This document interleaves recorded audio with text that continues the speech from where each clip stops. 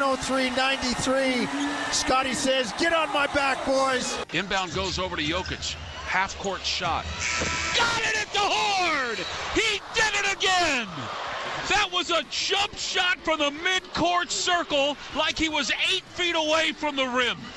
Nothing but net.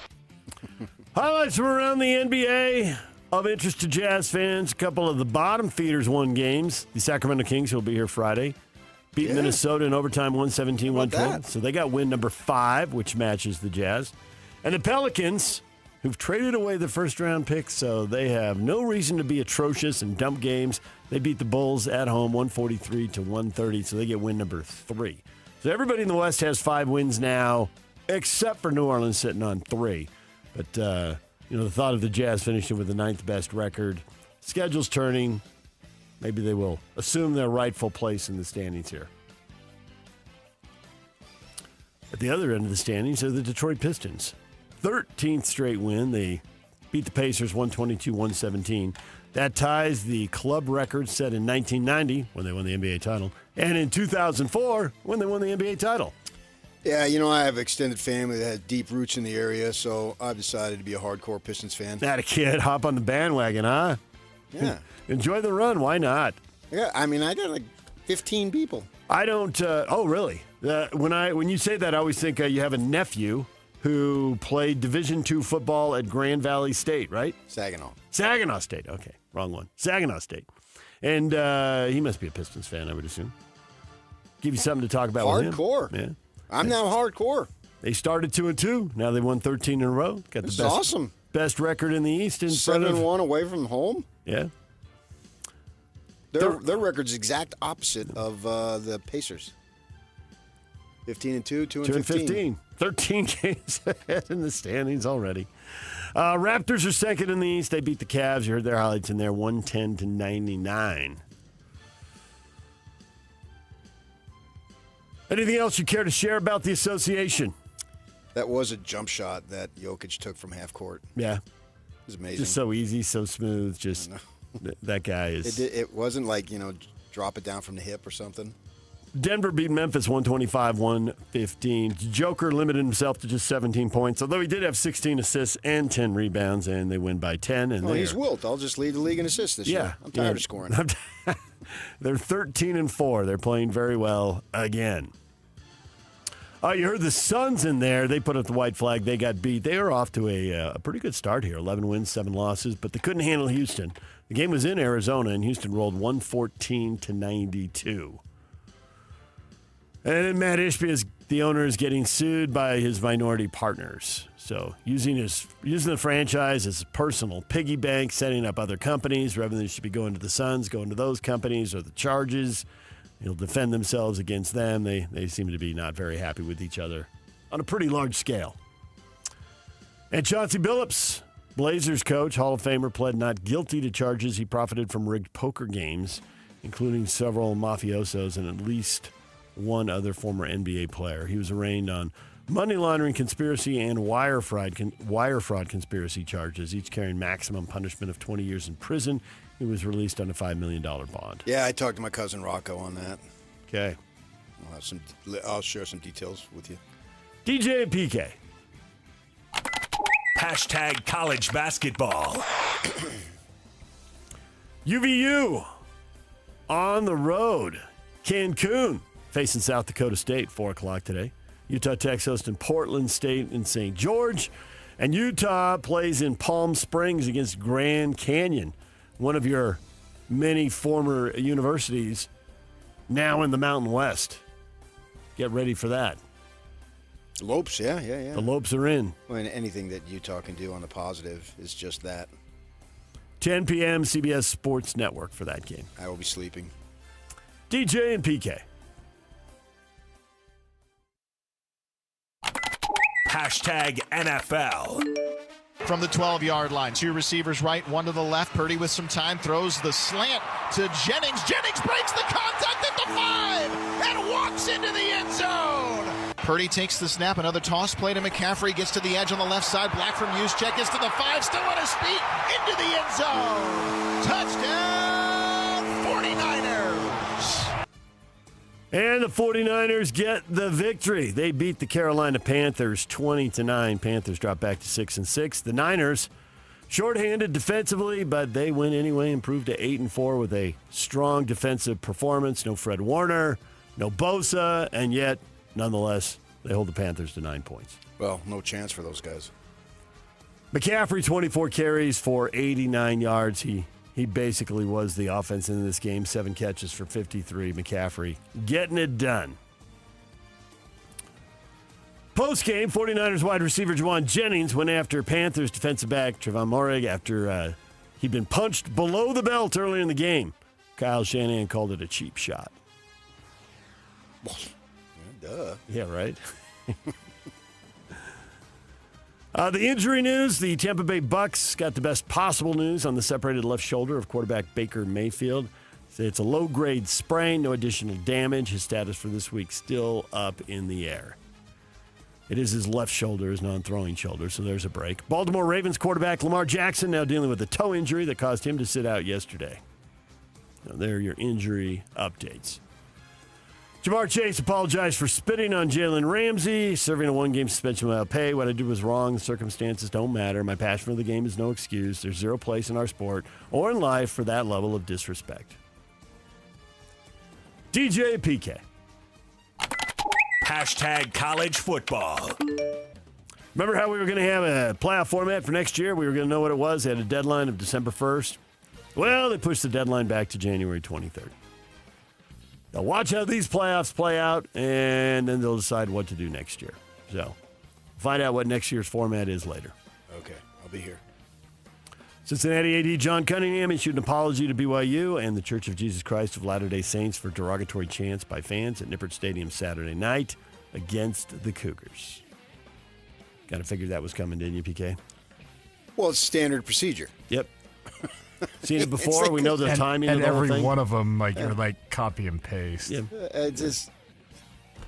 I don't know how an athletic director or a president is responsible for that. Right. But they're the ones You that run up and down the aisle. Stop. I mean, to dozens, if not hundreds of people. I mean, right. I don't know how many sections it was and how many people sit in each I section. just wonder what goes through someone's mind to think that is okay. Yeah, that's okay. This is what we'll do to have fun tonight. Why would you do that? I mean, what? And maybe it's different. Although, no, I can't really say that because I was going to say it was different because at least if you're like me growing up in Phoenix, I'm sure you in San Diego, you were around, you came in contact. I had teammates, LDS teammates and all, and you knew them. You knew they were real human beings, and some you liked, maybe some you didn't. And I was going to say, well, maybe back east, it's not as common, blah, blah, blah. But then they do it in Tucson, so that sort of wipes that away, that theory. So that I just shot down my own theory within 2 seconds. Yep. Well, I remember us discussing how you'd been on the road with the team a lot and the hatred for BYU, and you go to Big 12 and it'll be different. And it didn't take very long to not be different. And in many cases to be worse. I don't know about worse. That's all the same. I mean, unless you physically harm people, but it just doesn't make any sense. And is it alcohol? Some probably. But that's a lot of people. It's hard to blame all of that on alcohol. Right. I can see a fight breaking out because of it. Oh, yeah. But I love hundreds of people watching social media on Mondays. I mean, there's something after about the NFL to see all the fights on Sundays in the stands. Oh, yeah. Oh, yeah. Every week. It's ridiculous. But, yeah, just come on, man. Use common sense. Former LSU coach Brian Kelly's legal team claiming that the lingering situation of his firing at LSU has made it nearly impossible for Kelly to seek and find another coaching position, and they threaten legal action against LSU if the process of his separation and buyout from the school precludes him from a job. So, more lawsuits. And this is like an Angelina Jolie marriage. Right? And then does Lane Kiffin really want to go into that when that's how they treated their last coach and what they're going through? If they're going to pay him $25 million, Yeah, we're going to find out this weekend. Then they'll fire him and he'll never get because they'll fire him for cause. I mean, yeah, but then big deal. So then he can go to Cancun and watch UVU play or whoever you said plays there. DJ and PK. Hashtag Major League Baseball. Well, if you're in charge of organizing the World Baseball Classic, good news.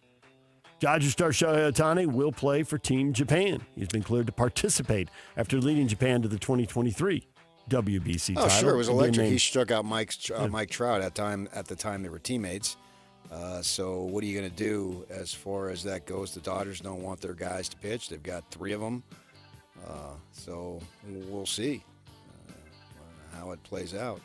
That whole concept really surprised me, that it meant that much to the ball players, but obviously it has. And the fans, oh my gosh. They got fired up, man. It's a massive hit. Yankees owner Hal Steinbrenner claimed it's too early in the offseason to determine his team's payroll range for the 2026 season, but he would prefer that the number drop from $319 million in wages that he paid in 2025. You don't blame him. Yeah, I know. That's a huge number. DJ and PK. #NHL. Cooley lays it back. Gunther unloads and scores! The Kids connect, and it's 1-0. Ian Cole gets to the puck first in the Utah zone. Cooley waiting for it. Cooley on hat trick. Watch! Bingo! Logan Cooley gets his second hat trick of the season. 4 points tonight against Vegas. An emphatic performance by the 21-year-old. Points in 4 straight entering tonight. Bowman snowed under. Cooley at the empty net. Give him 4! Logan Cooley gets his 4th goal of the night. It's 5-1. 4 goals for Logan Cooley, including a pair of empty netters to put it away. He scored 3 times in the 3rd period. He's the first NHL player to score 4 goals in a game this season, and the first Utah Mammoth player ever to do it is the Mammoth. Breeze past the Golden Knights 5-1. Got a little tense there late in the 2nd period, as Golden Knights got within a goal at 2-1. But that's a nice win for the Puck Club. Yes, it is. And, the Knights aren't at the top of the standings in the other division, but they're in the mix. And so, yeah, you're looking to build, and that's something you can build. And Cools, as they call him, he was the guy they gave the contract to, right? And 21 years old. Wow. Step aside, Wayne. Step aside, Wayne? Mm-hmm. Which Wayne? Isn't that Ovi now? No. We got to get to Wayne first, then we'll take. Oh, okay. We'll go to Big AO. Okay, go to the Big 8. Or you mean the Grade 8? Dylan Gunther had the other goal as Cooley and Gunther each scored in the 1st period and assisted on each other's goals. There'll be statues of sticks, Cooley to Gunthy. Give it 20 years. Give it 20. I'll be dead, but give it to that time. Got to have something, man. Mammoth are off tonight. Tomorrow night, the Montreal Canadiens visit the Delta Center. They're one of the original 9? 6, but yes. Oh, upside down. You know, a smile is nothing but a frown turned upside down. What is trending is brought to you by Shamrock Plumbing. There's no job too big or too small. Get the personal touch with Shamrock Plumbing. Coming up, Frank Dolce is going to join us, his weekly Tuesday visit. He's going to be here at 8 o'clock. Talk with him about the wild win over K-State and the finale against Kansas. And Matt Murschel, UCF and college football writer for the Orlando Sentinel, joins us again to look ahead to Saturday's game as UCF tries to get bowl eligible and pull a massive upset while BYU is trying to clinch their spot in the Big 12 title game. Matt will be along at 9 o'clock. And it's a Utah Jazz Ticket Tuesday. We have tickets to give away at 8:30 and 9:30 to see the Jazz and the Kings play Friday night. So if you want free tickets, make sure you're here at 8:30 and 9:30. DJ and PK, it's 97.5, the KSL Sports Zone. The question of the day is next. And now, a look at traffic from the KSL Traffic Center. Traffic is filling in on I-15 throughout the valley, but things are still moving at good speeds through Provo all the way up through Ogden. Also, Utah County coming out of Saratoga Springs and Eagle Mountain. Things are looking very slow on Pioneer Crossing on 2100 North and Redwood Road, trying to get out of that area. This update is brought to you by GoPave Utah. Attention Wasatch Front businesses and property managers. Don't wait for bad weather to schedule professional snow storers at GoPave Utah. Your complete parking lot safety starts at GoPaveUtah.com. With your KSL traffic update, I'm Jake Hatch here, 97.5, the KSL Sports Zone. Whirls around and down. 97.5, The KSL Sports Zone is your exclusive home of the Utah Jazz, and we want to send you to the Delta Center to see the Jazz in action. Listen every Tuesday for the Jazz Ticket Tuesday Sounder at 30 past the hour, every hour, all day long. And if you're caller number 12, you'll be on your way to an upcoming game. Buy one, you'll get one free. It's Jazz Ticket Tuesday, every Tuesday throughout the NBA season on your radio home for the Utah Jazz. 97.5, the KSL Sports Zone. Ready for a home upgrade? Hercules has the rate for you. Open a home equity line of credit before November 30th and enjoy an introductory 4.99% APR for 6 months. Perfect for projects like a new deck, roof repair, or kitchen refresh. Don't wait. This limited time offer won't last. Apply today at HerculesCU.com. That's HerculesCU.com. Hercules First Federal Credit Union, growing stronger together. Calling all Jazz fans. If you can't wait another second to see stars like Ace Bailey and Lowry Markkanen tear up the court, you're in luck. Tickets are on sale now. Let's go! No matter what you're looking for, the Utah Jazz has your back. With season tickets, mini plans, and single game options available, there's something for everyone. Whatever your schedule or budget, there's a plan for every fan. Don't miss a moment of the action this season. Secure your tickets today at UtahJazz.com. Only one type of burger. For every pallet. Fries are extra. Large in size. We've got the shakes. Going over the brim. Hey, this is Chris from JCW's. Put a positive, delicious spin on your day at any one of our 5 locations. In Lehigh, American Fork, Provo, South Jordan, or Harriman. JCW's, quality and a lot of it. Tom, I'm on the sideline here with Doug Smith Chevy. Doug, the NCAA has changed its rules regarding NIL money. What do I have to do to land an amazing new 2025 Chevy Silverado? Just come on down to Doug Smith Chevy in Spanish Fork. Doug, I'm more than happy for you to use my name, image, and likeness. All I want to know is how do I get one? You have to buy it, Scott. Together, let's drive. Get 2.9% APR financing for 72 months for well-qualified buyers when you finance with GM Financial on all new 2026 Chevy Silverado 1500s. No one knows Chevy like Doug. This holiday season, give your home the gift of smart upgrades with Mountain Home Services. Electric vehicle? Meet your new best friend. A professional EV charger installed from Mountain Home Services. Fast, reliable, and done right the first time. Want to save energy to brighten your space? Ask about LED lighting upgrades, smart switches, and modern lighting controls. Perfect for cozy nights and year-round savings. Serving Utah since 1954, Mountain Home Services was the first to offer upfront pricing with no hidden fees, and every job comes with a 100% satisfaction guarantee. Protect your home and power up your lifestyle with expert electrical services you can trust. Plus, KSL listeners enjoy a discounted price on a fireplace tune-up for just $99. Visit mountainhomeutah.com or call 801-543-2222 to schedule your upgrade today. That's mountainhomeutah.com or 801-543-2222. Mountain Home Services, powering Utah homes since 1954. You gave years, maybe decades to your job. You showed up, worked hard, and planned for retirement. But now, the company's changed. Or maybe you've taken a buyout or been forced into early retirement. So, what happens next? I'm Jeff Jr., founder of Trajan Wealth. And if you've built up a 401k or thrift savings plan, now is the time to ask, is that money really working for you? Many workplace retirement plans offer limited options and even less guidance. At Trajan Wealth, we help people just like you roll over their accounts into IRAs with more flexibility and personalized investment strategies built around your goals. For households with $500,000 or more, let us build you a personalized plan. We operate on veteran values, service, trust, and doing what's right. Your next chapter starts now. Call Trajan today, 801-210-6800. That's 801-210-6800. Advisory services offered through Trajan Wealth, LLC, an SEC-registered investment advisor. See website for details. Listen every Monday morning to DJ and PK and Monday afternoon with JJ and Alex for your Chevy Strong Play of the Game. Win great prizes from Rocky Mountain Chevy. This is your Cougars at 30 update. Presented by Kenny J's Barbecue on 97.5, the KSL Sports Zone. BYU getting ready for Senior Day. UCF coming to town. Kalani Sitake on managing the emotions of Senior Day.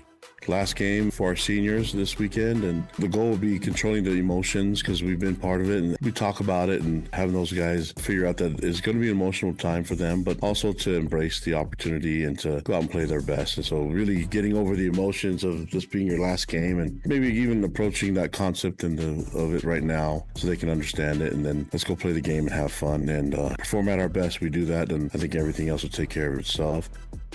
This Cougar Update is brought to you by Kenny J's Barbecue. Kenny J's Catering delivers bold, smoky barbecue no matter the occasion. Check out the catering menu at KennyJ'sBarbecue.com. For weddings, work, or any event, that's KennyJ'sBarbecue.com.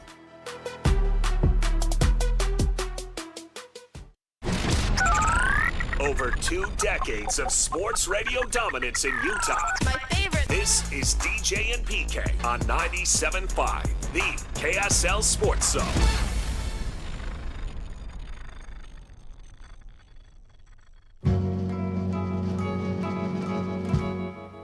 When least expected, fate stumbles in, bring light to the darkness. Don't miss your chance to win big every week on the KSL Sports Zone. It's a Win Ticket Wednesday coming up tomorrow. You can win tickets to see Nate Bargatze and his Big Dumb Eyes World Tour at the Delta Center December 4th, 5th, and 6th. Great seats still available at SeatGeek.com. Listen to the KSL Sports Zone all day Wednesday for your chance to win and see Nate Bargatze. And it's a Jazz Ticket Tuesday, so we'll give those tickets away coming up in an hour at 8:30 and in 2 hours at 9:30. Question of the morning on Facebook. This got so much reaction, PK. Huh. How about that Olympic logo? How about it? Utah 2034. Yeah. But it's in highly stylized black and white. Mark says, at first I thought it was a QR code. I can see that. Scan here. Scan this. For tickets? Here's my phone. Yeah, scan this for Olympic tickets. I'd like to see the hockey gold medal game, and could I sit in the 4th row? The little QR code-ish. Michael says, is it a Rorschach test? Just throw the ink down on paper. What do you see? A butterfly? An Olympic logo? An Olympic logo? An NFL game? Devin, how long do I have to keep my eyes unfocused before I see something? Is it a spaceship? So are they 0 for 3 now? Yeah. Ryan says if you're right-brained, you see a giraffe. If you're left-brained, you see fish. I don't know how that works. Brett, shouldn't it be Salt Lake 2034? Usually it's a hosting city, not a hosting state. But, hey, we got so many towns right next to each other. I think they'd rather go with the Utah brand. So there it is. Well, I think they're the Utah Jazz, the Utah Mammoth. Right. It's not that far to Bountiful and Holiday and Tooele and Park City, so. Yeah, but, I mean, you could say that about anything. Yeah, I guess you could. Los Angeles Lakers. Yeah, California doesn't lend itself. For decades, they didn't even play in Los Angeles. Because they played in Inglewood, the burb, which you just went through a green light and you're like, did we just leave L.A.? Yeah, I guess we did. Oh, you know. Inglewood, hello. So I think Utah is a short word. So we wouldn't be the Mississippi Mammoth. It's too many letters. But you only got 4 there. One syllable. It is the fewest letters that make up a state? I don't think there's any states that are just 3 letters. So, yeah. I think 4's got to be it. Or are they tied? Maine. Nope, 5. Ariz? Ariz. Texas. 5. Yeah, I think that plays into it. It's easy to say. Short and sweet, doesn't have to be abbreviated. And you're talking to the rest of the country and world, and most folks just have no idea. They think it's covered dirt streets, and the assistant coaches have 4 wives. Thank you, Kyle. I was at a press conference about 2 weeks ago. Right, until they get out here and they go, oh, my gosh, this is awesome. This is the place. I'm here. Sign me up. Yep. I love it here. Which actually, you're making fun of it, but it tends to be true. It does tend to be true. I think we all know people who've thought exactly that or said exactly that. Oh, yeah. In terms of athletic people, you got a lot of people here, that, oh, man, this place. We had a guy at the Tribune, them people over there. He sent a postcard, and he was traveling in about his place is, I'm paraphrasing, it's not as oppressive as it is. Come on, buddy. You just want to, we get it. You're on that side, and aren't you special? Let's just stop. Dustin, I feel like this logo is one of those magic eye things. What is a magic eye? Yak, what's a magic eye? You going to change? Oh, those are those, they're like posters, and if you went cross-eyed, it revealed an image, like a 3D image. Oh, yeah, so that's what okay. they're referring to. Got it. If you look close enough, you can see Jesus. As a kid of the 90s, they were all over my classrooms. Right. Got it. So got you it. look Okay. deeper, you look longer. I know what those things are. Yeah, okay. Yeah, the magic eye. And, so it ends up being, what do you see? And you don't see it at the start, but you could see it deeper if you look. And then you have friends tilt who your are head. lying, saying they're seeing one thing, and you're like, I don't see that at all. It's nothing but, misheard song lyrics back in the day. Yeah, right. It's What you hear, what I hear. You're right. What you see is what I see. I heard Caribbean Queen. My wife thought it was Marry Me Quick. Marry me.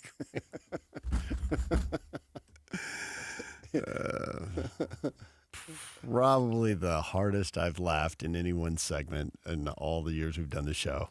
That was epic. Big old jet airliner. Big old Chad had a lineup.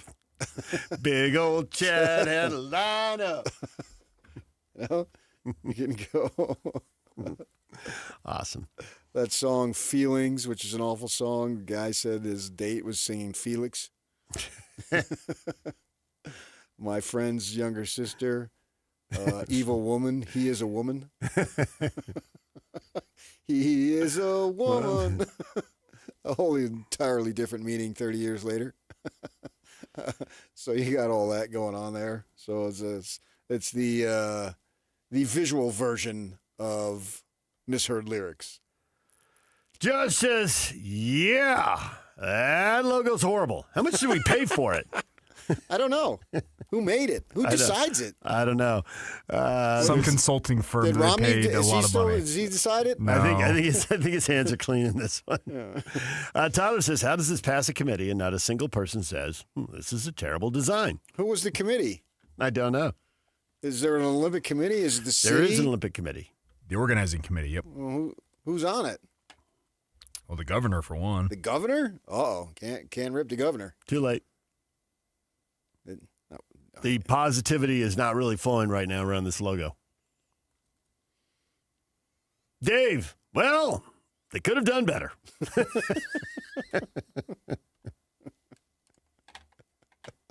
Ralph, change it. Just fire the PR marketing firm. So no one likes it?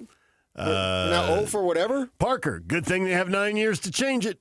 Yeah, O for. That's what I would say. I would say we're 0 for the morning. And then I think Brad had the best comment in all of this. What? Not great, but That's funny. He stylized it in the exact same font, whatever that font is. Okay, but I mean, that's sort of, that was my my academic career. I got by. You got by. Not great. Not great. Yeah, not great. I got out of there. Not awful. I got the diploma. I got the cap and gown. Not horrific. Right. Not a fail. So when I went to, you have your university graduation, then you have your department graduation, right? And so my brother-in-law, you've heard me talk about him, the soccer coach.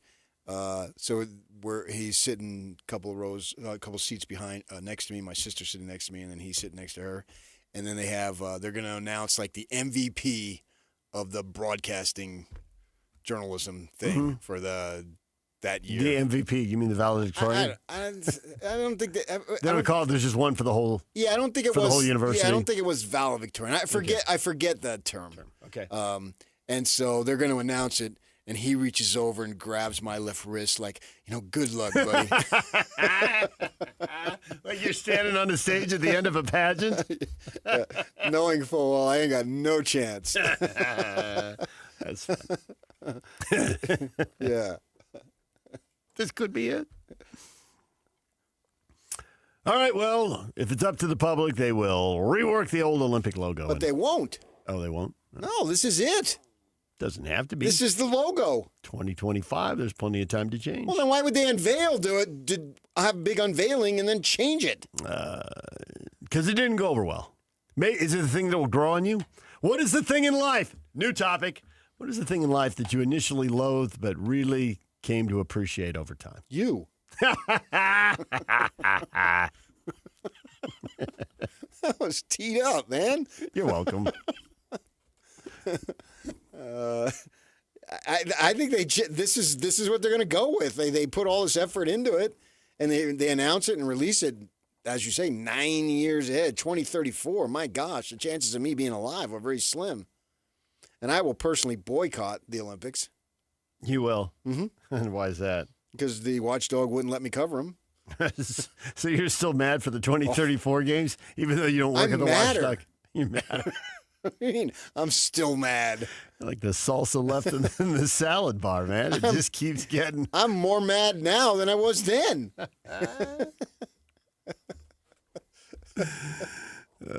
Absolutely. I won't be here.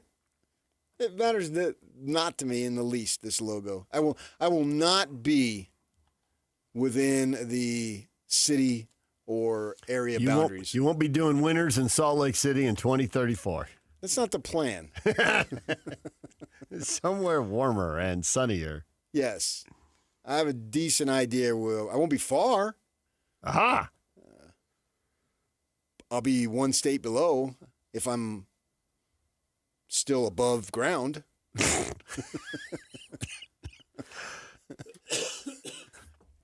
PK, pushing up days. Well, you never know. You really don't. Right. That's 9 years Yeah, when you now. said you wouldn't be far, I immediately thought St. George, Mesquite, Phoenix. I ruled out Tucson right away. You're not doing Tucson. No, I want to stay in the U.S. So, yeah, it'll be I anticipate the Valley of the Sun. Mm-hmm. You never know. But that's not the idea, to be here in the winter. I can see myself very much so being here in the summer and fall, but hopefully not in the winter. But you have no idea. I mean, the way I live my life and the hard ways that I do and the things that I do, I'm sure inside I've got all sorts of negative things going on. I mean, I live a hard life. All right, DJ PK, when we come back, is Kalani Sitake the new Lavelle Edwards? We will get to that next. Stay with us. And now, a look at traffic from the KSL Traffic Center. No crashes currently, but still seeing some northbound slowing on I-15 at the point of the mountain. Then again, a stretch slowing between Draper and South Salt Lake.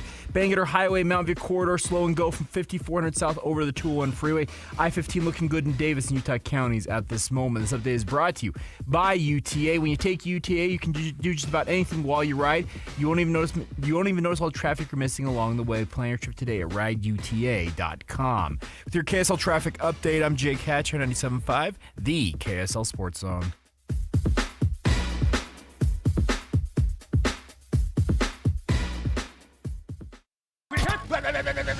It's game week for the Aggies, and the KSL Sports Zone is getting you ready for kickoff. Bronco Mendenhall and the Aggies are now bowl eligible and look to finish up the regular season with a Friday showdown against Boise State and Logan. Listen all week long for the best coverage of Aggie football. Then catch all the play-by-play action beginning with the Aggie pregame show this Friday afternoon at 1 on 1280 The Zone.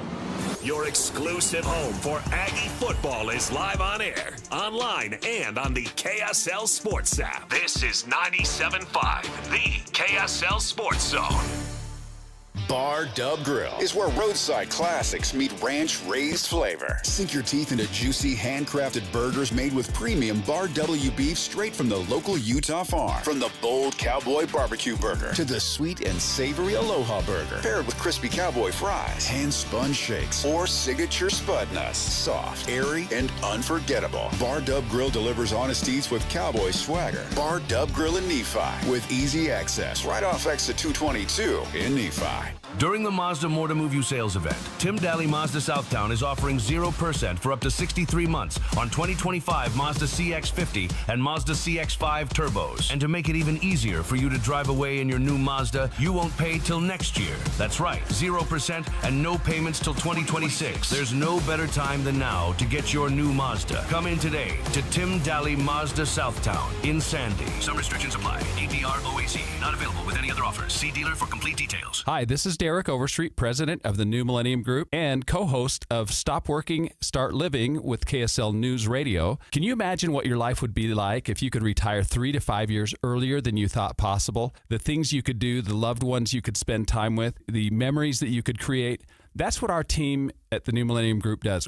We'll walk you through the entire process every step of the way. If you'd like to get a copy of the 5-step proprietary plan that will help you retire 3 to 5 years sooner than you thought possible, give us a shout right now.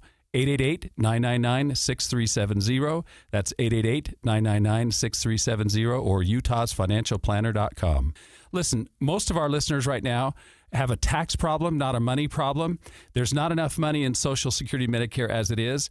Let us show you how you can significantly reduce your taxes. That's 888-999-6370, 888-999-6370, or utahsfinancialplanner.com. Tim Jr. here from RGS Exteriors. Did you know that we offer 3 distinct styles of gutter protection? Each one meant to handle a specific leaf problem. You might not even know there are different styles of gutter protection, but there are.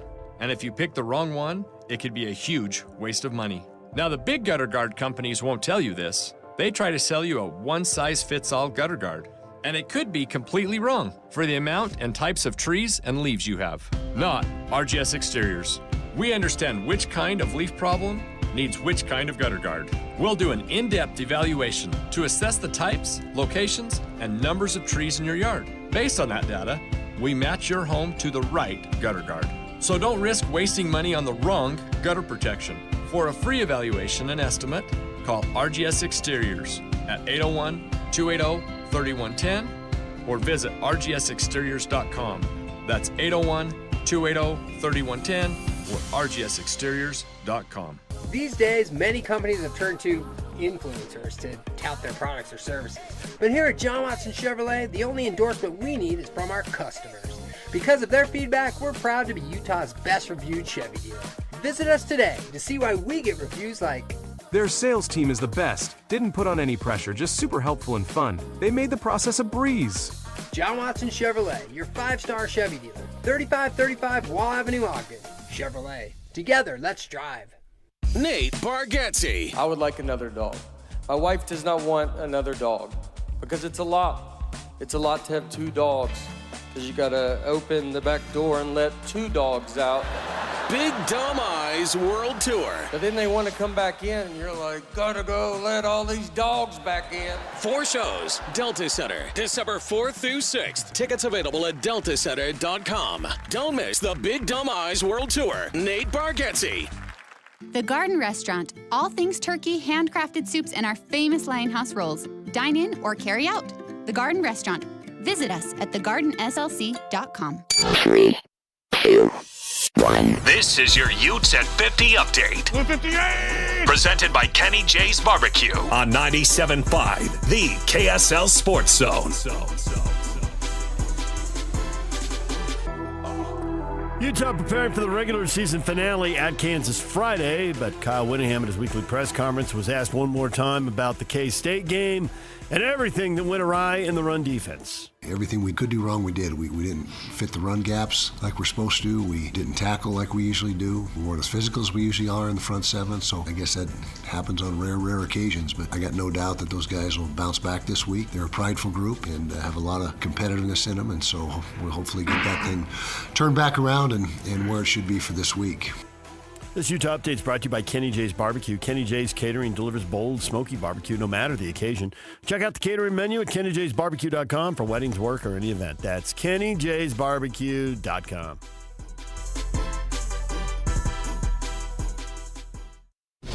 Nobody brings you better coverage of the teams you're passionate about than these guys. Try some more. This is DJ and PK on 97.5, the KSL Sports Zone.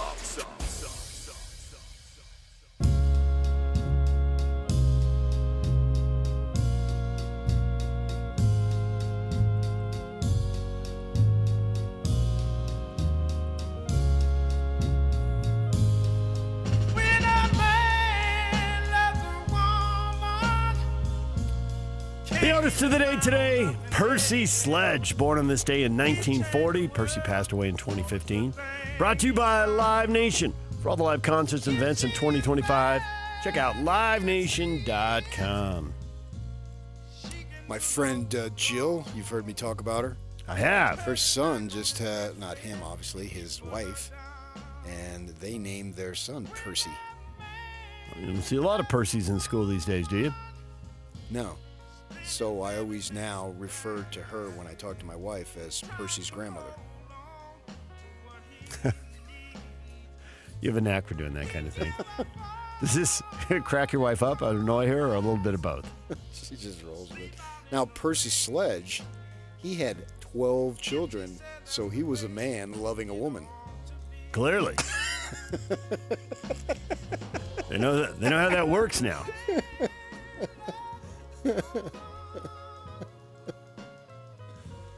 There's no other comment that needs to be made. After yesterday's show, we were talking, you said something, and I disagreed, and you said, I can argue the other side of that, and very quickly it appeared on our Facebook page. It's Kalani Sitake, the new Lavelle Edwards. Yes, he is. But no, he's not. You don't need me here. Are you arguing with yourself? Argue with yourself. I do. Don't I usually do that? Yes, this is a reversal of roles. Yeah.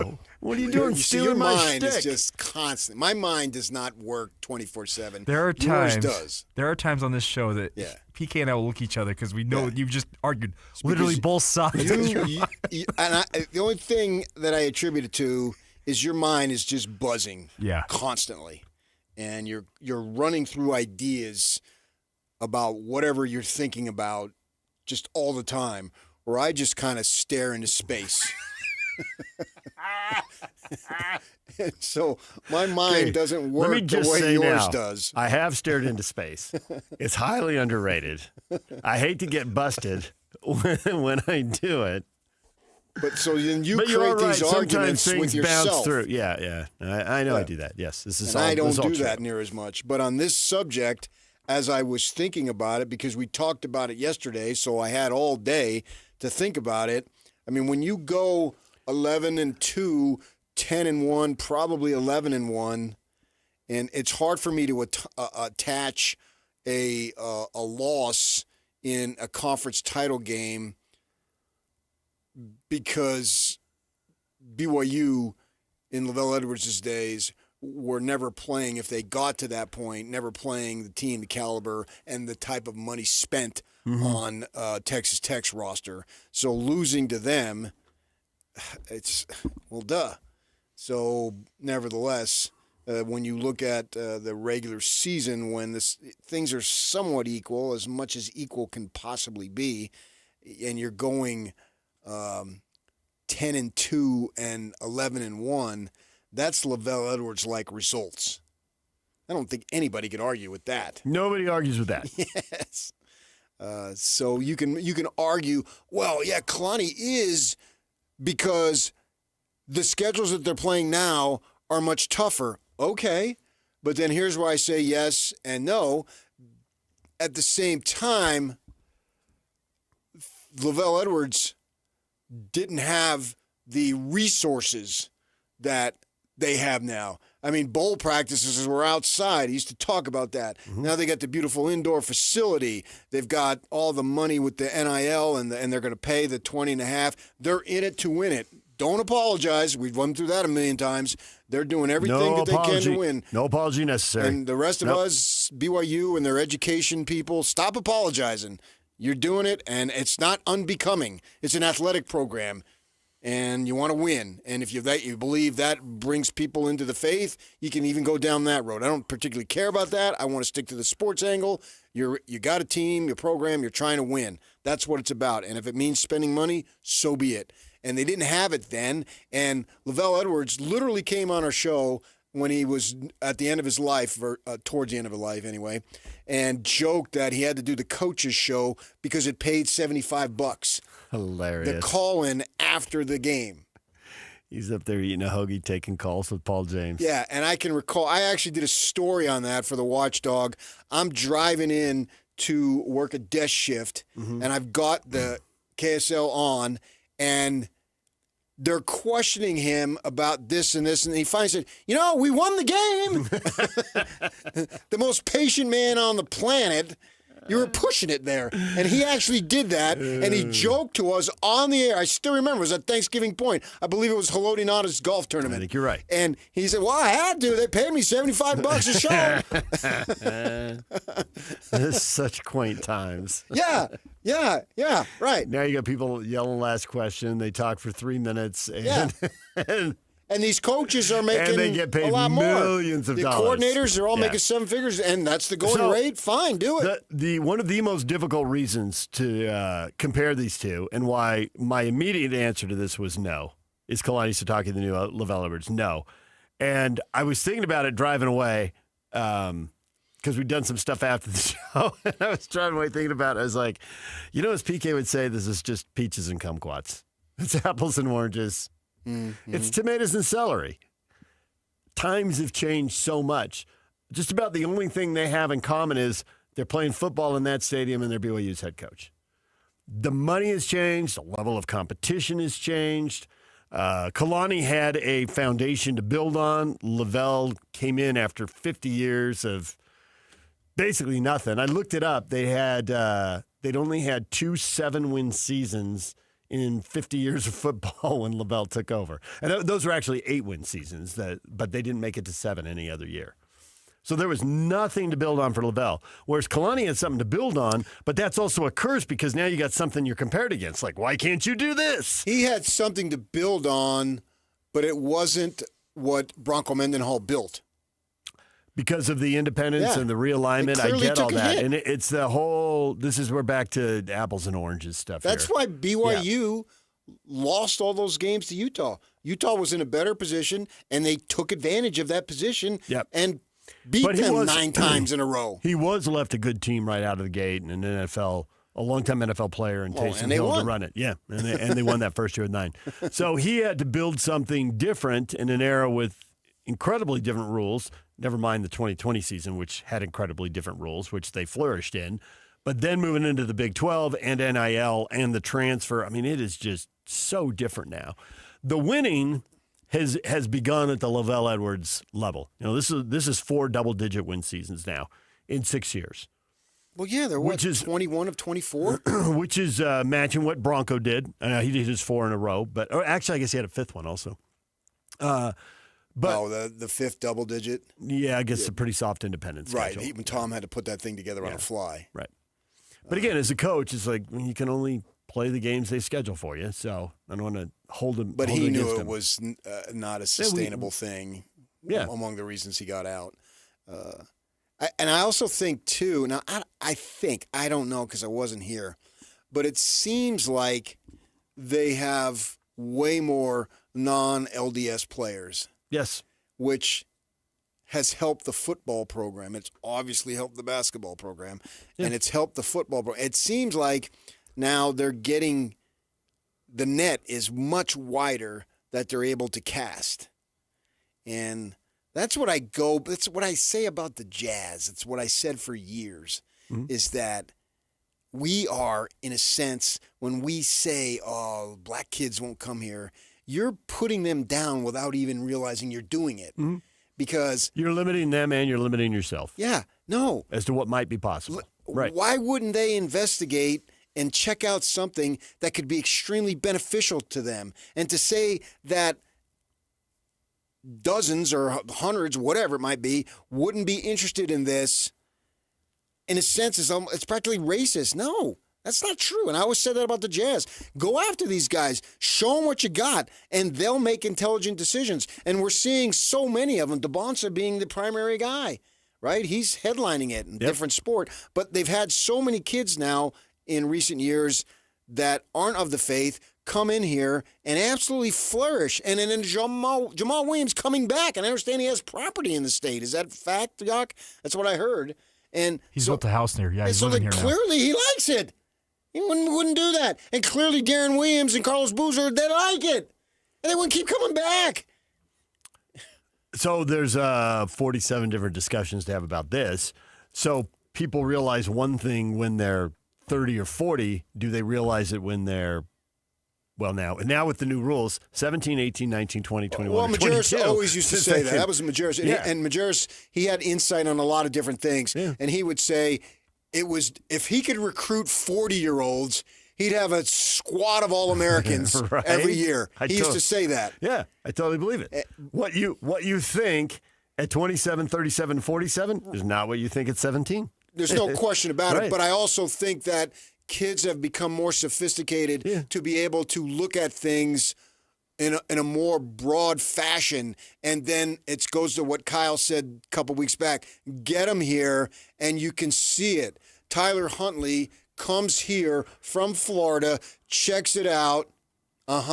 Yeah, this is a place that I can he graduated. He played quarterback. He got to the NFL. What more did Tyler Huntley want out of this place that he did not get? Now do Zach Moss. Down the line. Check all the same fingers. You just ticked them off.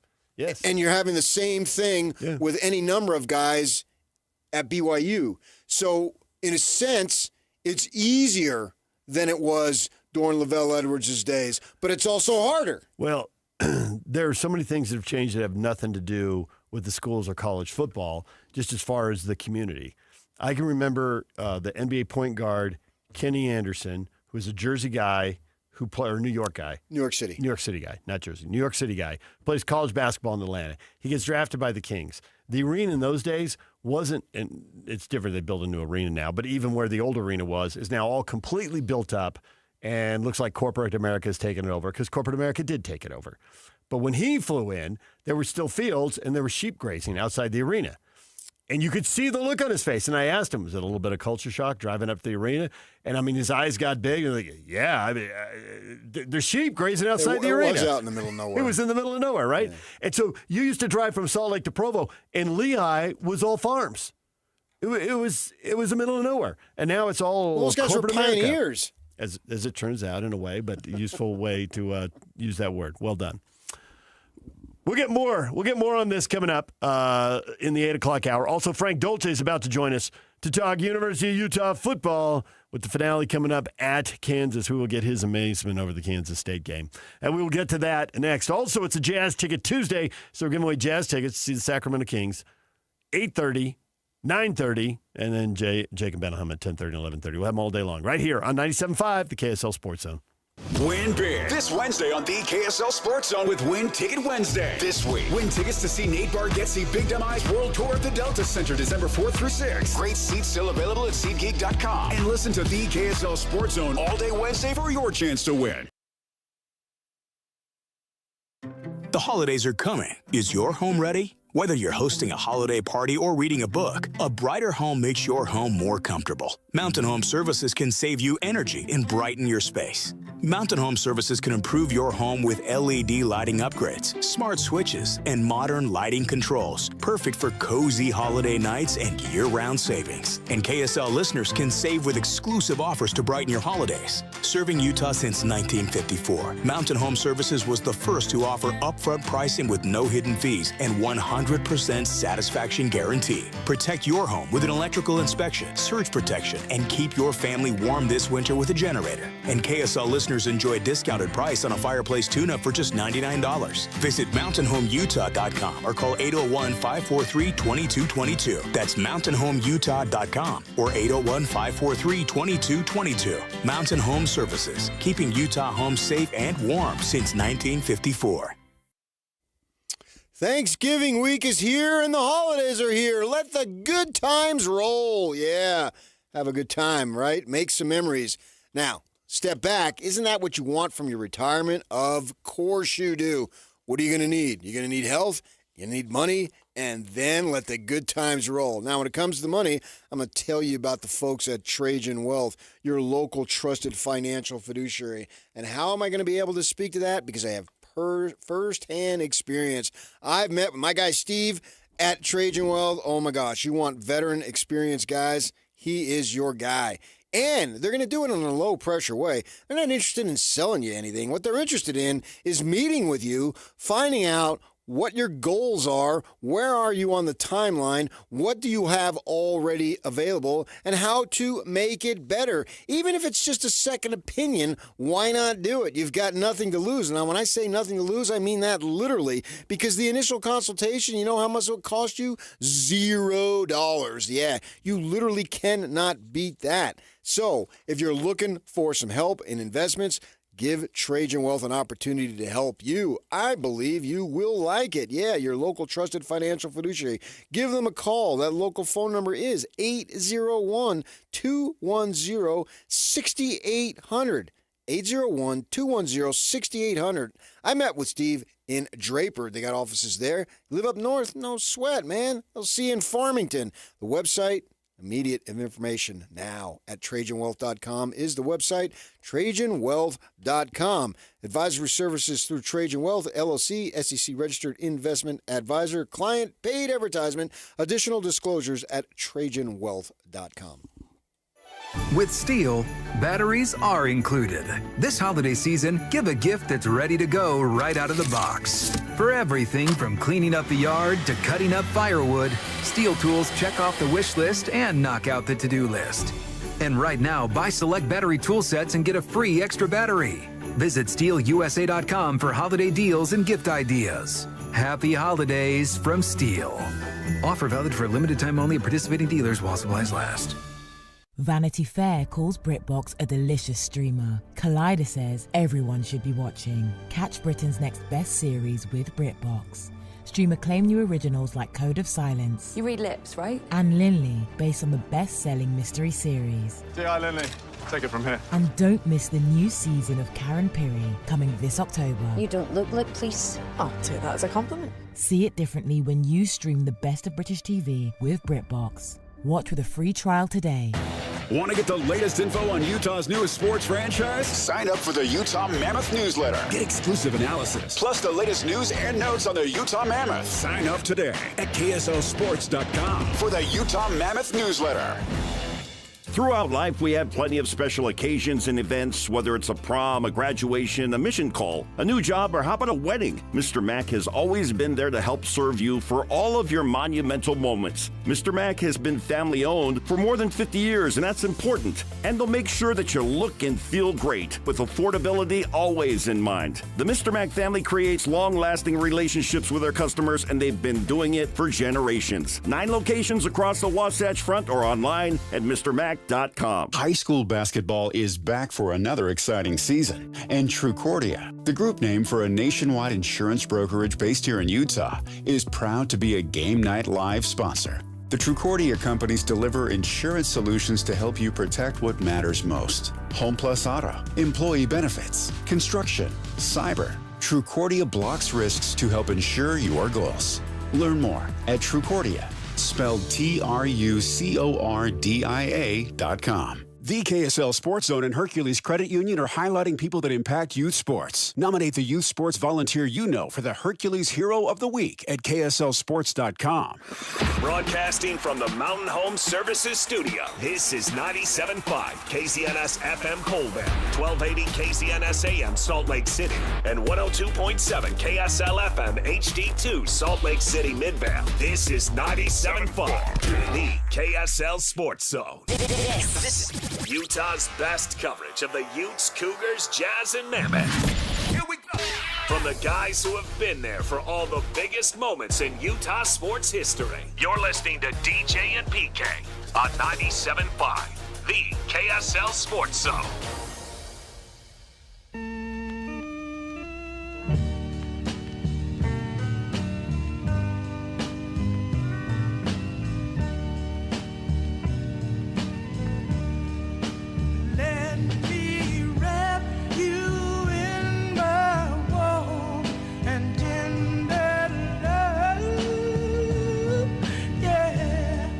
DJ PK, it's 97.5, the KSL Sports Zone. We got a lot coming up. Giving away tickets to see the Jazz and the Kings. We'll do that at 8:30. Got to get back to more on Kalani and Lavelle, and we will do that. But first, we have to talk to Frank Dolce. DJ PK and the former U quarterback Frank Dolce on the line. Frank, good morning. Hey. Hey, DJ. Are you okay? You okay? Are you okay? Are you recovered? Nope. No, I'm not. No way. Not. No. This is the one that goes down in the ages. In 10 years, we're gonna be like, do you remember that night that afternoon when Utah decided not to put a run defense on the field? Do you remember that night? Dude. That's what's so crazy about this. Is that so crazy that we're not talking about another prolific offensive showing? That was a prolific offensive Yeah, but we're not talking about. We're talking about the incredible defensive lapses. It gets overshadowed because what do we think about Utah football? Stop when the you run. say Utah football, yeah, absolutely. That's exactly what you think. Stop the run. And in the past, when Utah's gotten in trouble, they haven't been able to do that. Several years ago, Utah went down to Arizona to play a game. Should have won, been in contention for that game. They gave up like 280, 300 yards rushing in that game, lost the game. It was a lefty quarterback. I can't remember his name, but all of a sudden he's running wild in that game. Utah just couldn't stop the run. That seems to be Utah's Achilles when they can't stop the run, they struggle. And by the way, I think that we mentioned this a week ago, or maybe this has been consistent. Like Utah has shown some signs of getting gashed in the run game this year, giving up big explosive running plays. So it was almost shocking to see how Kansas State could maneuver. What's cool about this, Frank, is now you sent DJ on a wild goose chase to find out who that left-handed quarterback was. As soon as you said that, he went right to the typewriter. It was something else he said that did it, but it was, yes. He did send me on it. You did send me on a hunt. I was thinking, for comebacks, I really... prisoner of the moment, admittedly, but I think the best comeback I'd seen, which I think this just topped, they got off the hook against Air Force one year at home. They went touchdown, 2-point conversion, onside kick, long pass to Dyson, and that was in like 2 minutes. I mean, they really, and it was 2 scores just like this. So there's that, but I can't think of many comebacks like this that have been this dramatic. I do remember once they went down to Rice when they were in that big 16-team whack, and that's what I was looking for. Not Rice Eccles, just Rice? To the Rice University in Houston, Texas. And they lost 51-10. And I don't know what they gave up for yardage in that game, but Rice had the option, and they couldn't stop it, and that was a one-time, and I mean, you can count them on one hand, where I saw Kyle Whittingham absolutely perplexed, like, how did that happen? We know better. How did that? Yeah, that was awful. And that team was flying at that point. They were having a great season, and Rice just took them apart, and it wrecked the end of the year. Yeah. So the interesting thing about this game is, probably a couple things happened. One is Kansas State saw something on film they thought they could exploit. When they went to going into a certain formation, the way the defense aligned, they saw something that they thought, well, you know what, maybe we can take a chance on this. And then they did, and then it kept working.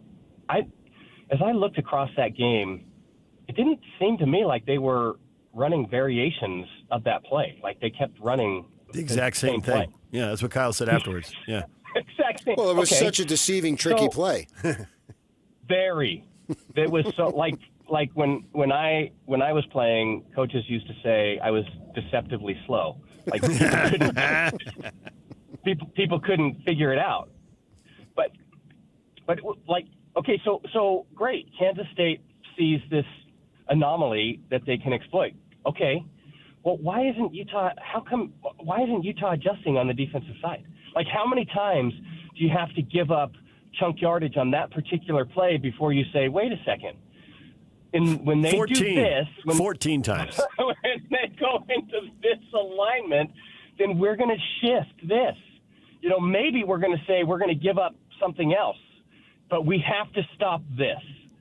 So that was the thing that was really perplexing is, okay, they run this play, Utah keeps getting gassed. Wait, where's the adjustment?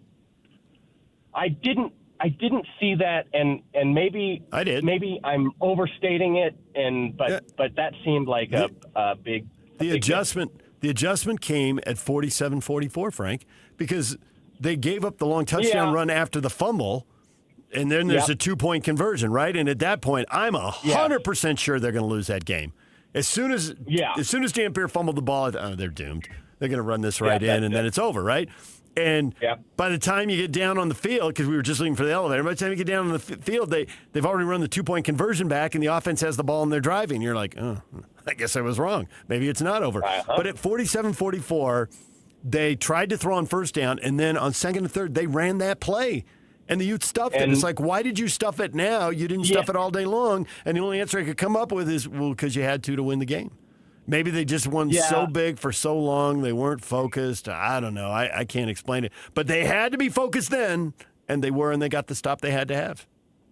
It may have been, utilizing the adjustment at that point in the game may have been the biggest coaching genius maneuver we've ever seen. Like, maybe they just played all of us the whole time. Like, we're just going to give this up. And then when it really counts, we're going to make the adjustment. And then we're going to stop it. I heard a story once of Greg Maddox. They were winning, I think it was against Houston, and they were up big. And one of the better hitters came up, and he threw him a meatball, and the guy hit it out so that when they got in the playoffs, that guy would look for that same pitch, but Maddox would throw something else and get him out. So that's what you guys are insinuating, that they tricked him into thinking, oh, man, and then when the time's running out, they can't even get a first down. That sounds hard to believe. Yeah, I know. I think the coaches. I think the coaches were saying it. I mean, everybody's got iPads, and they know what happened right away. They either look at the replay up on the scoreboard or they got the iPad. I mean, everybody knows. And they said it, and it finally sunk in.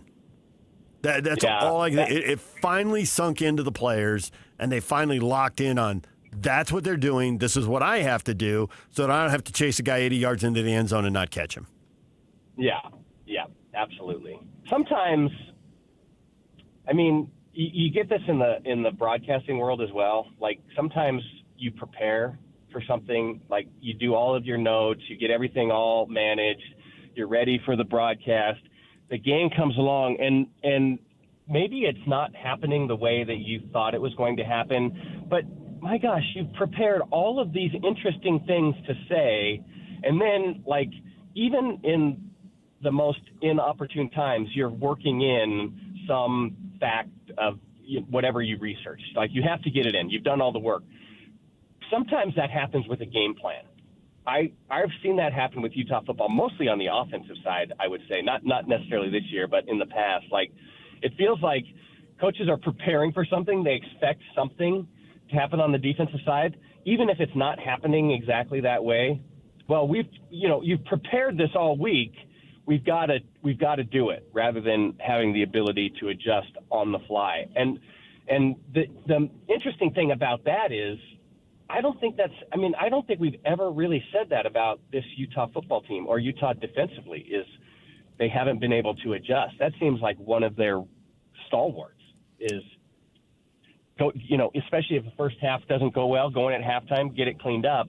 Second half is much different. So whatever it was a very interesting set of circumstances.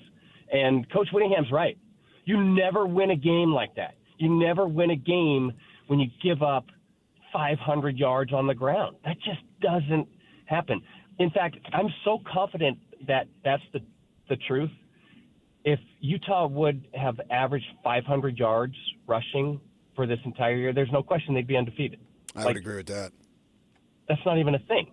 No. So the thing that we also have to talk about, PK, that you're talking about is this never say die attitude. I've been pretty critical, maybe not critical. I mean, I just feel like Dampier throwing the football downfield, that's not his strength. But if you take that piece and all of the other stuff that he does amazingly well, like on the sidelines, up and down, the game's not over, like the attitude of we're playing until the final whistle and getting everybody engaged on that, even after the fumble, like that's beyond leadership. And so whatever it is, I have to tip my cap to Dampier and his ability to keep that team focused. And the guy's an incredible leader. And I'm happy for him. It was his finest moment.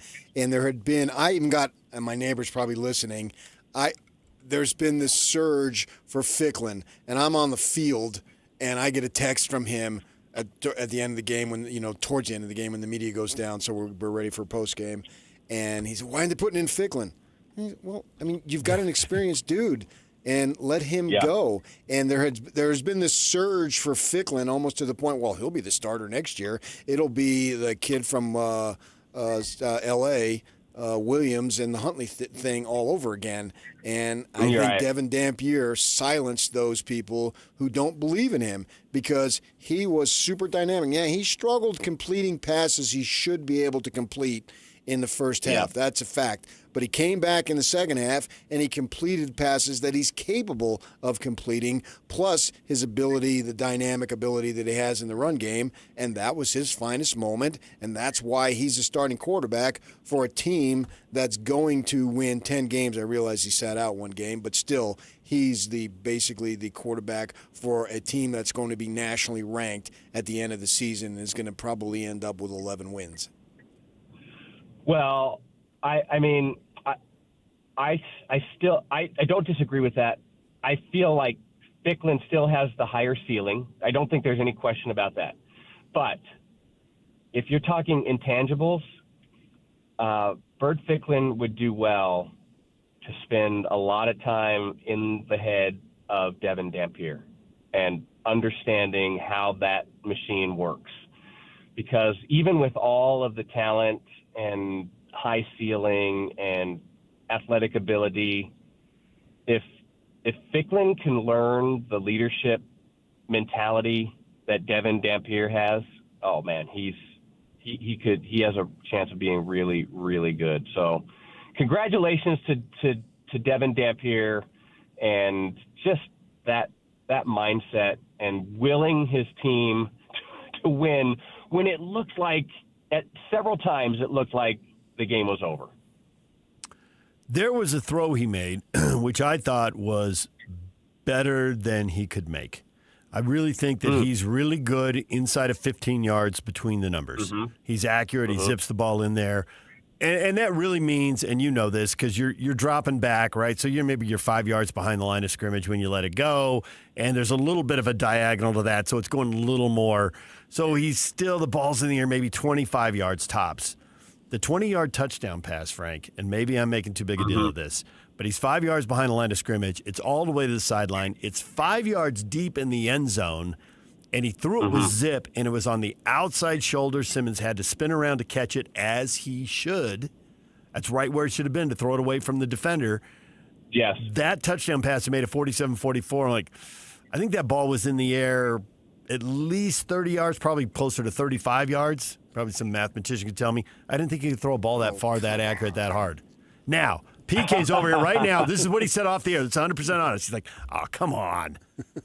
Because at 50 yards, we all know that's too much. Did that throw surprise you in the moment, or did you think nothing of it and that he could throw that throw? Well, I would say that throw is more aligned with what Dampier can do in the passing game. And, I mean, it's not like he doesn't have ability. That throw demonstrates it. He does struggle throwing the ball downfield. And there's quarterbacks who have those two different pieces. Like there's guys that struggle throwing the ball underneath or struggle throwing that 10, 12-yard out. But all of a sudden you throw the ball downfield and it's this beautiful, high, arcing spiral right on the outside shoulder. I mean, everything looks magical. So I think it's just that's the portion of the throw game where Dampier excels. And especially if he gets all of the stuff right. Sometimes he doesn't, like mechanically, it's not perfectly sound, and so that leads to some distress. But when he gets everything right, he has the ability to throw the ball really well. And that was an example of it.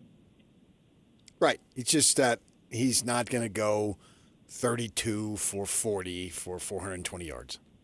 No, I mean, I kept trying to will him into that. Like, come on, Dampier's got to complete 65% of his passes, and they have, I keep trying to will him into it. It's just not his game. Right. And even when it was going poorly in the first half, some of that was on him, but some of it was on his receivers. There's one play in particular. Sure. It was zone, and the guy thought it was man, and he kept running. Yeah. And so the ball was behind him. And you could even cut to him, and he's like, dude, that's the zone. You got to stop right there. If you keep running and I throw it, I'm going to get you blown up. So stop. Yep. But it made it look like it was a bad throw, and really it was a bad read by the receiver. Yeah. There's a statistic in football, 97% of the time when it looks like a bad throw, it's actually the receiver's fault. Said the quarterback. I read that stat. You read that too? I looked in the bibliography and I saw your name. And 84% of all. Yeah, you can footnote me on that. Footnote Frank Dolce. Yeah. So now if they learned their lesson and they won't be fat and happy, and the run defense will look like the run defense we expected, and the Utes will go out and handle Kansas Friday. Well, I hope they're dialed in after that performance. That's embarrassing. Like, if I'm Utah defensively, that's an embarrassing effort, and I think it's from top to bottom. And by the way, the architect of that, Kyle Whittingham.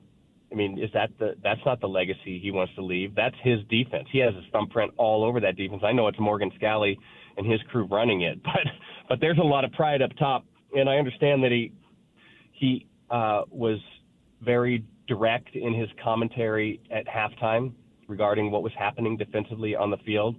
So, I mean, I would not be surprised to see that defense very focused on the task at hand, which is Kansas, on the road.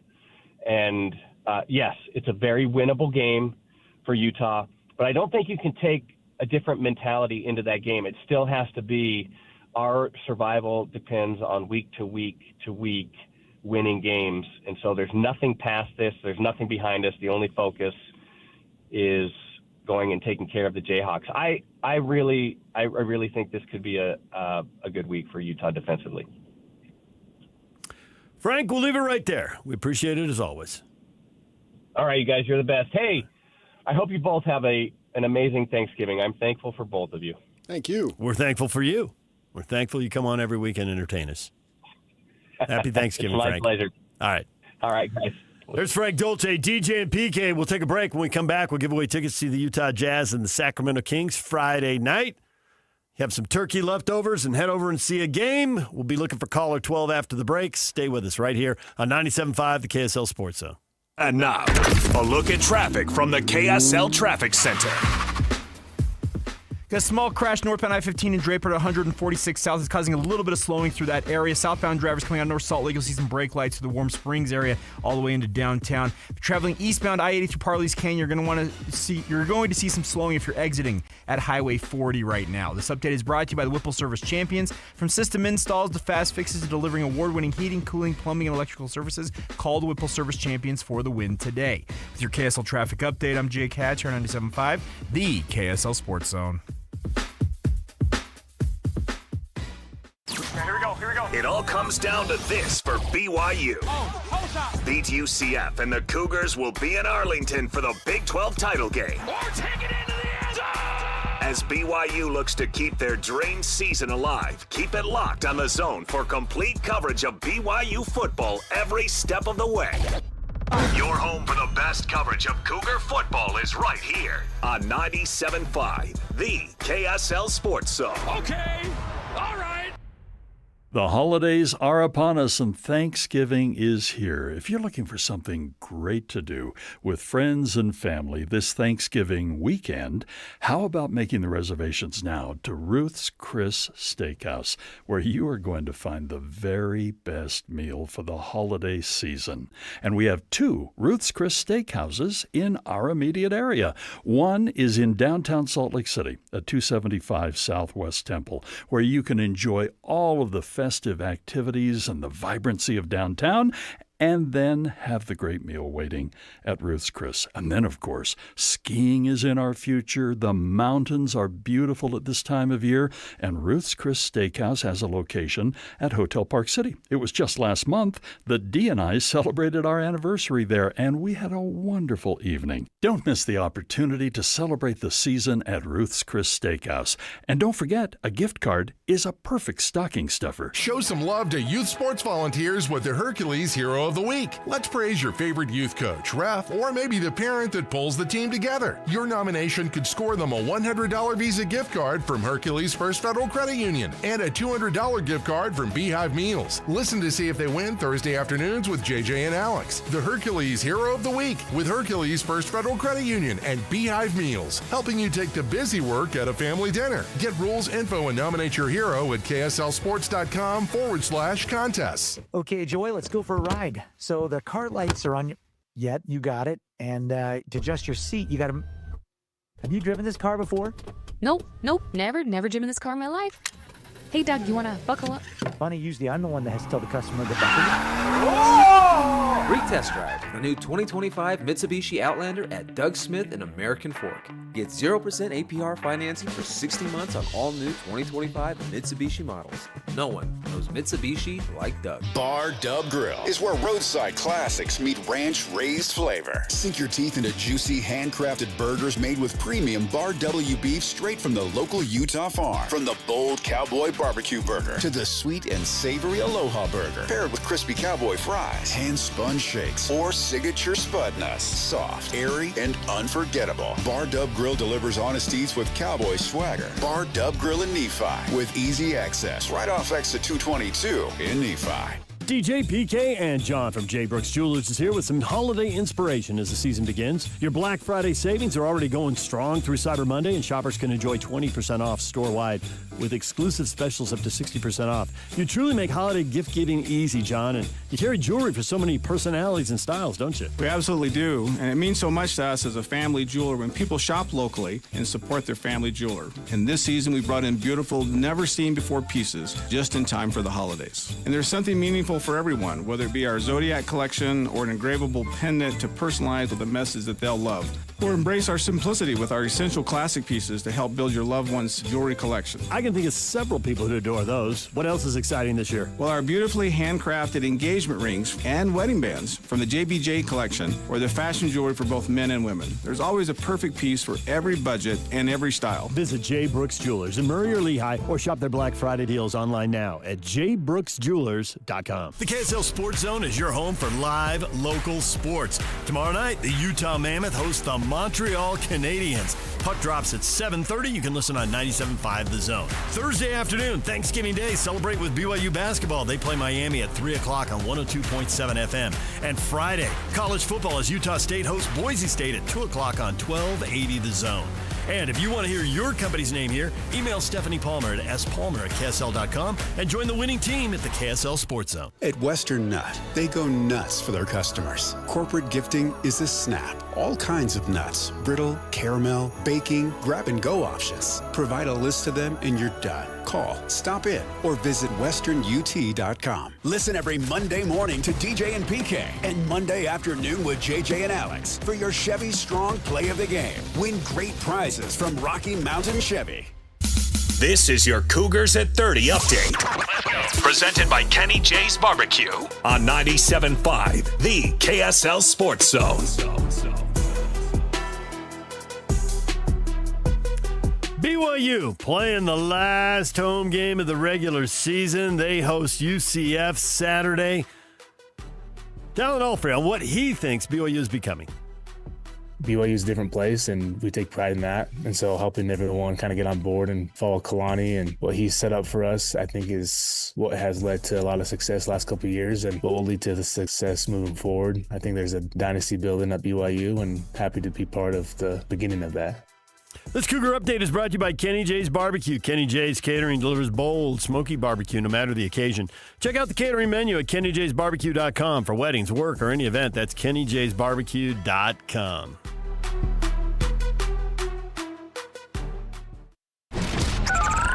Over 2 decades of sports radio dominance in Utah. My favorite. This is DJ and PK on 97.5, the KSL Sports Zone.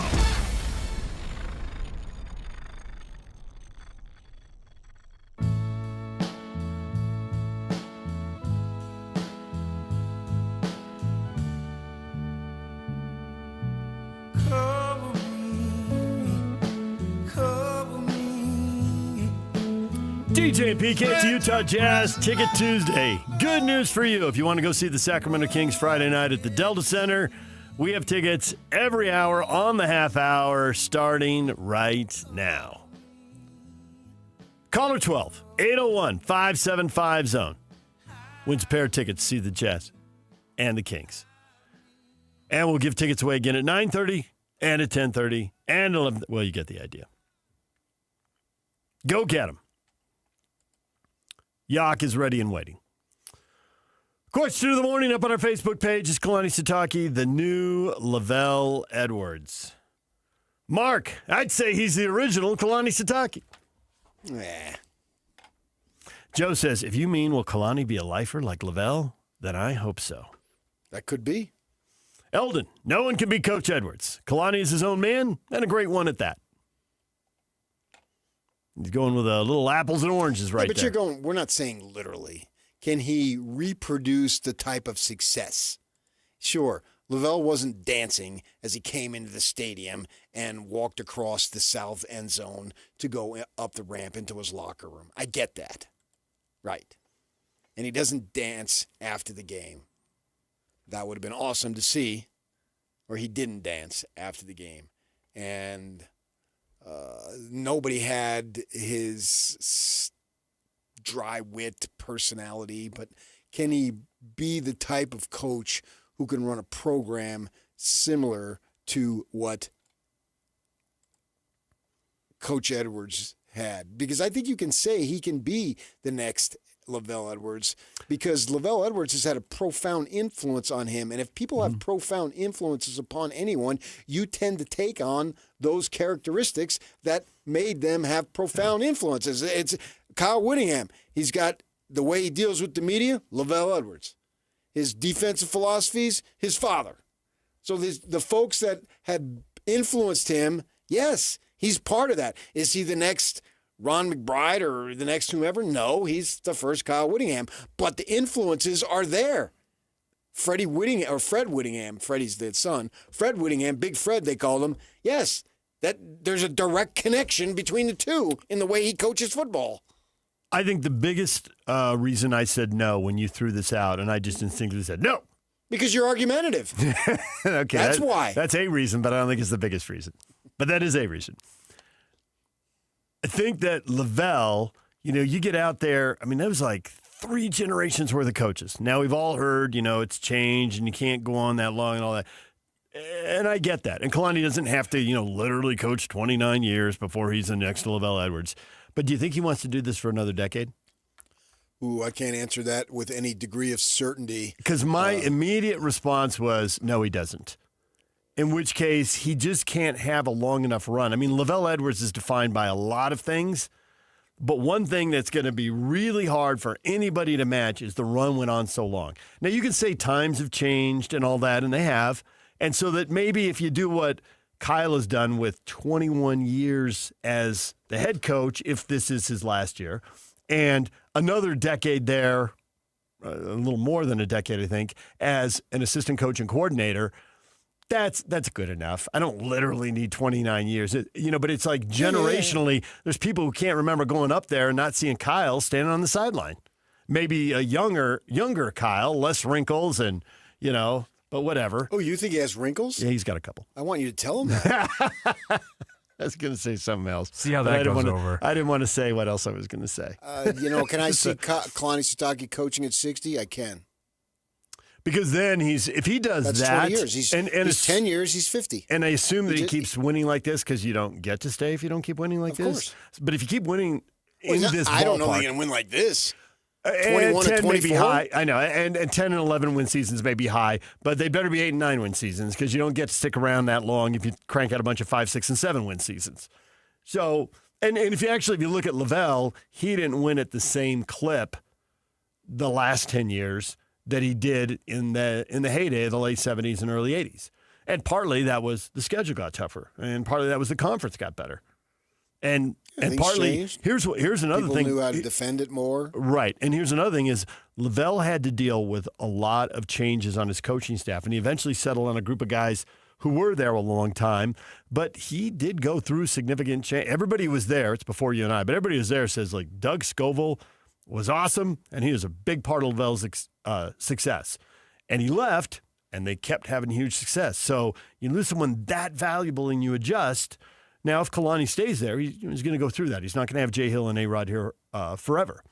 No. But he's basically 2 defensive coordinators and 2 offensive coordinators in a decade. So let's see if he can sustain this when inevitably has to change. That many. I don't think. No, it's not that many. It's been fairly consistent. But that's the point. He'll have to deal. He may have his Mike Holmgren, someone who comes through here. They'll be fine in that way. Because in my conversations, intense conversations with the assistants, is that they love working for him because he allows them so much freedom to do what they want. They feel extremely valued. Now, the salaries have gone up, so they're well compensated. And if you're looking at the 2 coordinators, they're also from here, which means their kids are here. Mm-hmm. And, all these things make it harder to leave, but not impossible. You never know. Right. What's going to go down the road. So I can see him coaching because I think he really enjoys the influence he has upon, the positive influence that he has upon young lives. He needs to be in a situation where he is dealing with people because he is the ultimate people person. Mm-hmm. He was that. I covered him as a player.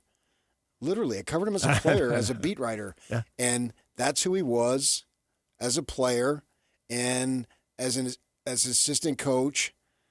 His wife, himself, they would talk to you. They would just want to be your friend, and I can see him doing something else, maybe in athletic administration, where he could have that influence.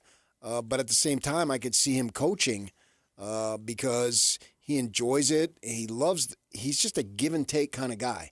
He loves give and take. He loves communicating. And it doesn't seem like it's bothering him. I think he's getting to his credit, I don't think there's any question he's getting tired of, well, should you pile it on? Our boy right over there asked it on Monday. You're going to put in the reserves when you kick the crap out of them? Have you watched me? What you said. Have you watched me coach? Have you watched me coach, Jake? It's got to be on the record. Right, but he's not going down that road. He doesn't want to talk about blowing teams out, but yet he's shown patience because the question has been asked to him 40 different ways 100 times. And he's going to let the chips fall where they may.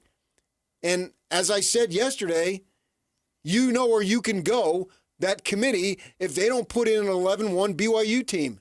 That's a joke. It's a joke to the conference. And I can't believe Mark Harlan wouldn't be fighting for that because it's his conference and his team very well could go 11-1 next year. Who knows? If not next year, the year after. They're all in the same boat. Yeah, right. So he's representing a bigger situation than the University of Utah, and he knows that full well.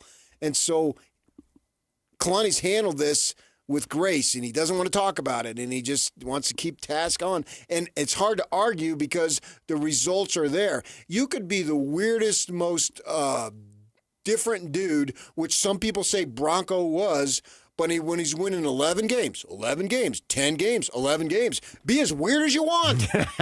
There's no doubt about that. We could get 50 examples across coaching. Right. Multiple sports, college, pro.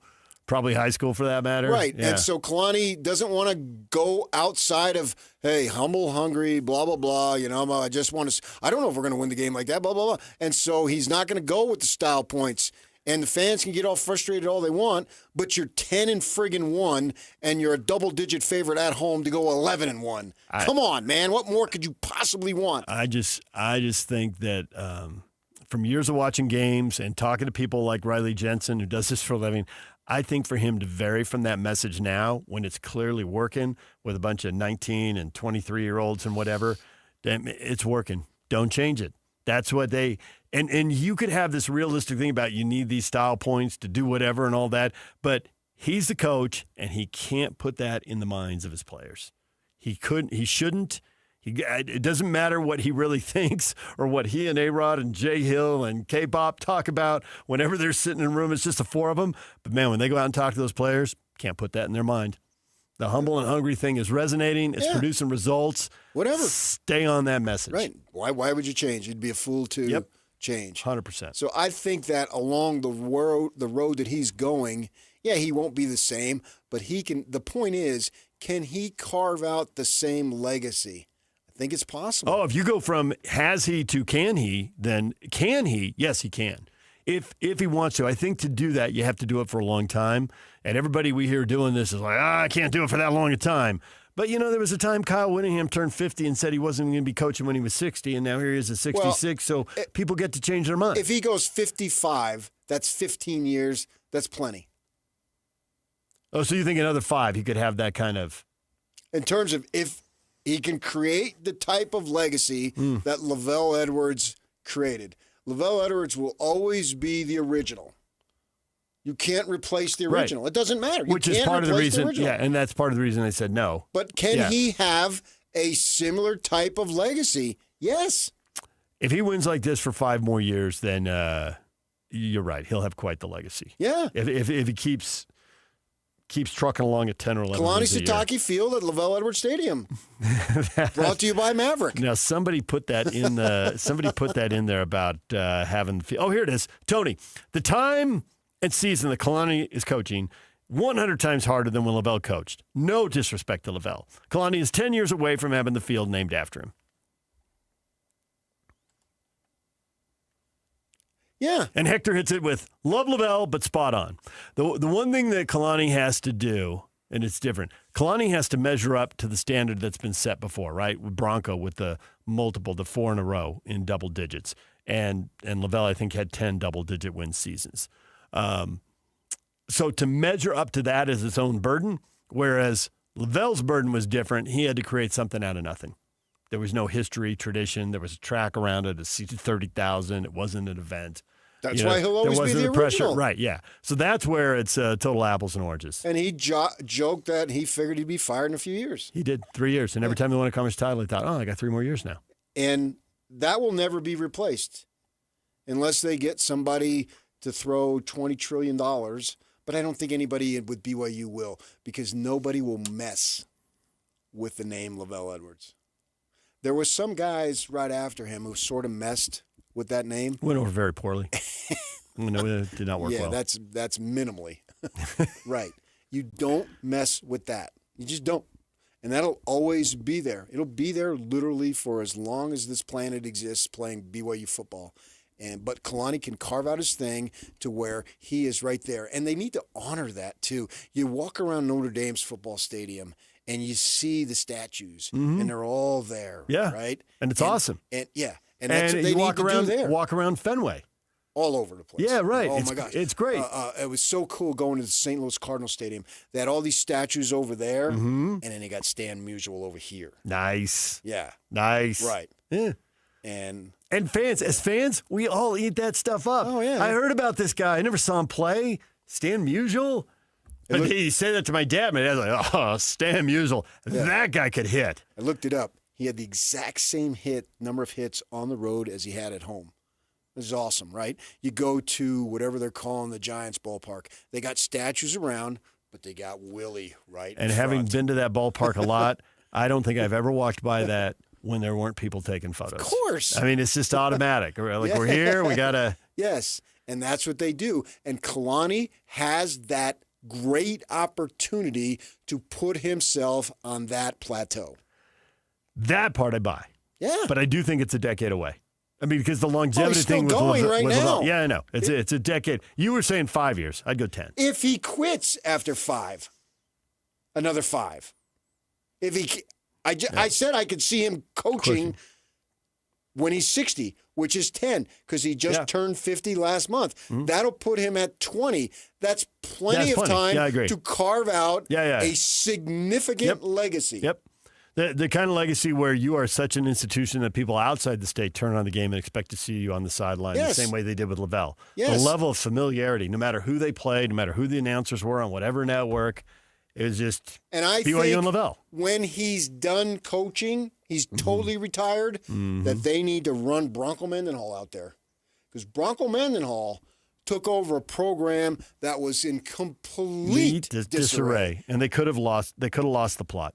And he turned it freaking around the first year, and the second year they were off and running. And Bronco Mendenhall needs to be out there and needs to be applauded for it. And the storytelling around the stadium with banners, with statues, with plaques, however you do it, it needs to be out there. People eat that stuff up. He needs to be in their Hall of Fame. And it's good for your program. All right, DJ PK, it's 97.5, the KSL Sports Zone. And now, a look at traffic from the KSL Traffic Center. Earlier crash has been cleared in Draper, but still seems there are residual delays northbound I-15 after the point of the mountain in that area. After that, you got good speeds all the way into downtown Salt Lake City this morning coming from Davis County. A little bit of slowing southbound from the North Interchange over to 600 North at this moment. This update is brought to you by UTA. When you take UTA, you can do just about anything while you ride. You won't even notice all the traffic you're missing along the way. Plan your trip today at rideuta.com. With your KSL traffic update, I'm Jake Hatcher at 97.5, the KSL Sports Zone.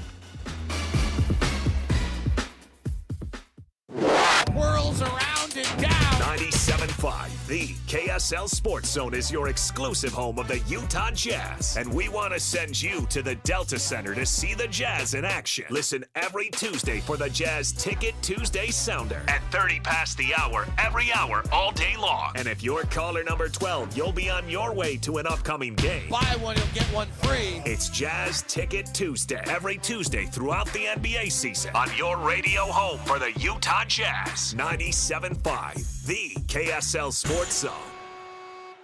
Is your financial advisor offering you up to a 30% upfront bonus? Or are they promising you up to 10% growth per year, all for your retirement income? If not, then you need to come to Trajan Wealth. I'm Jeff Jr., founder of Trajan Wealth. If you have a plan to retire within the next 10 years, don't wait only to find out it's too late. I've seen hardworking folks like you retire only to be required to go back to work, all because their advisor told them guarantees like these were too good to be true. They're not. That's up to $30,000 upfront or up to $10,000 per year on $100,000, all guaranteed for retirement income. Don't keep working when you're supposed to be retired, and don't let any financial advisor tell you it's too good to be true. Call Trajan today, 801-210-6800. That's 801-210-6800.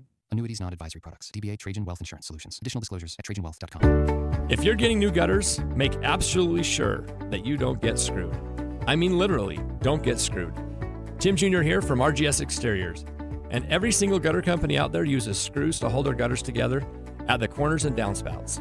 They use screws because they're fast and cheap and easy. But man, they're terrible for your gutters, aside from possibly cutting your hand. They also loosen and corrode over time, because they're not made from the same metal as the gutters. At RGS Exteriors, we've been installing gutters for 70 years now, and we don't use screws. We only use permanent, strong, and unobtrusive rivets. They're made from the same material as the gutters, so they won't oxidize, and they won't corrode. They'll also never loosen. Your hand is safe too. Did I mention they look amazing? So don't get screwed. Call RGS and get riveted gutters. Our number is 801-280-3110, or visit us at rgsutah.com. That's 801-280-3110 or rgsutah.com.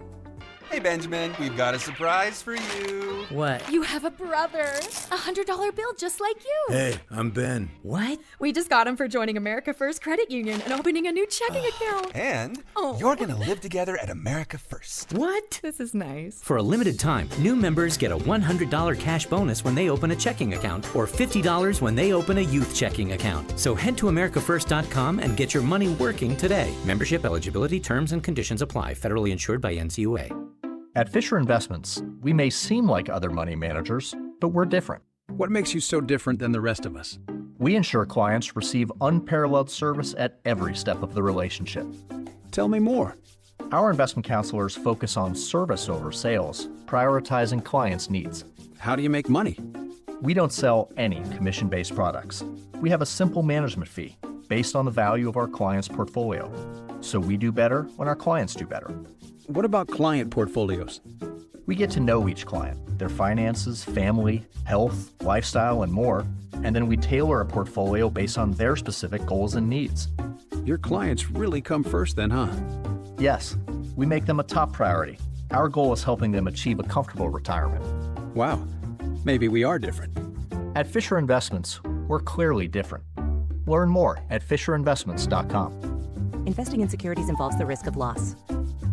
Bar Dub Grill is where roadside classics meet ranch-raised flavor. Sink your teeth into juicy, handcrafted burgers made with premium Bar W beef straight from the local Utah farm. From the bold cowboy barbecue burger to the sweet and savory Aloha burger, paired with crispy cowboy fries, hand-spun shakes, or signature spud nuts. Soft, airy, and unforgettable. Bar Dub Grill delivers honest eats with cowboy swagger. Bar Dub Grill in Nephi with easy access right off exit 222 in Nephi. 3, 2, 1. This is your Utes at 50 update. 58! Presented by Kenny J's Barbecue on 97.5, the KSL Sports Zone. Utah wraps up the regular season at Kansas on Friday. Devin Dampier on the opportunity they have to break the school rushing record. That means a lot. That's been our mentality since the beginning of the year. Man, we dominated up front, simple as that. And running backs have stepped up tremendously these last couple of weeks as well. So, man, it just comes to show how important our offense has been to this team. And we're not done yet. We still got things to accomplish and whatnot. So just keep going that direction, keep stepping up our gameplay every week. This Utah Update brought to you by Kenny J's Barbecue. Kenny J's Catering delivers bold, smoky barbecue no matter the occasion. Check out the catering menu at kennyjsbarbecue.com. For weddings, work, or any event, that's kennyjsbarbecue.com.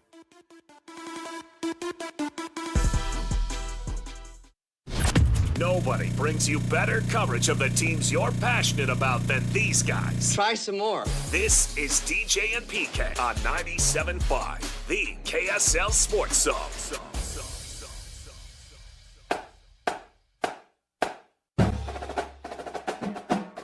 The John Watson Northern Utah High School Player of the Week award goes to Ridgeline High School quarterback Nate Dolly. He completed 16 of 20 passes for 270 yards and 4 touchdowns, ran for 30 yards and an additional 3 scores, and the Riverhawks 56-0 shutout of Green Canyon to win the 4A state title. See why new and used car buyers give John Watson Chevrolet more 5-star reviews than any other Chevy dealer in Utah. John Watson Chevrolet, your 5-star Chevy dealer. Well, hello, Dolly.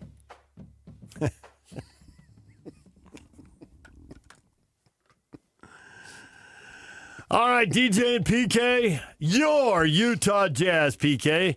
Did a few things right, did a few things wrong. This is the old Rorschach test that people were referencing earlier when we were talking about the Olympic logo. You can see what you want to see in this game. On the one hand, the bad news was they gave up 134 points, 41 in the second, 39 in the third. That's 80 points in 2 quarters. That is terrible. Defensively, they're a mess, but you can write that off. Well, they don't have Kessler. They don't have rim protection. And look at the young guys develop offensively. There's the positive. Some young guys putting the biscuit in the basket on a regular basis. I think they got 3 keepers right now. Ace Bailey, Keontae George, Lowry Markkanen. No. You're not counting Markkanen. You're counting younger draft picks. No, I'm counting Markkanen. Oh, okay. I don't know if you're counting younger draft picks and setting him aside. No, they got 3 keepers. Those 3 guys could play for a lot of teams. A lot of teams would be happy to have those guys on their roster. Yeah, but I'm looking for more than just make a roster because they got more than that. Okay, rotation or a lineup. Help you win. Implied, yes. Help you win 50 games. You're not getting anywhere in the postseason until you win 50 games. That is how that works. Right. Yeah. So that's my standard. And then go from there. You still may get bounced in the first round if you win 50 games, but you got to get to 50 games. Yeah, but if you're winning 46 games, exactly how deep do you think you're going? It just doesn't work that way. It does not. Right. So my mindset is, how can this organization get to 50? That's my goal for them. As soon as possible, obviously, as it is for everybody. What's it going to take to get that? And right now, I can look at 3 players that can help them get there. And that's obviously not enough. And there may be more, but I say right now. Filipowski, Collier, Sensabaugh, you're on deck. Can you do it? Hendricks, Williams, Clayton, other draft picks out there. What do you guys got? I'm not willing to go there with any of them. Now, if you tell me Collier can come in and give you 15 minutes as a backup, okay. Yep. But I got to have a nucleus of guys. No, I get why you went to Keontae George, Ace Bailey, and Lowry Markkanen. Those are the guys who seem capable of scoring it. So it is an offensive game. You can't really play guys out there who can't score it. That's my starting point, and which then means they've got a long way to go. Fact. And what I'm very much hoping for, I'll be the first to admit, so does Kessler count as 4 when he's back next year? Assuming he signs the extension or they match whatever he gets offered? I got to see. Yeah. This time next year, I may say but not right now. I'd be really surprised if they don't match whatever he is offered. I know, but now he's got this injury. How's he going to come back? And you're going to miss the whole season. You just don't blow off a whole season-ending injury. I want to see.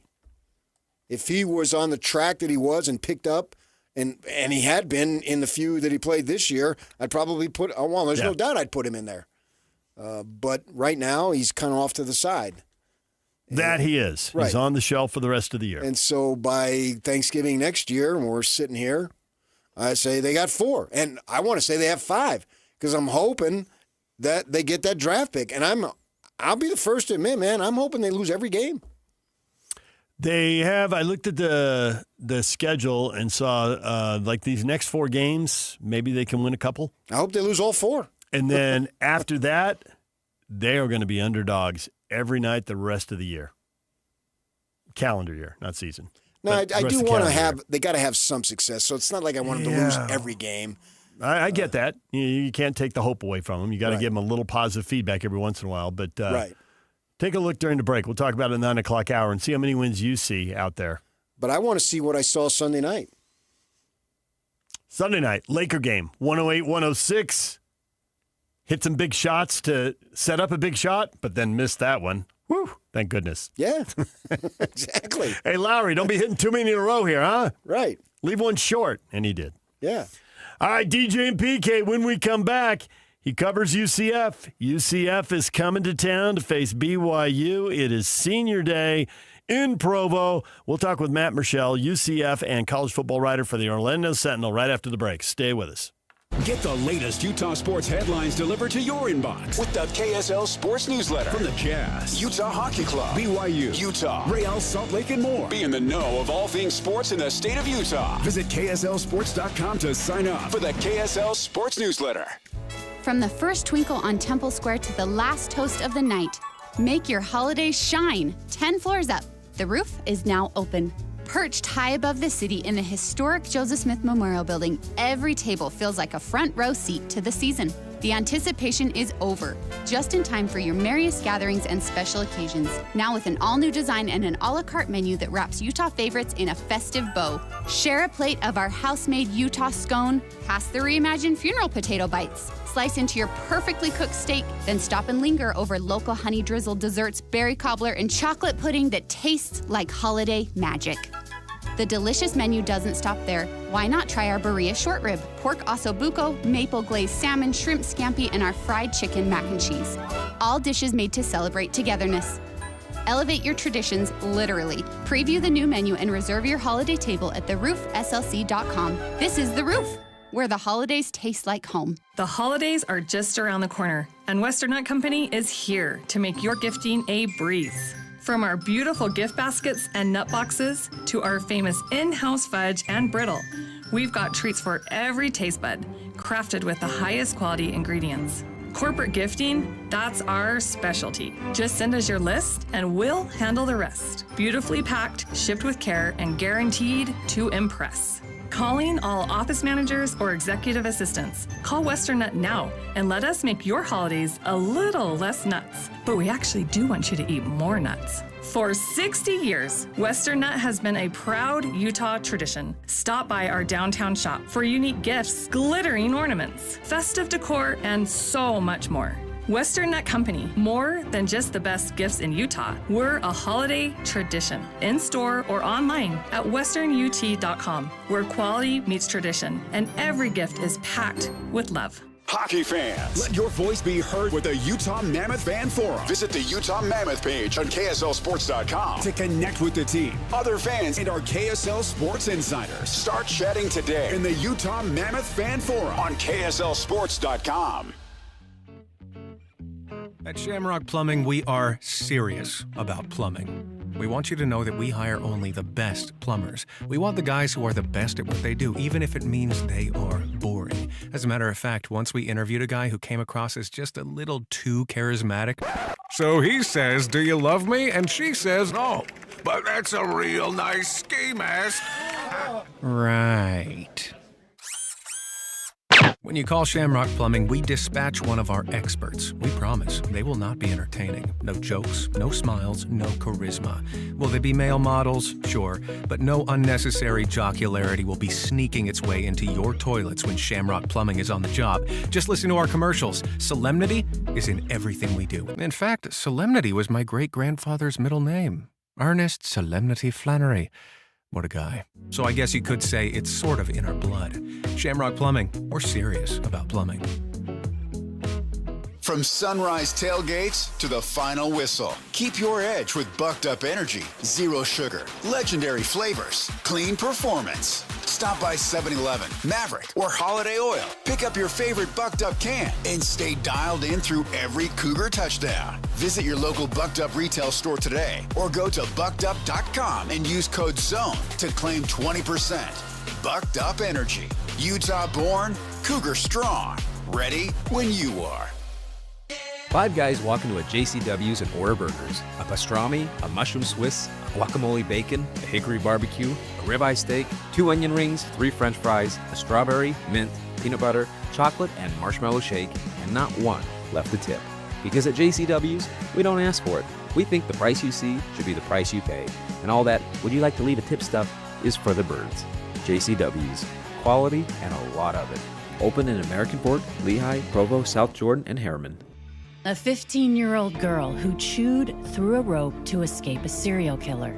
I used my front teeth to saw on the rope in my mouth. The killer prowled the Pacific Northwest in the early 70s. He's been convicted of murdering 2 young women, but suspected of many more. Maybe there's another one in that area. Follow and binge all episodes of Stolen Voices of Dole Valley, available now wherever you listen. Broadcasting from the Mountain Home Services Studio, this is 97.5 KZNS FM Colvin, 1280 KZNS AM Salt Lake City, and 102.7 KSL FM HD2 Salt Lake City Midvale. This is 97.5, the KSL Sports Zone. This is Utah's best coverage of the Utes, Cougars, Jazz, and Mammoth. Here we go. From the guys who have been there for all the biggest moments in Utah sports history. You're listening to DJ and PK on 97.5, the KSL Sports Zone.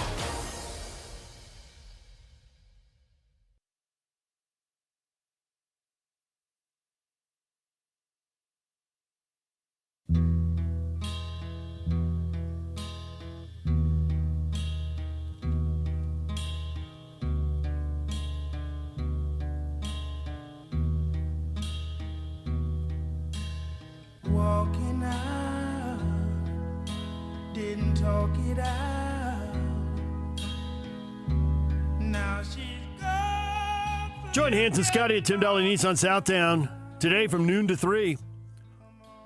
11155 South Jordan Gateway in South Jordan. Tim Dahle, home of the Forever Warranty. DJ PK, we're joined now by Matt Michelle, UCF and college football writer for the Orlando Sentinel. Matt, good morning. Good morning. How you guys doing today? We are doing well. Here it is, Game 12. It seems like just the other day we were talking to you on a spring football tour and summer camp, anticipating how this season would go. Has it gone largely as expected for UCF? You know, I think yes. I mean, when we went into began the season, you know, I thought to myself, if they got to 5 wins, 6 wins, that was probably going to be a pretty good season for them. You know, based on what we saw in the offseason, you know, having 70 new players, you know, dealing with, you know, a new coaching staff, you know, coming into the Big 12, especially a coaching staff that in many cases the guys hadn't been coaching for a while, and Scott Frost, you know, head coach. So, yeah, I mean, I think this is kind of how it went. Now, there were opportunities for them to maybe steal a game here or there, but it just didn't happen, and injuries have come up and things like that. But otherwise, this is probably where I thought they'd be. Some fans would have liked to see more, but again, I think this is what you'd expect from a year one. What do you think that Scott Frost did the first time around when he had such great success can be translated to have him do it again this time? I think the biggest factor is, honestly, it comes down to culture. I think for what Scott did the first time around is he really created an unbelievable culture at UCF. And the players really they bought into what he was doing. They wanted to take ownership in the team. They did practices on their own. You know, if a practice didn't go well and the coaching staff was ready to end it, the players would step up and say, no, we're going to go again. You know what I mean? And that's the kind of thing that helped lead them to the success they had in the 2017 season when they went undefeated and you know, went and beat Auburn in the Peach Bowl. I think he's getting there this time around. You know, I mean, again, a first year is very difficult to do. You're bringing in guys from the transfer portal. You're bringing in recruits that you didn't necessarily recruit. So to get them all to buy in that same culture, it's taken a little time, but you're seeing it. You're seeing the difference now than you saw maybe the last 2 or 3 years. You're seeing the players who actually are starting to get some of that, you know, they buy into what's going on here. Now, it's a few of those guys. Now, next year, hopefully that can grow and you get more and more guys and you see that culture kind of take over. That's where I think they're going to have success. I don't necessarily believe it's X's and O's. I mean, he hasn't done anything at all like they did the first time around. You know, the UCF fast, you know, the fast-paced tempo offense, that doesn't exist now. I mean, they don't have the players and personnel right now to do that. So they've just been very generic in a lot of ways with their offense. I think that'll change in the future. But to me, the culture part was huge. If you can get the culture to make that shift, if you can get away from the me, mercenary type free agent thing that goes on with college football now with NIL and revenue share, I think that's going to be huge. I think that's going to be said to any coach in any sport right now in college athletics. If you can get that culture going, I think that's where you start to kind of build that foundation, and you can go from there. So I think that's what he's done so far. Now, if he can continue to keep that going, I think they have a chance to start to build some success. But it's going to take time, and again, it's and unfortunately, it's also going to take money, as we've seen over the last couple of years. So there's a ton of talent in Florida. We all know that, but the whole country knows that, and the whole country recruits there. So there's a ton of competition. But the rules have changed since Scott Frost was there. Now you can transfer and you don't have to sit out. How are they doing with bounce back kids who go somewhere and find everybody does have their hand out and they were promised more than has ever been delivered and they want to get back closer to home? How are they doing with those kids? That's really where I think they're hitting on and that's kind of their message to a lot of these guys is, okay, we may not get them the first time around. We may not get these guys out of high school, but we kind of are still there in their ear, letting them know, like, hey, man, we're here. So when these guys go elsewhere, and like you just mentioned, maybe they're not having the success they're having, or maybe they don't like their NIL deal, or maybe they don't think that things are going well, then UCF can come back and grab some of those guys. You've seen some of that. They brought in a lot of Florida guys who have had some success. Dylan Wade, for instance, their talented tight end who leads the team in receiving. He was the guy that went off to Maryland. He's a Florida guy. He's come back. They brought in some guys that they believe. Miles Montgomery was a guy who running back, who's a Florida guy who basically talked about this idea of how coming back to UCF saved him. Mentally, like it saved him. He felt like this really kind of changed things. Those are the kind of the things that I think Scott Frost and his staff have done a really good job of is saying, okay, we're not going to get you maybe the first time. Maybe we're not going to win every recruiting battle because we don't have the money that some of the schools are throwing out there for recruits. But if we can kind of pitch the idea of like, yeah, come play in front of your family, play in front of, back home where you're not have to deal with it. Play in a state that doesn't have a sales tax, doesn't have income tax. You play in a state where you can benefit from these kind of things. I think they have a chance, and I think that's what they're trying to do. And it just takes time again to get the message out there and to make sure the players understand. Okay, there is a chance to go home and play at home and have some success and play in a Power 4 conference. You think they can run the ball with any level of success against BYU? I'm not sure. Miles Montgomery, their starting running back, has been banged up. He played a little bit last week. I think he led the team with about 60 yards. He's getting better. He was banged up. Jaden Nixon's done a good job. Jaden is more of a explosive type back who, you get him out on, if he can find a hole in the line, he can really kind of take something and turn a 2-yard run into a 12-yard run or a 40-yard run. I think their offensive line has to play better, and their offensive line is banged up. I don't know about BYU. I haven't gone that deep, but this is as beat up of an injured of a team as I've covered at UCF. They're down to 2 quarterbacks. Their offensive line is missing 2 starters. They've had multiple injuries, guys gone on the defensive side. They're just trying to fill holes. So I think they'll try to run the ball. Obviously, they'll try to mix it up a little bit. They need to, because Taven Jackson really can't just sit in the pocket and throw the ball 40 times. That's not his game, and it's not what UCF wants to do. And I think if they get to that point and they become one-dimensional, I think it's going to be a long day for them. Jackson has 8 touchdowns and 8 picks. I see 5 different quarterbacks on the stat sheet. 4 of them have thrown interceptions. They have more interceptions than touchdown passes as a team. So if we're looking for problems, is that problem number 1 after, I guess, the O-line injuries? Yeah, I think the quarterback situation didn't go anywhere near what they would like to. This has been it's not just a Scott Frost problem, by the way. This is something UCF has struggled with over the last couple of years. They've had issues at quarterback. Last year, they used 4 different starters. They had 4 different guys start games last year, and those weren't due to injuries. Those were just coaches deciding, Gus Malzahn deciding to change a quarterback because he was trying to create a spark. This year, it's been all injuries. They started Cam Fancher. He lasted all of 1 quarter, got hurt. Taven Jackson came in, led him to a win. Taven started a couple games, then he got hurt. Cam came back. Their backup, Ja'Cory Brown, came in. He got banged up and has a strained AC joint issue. The only one that I don't think has been hurt is Dobby Belfort, who's the 4th stringer, and he's right now the backup to Taven Jackson. So it's been an unbelievable, thin group. And I think one of the things I've asked Scott about is, how do you build consistency on the offense if you've got guys coming in and out? And that's been the biggest issue is they just don't have guys who have been 100% healthy that can go through week in and week out. and build that consistency on offense. And then plus, when your offensive line is thin and you're bringing in different guys at different spots, it can be challenging as well to try to get guys to find some consistency. Taven told us after the game on Saturday that he's been dealing with knee issues, most of the season, and he's still going to play, but he's not. You can clearly not 100%, and I think some of that has led to some of the interceptions as well, because I think he's trying to do a little bit too much because he feels like he needs to.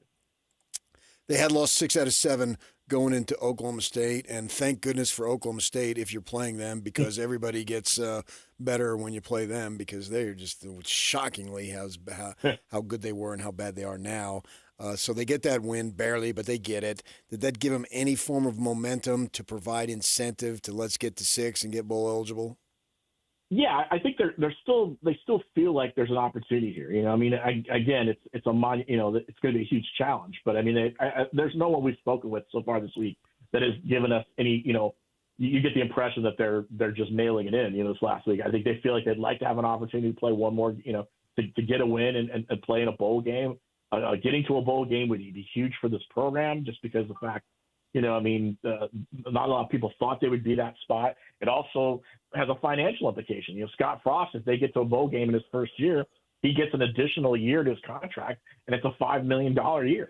So there's a financial benefit if Scott gets his team to a bowl game. The challenge really for UCF in my mind, and I've written a little bit about it, is that they've been putrid on the road. They've lost 8 straight games. They've looked it's almost like a different team when they get on the road. They haven't figured out a way to win on the road. They haven't won since last season. I think in early September, they beat TCU by 1 point, in Dallas. And they've struggled on the road, especially the last couple of games. They got blown out by Texas Tech, but who hasn't been? And then, they really had a chance. They thought they got a chance at Baylor, and they were embarrassed at Baylor, 30-3. So, that's the issue is, can they go on the road? Can they find a way to win? We've asked them, the coaching staff and the players, what can you do differently? They just talk about, trying to fix things in practice, trying to get more energy. I think for them, if they can come out and try to get try to get things going faster and maybe try to take advantage of some things, I think it'll help them. But they got to figure out a way to win on the road, especially in the Big 12, because that's something that's the only way you're going to find a way to be competitive is if you have to win away from your home. 0-4 on the road this year. The one time the final score anyway looked decent was at Cincinnati. It was 20-11. Yeah. So at least that's somewhat representative. So when they play well on the road, what do they do? What is this potential strength or strengths that they can lean into? Because they're huge underdogs, obviously, at BYU. Well, I think on the road for them, when they look good, is they got to get out strong. They've got to come out and put some points on the board early. I think probably the problem is they find themselves down early. Against Texas Tech scored with about a little over a minute to start the game, and all of a sudden they're down 7-0, and that's just not how you want to come out when you're on the road. And so I think for UCF, they got to find a way to score early, try to get themselves a little bit of momentum. I think defensively they've got to find a way to create turnovers. If they can create some turnovers on the road, I think they have an opportunity, and they haven't been able to do that as much when they've been out there. And some of that is because they've been banged up on the defensive front. They need to get some pressure on quarterbacks. The defense, by the way, has been their MVP this year. There's no question about it. The defense has kept them in a lot of games and has really kind of helped them out. So defensively, they got to find a way to be disruptive, and they got to create turnovers. And I think if you can do that, and then offensively, if you can kind of grind out some, 8, 9, 10 play drives where it takes 3, 4, 5 minutes, I think you have an opportunity to do some of those things. And you got to take care of the football. Taven Jackson has thrown at least one interception in the last 4 or 5 games. And that's something that isn't going to help you at all. You got to find a way to not create turnovers. You got to run the football. You got to mix things up. And, so that's where I think if they're going to have any chance to win on the road, they're going to have to find a way to get out there early, maybe to take the crowd out of it and not to get sucked into, some of these venues. I think that's part of it is, for some of these guys, they've never played in these kind of venues. They've never played in Waco. They never played at, in a venue like Texas Tech. They've never played anywhere near the size maybe of LaVell Edwards Stadium. So, that's where they kind of get caught up a little bit. So you got to get them out of that mindset early. Obviously, we're expecting BYU to win, and if they win, they get the opportunity to go to the Big 12 title game, and we're expecting Texas Tech to be there, and we're probably expecting Texas Tech to win. So follow me through the scenarios that I just put out there, and let's just go for argument's sake that the game is far more competitive between BYU and Tech than it was when they played in Lubbock on whenever it was a few weeks back, right? And so with that in mind, you got a competitive game against what I think clearly, obviously, is a top 10 team, maybe a top 5 team. And so BYU finishes 11-2 and plays Tech competitively.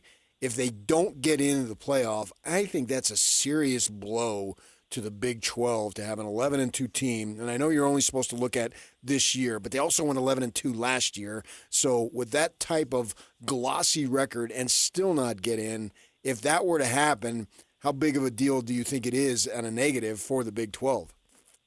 I think it's a big deal. I mean, at some point, you're going to – if you're Brett Yormark, at some point you've got to keep making the case that, you want to get multiple teams into the college football playoff. Yes, we know the SEC is going to get a few teams. Yes, Big Ten is going to get a few teams in. But on a year when the ACC is probably really, really weak, right? You're not even sure who's going to be in the ACC. I think there's no excuse why you couldn't get 2 teams in. I think what hurts too is you got Notre Dame being an independent. Notre Dame can find its way in, depending on what happens. So you're trying to make the case to get 2 teams in. And if it doesn't happen this year, then you really got to start thinking about what's the future of the playoff. I mean, does that mean, okay, maybe that pushes Brett to say we need to expand, we need to go to 16, we need to go to 18, whatever they're thinking, 24, if that happens, because you want to give more opportunities to schools like that. I know it doesn't help this year. It doesn't help BYU this year if that were to happen. That's something as a commissioner you have to be talking about, because you want to get as many teams as you can in there, because that's just going to showcase the strength of your conference. And Brett has said it the last 2 years that this conference is a conference of parity, but at some point you're going to need you don't want just one team. You got to get 2 or 3 in there. You got to start building that, making that case that you've got 2 or 3 really good teams playing, and you want to be able to get them into the playoff situation and see what they can do. And if that doesn't happen, then you really got to take that serious look at what's the future for. What can you do to make this work? Because, it's frustrating. It's frustrating if that happens and BYU doesn't get in. That's frustrating to do 2 years and have that happen. 11 wins and not find yourself in that playoff mix. So I think that's the question that's got to come from this. Now, if BYU gets in, let's say they lose to Tech and they still get in, then I think they'll still talk about how they can expand the playoff, but I think it's not necessarily as a big of a push. But I definitely know Brett is watching this pretty closely to see what happens, because he wants to see where this is all going to end up, and do what's best for his conference. With that in mind, should he pivot then? Because I get why he said, hey, it should be earned on the field, but should he just take the 2 automatic qualifiers? Because they're not going to let you earn it on the field.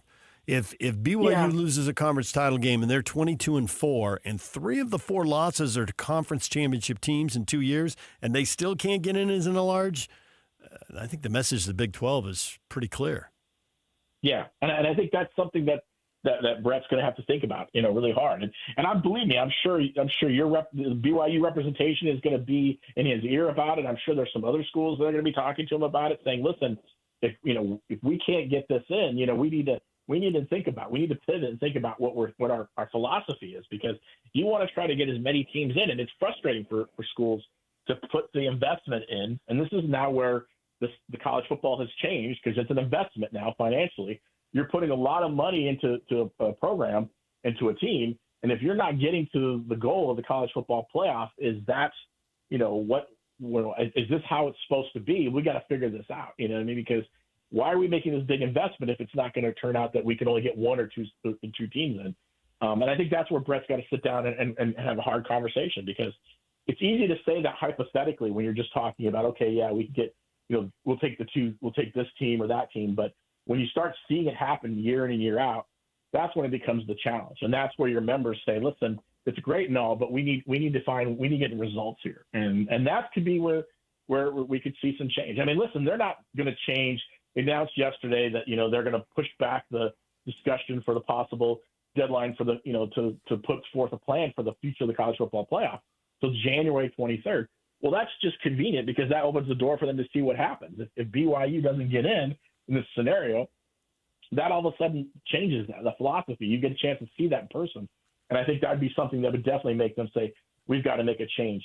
The problem they're going to have is we've been talking about changing the playoff for what is almost a year now, over a year now. They haven't come anywhere close to doing it.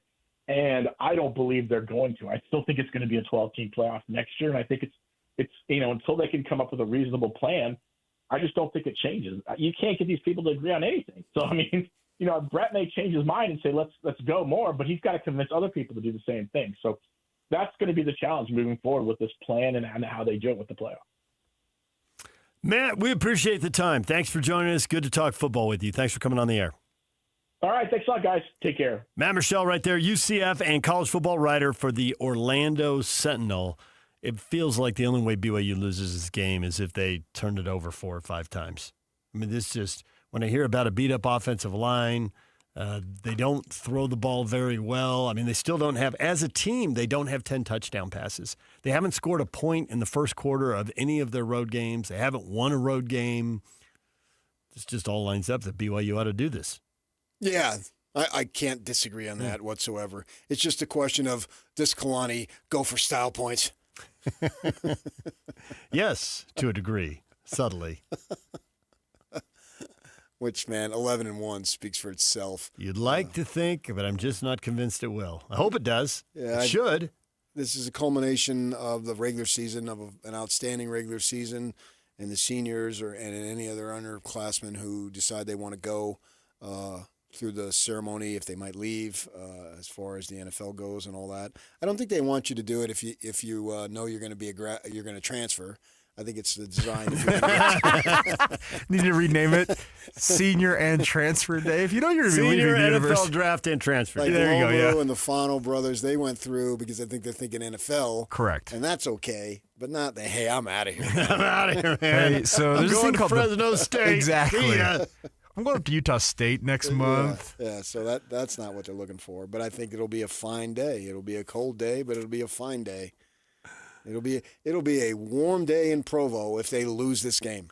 Everything you missed in this show next, and 2 more Jazz tickets to see the Jazz and the Sacramento Kings Friday night. We'll give them away on the other side of this break. Stay with us. And now, a look at traffic from the KSL Traffic Center. Only current accident is in Kaysville on 200 North, just as you're getting off southbound I-15 and headed east, so the right lane is blocked in that area. If you're on I-15, there's still one stretch of slowing in Draper headed northbound, but the rest of I-15 in Utah and Davis County is looking great with no delays at this moment. This update is brought to you by Advanced Window Products. Factory direct affordable windows. Call today. They're on their way. Financing is available. Save now, pay later. Go to advancedwindows.com. With your KSL traffic update, I'm Jake Hatch here on 97.5, the KSL Sports Zone. Whirls around and down. 97.5, the KSL Sports Zone is your exclusive home of the Utah Jazz. And we want to send you to the Delta Center to see the Jazz in action. Listen every Tuesday for the Jazz Ticket Tuesday Sounder at 30 past the hour, every hour, all day long. And if you're caller number 12, you'll be on your way to an upcoming game. Buy one, you'll get one free. It's Jazz Ticket Tuesday, every Tuesday throughout the NBA season on your radio home for the Utah Jazz. 97.5, the KSL Sports Zone. During the Mazda More to Move You sales event, Tim Daly Mazda Southtown is offering 0% for up to 63 months on 2025 Mazda CX-50 and Mazda CX-5 turbos. And to make it even easier for you to drive away in your new Mazda, you won't pay till next year. That's right, 0% and no payments till 2026. There's no better time than now to get your new Mazda. Come in today to Tim Daly Mazda Southtown in Sandy. Some restrictions apply. APR OAC. Not available with any other offers. See dealer for complete details. Taqueria 27, where every taco tells a story. And sometimes it's a hilarious one. Check out taqueria27.com. You'll thank us later. On the go? Don't worry. Locations in downtown SLC, Holiday, Fashion Place Mall, Lehigh, and Eagle Mountain. So if you miss one, there's another waiting to serve you tacos, sizzling fajitas, enchiladas, margaritas, like a ninja. Taqueria 27's got Mexican cuisine, including gluten-free, that's so tasty, your mouth will thank you. This holiday season, give your home the gift of smart upgrades with Mountain Home Services. Electric vehicle? Meet your new best friend. A professional EV charger installed from Mountain Home Services. Fast, reliable, and done right the first time. Want to save energy to brighten your space? Ask about LED lighting upgrades, smart switches, and modern lighting controls. Perfect for cozy nights and year-round savings. Serving Utah since 1954, Mountain Home Services was the first to offer upfront pricing with no hidden fees, and every job comes with a 100% satisfaction guarantee. Protect your home and power up your lifestyle with expert electrical services you can trust. Plus, KSL listeners enjoy a discounted price on a fireplace tune-up for just $99. Visit mountainhomeutah.com or call 801-543-2222 to schedule your upgrade today. That's mountainhomeutah.com or 801-543-2222. Mountain Home Services, powering Utah homes since 1954. Helping your money do more means making sure you get the most out of every dollar. That's why, for a limited time, when you open a new America First Visa credit card and spend $3,000 within 90 days, we'll give you $300. That's like getting a 10% discount on everything you pay for with your card. Before you spend another cent, head to americafirst.com and apply for your low-rate Visa credit card today. Membership eligibility, terms, creditworthiness, change, and conditions apply. Subject to additional criteria. Federally insured by NCUA. Equal Opportunity Lender. Tim Jr. here from RGS Exteriors. Did you know that we offer 3 distinct styles of gutter protection? Each one meant to handle a specific leaf problem. You might not even know there are different styles of gutter protection, but there are. And if you pick the wrong one, it could be a huge waste of money. Now, the big gutter guard companies won't tell you this. They try to sell you a one-size-fits-all gutter guard. And it could be completely wrong for the amount and types of trees and leaves you have. Not RGS Exteriors. We understand which kind of leaf problem needs which kind of gutter guard. We'll do an in-depth evaluation to assess the types, locations, and numbers of trees in your yard. Based on that data, we match your home to the right gutter guard. So don't risk wasting money on the wrong gutter protection. For a free evaluation and estimate, call RGS Exteriors at 801-280-3110 or visit rgsexteriors.com. That's 801-280-3110 or rgsexteriors.com. DJ, PK, and John from J. Brooks Jewelers is here with some holiday inspiration as the season begins. Your Black Friday savings are already going strong through Cyber Monday, and shoppers can enjoy 20% off store-wide with exclusive specials up to 60% off. You truly make holiday gift-giving easy, John, and you carry jewelry for so many personalities and styles, don't you? We absolutely do, and it means so much to us as a family jeweler when people shop locally and support their family jeweler. And this season, we brought in beautiful, never-seen-before pieces just in time for the holidays. And there's something meaningful for everyone, whether it be our Zodiac collection or an engravable pendant to personalize with a message that they'll love. Or embrace our simplicity with our essential classic pieces to help build your loved one's jewelry collection. I can think of several people who adore those. What else is exciting this year? Well, our beautifully handcrafted engagement rings and wedding bands from the JBJ collection, or the fashion jewelry for both men and women. There's always a perfect piece for every budget and every style. Visit J. Brooks Jewelers in Murray or Lehigh, or shop their Black Friday deals online now at jbrooksjewelers.com. Listen every Monday morning to DJ and PK and Monday afternoon with JJ and Alex for your Chevy Strong Play of the Game. Win great prizes from Rocky Mountain Chevy. This is your Cougars at 30 update. Presented by Kenny J's Barbecue on 97.5, the KSL Sports Zone.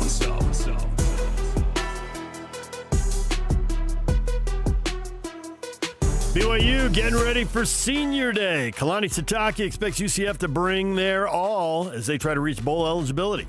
We were in that position a couple years ago, so we know exactly what their mindset's going to be, and there's a lot to play for on their side and also for us. The simple thing is we want to win at home for our fans, but also for our seniors, and there's a lot riding on it for us too. So it's a big game for both sides, and we're going to get their best shot. We just need to make sure that ours shows up as well.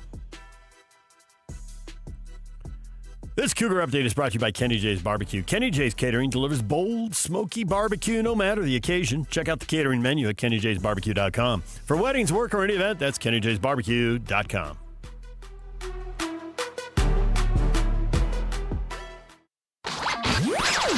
For all of you, less motivated listeners, it's time for your 9 o'clock. Where the heck have you been headlines? Where you at? With DJ and PK on 97.5, the KSL Sports Zone.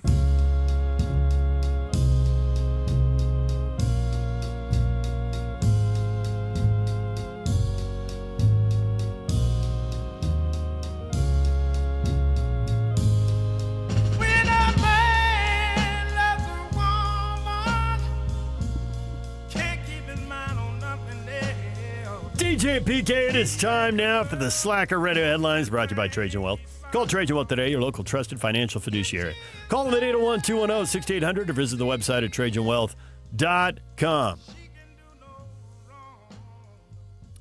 So many stories, PK.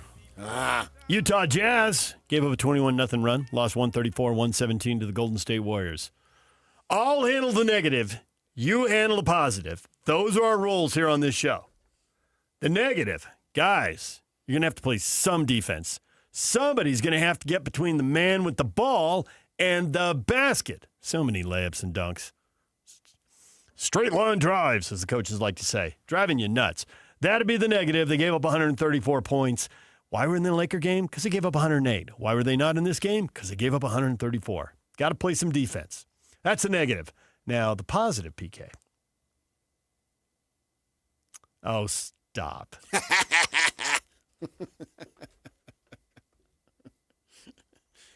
If Lloyd was listening, I wanted him to freak out. You can't help yourself, man. The positive. People are waiting for the positive. They got to go to work. I got it. Keontae George continues to look like a player. Markin has already looked like a player, so I'm not worried about that. I don't care that he didn't shoot the ball well one night. Whoop-de-doo. That happens. But George, and statistics have to be there. I get it. But I just love the way he walks out on the floor. I'm a BA, boys. This is going down.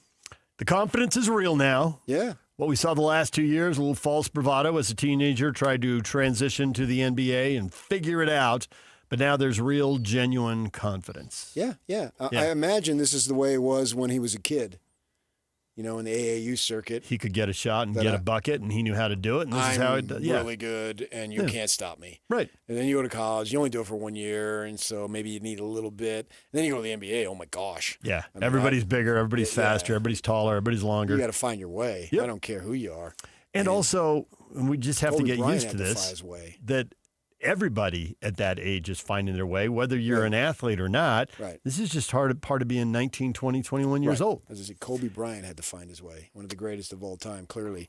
And so in his third season, just barely into it, 15, whatever they got, 18 games, whatever it is, 17, into this third season.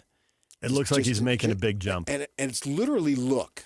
Yes, I get your point. And my wife doesn't watch the games, and she'll watch maybe a quarter or whatever, and she saw the post game, and she didn't see the game, and she saw the post game. I think it was after the Laker game, and she said, "I like the way he's talking." She saw what you saw. I've been seeing it. Yep, she hasn't because she doesn't watch enough, but she picked up on it right away. I watch them all, and it's a good sign because eventually you have to get that, or you're not going to make it.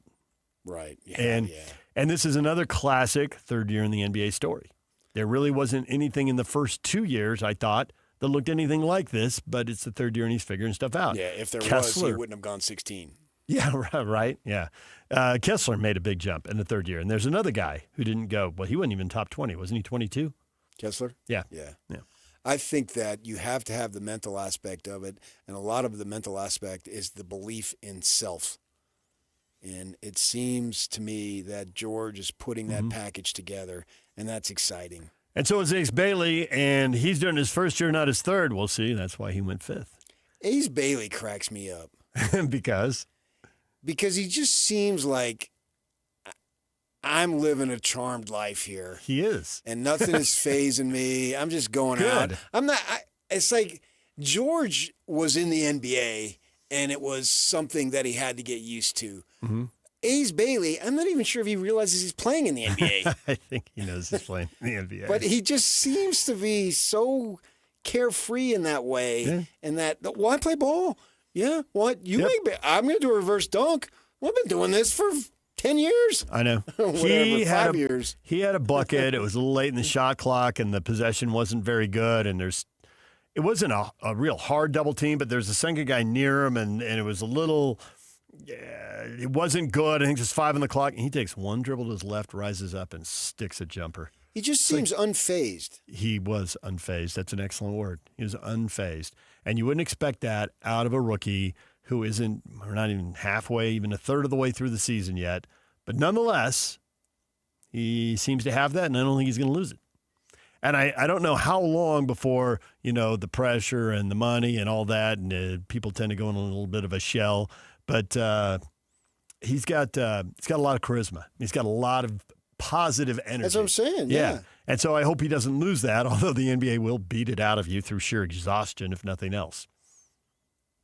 Well, right now, it just seems like he's having a time of his life. I think fans are attracted to that. Yeah, I think they think if I were there, I'd be super happy. So I'm glad to see that he's there and he's super happy. And you always talk about connections. You need a connection. And, more than ever, they're inside a walled compound, all professional athletes, and you don't get to interact with them. So whatever brief glimpse you get, and he's a guy who has it on the court, during the game, where you can see it, unfazed. And the longer he can keep that, the better off, because I think the other players feed off it too. There needs to be some fun in all of this, and all the money and the trades and the bitterness and it's my shot. I got to get my shot to get my contract and all that. It's good when there's some real joy and fun out there. Yeah, and that's something that I think all of us can be excited about, is to watch him. Pistons won their 13th in a row, 122-117. They broke the record held by two teams that both won championships. So Pistons are getting into rarefied air. Keep your eye on them. I will. I told you. My family. wife has extended relatives there. Yeah. And so I have a right to be a hardcore Pistons fan. Do you text with them during games? No. Perhaps you should start. Yeah, it's so football-oriented. Yeah, I know. You can get after the first of the year. Yeah. But a little something about 13-game win streak. Just kind of set the table. Get it started. You may need it in January and February. I was surprised to see the Lions, who are a solid 7-4. If the playoffs started today, they would miss. Of course, the playoffs don't start today. But nonetheless, they have some work to do. So the football season might end early in Detroit. Surprised to see them at 7-4, 8th in the NFC. Yeah, the colleges. Yep. That's huge there. They're one of the areas where it's both are big. Mm-hmm. One of the few. Yeah. Michigan's huge, and Lions are really important. Yeah. Michigan's got the game this week. The other NBA news, the minority owners of the Phoenix Suns are taking the majority owner, Matt Ishbia, to court.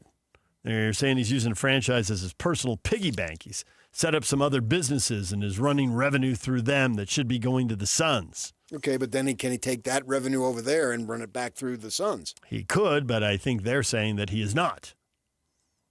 No? Well, we'll see. That seems so far out of my interest level. College hoops.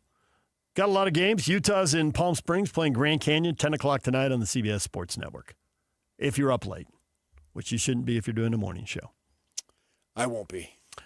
UVU is playing South Dakota State in Cancun at 4 o'clock, and Utah Tech hosts Portland State at 7 o'clock in St. George. There's your college hoops. Yeah, they built an arena right off the freeway there. In Cancun? In Palm Springs. In Palm Springs. And I assume How that's big where is they're it? going. 10 to 15. Mm-hmm. See, I would say that winter concerts, that place must be packed because everybody in LA would want to go to Palm Springs and warm up a little bit. There's no question they have shows there. Snowbirds flying in from all over the place. I mean, you see it. It's literally right on. So is it NBA sized or a little scaled down? My guess, I have not been in it. I've seen it. Yeah. But it's probably a tad smaller, but still pretty big. 49ers. They win 20-9. The defense is great. Brock Purdy threw 3 interceptions in the first half, and they survive that and win. So they improved 8-4. And they have the last NFC wildcard spot right now. Christian McCaffrey ran it, caught it, 142 total yards, and a touchdown as the Niners win again. And Megan Maroney has said no, she doesn't have time to be dating because there had been rumors that she's dating Nick Bosa. Uh-huh. Now you may ask, who is Megan Maroney? Who is Megan Maroney? She's an up-and-coming country singer. I've seen her in concert. Okay. I like her style. Bosa's got time. He's hurt. But she says she doesn't have time. Well, then Nick will just have to wait. Fred Warner's hurt. That defense has lost some major impact players, but they're still playing very well. Lamar Jackson dealing with a toe injury. He sat out practice yesterday. Baker Mayfield, low-grade sprain to a separated left shoulder. Status for this week up in the air for all you fantasy football nuts. We talk college football with Frank Dolce. He is still not over the comeback. One of the all-timers. He is sure we're going to be talking about that comeback in 10 or 20 years. That will not go away. And he is very confident about this game this weekend. Matt Burchell, UCF college football writer for the Orlando Sentinel, joined us as well. You can get both those interviews wherever you get your podcasts, YouTube, Apple, Spotify, KSLSports.com. Well, I think both Big 12 locals win, and everybody does. Yeah, and that's why they're all double-digit favorites. Well, both double-digit favorites. And BYU, you want Utah to put it on them. Because they can't catch you if you win. But they can help you in the power ranking and in the perception. The perception, because that is BYU's best win. So you want that win to look as good as possible. Yes. And then they have some other good wins. Arizona now. They have a chance to go 9-3. Arizona is 8-3, playing 8-3 Arizona State. You didn't play ASU, so you can't really get the immediate bump there. You can't get a bump from that, or Houston's 8-3. You don't get a bump from that. Cincinnati is 7-4. Hopefully they'll pick up their 8th win. They're at TCU. That's going to be tough. Yeah. A couple of 7-4 teams squaring off there. But you beat TCU, so you don't have to worry about it. Either way. Either way, you'll get that one. Yeah. Iowa State should pick up win number 8 at Oklahoma State. So that's for sure. That's a good win. Right? And that's a road win. Yes. Yes. They dug a hole in that game, and that was a good comeback. Yes. So they have one pretty good win, and then they got several good wins. Yep. If you're looking for a shocker this week, go with Oklahoma State. At home, they've been playing teams closer the last 3 weeks. They're done with the 40-point losses, PK. 8-point game with K-State.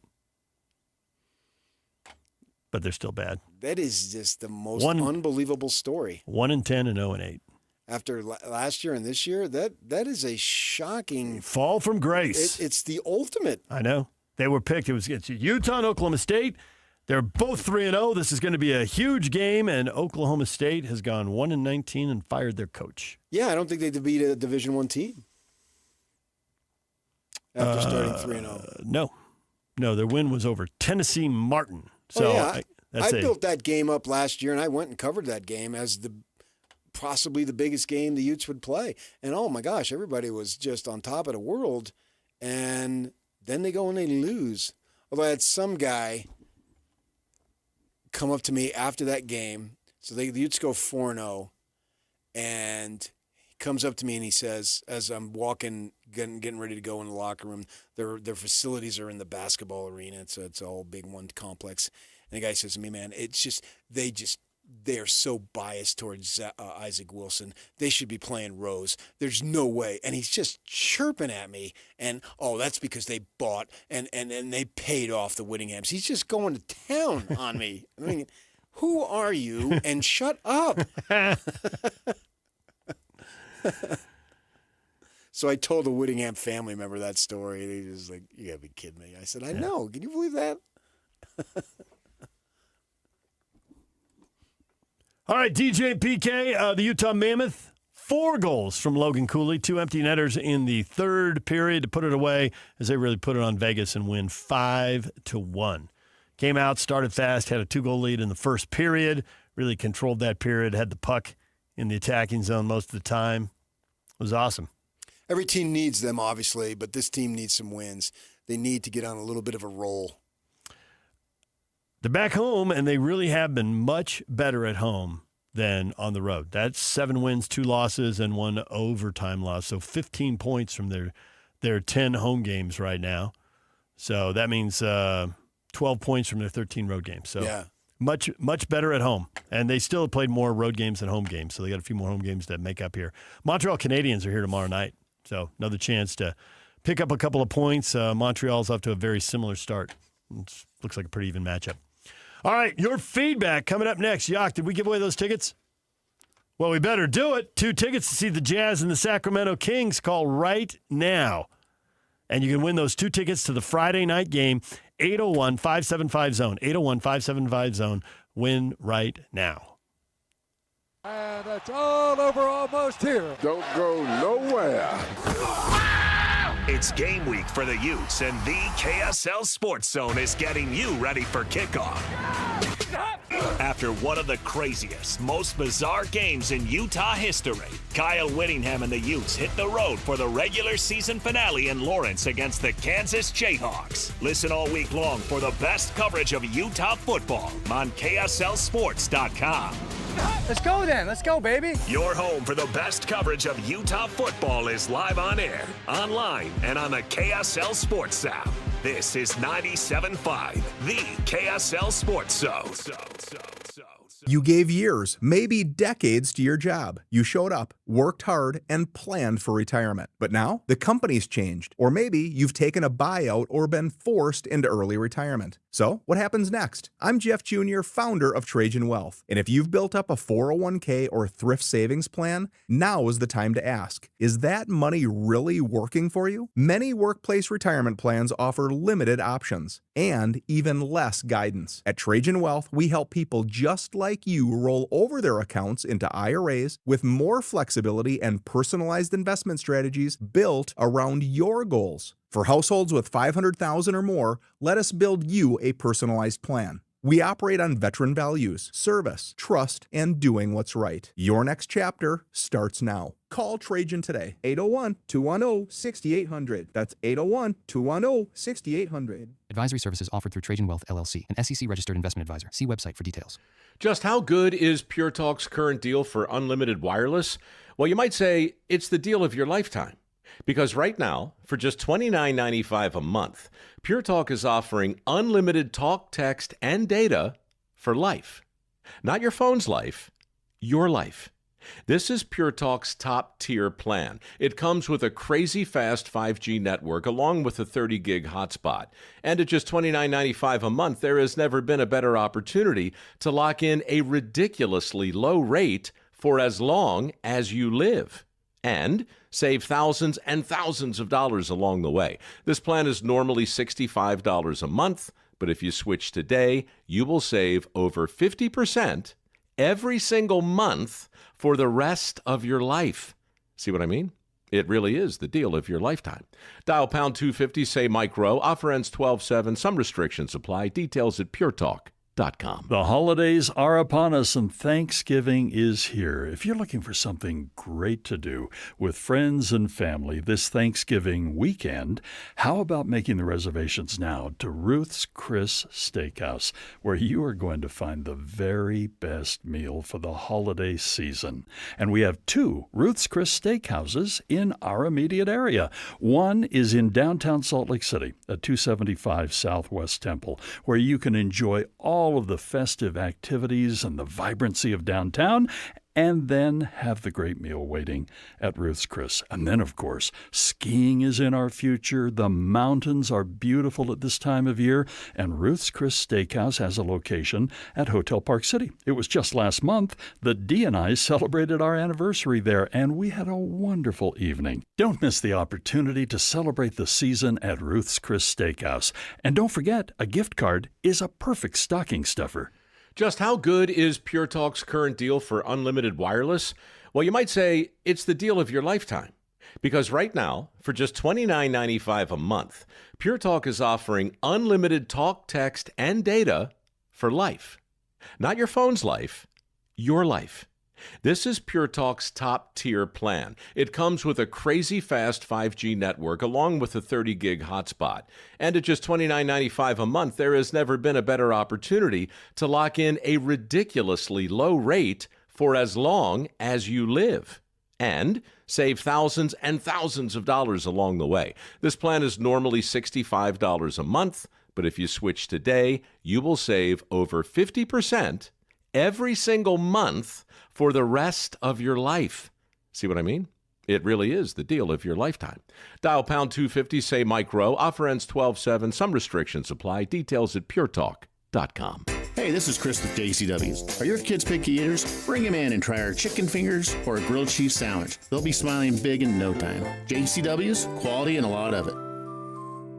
3, 2, 1. This is your Utes at 50 update. 58! Presented by Kenny J's Barbecue on 97.5, the KSL Sports Zone.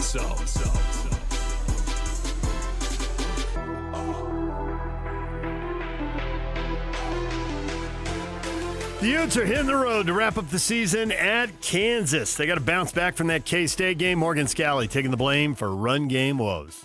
There were a couple times I think that, maybe we got aligned late. Again, that's always going to be on me, how I call a game. And unfortunately, again, it was what it was, and I have to own it. And we got to watch the film and find out, where we can improve. This Utah update is brought to you by Kenny J's Barbecue. Kenny J's Catering delivers bold, smoky barbecue no matter the occasion. Check out the catering menu at kennyjsbarbecue.com for weddings, work, or any event. That's kennyjsbarbecue.com.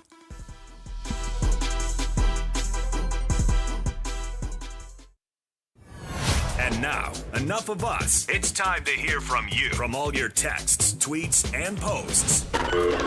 This is the best feedback of the day. Ooh, I was there. It's the best game of my life. With DJ and PK on 97.5, the KSL Sports Zone.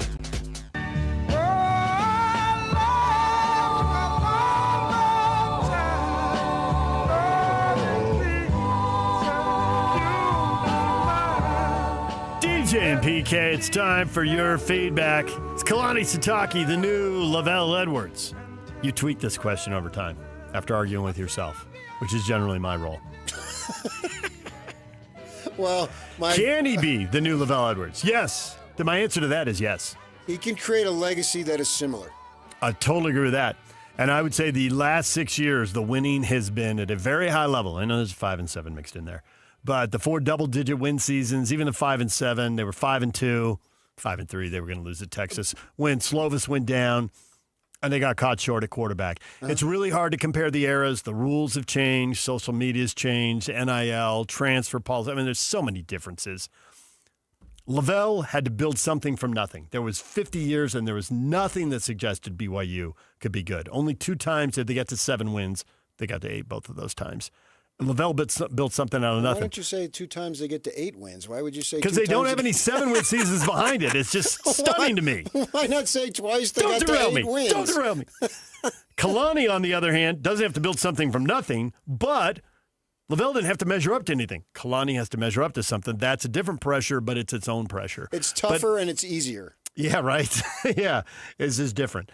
I do think, though, that the personality, the way he represents, everybody's got to represent the players, the school, the church, and all that. His demeanor, the way he interacts with people, there's a lot of very Lavelle-ish things in there. You can see a lot of comparisons there. Then there has to be a lot of winning on the field over a long period of time. I would say another decade. I don't expect him to get to 29 years like Lavelle did or whatever Lavelle's number was. But he's done a decade, another decade. If he keeps winning this clip, then yeah, he's going to have a massive legacy that is super positive. It is really on the right track. He'll probably have to go through some coaching transitions on his staff. Lavelle had to do that at times. At other times, he had a group together for a pretty long run. So I'll have to figure all that out. Meanwhile, Ike Armstrong has checked in. Ike Armstrong? Ike Armstrong. Old football coach? Yeah, the old Utah athletic director and football coach. Oh, he was AD too? Slow down, Dave. Has Kalani even passed Bronco in wins yet? The answer is no. I tweeted back at him. Ike, thank you. I didn't even think about that. Where do they stand? In total wins? I don't know. I think Bronco had 99. You're right. I think you're right. Yes. Yeah. And I would bet that Kalani is around 80, but I don't really know. It's getting close. There he goes. Here I go. I got to know. I got to know. Can't be close. People want to know. 82 wins. All right. We're out of time. Jake and Ben are next. They got Jazz tickets to give away. Stick around at 10:30 and 11:30 right here on The Zone. I'm done. So done. Well, that's our show. It's over. What? It's over. It is over. Is that it? That's it. Everybody still awake? Will you come on already? I just can't stand these long goodbyes. All right. Big finish. See you later. Whether you're stuck in the office, I believe you have my stapler, in your car, or at your in-laws. You want a piece of me? You bet I do. The Zone is with you every step of the way. Download the KSL Sports app to get live streaming of your favorite shows and access to all the latest updates on your favorite teams. Your home for the best coverage of the Utes, Cougars, Jazz, and Mammoth is on air, online, and on the KSL Sports app. This is 97.5, the KSL Sports Zone.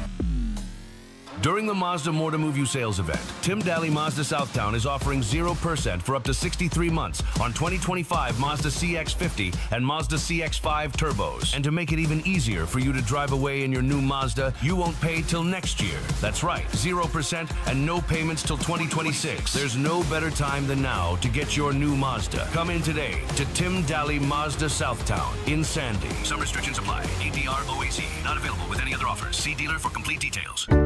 If you're getting new gutters, make absolutely sure that you don't get screwed. I mean literally, don't get screwed. Tim Jr. here from RGS Exteriors.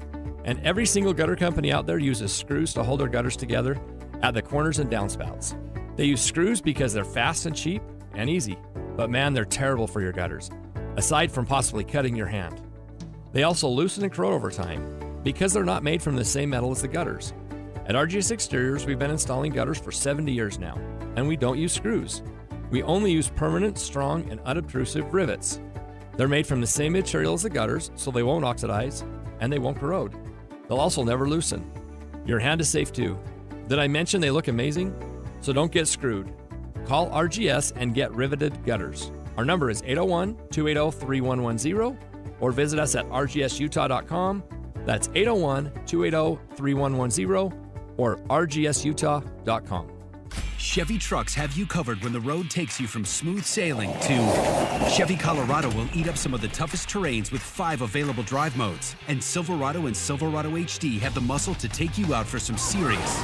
With multiple engine options and impressive towing, while Silverado EV is the perfect combo of performance and capability. Nice. Making it a snap to hitch up this electric truck and hit the road. Wherever the road leads, Chevy trucks are right there with you. See your Rocky Mountain Chevy dealers.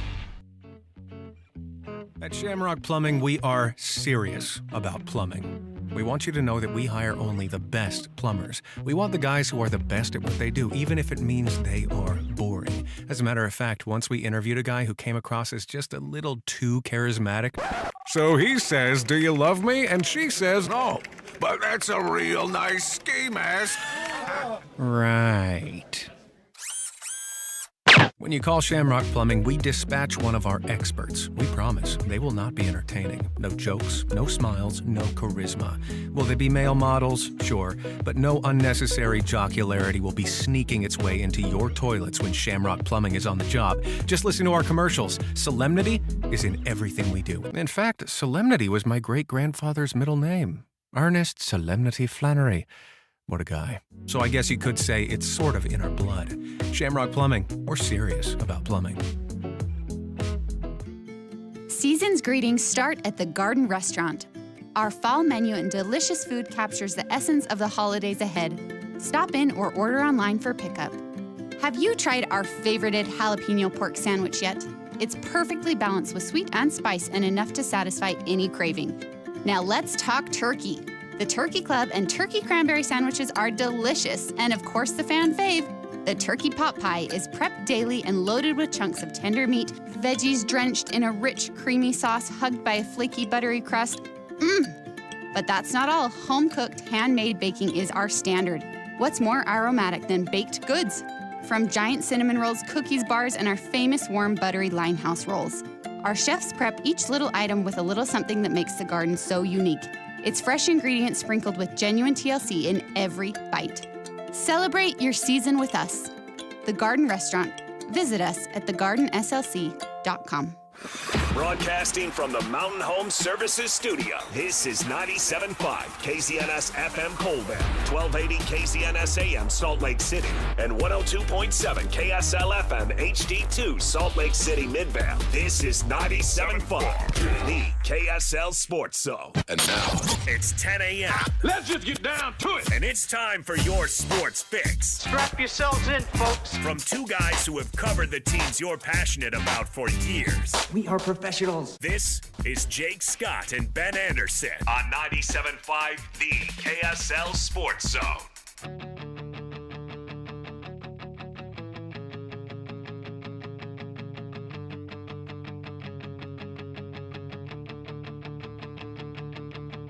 Hey, don't write yourself off yet. It's only in your head you feel left out or looked down on. Jake and Ben, 97.5, the KSL Sports Zone. Jake, Scott, Ben, Anderson, thank you for making us a part of your Tuesday. What's going on over there, Ben? Doing well. How are you? Don't love 8 o'clock starts, or let me say the day after 8 o'clock starts. But, at least it didn't go to overtime. It was actually a really quick game. It was a pretty brisk game as far as no games. free throws. Yeah. So that's nice. I honestly don't have that much to complain about. Yeah, especially when you've seen the Lakers and the Thunder, 3 of the last 3 games. Oh. Those guys all shoot a lot of free throws. Unbearable. Shea lives at the line. Luka lives at the line. LeBron, not yet, but we'll get back to living at the line. So, yeah, last night was unbearable. Really quick. Steph only took 1 foul shot. Didn't need to do a lot else. Outside of that 11-0 run to start the game, Warriors were in total control. You can still, and I suppose this is our job, but you can still learn something from games like that, even though it was like that. Quite vanilla game. After that desert stretch in the second quarter, it just wasn't all that interesting. The Jazz decided to stop doing any sort of offensive basketball for like a 9-minute stretch. Yeah. And then the game just wasn't all that interesting after that. But I do think there are things that you can take from it, for sure. So we will get into that. Of course, we have a lot of college football to talk. BYU in position. Honestly, they're in position to go to the playoff. Now, beating Texas Tech might be it's a requirement.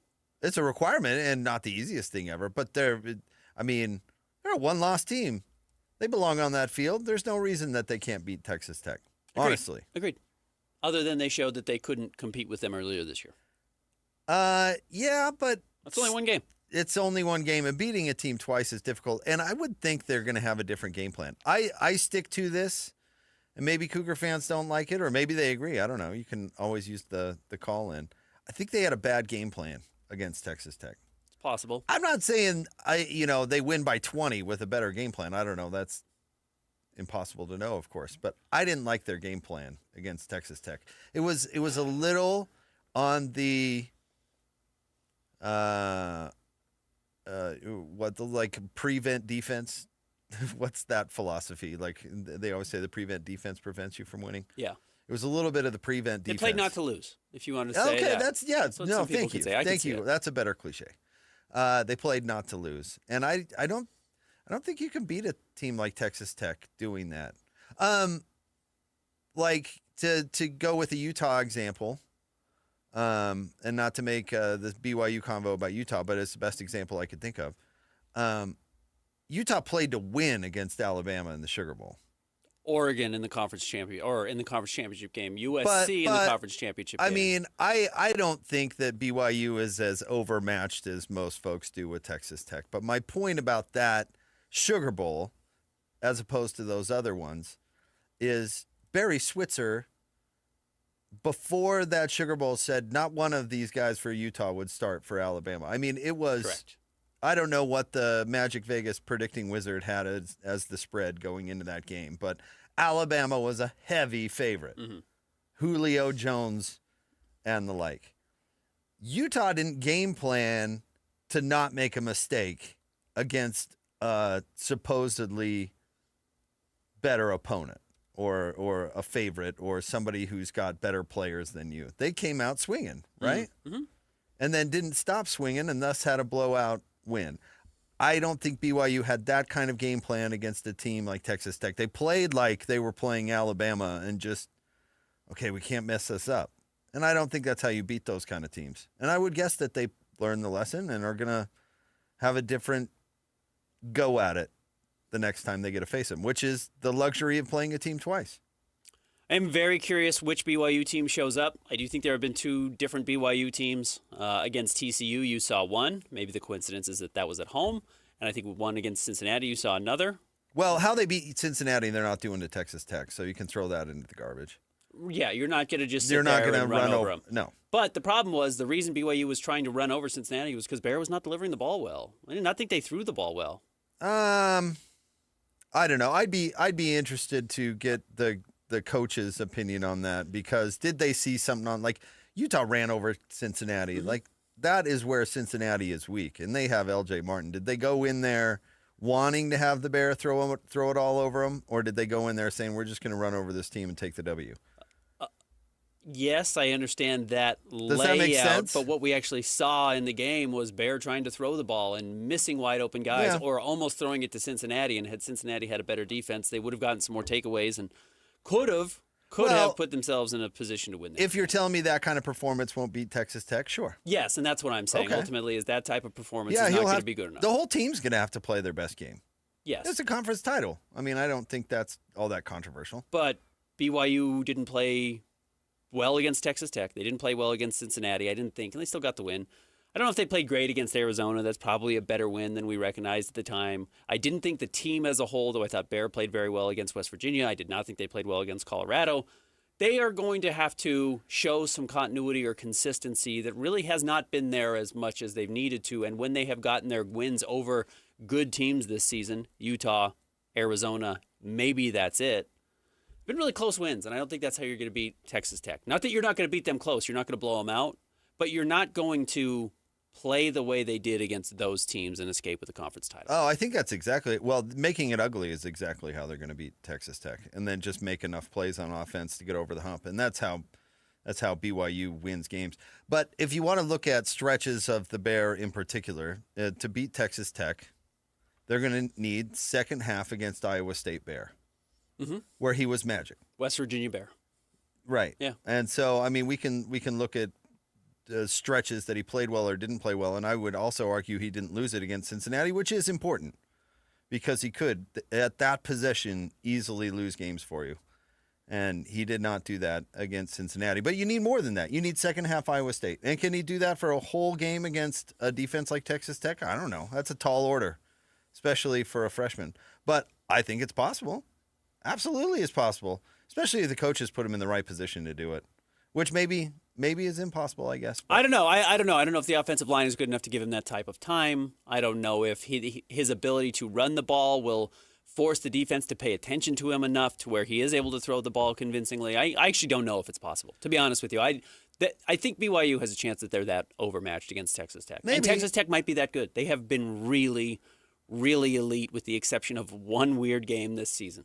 Yeah, and in the Sugar Bowl season for the Utes, Derek Shelby was a 275-pound defensive tackle that had no business even not getting pancaked on one play. And he was awesome because they schemed him into the right position to be great. I mean, that's up to the coach. I guess that comes back to the game plan. I mean, this isn't their first game with their offensive line. You got to figure out a way to get it done. And they weren't that far off, in my opinion, against Texas Tech, the same way that Utah wasn't that far off against Texas Tech. It unraveled 29-7. Forget about the final score, Ben. You watched the game too. It unraveled on both teams in the fourth quarter because they could not get anything going against Texas Tech's defense, which is the way that they win games. Which is the design. Yeah, right. Yes. They're just going to suffocate you. And that's fine. Their game plan worked fine. I mean, that's not really what happened against. What was Texas Tech up? 19-0 going into the fourth quarter. That wasn't a close game. That wasn't even real. You're right. It was close with Utah. It was 10-3. BYU was down 19-0. They got a nothing touchdown at the end of the game. They weren't in that game at any point. So I'll push back on that. Those weren't similar at all. BYU got their butts kicked.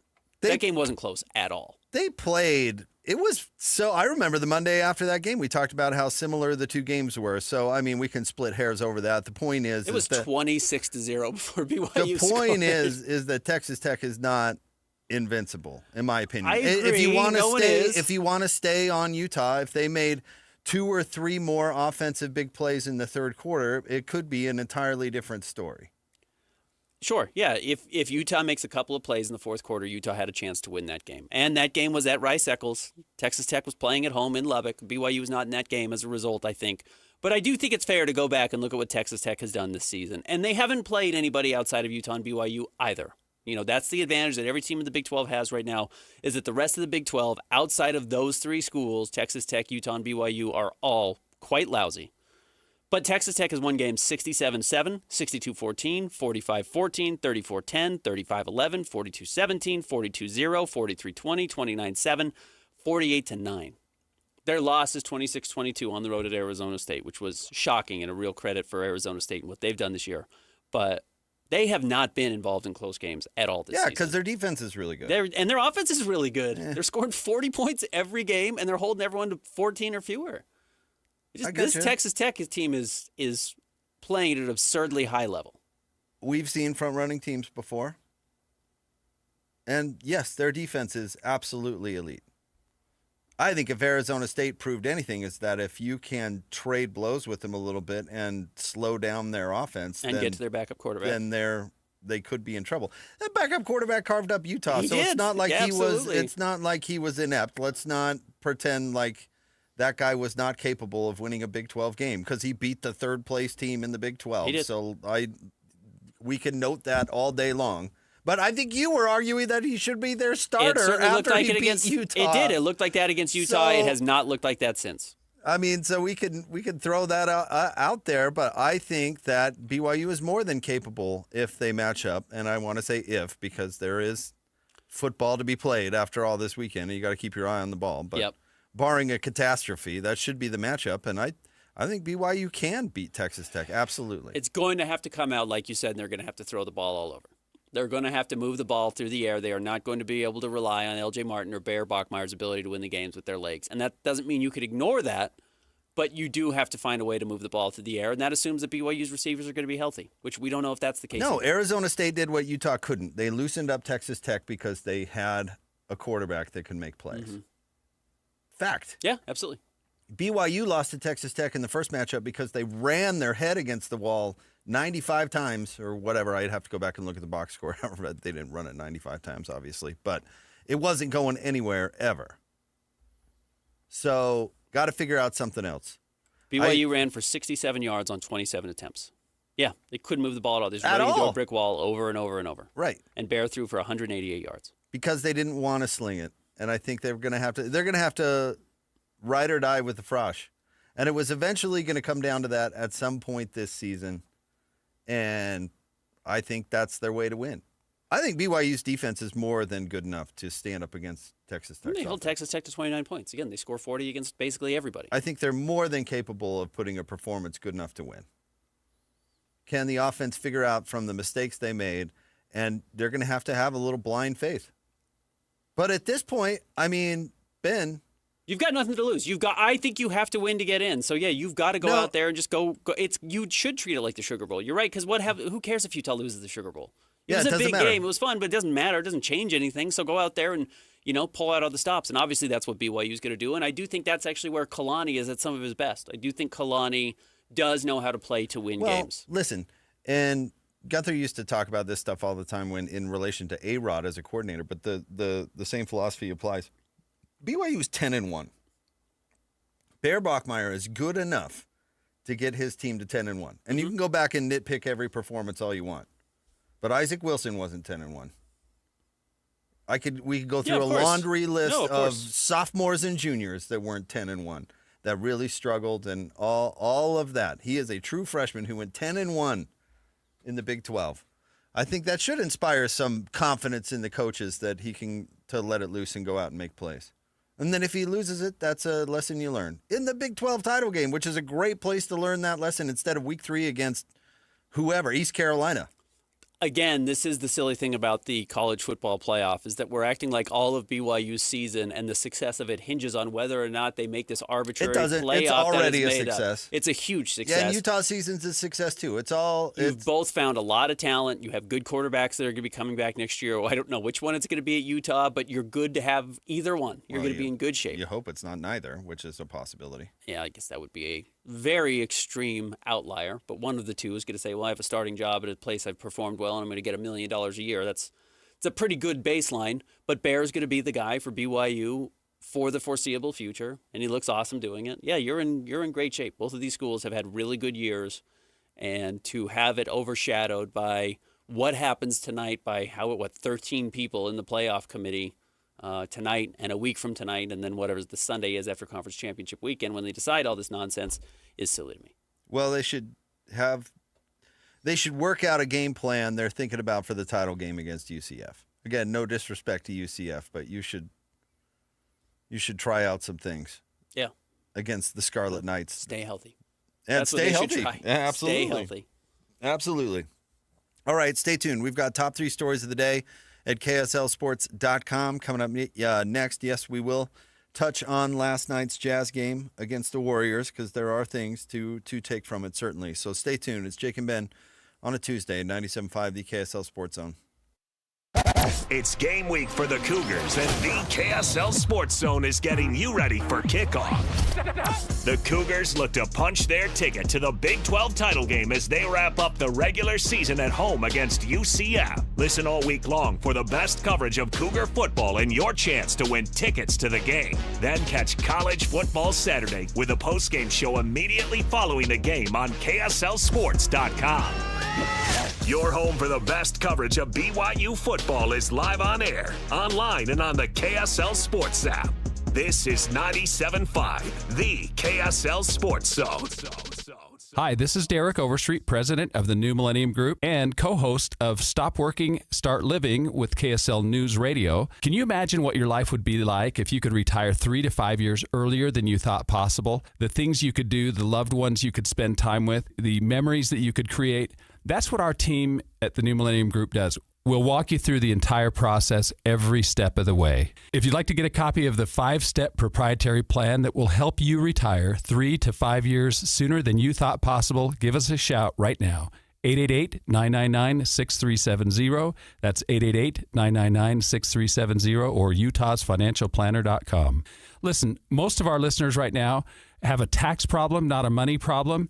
There's not enough money in Social Security Medicare as it is. Let us show you how you can significantly reduce your taxes. That's 888-999-6370. 888-999-6370 or utahsfinancialplanner.com. Bar Dub Grill is where roadside classics meet ranch-raised flavor. Sink your teeth into juicy, handcrafted burgers made with premium Bar W beef straight from the local Utah farm. From the bold cowboy barbecue burger to the sweet and savory Aloha burger, paired with crispy cowboy fries, hand-spun shakes, or signature spud nuts. Soft, airy, and unforgettable. Bar Dub Grill delivers honest eats with cowboy swagger. Bar Dub Grill in Nephi with easy access right off exit 222 in Nephi. Chevy trucks have you covered when the road takes you from smooth sailing to Chevy Colorado will eat up some of the toughest terrains with 5 available drive modes. And Silverado and Silverado HD have the muscle to take you out for some serious. With multiple engine options and impressive towing, while Silverado EV is the perfect combo of performance and capability. Nice. Making it a snap to hitch up this electric truck and hit the road. Wherever the road leads, Chevy trucks are right there with you. See your Rocky Mountain Chevy dealers. Hey, Benjamin, we've got a surprise for you. What? You have a brother. $100 bill just like you. Hey, I'm Ben. What? We just got him for joining America First Credit Union and opening a new checking account. And you're going to live together at America First. What? This is nice. For a limited time, new members get a $100 cash bonus when they open a checking account or $50 when they open a youth checking account. So head to AmericaFirst.com and get your money working today. Membership eligibility, terms, and conditions apply. Federally insured by NCUA. Tim Jr. here from RGS Exteriors. Did you know that we offer 3 distinct styles of gutter protection? Each one meant to handle a specific leaf problem. You might not even know there are different styles of gutter protection, but there are. And if you pick the wrong one, it could be a huge waste of money. Now, the big gutter guard companies won't tell you this. They try to sell you a one-size-fits-all gutter guard.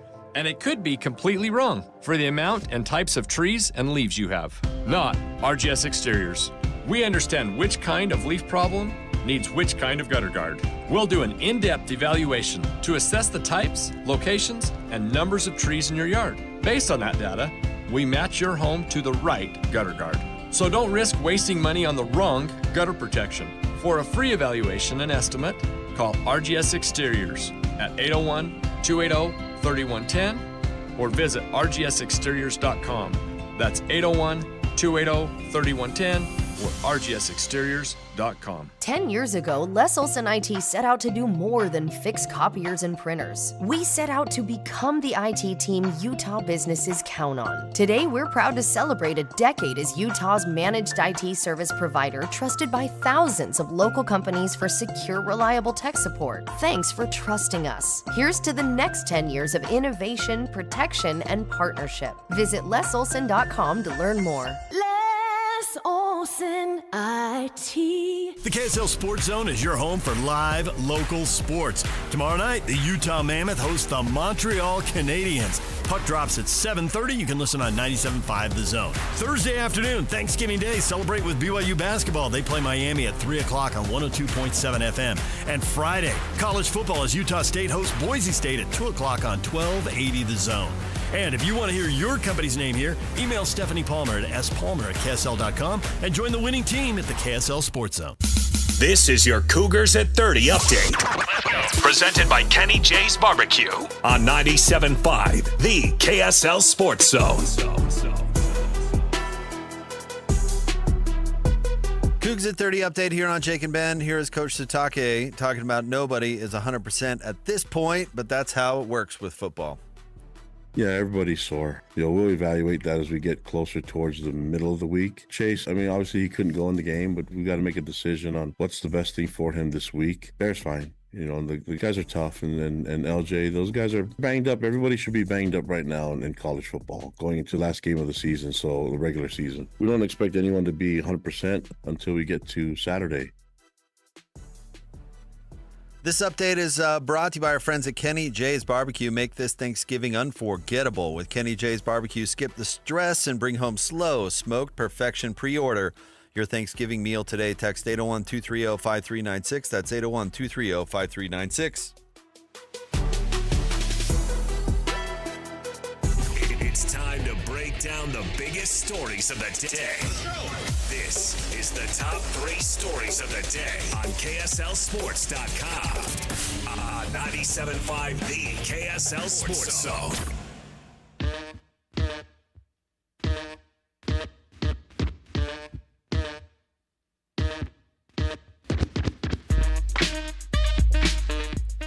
Jake and Ben, 97.5, the KSL Sports Zone. It is time for the top 3 stories of the day. KSLSports.com, brought to you by J. Brooks Jewelers. Cherish your love with J. Brooks Jewelers. Explore their expertly crafted engagement rings made from the finest materials. J. Brooks Jewelers. All right, Christian, where do you want to start today? Number 1, the Jazz struggle on the road against Golden State. That they did, Ben. They lost 134 to 117. Similar problems to some other recent losses. They can't keep anybody away from the basket, which is definitely an issue. They had some offensive lapses in this game, but Keontae George continues to be consistently good, which I do think is notable. He's getting better. His problem has been the roller coaster, and he's not on the roller coaster. It is consistent, it is effort, and even his bad games aren't so bad. He was putting up big numbers early in the season, and his shot had not come around, which is not unusual for most NBA players. And it's really not uncommon for Keontae. He's generally a little bit of a slow starter before he dials in a shot.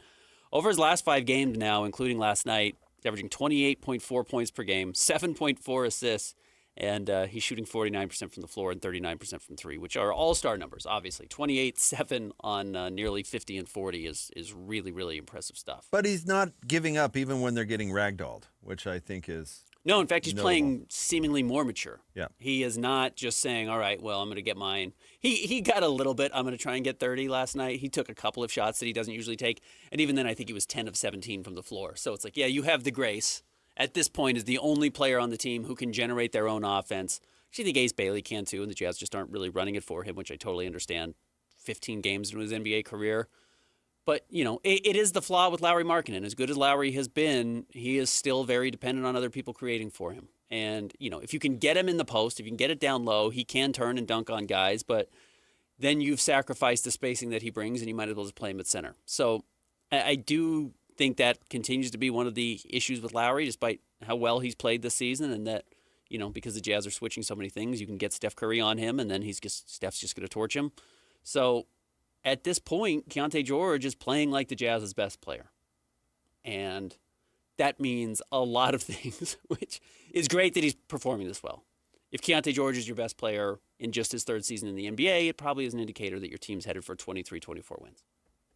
And then the other thing I would note is that Bryce Sensabaugh this year is last year's Keontae George, not comparing their game necessarily, but Bryce actually had his head on straight for most of the 19 minutes that he played. Like, shot selection was pretty good. He was out there guarding. He made a couple of nice passes. But when that lapses and kind of goes away, he needs to consistently do that. So I thought that was the best game he's had maybe all year. Yeah, he has not. He's been maybe the most disappointing player on the roster this season. I was expecting bigger things from him. But he was not last night. He was good. 16 points in 19 minutes. Fairly efficient shooting, 7 of 13, 2 of 5 from 3, and made some defensive plays. And then as much as the Jazz wanted to turn the page on the 2024-25 season, the result of that season was that they got a young man named Ace Bailey, and I think, it's important to note that he has been probably everything they wanted and more since moving into the starting lineup, which is now 8 games, which is a reasonable sample size. It's half of his young career. He's averaging 14.5 points, 3.5 rebounds, and 2 assists, which don't sound like a lot, but you have to remember he's only playing 25 minutes a game. He's probably the fourth option on offense. He's shooting a very impressive 52% from the floor and 38% from 3 on 6 attempts a game. He's just really coming along exactly how you would hope. He's got the Kevin Durant thing going from the sense that his release point is so high. It's ridiculous. I mean, when he goes over a pick, or, he gets a pick out there by the 3-point line, and I'm picturing that elbow. You might remember the play, Ben, where he just rose up basically after he cleared the pick. He does the Matt Harpering shot. Everyone remembers the little Matt Harpering curl. It's just like 3 feet further back because that's where NBA offenses are now. And it's like, if that's going to be a spot, like a thing for you, because it's not for most everybody, but if that's a thing for you, you can't really stop that. No, there's a saying in the NBA that 2-point shots are for stars. If you're a role player, you got to be doing dunks or threes, and that should be the only shots you're taking. But those types of shots, those mid-range jumpers, are star quality shots because most guys can't hit them at a good rate. Ace right now is hitting them at a very high rate. Yeah. It's a really dangerous shot, and yes, you can run plays to get him into that space because teams don't guard it. Because the threes are so dangerous and dunks are so dangerous that they leave that open. And if he's just going to abuse you on it, he's going to be able to score 6 points, 8 points from there every night. And then you mix in the threes, you mix in the transition, you mix in the free throws, which will come. And yeah, you don't want to put the cart before the horse, but he's going to be a guy who's going to average 20 points a game in his sleep. The scoring tools are really absurdly high. So that was the one play I wanted to point out. Then the other was his monster block. And where the game was kind of peaking on an energy, in an otherwise dull game, there was this peak of energy for the Jazz, and it surrounded that block. And it was like, okay, you can see the potential. You really can. You see certain plays every night. I thought even though he scored only 10 against the Lakers, I thought he had 2 or 3 plays in that game where you're like, oh, I get it. No, he's playing really well. And again, one of the things I have said, I think I said it before the year, you shouldn't have to look for it. You shouldn't have to convince yourself that he's playing well. If you're a good young player, it should be really obvious when you're playing well. And every time he steps on the floor, he's doing something positive. And if not, unique in a good way that nobody else on the Jazz roster is doing. Next. Number 2, the Mammoth beat the Vegas Golden Knights behind another hat trick from Logan Cooley. In fact, he finished with 4 goals. Bowman snowed under. Cooley at the empty net. Give him 4. Logan Cooley gets his 4th goal of the night. First 4-goal game in team history. Again, they've only been around for 2 years. It's not that long. They've only had 4 hat tricks. Schmaltz has 1, Barrett Hayton has 1, and Logan Cooley now has 2. Logan Cooley is one of only 3 players in the NHL this year with 2 hat tricks. And it's It's Macklin Celebrini and Connor Bedard, who are the best young players in the league. I don't think Cooley is on that level as a scorer. Those two are truly, Celebrini might win MVP this year, but he's not that far off. That's the exciting thing about these young players. Yeah, ride the wave with the NHL, right? The ups probably aren't as good as you think, and the downs probably aren't as bad. And just getting to know this a little bit, this team, I think, might be a little streaky. And they're young. That's what young teams forward. Do. Yeah. Can I give you 2 crowd observations from last night? Oh, because you were at the game. That's right. One, and I've noticed this before, but it was particularly evident last night. The music selection is, I like they lean into the hard rock and they play it very loud. Uh-huh. And so I'm into that. Second observation, the Vegas Golden Knights fans are a rough crowd. Good grief. Yeah, the bunch of Esparza's out there. I had to look both ways before I crossed the hallway to go to the bathroom. I was like, good grief. Yeah. I think I saw a biker gang there rooting for the Golden Knights. Third observation, a lot of androids. A lot of androids. I went to the game on Saturday against the Rangers. They won 3-2. I sat behind a woman holding 2 androids. She had 2 phones with her, and they were both androids. I thought, what? This is just proving my point even more. I don't see, like, who are you dragging with that comment? I'm not dragging anyone. Fans? Not every observation's a drag. Hockey fans? Not every Android observation is a owners? drag Like, at all. What message are you trying to say with that take? I am not dragging anybody. I'm just, like Christian said, there's just more androids. What's your point? And no point. What's your point that it's a rough what's crowd? Your point saying, the Golden Knights are rough rough people. Not everything has a point. It's Well, observational humor. Because one, you're dragging like half the population. It's not a and drag. The other, I'm just saying that half of the population goes to hockey games, and the other half of the population has a good job. Yeah, you're not dragging anybody. I'm teasing. By the way, are Androids that much cheaper than iPhones? There's no difference at all. I'm sure there's absolutely no difference at all. It's just something I noticed. And yes, the girl in front of me had 2 androids, and I thought it was funny because I knew that was something we had talked about previously. So not only did she have 1 android, she had 2 androids. She had the regular phone and the bat phone.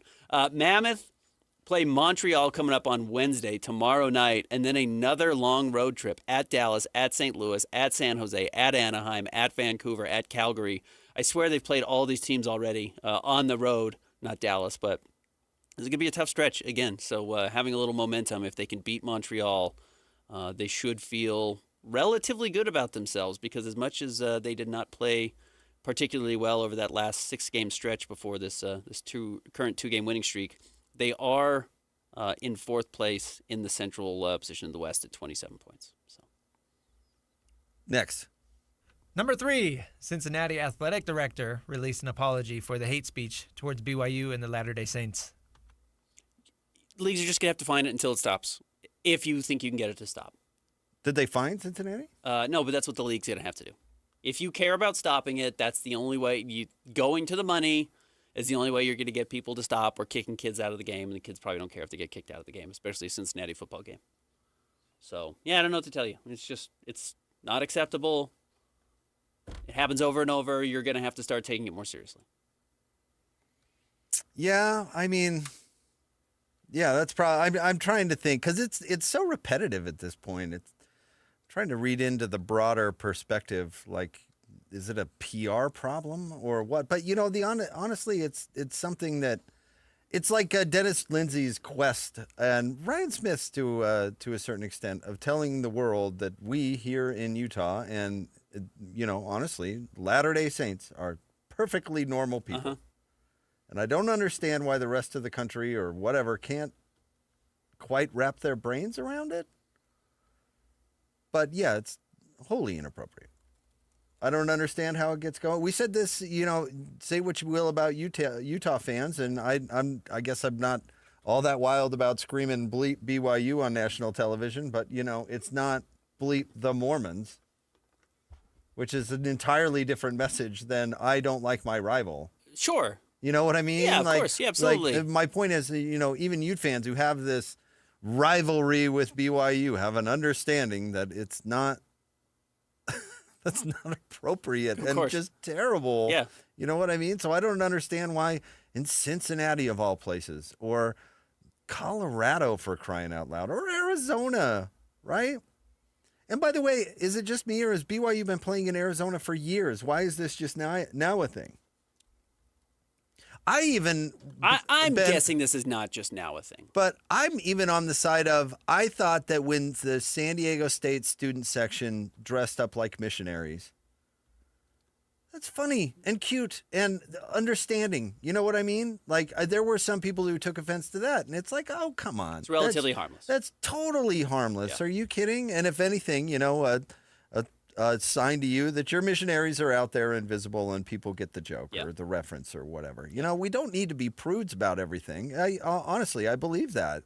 I believe in the gentle ribbing between schools. It's part of what being a college sports fan is all about. But I think everybody knows where the line is. But then again, like, I've been at press conferences where Phil Jackson makes Mormon jokes, and it's like, are we just everybody okay with that? I mean, Christian's hero, the writer in Denver, what's his name from Around the Horn? Oh, yeah. Oh, you got it right. Yeah. Like that guy writing a whole column about it when the Olympics, like, that stuff isn't okay. Why is it the last group of people in this country that you can get away with doing that sort of thing? I don't know. But I'm with you. I don't think people should get away with it. So if that's the conference finding and that's what it takes, I guess. But this one baffles me because it's not really hard. It's not hard to leave religious groups out of your chance. It's not really difficult to find a better chant to properly, I don't know, express your displeasure for your loss. It's not really difficult. Yeah, it's not more complicated than you got to find the schools and you got to kick out the kids who are doing it. Or whoever's doing it. Maybe it's not the kids, whatever. Yeah, that's how you have to do it. That's how you have to approach it. If you want to put an end to it, if you actually care to put an end to it, you do. And if you don't care to put an end to it, then don't do anything. Well, they haven't really done anything, or nobody's really, other than statements which really don't do it for me. I don't know about you. But then again, we're familiar with it. We live here. We love it here. Yeah. We love the people here. We love the people we talk to and work with. Well, Colorado got fined $50,000. Did they? Okay. When this happened earlier this year. So let's see what happens to Cincinnati, and then you just have to start bumping it up to it's $250,000 every time, and just say, yeah, you guys are either going to police it and you're going to, employ enough security at these games to stop it, or you're going to pay $250,000 fines every time. If you care about it, that's what they can do. Maybe that this is a situation where my prescription for fixing the streaking problem is. You're talking about the stocks. Well, like severe public beatings. Yeah. I think that would get it done. Next time your team goes on the road at Provo, you have to sit in the stocks outside LaBelle Edwards Stadium. That works. Problem is, the people are too nice. They'd be like, "Oh, can I get you some can water, I get you pal? some food? You look cold. What's your You want favorite some type of BYU blanket? Creamery ice cream? Yeah, right. I'll bring you a cougar tail and a minky. And you know what? This is the best reward I've ever gotten. Like, people were pointing out too that apparently the church donated. I can't remember the dollar figure, but Cincinnati has this philanthropy where they do food, like food pantry stuff.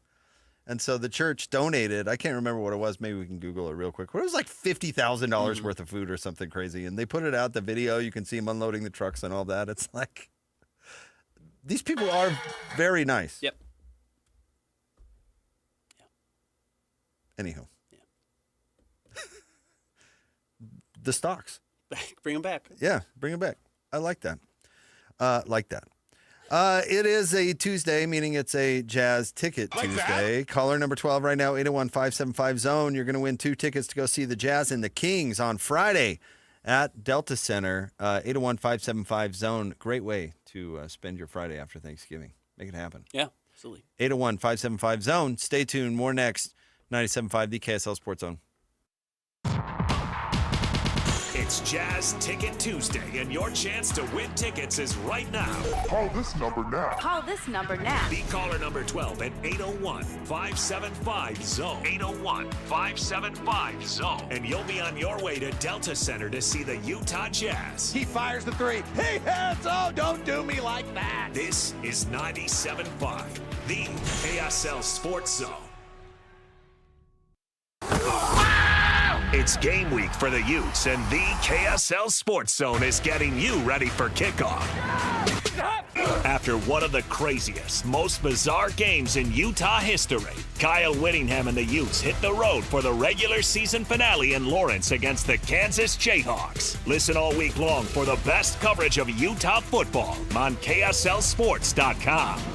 Let's go then. Let's go, baby. Your home for the best coverage of Utah football is live on air, online, and on the KSL Sports app. This is 97.5, the KSL Sports Zone.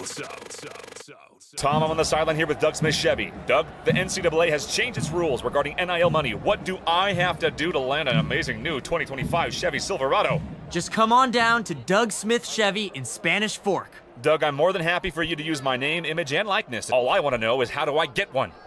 You have to buy it, Scott. Together, let's drive. Get 2.9% APR financing for 72 months for well-qualified buyers when you finance with GM Financial on all new 2026 Chevy Silverado 1500s. No one knows Chevy like Doug. Throughout life, we have plenty of special occasions and events, whether it's a prom, a graduation, a mission call, a new job, or how about a wedding? Mr. Mac has always been there to help serve you for all of your monumental moments. Mr. Mac has been family-owned for more than 50 years, and that's important. And they'll make sure that you look and feel great, with affordability always in mind. The Mr. Mac family creates long-lasting relationships with their customers, and they've been doing it for generations. 9 locations across the Wasatch Front or online at MrMac.com. High school basketball is back for another exciting season, and Trucordia, the group name for a nationwide insurance brokerage based here in Utah, is proud to be a Game Night Live sponsor. The Trucordia companies deliver insurance solutions to help you protect what matters most. Home plus auto, employee benefits, construction,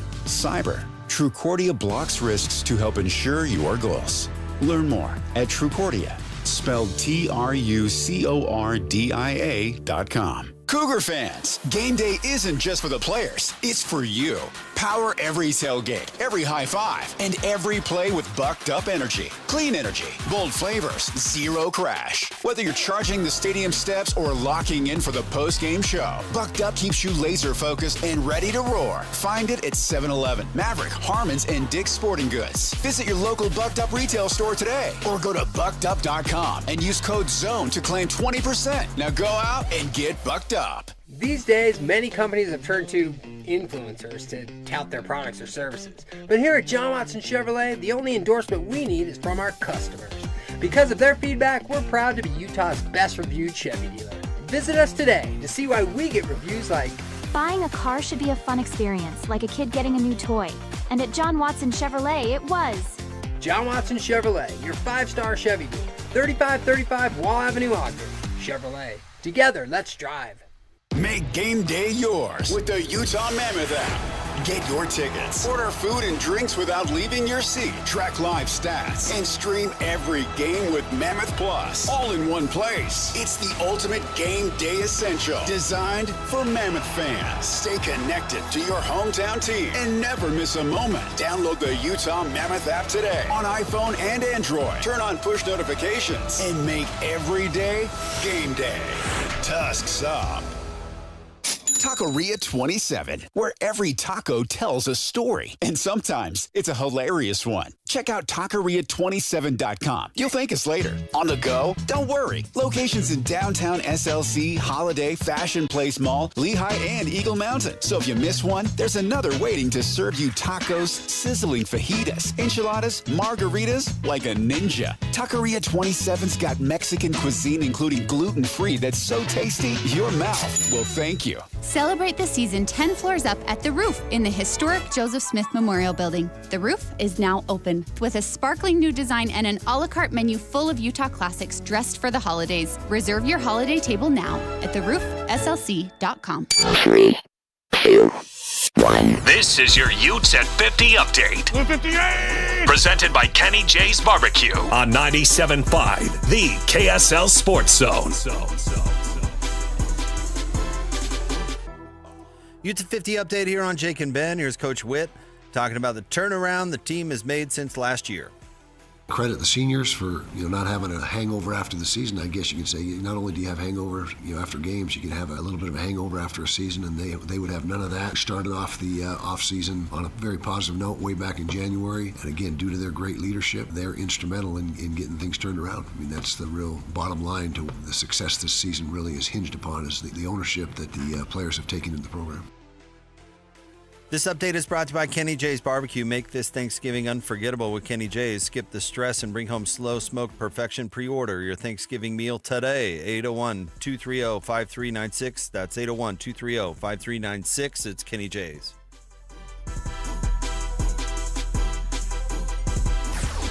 Nobody gets you ready for Utah football more than the KSL Sports Zone. Ready? The regular season comes to an end for Kyle Whittingham and the Utes as they hit the road for a battle against Kansas. Your home for the best coverage of Utah football is right here on 97.5, the KSL Sports Zone. You're listening to Jake Scott and Ben Anderson on 97.5, the KSL Sports Zone.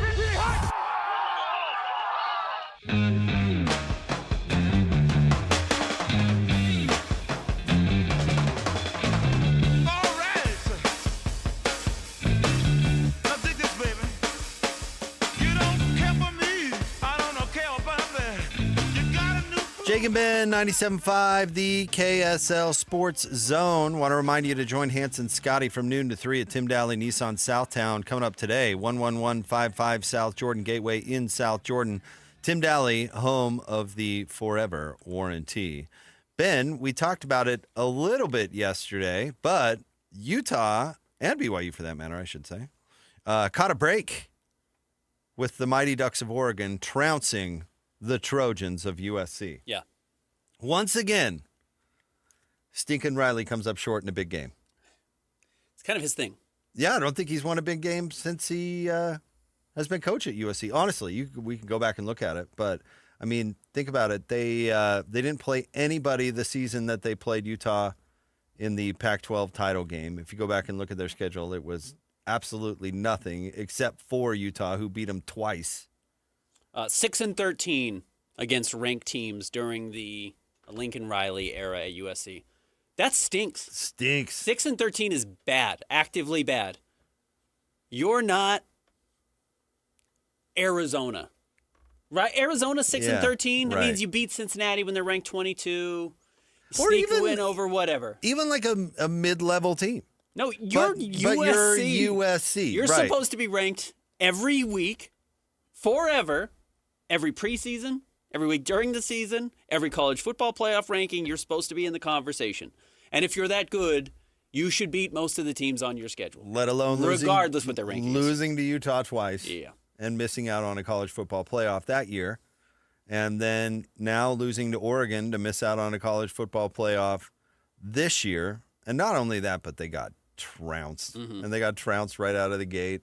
And Stinkin' didn't show up.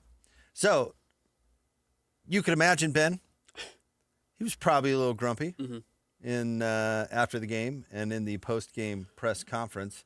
Now, let's play you a clip here. Now, a reporter asked a question, and we're not going to air the question because you can't really hear it, but he asked Stinkin' about a sign making fun of Stinkin' during college game day. As everyone does. So this is how Stinkin' Riley handled that. That might be the dumbest question I've been asked as long as I've been a head coach, and I've been asked a lot of questions. You ought to feel a little embarrassed to ask that question. This is a professional thing. You ought to try it. All right. Okay. Now, it is a professional thing. Now, part of the story that you don't know is the reporter is some freelance guy who paid his way to go to Eugene to cover the game for some website that nobody reads. Is that the truth? Is that what we think? Yeah. Okay. No, the guy tweeted about it. Oh, okay. And he's like, thanks for saying that. I'm really just somebody who's basically trying to break into the business by putting in some sweat equity. And listen, was it the most appropriate question to ask Stinkin' Riley after that particular game? Probably not. Yeah. Did you see what the sign said? I did not. It basically said, "Thank you for keeping Lincoln Riley at USC," which is hilarious. That is funny. Yeah, I mean, is it the most relevant question to ask after that game? Probably not. I don't think I would have asked that question. I don't know if he found that relevant to his readers or whatever. Okay, it's Adam Bradford. He's a USC alum, and he covers USC. Yeah, so for Trojans Wire. Right. And he said on Twitter, he paid his way to cover the game. So this is not Bob Redford's character from that one movie. What movie? Where he plays a reporter. He takes down Nixon. All the President's Men? Yeah. Okay. Yes, you're right. This is not Woodward or Bernstein. Neither one. Not much less both. No. Yeah. Not that. It's just a guy who's trying to make it. Some kid. And so, honestly, I learned this from covering Greg Popovich in playoff series. Listen, you're not going to get great questions all the time. Don't clown people. Why are you clowning this guy? You just pantsed him on national television for what? Because he asked a question you didn't like? That's more about you than it is about that reporter. And I just don't think that's a way to treat people. And Lincoln says, professional. This is treat him like a professional. He's just a guy who's trying to cover your program, you bozo. What's the matter with you? And you know what it totally reminded me of? It totally reminded me of when Jim Boylan went after Gordon. And here's what people don't remember because we all get caught up in the ball didn't go in the hoop. And we can play the whole thing and have a laugh. But a student reporter asked Jim Boylan a question, and he totally went after this guy. Yeah. I mean, completely unprofessionally went after this guy. And what people miss about Gordon is that Gordon was standing up for this person that Jim Boylan was humiliating for no reason. Yeah. And so here's that clip so we can all have fun with a memory. Coach, you started that second half missing your first 12 shots. Explain how you were feeling during that run. That's how I was feeling. How am I supposed to answer that? How would you be feeling? What was the reason for the offensive inefficiency, Jim? Ball didn't go in the hoop. Why not? Ball didn't go in the hoop. Were you happy with the schemes? Next question. Coach, Don't come here once every 2 years and ask those questions. I don't want to hear that from you. I can ask the question. Good. Ask. I'm not answering it. Don't come here once every 2 years. I don't want to hear that from you. Yeah. I see you to show up. Show some class. Legendary. Yeah. Incredible. But why is Jim going after? Okay, the question where he said, "How were you feeling?" is not. That is never a good way to frame a question. No, it's a terrible question. Unfortunately, the kid asked a bad question. He did. Honestly, it wasn't the only bad question asked at that press conference. I am sure. Yeah. You don't go after somebody like that. That's totally inappropriate. Yeah. Again, part of the deal when you're doing college sports is you are getting kids like the Trojans Wire kid, and I get and it's more true now than it used to be. It is more now, but there are kids from the local paper, the school paper, cutting their teeth, trying to learn how to do this type of stuff. And you know what? You got to play along. And the kid asking Lincoln Riley if he saw the sign at College Game Day is, yes, that's a stupid question. It's a bad question. I get why Lincoln Riley said what he did. Going back to Jim Boylan, his response. It's pretty pathetic. But Jim Boylan was a pathetic person. But what do they have in common? It was coming undone on Jim Boylan. Right. Like, he was not long for that job at that point. He had just lost to BYU. He probably knew it. And stinking, if they could afford to fire him, they would have done it yesterday. He just lost another big game. He's about to cancel the Notre Dame USC rivalry. Like, bozo material. Bad fit at USC. Dan Lanning had this to say about Lincoln Riley and the USC program before their matchup. They're living off their history. Matt Leinart, he ain't walking through there. Reggie Bush ain't going to show up. But I'll tell you who he is. Dante Moore's going to show up. Bryce Betcher going to show up. Poncho going to show up. Blake Purchase going to show up. We got the Warriors necessary to go walk out there and deliver. Understand something. Why are you wearing black? You're going to a Trojan funeral. He is right that they are living off of their history. There is nothing promising coming out of USC. As long as Lincoln Riley is there, he doesn't know how to do this. He's not going to right this ship. Do you know how much better they would be with Kalani Sitake as their head coach? Oh, light years. With an identity, with a culture, with a recruiting concept of what he wants to build as a team, what he thinks the strengths could be. Lincoln Riley really feels like he's just throwing darts. I mean, it's wild how incompetent he's been at a job that he's doing exactly the baseline level job. The performance he's getting out of his team with the talent they have and the money they have to spend is what is truly replacement level. It's bizarre. He was a bad hire from the beginning because he is a bad fit. I mean, I guess I wasn't aware how bad his personality would be a fit there, but his whole scheme, like, Ben, you don't hire John Grisham to write a poetry book. Right. You know, you don't hire, if you're USC, the thing is USC hasn't changed. The ability for USC to get players and their rep, and here's where Dan Lanning's right. They're all living on the history and all that stuff. But everyone who grows up in LA still wants to play football at USC. That's still a fact. Absolutely. They still have a ton of financial They're a top 10 resources. name value in the country by far. They literally have no excuse not to be a top 10 team every year because they still have all of these built-in advantages that other schools don't have. But if you can get the biggest, strongest, fastest football players in college football running the air raid, we're going to tickle you to death offense with the softest coach in college football, makes no sense at all. None. It makes sense maybe at Oklahoma, although they didn't really win anything. They rode on their history to get to some big games where they got absolutely trounced. Yeah. You do it at Washington State. Yep. You do it at a place where you need a gimmick. You run the option at Air Force. At USC, you're recruiting, what was that roided out Cush guy? Remember him? What a monster he was? Cushing. Oh, yeah. Yes. I mean, like, we go through the list, but, you know, Troy Polamalu and all these unbelievable players. Why would you just give up on defense and be like, okay, we're going to have a super soft defense? You know how Utah beat USC those years? Because they didn't stop Utah. And Utah's offense, while pretty good for Utah, was not an elite offense. In fact, you could make an argument that this year's offense is far more elite than that. You don't have to argue. It's Cam Rising fact. offense was. Yeah. Well, I don't want to get lost in those weeds, but you could make that argument. But USC couldn't stop anyone. You remember after the pig farmer beat him, and we're like, did they really let the pig farmer run for 20 yards to beat him? Remember that? Mm-hmm.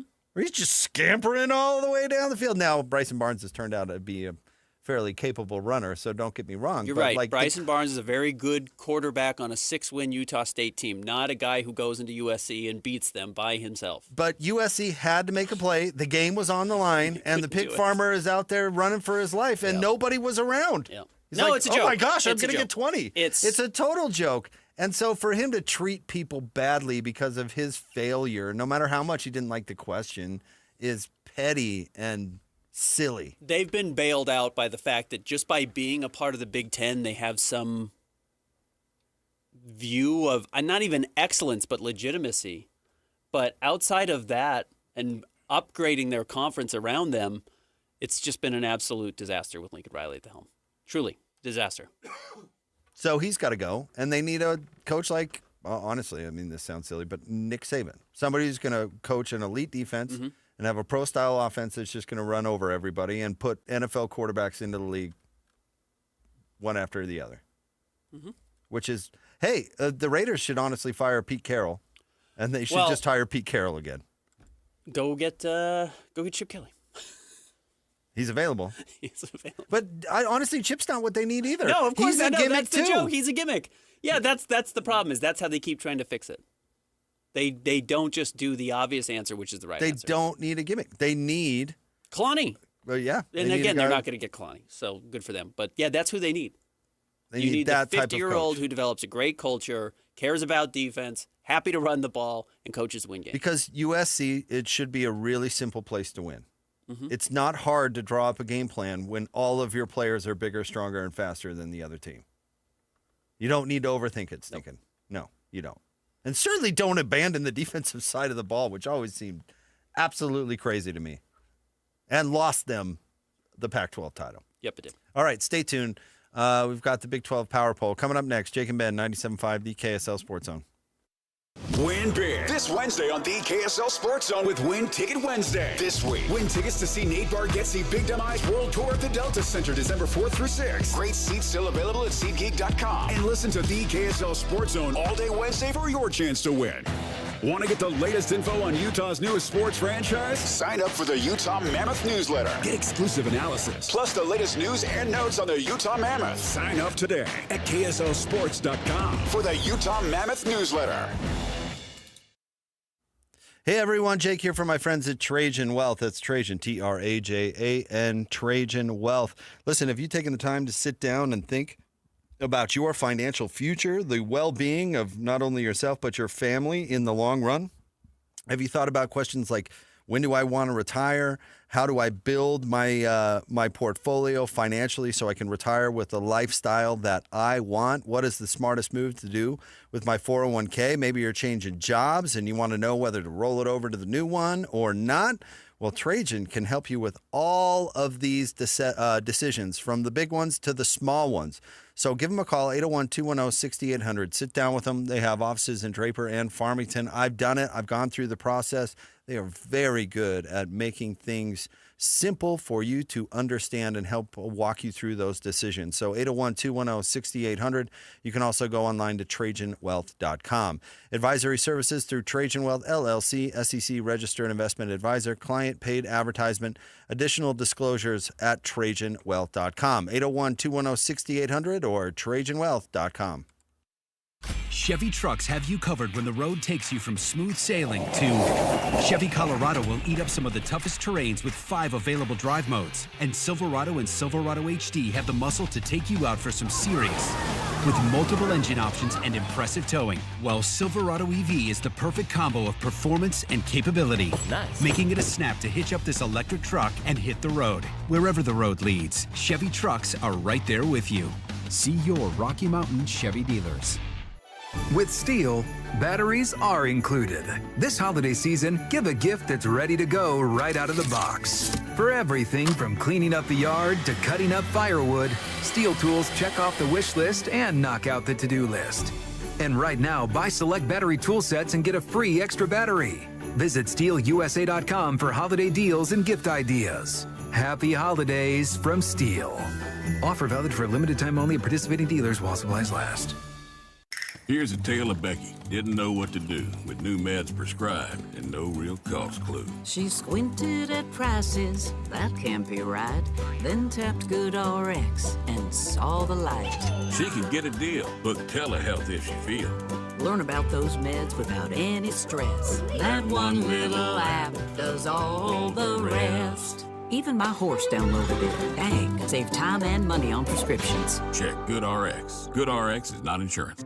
The holidays are coming. Is your home ready? Whether you're hosting a holiday party or reading a book, a brighter home makes your home more comfortable. Mountain Home Services can save you energy and brighten your space. Mountain Home Services can improve your home with LED lighting upgrades, smart switches, and modern lighting controls. Perfect for cozy holiday nights and year-round savings. And KSL listeners can save with exclusive offers to brighten your holidays. Serving Utah since 1954, Mountain Home Services was the first to offer upfront pricing with no hidden fees and 100% satisfaction guarantee. Protect your home with an electrical inspection, surge protection, and keep your family warm this winter with a generator. And KSL listeners enjoy a discounted price on a fireplace tune-up for just $99. Visit MountainHomeUtah.com or call 801-543-2222. That's MountainHomeUtah.com or 801-543-2222. Mountain Home Services, keeping Utah homes safe and warm since 1954. Nate Bargatze. I would like another dog.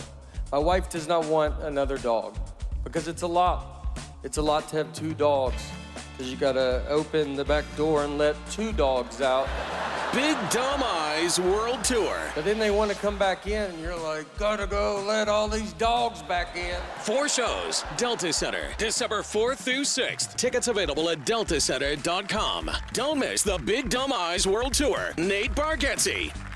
Celebrate the season of giving by giving yourself the best meal you've ever had. Experience Ruth's Chris award-winning service, sizzling steaks, signature wraps, salad, sides, and dessert. Book your holiday parties today. Ruth's Chris in Salt Lake or Park City. Broadcasting from the Mountain Home Services Studio, this is 97.5 KZNS FM Colville, 1280 KZNS AM Salt Lake City, and 102.7 KSL FM HD2 Salt Lake City Midvale. This is 97.5, the KSL Sports Zone. Who is climbing? Who is falling? And who just flat out stinks? Some of y'all football sucks. This is the Big 12 Power Poll with Jake and Ben on 97.5, the KSL Sports Zone.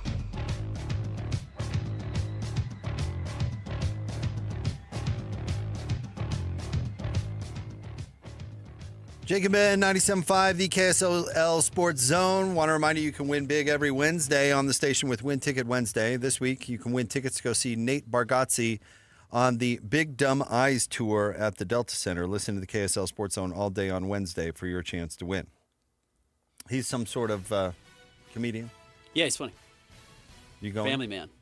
I don't think so. Have you seen him before? Not live. I've watched a couple of his specials. He's funny. Time for the Big 12 Power Poll, where we rank all 16 teams in the Big 12 from bottom to top. Where do you want to start today, Christian?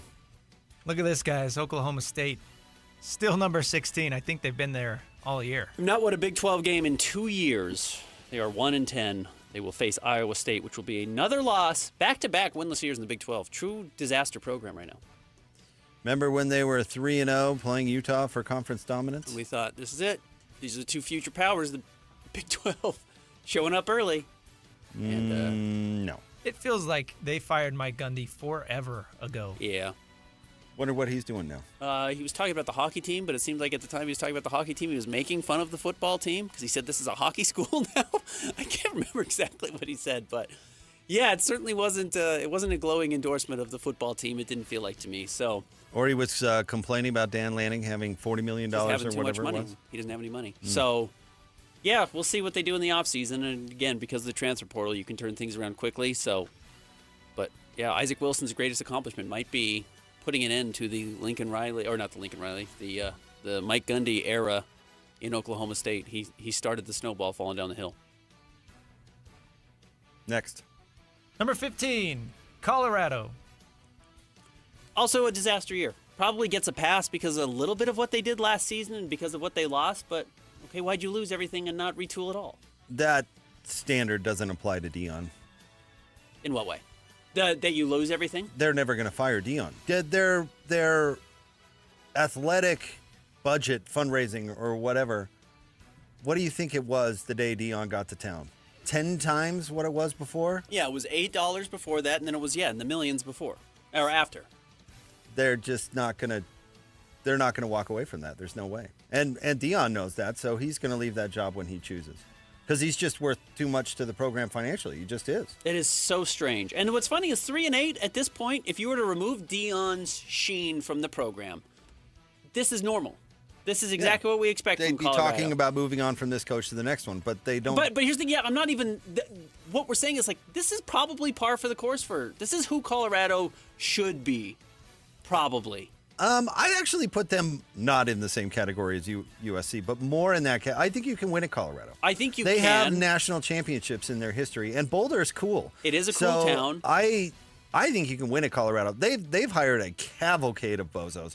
And you know what? Dion is what he is, but I'm not convinced he's a good coach. No, of course not. But this is what they have been for the better part of the last 20 years. And if you're okay with that, which they've shown, they'll replace the coaches every 3 years when this is what they all do. But maybe your record says what you are. At least Dion brings some excitement to the program. To your point, they just say, hey, we can be bad and boring or bad and exciting. Might as well be bad and exciting. I mean, if you look back, the last half-decent coach they really had was Rick Neuheisel, who is not a great coach by any means, but a good coach, and they won. I don't think they won the national title, but they were churning out 10-win seasons. I think you are sleeping on Mel Tucker, the legend. And Colorado. McIntyre, whatever, had one good season. I mean, none of that counts. No, and Mel Tucker proved to be Bozo. They couldn't fire him quick enough. But when Gary Barnett, that was the dude's name, right? When he was there, they were rolling. Yeah, they were. And he was a good coach. That was 25 years ago. It was, but I think you can. But I think you can win at Colorado. I mean, there's got to be money there. I don't know if there is. There's excitement for Dion. So to your point, you're right. They're not going to get rid of Dion. Next, number 14, Kansas. 5-6. They've got to win this weekend to beat Utah on senior night to get to a bowl game, which is a little dangerous for Utah, but they just got crushed by Iowa State 38-14. Kansas is Kansas. All that money's going to basketball. Yep. Next. Number 13, Central Florida. The best 5-6 team of all time? Or no, I should say maybe the worst 5-6 team of all time. The worst 5-6 team of all time. Yes, they just squeaked past Colorado 17-14. You say 5-6, that's pretty respectable for Central Florida. They're 2-6 in conference now. They've been bad all year. They beat Oklahoma State 17-14. Oh, I put Colorado. I apologize. Yeah, we thought they were going to win that one. And they did. Next. They Number play 12. BYU this weekend, by the way. Number 12, West Virginia. Coming off a bye, 4-7. You and I both liked moments from their season. Best 4-7 team of all That might time? be the best 4-7 team of all time. Yeah, Rich Rod can coach. Coming back to that. And I think you can win at West Virginia, too. They just have to get the right recipe. And Rich Rod's won there before. I see no reason why he can't win there again. Now, I don't know if he's going to be rattling off conference titles per se, but he was at the top of the Big East every year when he coached there before. He can do that again. They do have a chance to do the funniest Near the thing this top. weekend. At home against Texas Tech. Texas Tech looking forward to the conference championship game, overlooking a West Virginia team that is playing much better lately. And if West Virginia could get that win, that would certainly throw a wrench into the college football playoff rankings, the college football playoff overall, and of course the Big 12 title game. Next. Number 11, Baylor. Big changes coming at Baylor, I would expect. No, Dave Aranda's coming back. Is that they've already announced? Yep. It's a huge mistake. Get ready for another 5-7, 6-6 season. The AD departing probably saved his job. That's basically the reporting coming out of Baylor is that the AD, they have to find the AD before they're going to find a football coach, and they're not going to rush the AD hire just to find the next football coach. So Dave Aranda, they've already said he's coming back Could next year. always be worse. Whatever team you have, you could always be the Baylor Bears. Whose athletic director is on the field yelling at the star tight end transfer, so he gets fired. He has to step down from the college football playoff committee. And as a result of that instability, you can't fire your coach who's no good. I think there's more to the story than just yelling at the player. Of course, yeah, there's definitely more to the coach there. I think there's stuff they're trying not to. In fact, I think they don't hate it that people assume it was because of the player. Mm-hmm. There's more to that story than why he stepped down than that. They play Houston this weekend with a chance to go to a bowl game. Next. Number 10, Kansas State. Remember Dave Aranda's We Pay Players t-shirts? That didn't work out very well. 5-6 Kansas State just lost to Utah 51-47. That was a fun game. Yeah, it was wild. They played great. If they played that way all year, they would have a lot more than 5 wins. Kansas State's not inept. Be really curious what they do this offseason. Well, they shouldn't change their coach because I think they he's a good coach. They do have a good coach, and there's some people in Manhattan that are a little grumpy, but I think he's pretty good. I think should they do something different, quarterback? Avery Johnson's only a junior. No. You think they should bring him back? I think they should bring him back and surround him with players and use him correctly. We had our guy on last week who covered Kansas State, and he kind of threw the rest of the team under the bus, which I don't know, might be fair, might be not. But Avery Johnson is good enough to win college football games at Kansas State. He is. I think that. So, and I think Kleiman he obviously can scheme up a game, and his players have done anything but quit on him.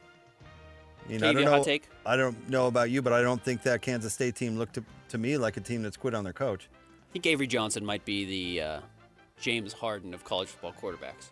The numbers are great. Kind of always saying, hey, you just got to surround him with the right guys. Why is it always the other guys you got to surround him with? Why is it always everybody else? What's going on here? I would put him more in the category of like an Anthony Richardson, where the physical part is so tempting. It is. Yeah, it certainly you're is. like, this guy can run like the dang wind, Yep, and he's pretty big, and he can throw okay. I think it's a key word. Right, but I think it's easy to fall in love with that. Yeah. I think Anthony Richardson went, 10th or whatever it was? Yeah, it was a horrible pick. He couldn't. I'd pick Avery. Yeah. I'd pick Avery Johnson as a thrower over Anthony Richardson. Would you? Yeah. I don't know if I would. Watch Anthony Richardson for 10 minutes. Yeah, right. He's not an NFL player. Even when he beat, neither's Avery Johnson. Even when he beat the Utes. Yeah, but nobody's making that argument. Anyway, not to get lost in it. But I think Avery Johnson's perfectly good enough to win his senior year. But they got to figure out their scheme and who to put around him. Next. Number 9, TCU. Excuse me, Houston. They lost to TCU. Lost 2 of their last 3. Absolutely choked down the stretch. This is probably more accurate to who they actually are. They had a very soft schedule throughout the season. They missed most good teams. They lost to TCU 17-14.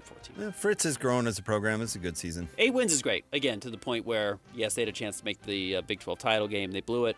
This is a huge step in the right direction. Next. Number 8, Iowa State. This is what they do every year. They're going to beat Cincinnati this weekend, I would think. Oklahoma State this weekend. They will definitely beat Oklahoma State. 8-4 is a very productive season. Yeah, I think it could have been better if they didn't have some injuries. And they were in the conference championship game last year, so I'm sure they feel like this is a bit of a step backwards, but they can always justify it by saying, at least we're not Baylor. Which they're not. Yeah, they're better than that. Next. Number 7, TCU. Probably could have had Iowa State ahead of TCU. It might have been my fault. I think you guys both did. No, we all had them behind. Beat Houston 17-14. Not inspiring. They did not look good against BYU. It's fine. It's better. Again, I hate to use this as a baseline. It's better than Baylor. That might be what a lot of these athletic directors are saying. Can't believe I'm saying this, but TCU's offense has to get better. Yeah. Their offense kind of let them down this year. Now, Houston's a good defensive team, but only put up 17 as an air raid team. What are you doing? No, there was an argument that TCU's quarterback was the best in the conference coming back, so not very good. Next. Number 6, Cincinnati. A better performance against BYU than I expected. Well, they have a good quarterback. Sorsby's pretty good. He's going to get a chance to play on Sundays. Gets the ball out quickly. He's pretty mobile. It's an equalizer, yep. And he played well against, and he played pretty well. I shouldn't, overstate it, but he played well against BYU. 2 bad against turnovers. A really good defense. Well, one of them was a turnover on downs, but then the wide receiver deciding to throw the ball on the ground as he was getting tackled was an interesting decision, and 3 missed field goals could have changed that game, but BYU put them in situations where they had to make tough plays that they aren't capable of making, and that's a credit to BYU. Next. Number 5, Arizona State. It is funny that 4 of the top 5 teams on this list are teams that came from outside the Big 12 not too long ago. Starting with Arizona State at 8-3, beat Colorado 42-17. They've got the rivalry game against Arizona this weekend. Well, the creme de la creme of the Big 12 wasn't left. That's true. It's not like the rest of these teams were finishing at the top of the Big 12 before. That's true. I mean, occasionally Iowa State would drop out of nowhere, but it's not like... they didn't come in and displace anybody. No. They filled a void left by Oklahoma and Texas. And probably not on the same level as Oklahoma and Texas. Agreed. And that's the PR problem that they actually face. That's a really good point. Arizona State beat Colorado, Arizona this weekend. Next. Number 4, Arizona. Beat Baylor 41-17. They play Arizona State this weekend. Really good year. 8-3 is a really good year. I think they probably beat the Devils. That's a fun game. Arizona State, again, has their backup quarterback, but it's a fun game. Yeah, dilly will have them ready to play. But I think Arizona, I don't think last year was an accurate representation of where Arizona is at a football program. I think Jed Fish leaving threw him for a loop, but I think they replaced him with a good coach in Brennan. So I'm not totally shocked that they're among the better teams in the league, but it took a minute. Noah Fafita, 2,900 yards, 25 touchdowns, 6 interceptions this season. He's playing great. Next. Number 3, Utah. Or excuse me, 5 interceptions this year, 2,600 yards. He's almost exactly back to the player he was as a sophomore, or as a freshman, excuse me. Utah beat Kansas State in the least wit way we've ever seen. 51-47 was the full transformation of Utah into something different in the Kyle Whittingham era. It was kind of fitting if that was his last game at Rice Eccles. Yeah, I think it was willed to victory. The defense really has to recover. I don't think that's an accurate representation of the defense. It better not be. But to get run over like that is pretty wild. I don't think they'll get run over like that against Kansas. Like that? But like that? I would anticipate them beating Kansas. Yeah, they should. Next. Number 2, BYU. 10-1, beat Cincinnati, close the regular season against Central Florida, set themselves up to be exactly where they wanted to be. It's a great season for BYU. To do it with a freshman quarterback is nothing short of remarkable. Yep. And to have a chance to play their way into the playoff, I think is pretty cool. I do think only one Big 12 team's getting in. So, Unfortunately, I think it's win or go. I almost said win or go home. I guess they go into a bowl game of and a some good bowl sort. game. Yeah. But I think they're going to have that as long as they get off the bus against Central Florida, which I guess I would expect. Yeah, it's a given. They're playing at home. They don't even have to get off the bus. Well, they take a bus from the hotel to the stadium. They should walk. All right, next. Still number 1, Texas Tech. I don't like that they had a bye this late in the year. I love David James' idea of putting BYU Utah on the Wednesday before Thanksgiving and giving them a bye in that week. Okay. The week before. Like, if you're going to have a November bye, play your biggest rivalry the Wednesday before Thanksgiving and have a bye going into it. I heard David talking about that today. I thought that was pretty brilliant. Because having Texas Tech have a bye now, it just makes absolutely no sense. Agreed. I would guess that the coach would say, give me a bye in early November. Yeah. Like a bye in late November doesn't even do you any good. You've got a bye week going into West Virginia. Thanks for that. I do think this is an advantage for Texas Tech, though, because, you got a week of not having your players out there getting beat up while Chase Roberts was getting beat up. If you're at all healthy going into that bye week, you get to avoid a week of potential injuries. So I think this is going to be an advantage this late in the year for Texas Tech against BYU in the conference championship game next week. Review. Top 10, Kansas State. Number 9, Houston. Number 8, Iowa State. Number 7, TCU. Number 6, Cincinnati. Number 5, Arizona State. Number 4, Arizona. Number 3, Utah. Number 2, BYU. And number 1, Texas Tech. All right, we're going to talk to our friend Brent Myers, interim coach at Weber State, coming up next. They're coming off a big-time win over Northern Arizona. We'll get to that straight ahead on the Jake and Ben Show, 97.5, the KSL Sports Zone. Whirls around and down. 97.5, the KSL Sports Zone is your exclusive home of the Utah Jazz. And we want to send you to the Delta Center to see the Jazz in action. Listen every Tuesday for the Jazz Ticket Tuesday Sounder at 30 past the hour, every hour, all day long. And if you're caller number 12, you'll be on your way to an upcoming game. Buy one, you'll get one free. It's Jazz Ticket Tuesday, every Tuesday throughout the NBA season on your radio home for the Utah Jazz. 97.5, the KSL Sports Zone. Bar Dub Grill is where roadside classics meet ranch-raised flavor. Sink your teeth into juicy, handcrafted burgers made with premium Bar W beef straight from the local Utah farm. From the bold cowboy barbecue burger to the sweet and savory Aloha burger, paired with crispy cowboy fries, hand-spun shakes, or signature spud nuts. Soft, airy, and unforgettable. Bar Dub Grill delivers honest eats with cowboy swagger. Bar Dub Grill in Nephi with easy access right off exit 222 in Nephi.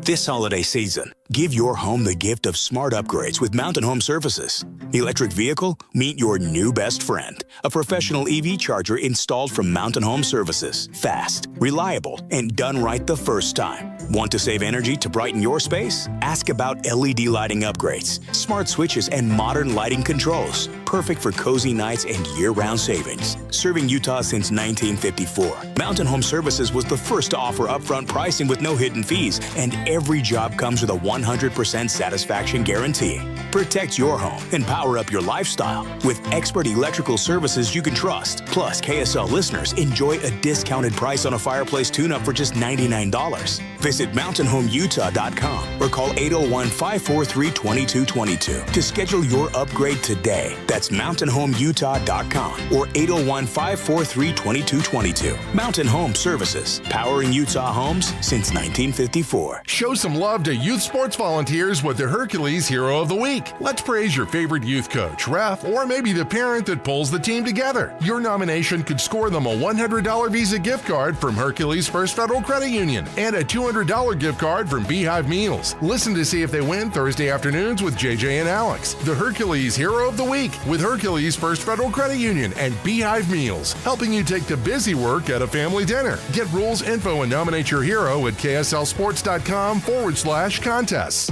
The Utah Mammoth and Smiths are teaming up to get you to the game with qualifying Smiths purchases. You can score single goal view tickets, hot dog and a bottle of water included for just $15. The catch? These tickets go fast. Download the Utah Mammoth app, enable push notifications, and be the first to know when new tickets are released. Shop at Smiths, then snag your seat for $15. Simple. Grab the Utah Mammoth app today and watch for the next release. Tusks up.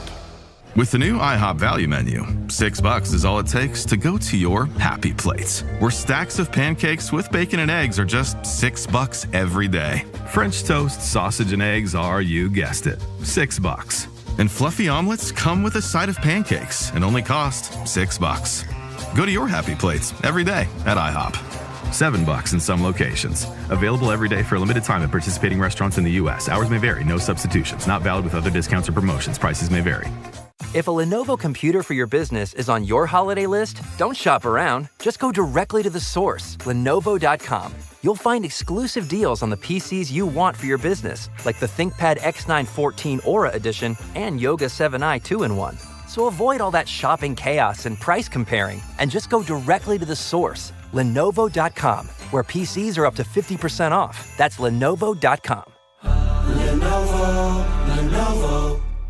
The KSL Sports Zone is your home for live local sports. Tomorrow night, the Utah Mammoth hosts the Montreal Canadiens. Puck drops at 7:30. You can listen on 97.5 The Zone. Thursday afternoon, Thanksgiving Day, celebrate with BYU basketball. They play Miami at 3 o'clock on 102.7 FM. And Friday, college football as Utah State hosts Boise State at 2 o'clock on 1280 The Zone.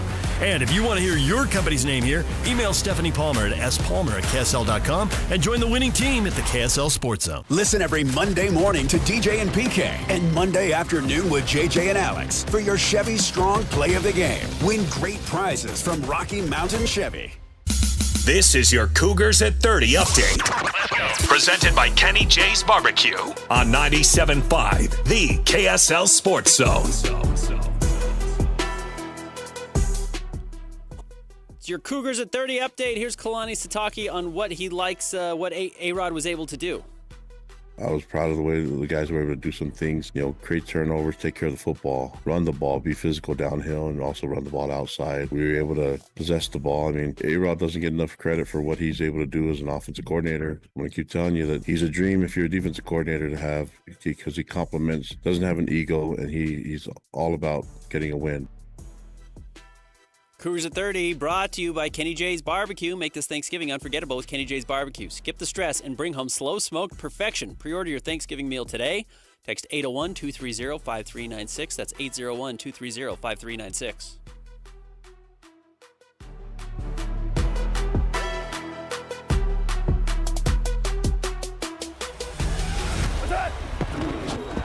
Whether it's the Jazz, Utes, Cougars, or Aggies, these guys have got you covered.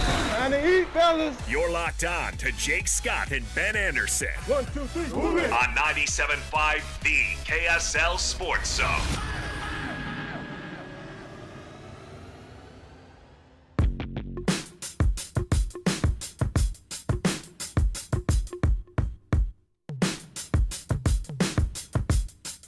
Yeah, I'm out at Brooklyn. Now I'm down in Tribeca, right next to the Narrow. Jake and Ben, 97.5, the KSL Sports Zone. Our next guest visit on the program is brought to you by our friends at Belliston Jewelry, the design and manufacture fine jewelry right here in Utah. Discover the new Belliston Love Collection, exclusive designs you won't find anywhere else. Belliston Jewelry, locally made just for you, cherished for generations. Weber State coming off a big-time win. Our next guest is the interim head coach and our good friend, Brent Myers. What's going on, Coach? Hey, Coach. Hi, guys. How you doing? Well, compared to the last time we talked to you, which had been a difficult result, this was pretty amazing. 48-28 over a very good Northern Arizona team. What happened? What did you see on the field? Well, there's a couple of things. I think that first and foremost, having our young freshman quarterback really, really helped us versus having to play a kid who didn't practice because our freshman quarterback got hurt. And there was just a really cool calm that our QB brings, and we took the first drive and we went right down the field and scored. A couple really good completions by him. We got him in rhythm, and next thing you know, we popped about a 40-yard run, and it was really well blocked. Wide receiver blocked a safety that we needed to make sure we got blocked on the perimeter, and we bounced a zone play and cut it vertical, and next thing you know, we're up 7-0, and I'm in the back of my mind, I'm going, oh, that's so good, because we started fast, which we emphasized all week long, and from then on, our kids played so hard, and it was almost like they didn't doubt one bit that we were going to win.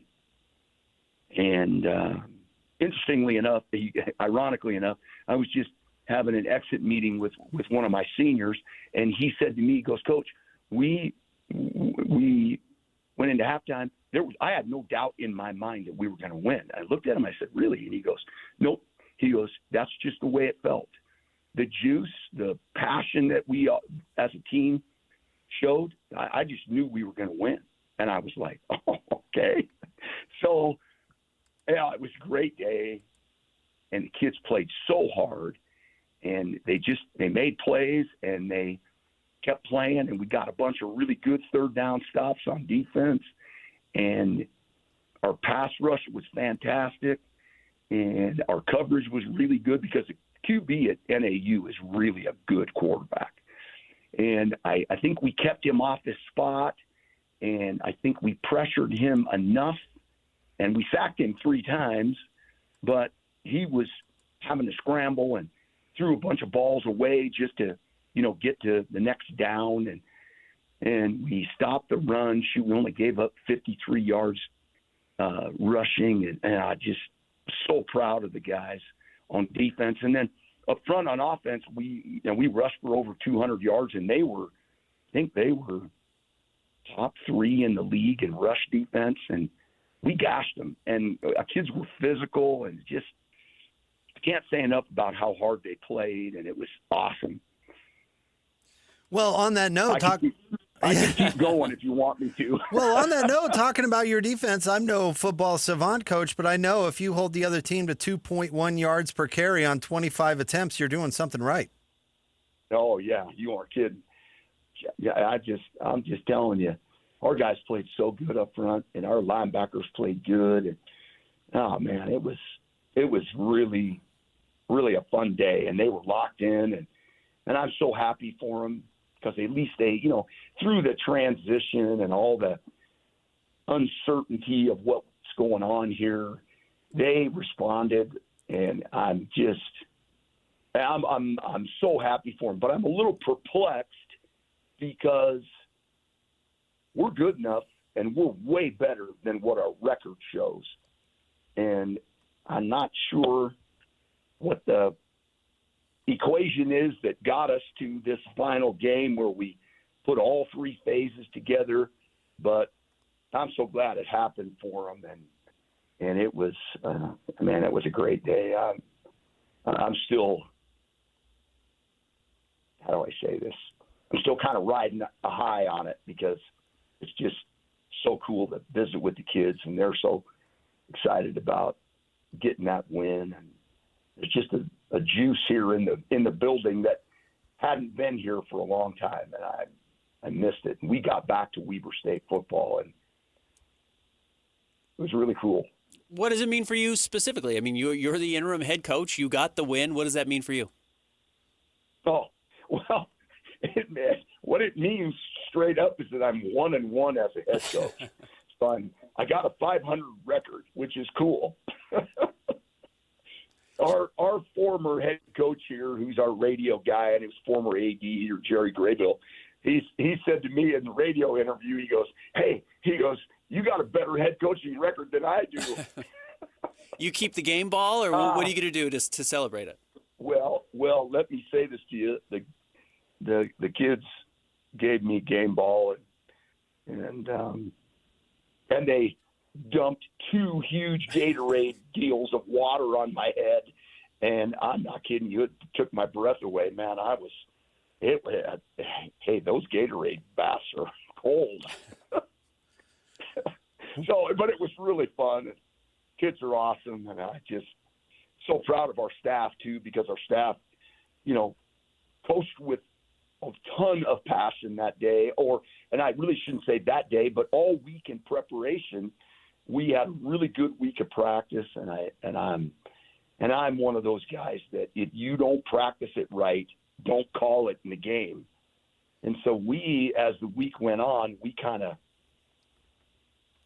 decreased but emphasized what we felt was going to be really good for us, and that's what we called in the game, and they executed what we practiced offensively and defensively, and I think that's maybe as much responsibility for why we played good is that the kids were successful at it in practice, and then they executed it in the game. And I'll give you a little coach speak. One of the things that I have kind of instituted with my O-line, but I instituted to the whole team, is what I stole from John Gruden called RCEs, okay?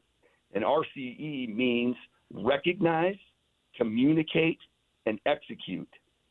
And we kind of emphasized the part of it, the pre-snap communication, and then the recognition of the front, the formation, whatever it might be, and then the communication involved, then executing what we practiced.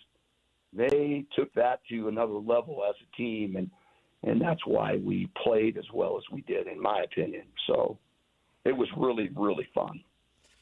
All right, so what do Ben and I have to do to make this head coaching thing permanent? Who do we have to call? Yeah, who do we call? Yeah, what do you need us to do, Coach? And in all seriousness, is your name in the hat? Do you want this gig? Yeah, what's next? Well, the job officially closes on Friday, and I am going to apply for the job. In all the busyness that I have had in the last 2 days, I haven't quite finished my application, but I have to do that officially. That's all a part of it. I'm hoping to be considered. I don't know where that will go, but I got my fingers crossed, and we'll see what happens. I'd like to be the head coach, but I don't know that that's in the cards. I'm not exactly sure. And I really shouldn't go on beyond that, but it's a special place for me, and I have a lot of memories and and great experiences with Coach Hill, and I want you guys to know I relied on him quite heavily the last 2 weeks, and he's been an awesome advisor for me, and so we'll see. These are very unpredictable things, and you guys know it because you guys cover all the coaching changes that have occurred over the past probably 2 months now. Holy cow, is college football crazy, man. Well, I think whatever happens, we're rooting for you, and we hope this isn't the last time we talk to you, Coach. Oh, I appreciate that, guys. I really do. It's been a wide range of emotions, but it's been really, really an awesome experience for me. Well, congratulations on it. Congratulations on the big-time win, and we love talking to you, Coach. So hopefully we'll talk to you again really soon. Happy Thanksgiving. Oh, thank you, guys. You guys have a great Thanksgiving, and I appreciate you, and this has been really fun. Yeah, back at you, Coach. Thank you very much. There you go. That's Weber State interim head coach Brent Myers, but I mean that sincerely. I hope he gets the gig.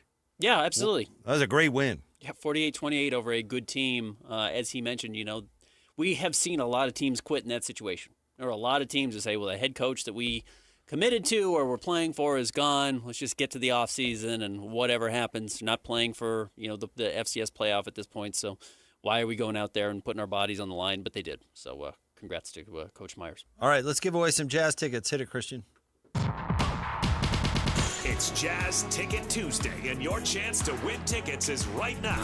Call this number now. Call this number now. Be caller number 12 at 801-575-ZONE. 801-575-ZONE. And you'll be on your way to Delta Center to see the Utah Jazz. He fires the three. He hits. Oh, don't do me like that. This is 97.5, the KSL Sports Zone.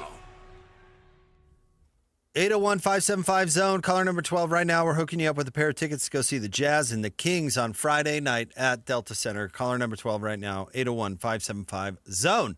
Wrap up the show. Coming up next, Jake and Ben, 97.5, the KSL Sports Zone. It's game week for the Aggies, and the KSL Sports Zone is getting you ready for kickoff.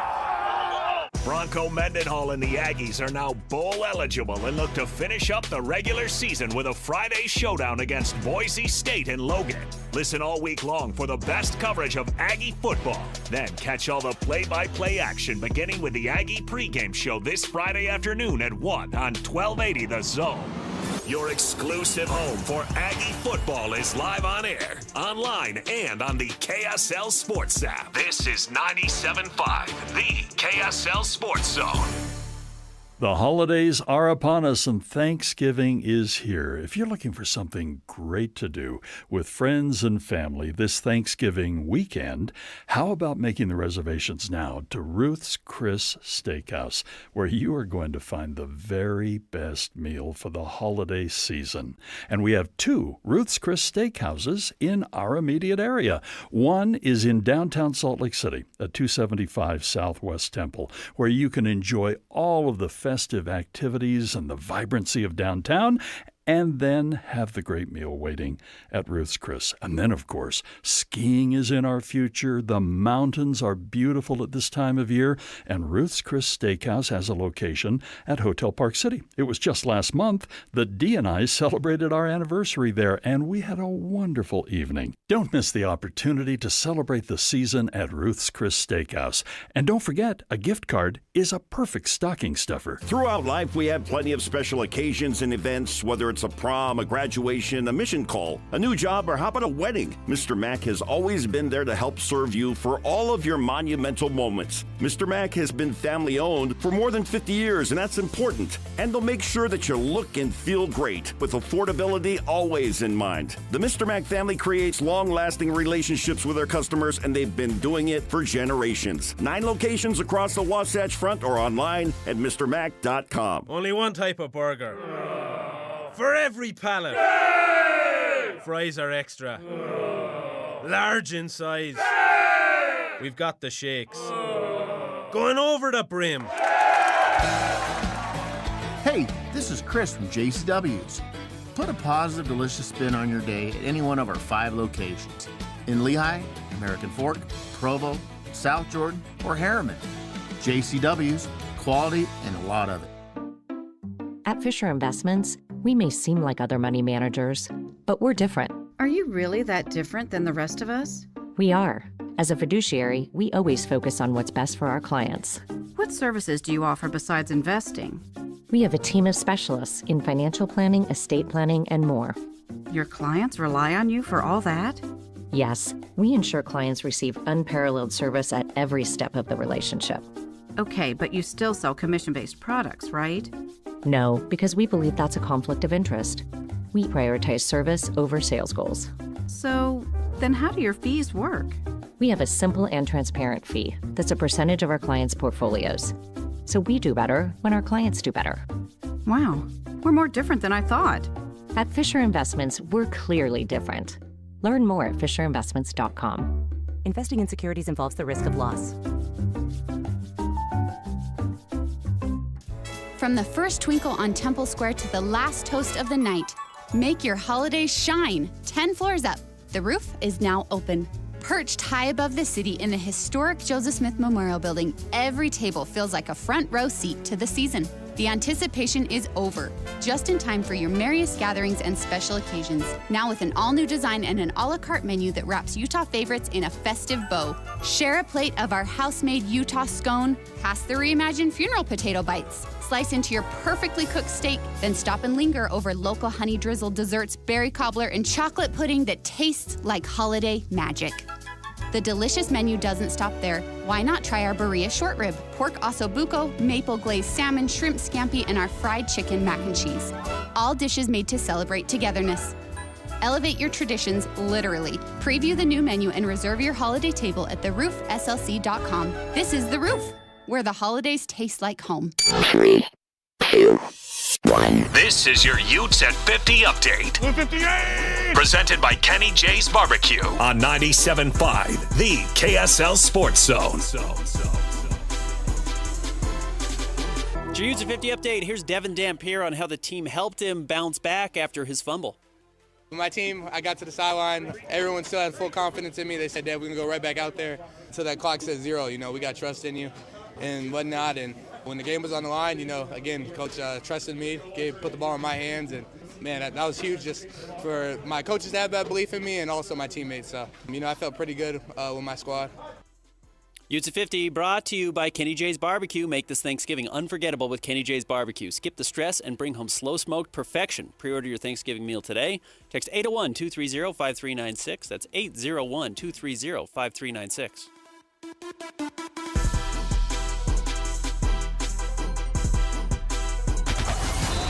It's another battle for the Aggies, and the KSL Sports Zone has it covered. It's a Black Friday showdown for the Aggies as they welcome in Boise State to Logan. Your home for all the play-by-play coverage of Aggie football is right here on 97.5, the KSL Sports Zone. You're listening to Jake Scott and Ben Anderson. Let's lock in. On 97.5, the KSL Sports Zone. Two niggas on their ways, talking sports. They got him made drinks and also loves his tie-dye. Ben's got style with his scarves. Oh my. Easy solution to the fan chanting problem. As soon as it happens, the referees stop the game. They issue one warning. The second time it happens, it's a 15-yard penalty. And if it continues to happen, it continues to be a 15-yard penalty. There you go. That's Tyler weighing in on the chant controversy. I'm fine with it. Whatever. Me, a savvy head coach, bringing fans, plants, starts to do it on purpose. Yards. Where they do it on 3rd and 4 every time. Every time we're backed up. We're moving the ball down the field at the most important moments of the game. Well, I don't know. Whatever would encourage people to behave like humans. I can't believe it's even an issue, frankly. I'm with you. Ben, I have a couple of really quick... Not because we're dismissing it as an issue. No, I can't believe it's going on still. Because I can't believe people are such... Bozos. I don't know. Clowns. Bozos. Yeah, clowns. That we're even talking about a chant like that. It's sad, honestly.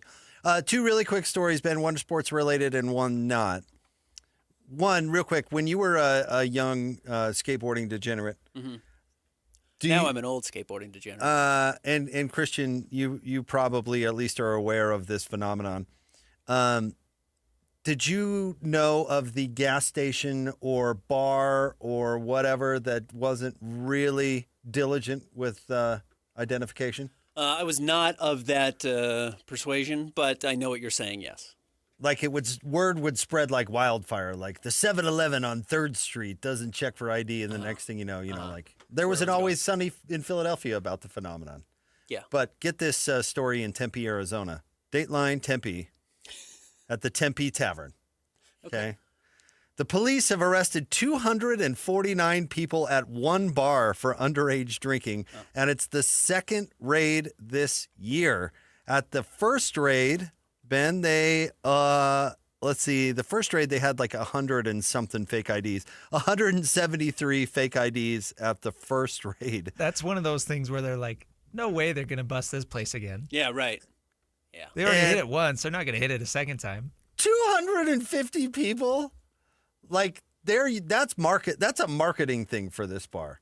Yeah, which absolutely. was the joke in It's Always Sunny in Yes. Philadelphia, is all of a sudden their bar was packed every night with these little kids. But this was a marketing thing. Mm-hmm. They're like, we'd have 3 barflies in here tonight if it weren't for this reputation we have for serving anyone. I don't want to slander anyone locally, but there was a bar up in Sugar House that's right next to Westminster College that was doing the same thing. It was like, yeah, obviously that was the word. They were getting the word out to the kids at Westminster College or whatever. Like, there's a bunch of 17-year-olds. There's a lot of 17-year-olds at Westminster, but yeah, this is a place where apparently it's pretty cool. They're pretty easy to let you in. People will get this joke if they're watching on TV or on the YouTube, but yes, we ID every person who comes in diligently. Now maybe you just show me your library card instead of an ID. Yeah. 250 people. Yeah. Like, that's my point. That's on purpose. If you get rated and it's like 2 people, Right. Yeah. you know, A couple of kids took their older brother's ID and they look alike. That's one thing. You're trying, but maybe you need to try a little harder. If it's 250 people, you're basically like posting flyers around campus like, hey. Yeah, it was how you made money. And it was a short-term gain, and obviously it didn't pan out long-term because you did get caught. But word got around Arizona State like, hey, the Tempe Tavern, man, they're not checking anything. You know, which is a funny thing. It's such a short-term solution because, yes, while you get older and the 17-year-olds or however these kids are that are going into the Tempe Tavern stay the same age, nobody, once they become 20 years old, wants to go to the bar where they let in underage All the underage people. kids, yeah, that's funny. So you really do put a finite limit on how long people – you're not building lifelong fans. Yeah. You're not building anyone who's going to come back. You know, there's the different variety of bars. You've got sports bars. You've got the dancing bars. Yeah, you've got the after-dinner bar. Yeah, whatever. You've got the underage bar. You do. Nobody of age is going there. And every time somebody turns 21, that's their last stop at the Tempe Tavern. Yeah, right. Yeah, I can't go there. I'm 21 now. I'm 21. Are you kidding? I don't want to be seen with the 19-year-old. I'm 21. All right. This is also Phoenix related. Okay. But this one is sports related, and I think you, being the Suns fan that you are, might get a kick out of this. According to Yahoo Sports, 2 Suns minority owners claim majority owner Matt Ishbia has committed fraud by using the team as his, quote, personal piggy bank, unquote, and allege he failed to fund a recent capital call on time. The suit alleged that Ishbia engaged in mismanagement, conflicts of interest, and a lack of required transparency. A spokesman for the Suns said this filing is a, quote, shameless shakedown dressed up as legal process, unquote. What are they going to say? But, you know, it's funny. The Suns have had a low-key great year. They're 11-7. I know that's not going to blow anyone away, but right now they're in the 6th spot in the West. Like, they would be guaranteed a playoff spot today.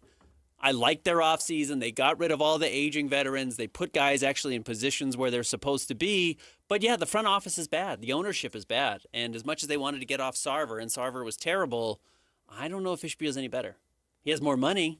I think he has more money. I don't know. Maybe Sarver's a trillionaire. I have no idea. But he's willing to spend money. But I don't know. Does he not have the money to, you know, make these capital calls? I think he's formed a bunch of companies, and he's robbing Peter to pay Paul is what they're, that might be the case. Is what they're accusing him of doing. But do people understand like what a big deal this would be? Listen, the Millers still own, what has it been like? If they still own some of it, but yeah. They still own, they're a minority owner of the Utah Jazz. If all of a sudden it came out that they were suing Ryan Smith today, it would be for not paying bills. It would be crazy monumental news and a really bad sign for current ownership. Yeah. But maybe the Cleveland owner was right. This guy's a sleazeball. Yeah, I don't know if Ryan Sweeney still owns part of the Jazz. If Dwayne Wade came out accusing Ryan Smith of not fraud? paying his bills, yeah, it'd be a huge deal. Yeah. This is a huge deal. Yeah, this guy is a sleazebag. Yeah. So we'll be curious to see where this goes. Because this is not what they want to do. They obviously went to the guy and go, hey, this is not cool. Yeah, I'm curious. Were these guys? I honestly don't know. Were these guys previous owners under Sarver? You know, and they feel bad, and maybe they're the bad guys in the first place here. Again, we'll have to see how this plays out. But it's just been a really rocky start for Ishbia. This is not the first people who's accused him of bad ownership. They've had what's the word I should? They've had personnel issues inside their front offices. They've had improper work environments. So they've had a lot of mess, even with Ishbia taking over. All right, Hans and Scotty G are coming up next. Stay tuned. We will talk to you Thanks, tomorrow Christian. on the Jake and Ben Show, 97.5, the KSL Sports Zone. Every child deserves a warm, joyful holiday season. But many families in Utah are struggling right now. KSL's Quarters for Christmas is here to help. With your support, we can provide coats and shoes to kids who need them most. Every dollar goes directly toward winter clothing for Utah children. Please join us in making a difference. Donate today at kslquarters.com. That's kslquarters.com. DJ, PK, and John from J. Brooks Jewelers is here with some holiday inspiration as the season begins. Your Black Friday savings are already going strong through Cyber Monday, and shoppers can enjoy 20% off store-wide with exclusive specials up to 60% off. You truly make holiday gift-giving easy, John, and you carry jewelry for so many personalities and styles, don't you? We absolutely do, and it means so much to us as a family jeweler when people shop locally and support their family jeweler. And this season, we brought in beautiful, never-seen-before pieces just in time for the holidays. And there's something meaningful for everyone, whether it be our Zodiac collection or an engravable pendant to personalize with a message that they'll love. Or embrace our simplicity with our essential classic pieces to help build your loved one's jewelry collection. I can think of several people who adore those. What else is exciting this year? Well, our beautifully handcrafted engagement rings and wedding bands from the JBJ collection, or the fashion jewelry for both men and women. There's always a perfect piece for every budget and every style. Visit J. Brooks Jewelers in Murray or Lehigh, or shop their Black Friday deals online now at jbrooksjewelers.com. You don't show up to Lavelle Edwards Stadium halfway. Neither should your energy drink. Bucked Up Energy gives you smooth, long-lasting power. No jitters, no crash. Just focus, flavor, and pure Cougar drive. Grab a can of Sour Bucks or Rocket Pop on your way to the game and taste why athletes and fans everywhere get bucked up. Visit your local Bucked Up retail store today or go to buckedup.com and use code ZONE to claim 20%. Bucked Up Energy, built for game day, made for every day. The holidays are coming. Is your home ready? Whether you're hosting a holiday party or reading a book, a brighter home makes your home more comfortable. Mountain Home Services can save you energy and brighten your space. Mountain Home Services can improve your home with LED lighting upgrades, smart switches, and modern lighting controls, perfect for cozy holiday nights and year-round savings. And KSL listeners can save with exclusive offers to brighten your holidays. Serving Utah since 1954, Mountain Home Services was the first to offer upfront pricing with no hidden fees and 100% satisfaction guarantee. Protect your home with an electrical inspection, surge protection, and keep your family warm this winter with a generator. And KSL listeners enjoy a discounted price on a fireplace tune-up for just $99. Visit mountainhomeutah.com or call 801-543-2222. That's mountainhomeutah.com or 801-543-2222. Mountain Home Services, keeping Utah homes safe and warm since 1954. For nearly 70 years, Les Olson IT has been the trusted name for businesses. From state-of-the-art printers and copiers to managed IT services, we have the solutions you need to stay ahead in today's world. And now Les Olson IT is trusted and licensed in Utah for security systems, for technology that helps you work smarter. Les Olson IT, providing solutions that empower your business. Les Olson IT. Hi, this is Derek Overstreet, president of the New Millennium Group and co-host of Stop Working, Start Living with KSL News Radio. Can you imagine what your life would be like if you could retire 3 to 5 years earlier than you thought possible? The things you could do, the loved ones you could spend time with, the memories that you could create. That's what our team at the New Millennium Group does. We'll walk you through the entire process every step of the way. If you'd like to get a copy of the 5-step proprietary plan that will help you retire 3 to 5 years sooner than you thought possible, give us a shout right now. 888-999-6370. That's 888-999-6370 or utahsfinancialplanner.com. Listen, most of our listeners right now have a tax problem, not a money problem. There's not enough money in Social Security Medicare as it is. Let us show you how you can significantly reduce your taxes. That's 888-999-6370. 888-999-6370 or utahsfinancialplanner.com. Broadcasting from the Mountain Home Services Studio, this is 97.5 KZNS FM Colbert, 1280 KZNS AM Salt Lake City, and 102.7 KSL FM HD2 Salt Lake City Midvale. This is 97.5, the KSL Sports Zone. The noon hour is here. Check it out. And you're locked on to Utah's highest rated, most listened to sports radio station. It's my station. It's my station. This is Hans Olsen and Scotty G on 97.5, the KSL Sports Zone.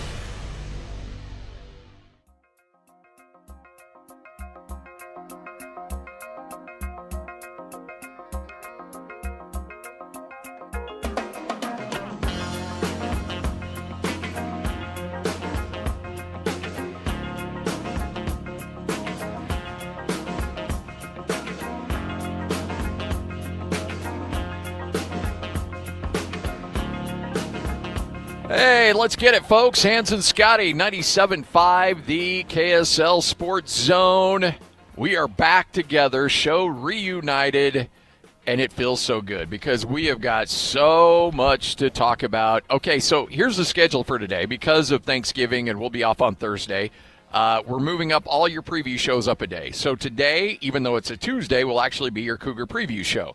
Tomorrow will be your Ute preview show. Me, Hans, and somehow Frank will come up with an excuse for not being on the air with us. And then on Friday we get you.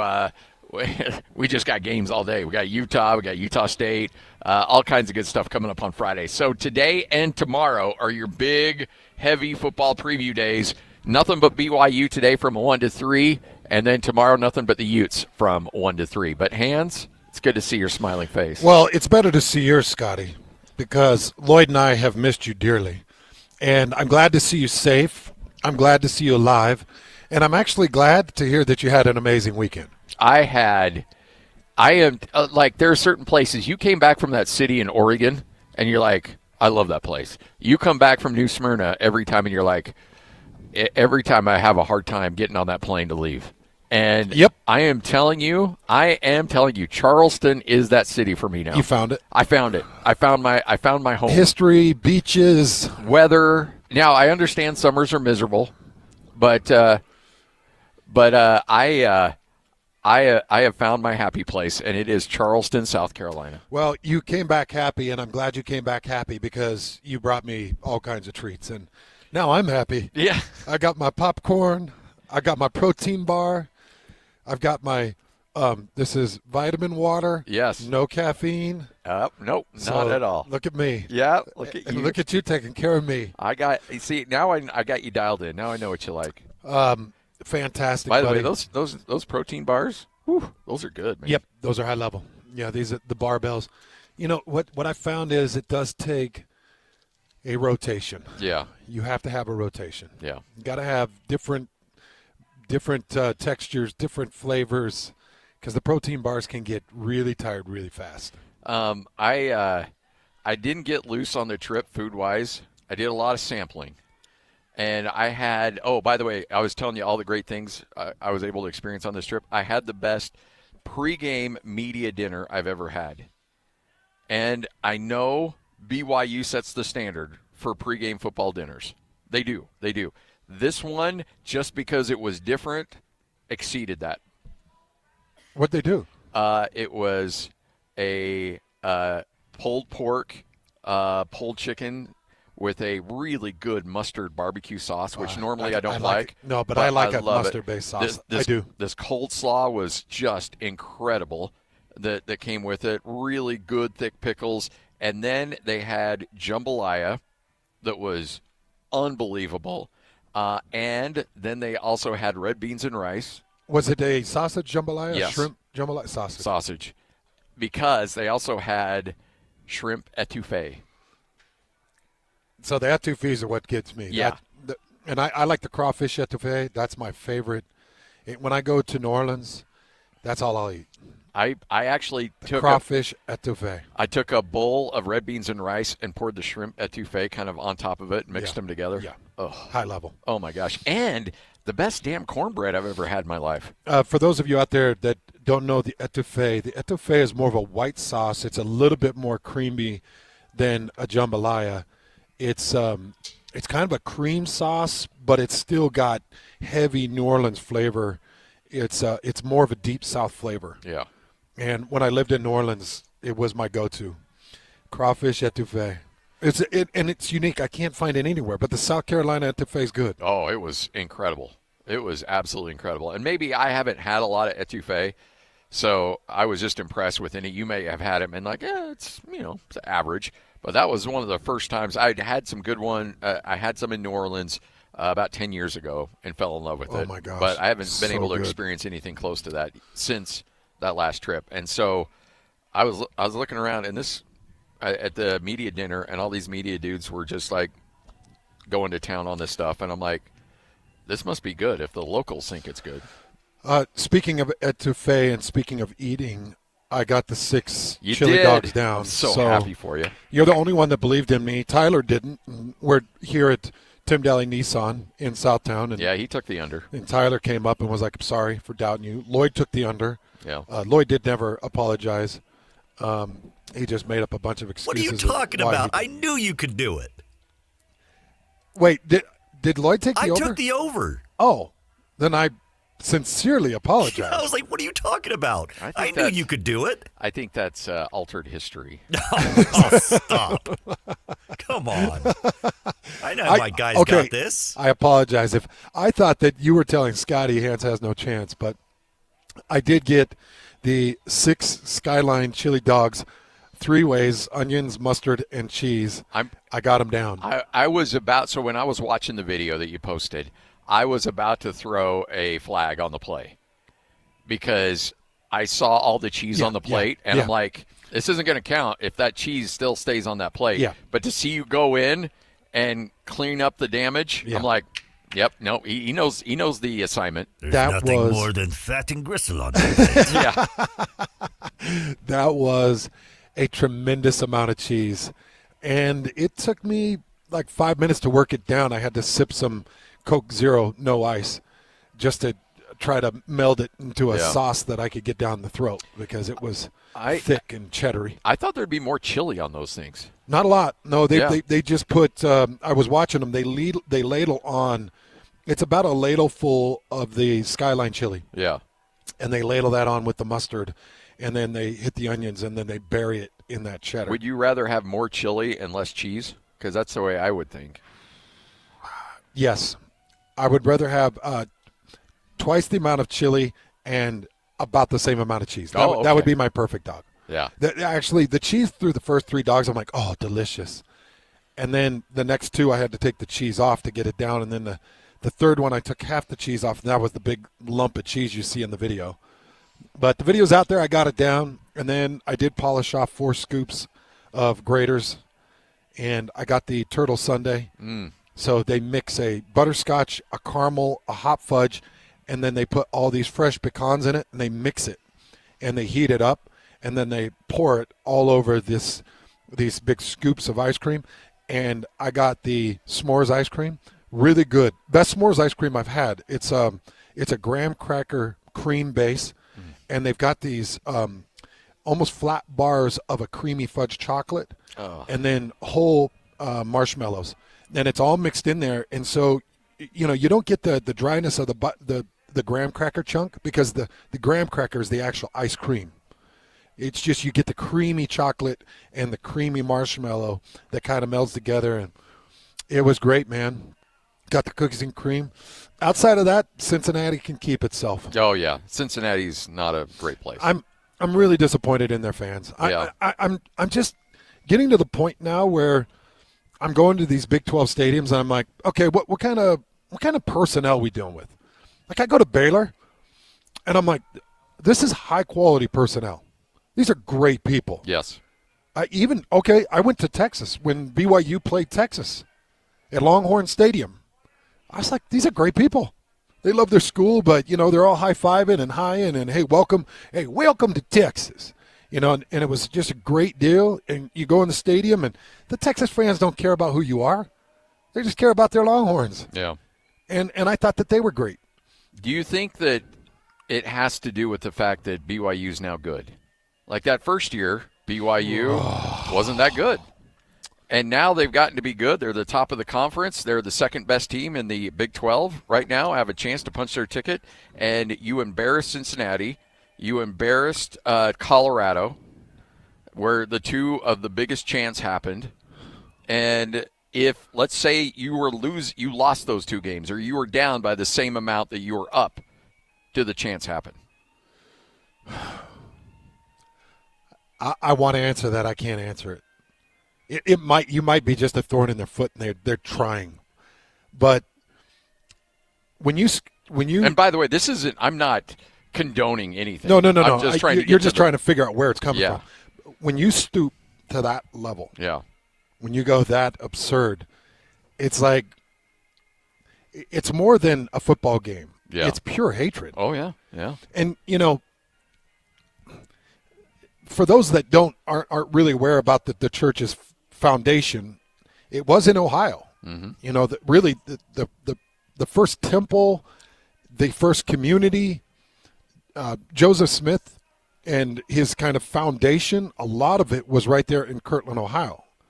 And it's got a very rich history, very rich church history in Ohio. And when you got those Cincinnati fans going crazy like that, and plus you got certain people in the stands, like there was a couple that had come from Michigan where the man drove his truck into the church and shot it up, and this couple has released a big statement about being there. They came to kind of get away from it and go cheer on those BYU Cougars. I just feel like it gets really personal. Yeah, I agree. And you think about the BYU fans that, they brought their kids, the BYU fans that come from that area. And when we were talking to Dan Horde in the pregame, I said, Dan, what do you love about the area? He said, I love that, we get people from Chicago that come down. We get people from Indy that come down. Because Cincinnati is so central, it's only a few-hour drive from Indy. It's only a 4 or 5 hour drive from Illinois. They're like, everybody can get there, and I think that's why there were so many members of the church and so many BYU fans. I just think so many surrounding areas had the ability to get into that game, and watching it get so vitriolic, just like, and you said, the students, it went beyond the students. Okay, when you see the you video, were there. Yeah, I think a lot of people are like, just drunk students being drunk students. It was it got outside of the students. And the fans were getting into it as well. I do love to brush things off. I do. I like to let things fall off my shoulders. I like to say, hey, bygones be bygones. But we're in this strange world right now where religious persecution is just not okay. And we're starting to see hate crimes based off religion, including what happened in Michigan just months ago. And you're like, something's got to be done. I have not heard from the Big 12 offices yet. No, Cincinnati put their little boilerplate apology out there that everybody's using. It's been a memo that's been issued to all these schools, and they're like, okay, insert your team and your mascot here, and then all the other. It's the most boring language on the planet. There was nothing sincere about that. It's like, hey, we got to get out a PR release. Okay, well, we'll just plug in some names here. Boom, off we go. Done and done. But the Big 12 has been very quiet about this. And we're on day 3 since it happened. Day 3 post. Nothing Sunday, nothing Monday. Today's Tuesday. And no word out of the Big 12 office about this. And again, I'm with you. I didn't play at BYU. I don't have emotional connections to BYU. People think that for whatever reason I don't like BYU. Actually, I will say this year has been very good for business. And so rah, rah, rah, rah, rah, go Cougars, man. It has been awesome for us to be able to experience a year in which Utah and BYU are playing such great football and so meaningful games in November. It's been great for the station, great for us, great for content.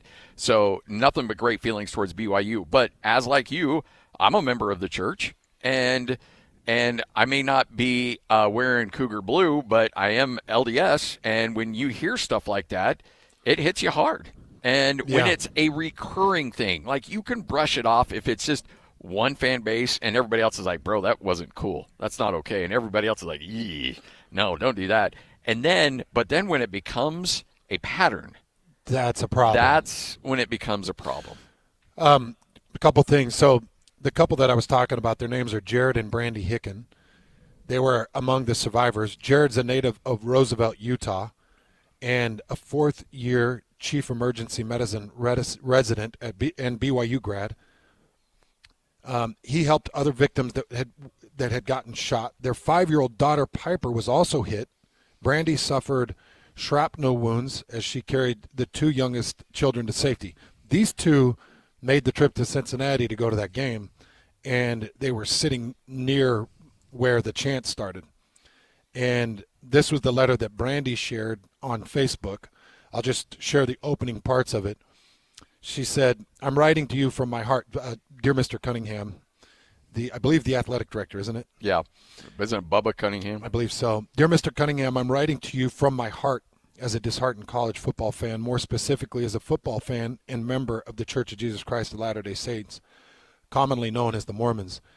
As a BYU alumni and huge fans of college football, my husband and I took the opportunity to travel 4.5 hours from our little city in Grand Blanc, Michigan, to come separate and enjoy our favorite pastime at this BYU Cincinnati football game. I want to provide a little bit of background. She talks about the background, and then she went into the anxiety and fear we have felt since that day has been debilitating. We have put in a lot of work in that short 8 weeks so we can try to feel some sort of safety and normalcy again and enjoy the things we used to, including football games. And she goes into just how hard it is to listen to those chants. It's miserable to think that those people who were attacked are sitting in that stand and listening to that. And, you know, it goes so far beyond that. That is a specific, unique, horrifying case, but it goes so far beyond that. What about the members on a coaching staff or the members on the team, the players on the team? Like, what about recruits? I just don't understand how you're able to just let that flow as a fan base. And I said this yesterday, and I'll stand by it. If you want to F the university and you want to F the Cougar, the mascot, that's fine.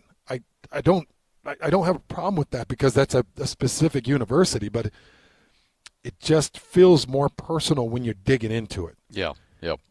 You know, if you start thinking about some of these universities and what it's built after and built of, and you're attacking what it's built of instead of what it is, it just feels like you're going beyond the level to a much nastier attack. And it's just personal.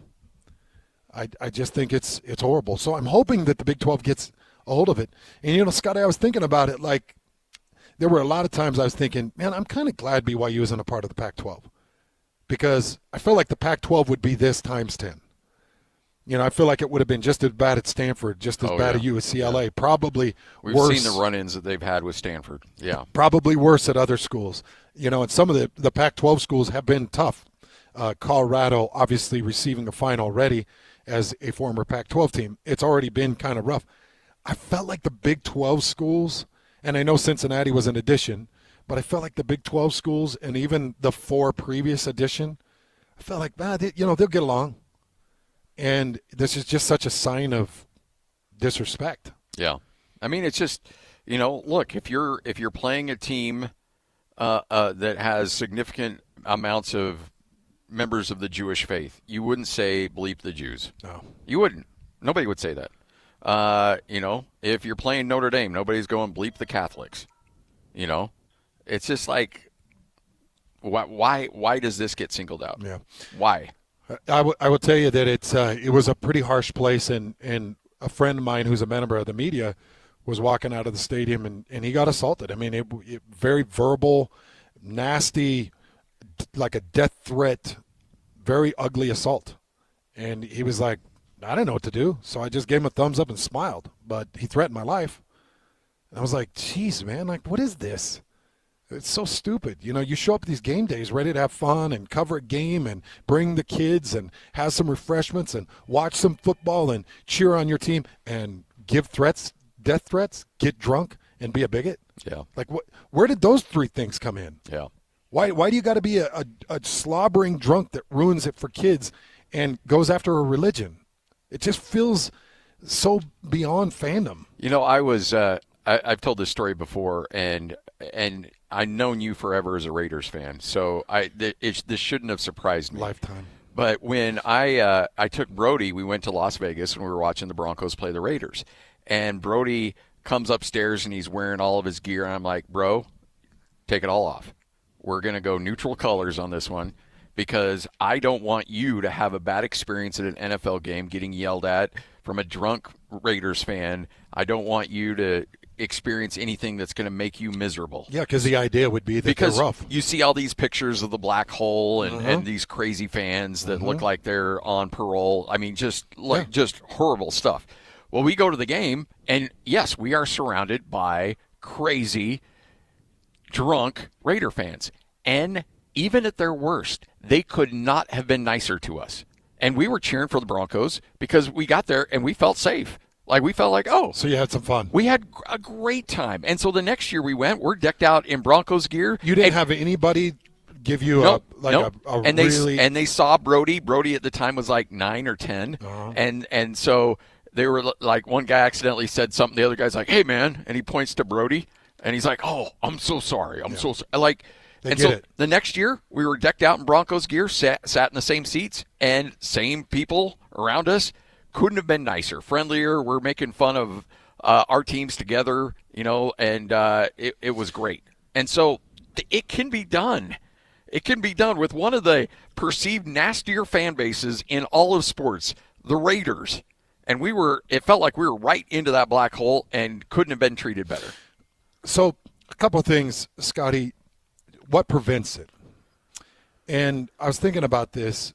You know, the policing neighbor, you know, just the person standing next to you. Typically it's like, hey, man, that's out of line. But when you got thousands doing it, then it just gets out of line, and it's the mob mentality. And so it's hard to police it.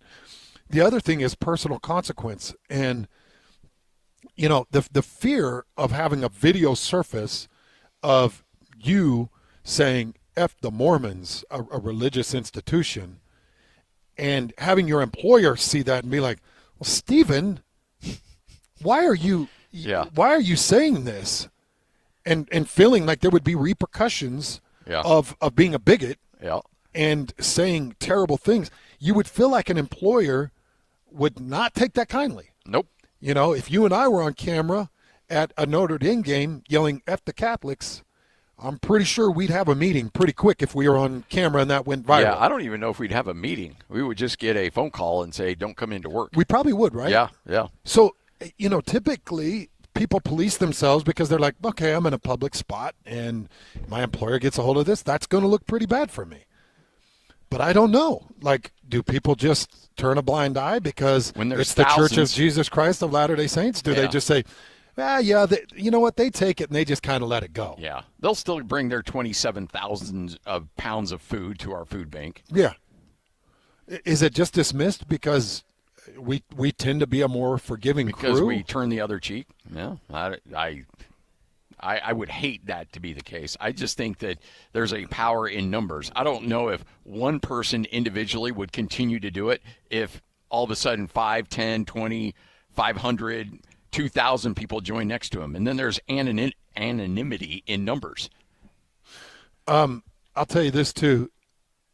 So people say, okay, how do you stop it? Well, I watched the Texas Tech administration in Lubbock stop it, and I'll tell you why. I watched the whole thing. I saw the whole thing. So 2.5 hours before kick, they let the student section in because game day was there. And game day was going to be entering the stadium, and they wanted the student section in the stands, and they wanted reaction as people were walking through. The first chant out of the gates was F BYU. This was just F BYU. The next thing you know, out comes the basketball coach. Yep. Basketball coach takes the PA mic and says, hey, look, we're going to have fun, and we're going to make this a tough environment. But we are not going to be that school.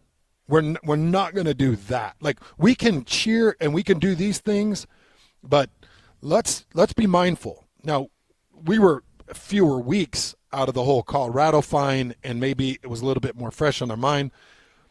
But I felt like the Texas Tech fans responded really well. Yeah.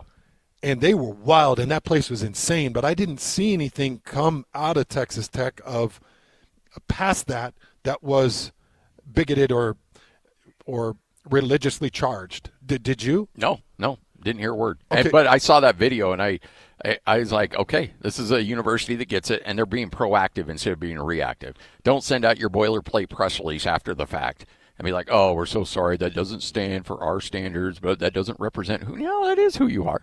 That's who you are.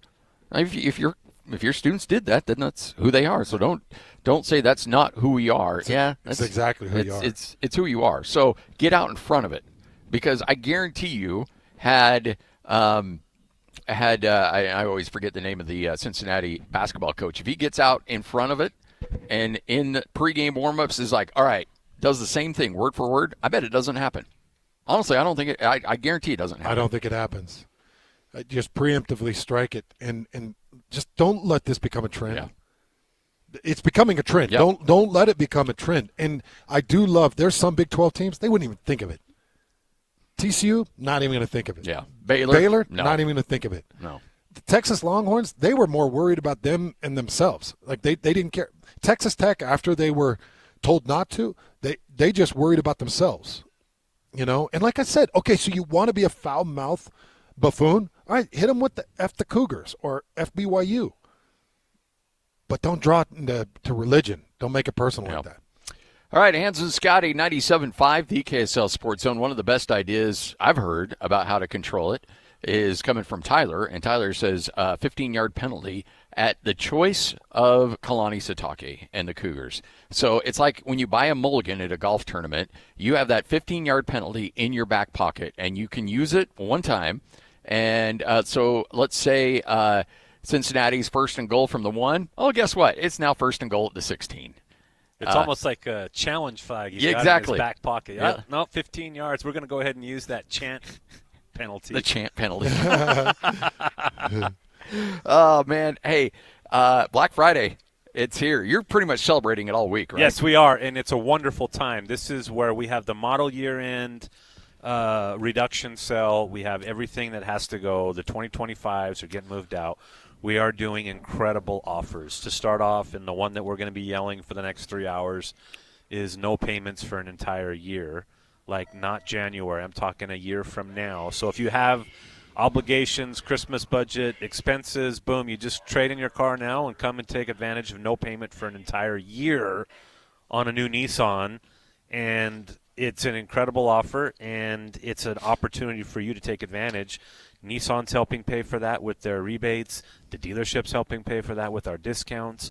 We're helping pay for that by giving you more for your trade. Everything comes together, and we're doing something that has never been offered in this market. How'd that go with your managers? Yeah, the managers, we did this last week, and the managers, I didn't quite tell them the whole plan. And they're like, boss, what are you doing?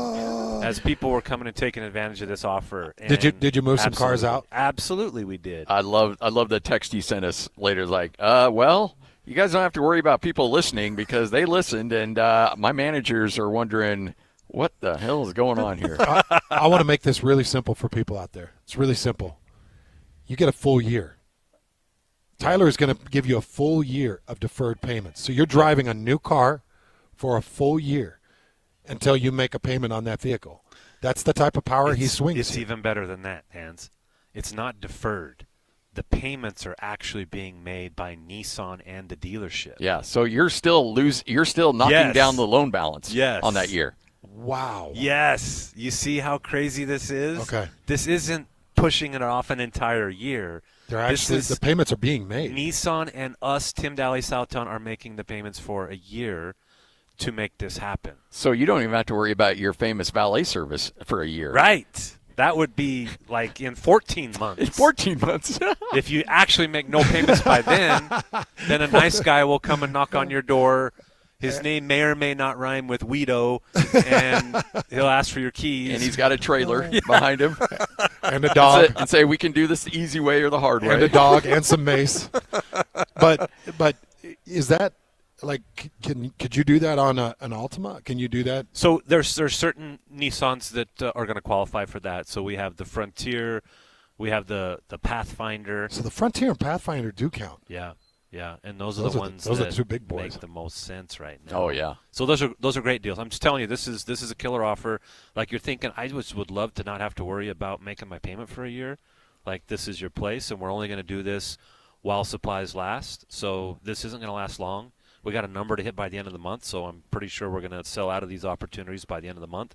Black Friday this week, it's better to get it before now because I have a couple of pink new Nissans left, and if you wait too long, you might have to buy a pink one. Wow. You don't want to do that. Some might want it. Yeah, you never know. Mary Kay special. Hey, yeah.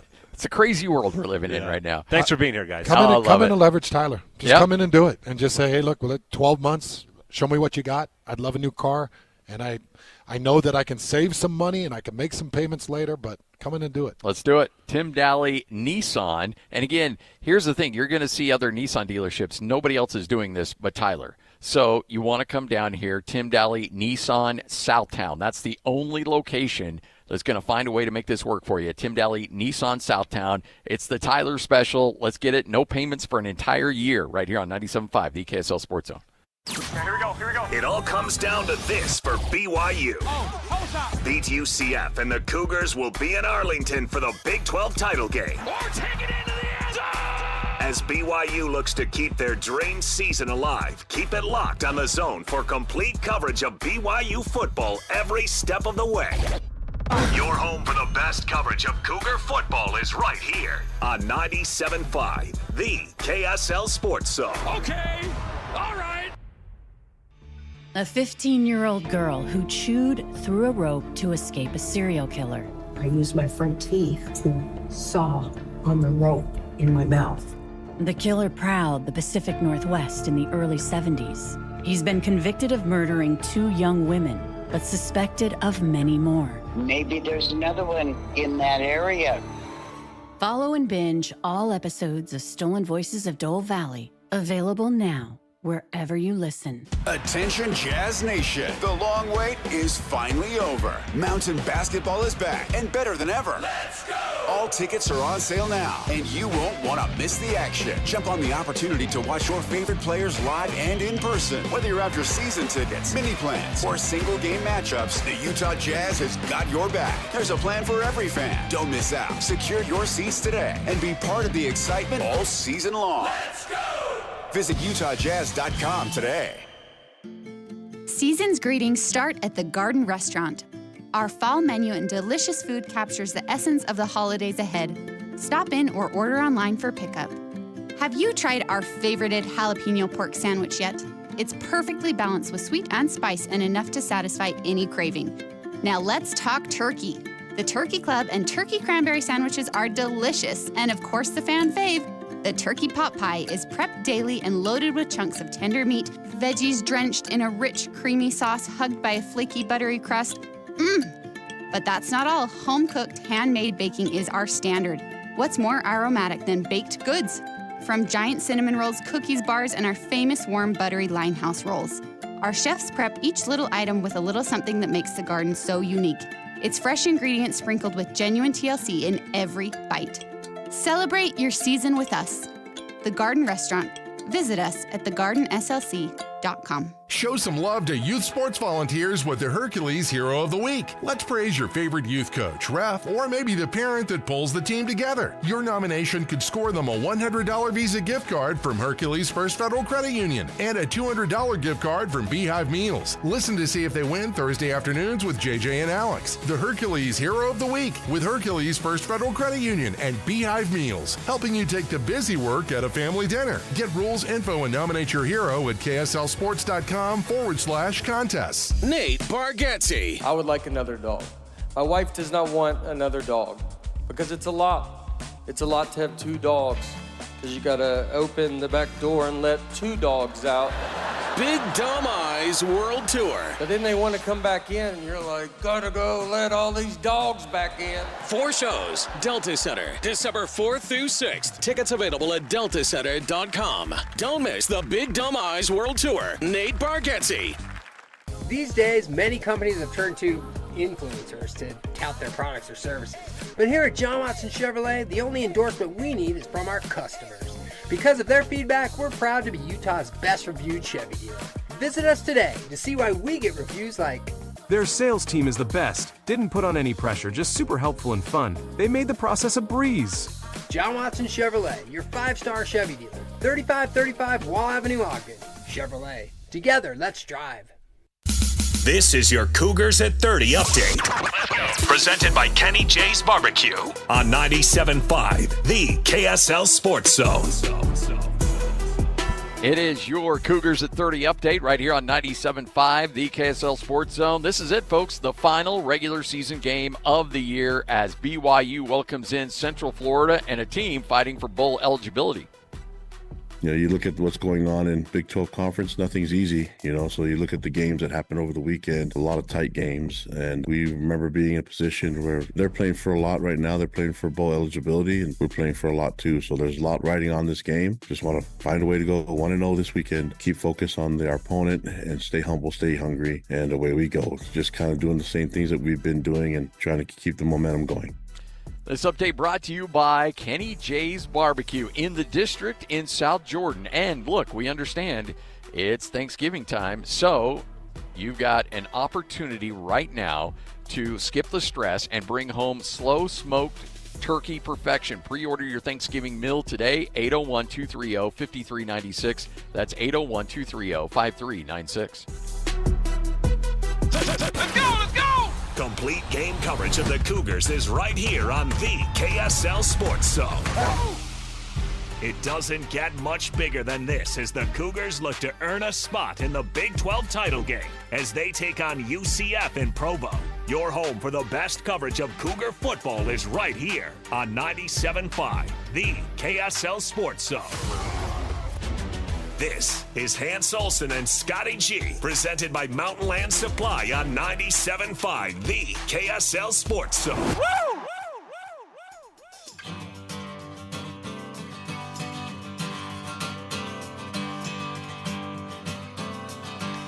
Hans and Scotty, 97.5, the KSL Sports Zone. It is a Tuesday, and that means we got some tickets to hand out. It's Jazz Ticket Tuesday, and your chance to win tickets is right now. Call this number now. Call this number now. Be caller number 12 at 801-575-ZONE. 801-575-ZONE. And you'll be on your way to Delta Center to see the Utah Jazz. He fires the three. He hits! Oh, don't do me like that. This is 97.5, the KSL Sports Zone. All right, you know the drill, 801-575-ZONE. That's 801-575-ZONE, and you'll win tickets to see the Jazz take on the Sacramento Kings on November 28th at the Delta Center. Okay, Scotty, we talked a lot of Utah, Kansas State yesterday, spent most of the day on it, and what a crazy game. It was wild. It was wild. Great conversations yesterday, but I wanted to spend a minute with this BYU-Cincinnati game before we start jumping into BYU versus USF. So, remember, going into this game, Cincinnati was 136th out of 136 in the country in time of possession. Yeah. Okay, at the time, it was somewhere around 24 minutes, 30 seconds possession. Now, after 11 games, they're at 24 minutes and 3 seconds of total possession. BYU going into that thing was top 20 in the country, and they currently sit at number 9 in the country in time of possession at 33 minutes and 2 seconds. Now, let's go take a look at the game. This game ended up BYU 38 minutes and 25 seconds to Cincinnati 21 minutes and 35 seconds.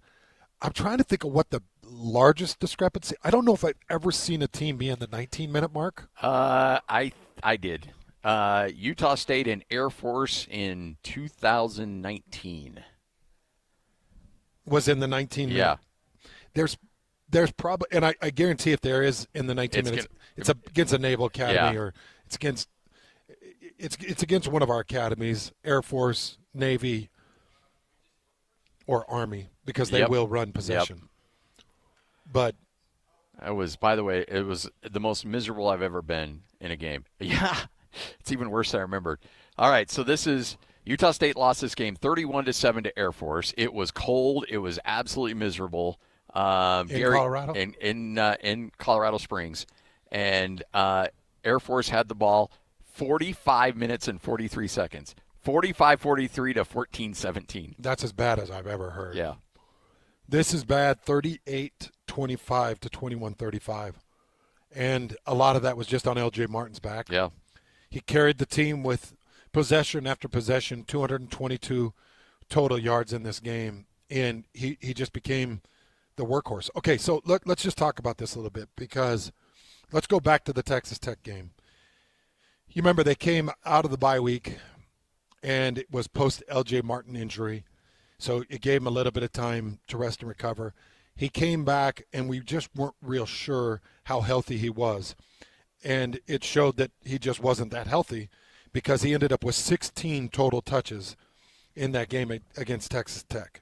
Remember, it was 10 carries, 6 runs, and they lose 29-7. He comes back against TCU, and he looks much, much better. Against TCU, he ends up with 21 carries and 4 receptions, so 25 touches. All right, 25 touches for L.J. Martin, 44 points for BYU. Nice little indicator of success. Then you leave that TCU game, you go into the Cincinnati game, and L.J. Martin comes out of it with 32 carries and 3 receptions, 35 total touches for nearly 300 yards. It ended up being 266 yards of total offense for L.J. Martin.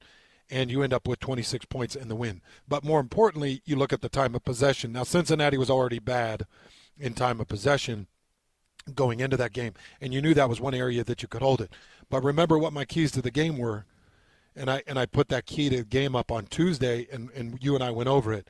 It was BYU's ability to run against Cincinnati. I said LJ needed 88 yards to hit the 1,000 yards, and I said he will go for 90+, and BYU will control the ground game, and that's exactly what he did. He went for 222 on the ground, puts himself way over 1,000 yards on the season with now a couple of games left, if not a few. I mean, more than likely than not, you're looking at potentially 3 games. Yeah. Okay, so let's just think about this now, because L.J. Martin, with that 222 yards, puts himself at 1,134 yards.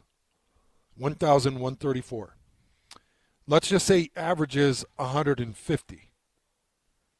That's way high. Let's say he averages 120. Yeah, I'll give you that. Yeah. Okay, that would be 360 yards. 360 yards that put him at 1,494. That's 1,494 would be an incredible season. You know, BYU has not had a 1,000-yard rusher since Tyler Algier did it in 21. Yeah, 21, 1,606. Ooh, yeah. Boy, I forgot how good he was that year. It wasn't just the yards. Go take a look at the touchdowns. 23 touchdowns. Jeez. LJ sits at 8. Yeah. So wow. LJ at 8, but Tyler went for 23 that year. It just goes to – and look, Tyler Algier's doing his thing in the NFL. Oh, yeah. No. By the way, this performance by L.J. Martin was really good for LJ, not so good for BYU, because the scouts are now hot on the trail of L.J. Martin. They're just seeing the size, and they're seeing the production, and they're seeing the way he's doing it. T.J. Wood's offensive line definitely has helped. No doubt. He's doing a lot of it on his own, though. He's breaking a lot of tackles. He's going through different pressures. There was one point where Cincinnati had him stopped on a 3rd and 4 or 3rd and 5, had him stopped for maybe a 3.5-yard gain, and he just cracks these helmets, stands back upright, turns off the cracked helmet, and goes back up the field and gets the first down. Like, he's doing so much of this on his own. So the NFL scouts are seeing it. it's good and bad. He's a junior. He's got another year of eligibility. He could come back and he could have Tyler Algier numbers. Oh, yeah. Oh, yeah. And he could make a very large amount of money. I think with a running back, if you show as a third or better, I think you go. Oh, have to. If you show as a fourth or worse, come back. You come back. Yeah. Because the only guaranteed money for a running back is a signing bonus. Because running backs go down in practice, running backs go down in games, running backs get a tight little hammy or a tight groin, they miss a couple of weeks of camp, and all right, you'll never hear from the guy again. Who else has a thick quad that can run? All right, you go. You're healthy, go. I just watch this time and time again, man. I'll just go back to my time with the Indianapolis Colts. We had one of the best running backs in the history of the game, and he was everything Indianapolis, and we had this walk-on no-name guy named Dominic Rhodes that came in with my class. Yeah. And he was a bum. He was like, oh, you want to walk on? You give it a try. And I say a bum. I mean, he's one of the greatest running backs in the world at the time. Anybody that even gets a sniff of the NFL, you're one of the top elite of the 1% of 1%. But he's doing nothing. He's a walk-on guy. He's doing nothing. Edgerrin James has an issue. Whatever, one or two other running backs have an issue. And they're like, all right, Dom, you want to give this a go? All right, you practiced hard. You play Dominic a couple times, and the next thing you know, he goes on like a 5-year run. Oh, yeah. They cut me, and I'm sitting there at home on Sundays watching Dominic Rhodes dominate with Indianapolis. It's timing, and it's so difficult for these running backs. So unless he can get some type of security in the NFL, you come back, put together a senior year, match some of Tyler Algier's production, see if you can sneak yourself into the second round and get yourself a little bit more certainty. Yeah. I'm saying that from selfishness because I want him back. And you can name your price, too. For BYU? Yeah. Yeah.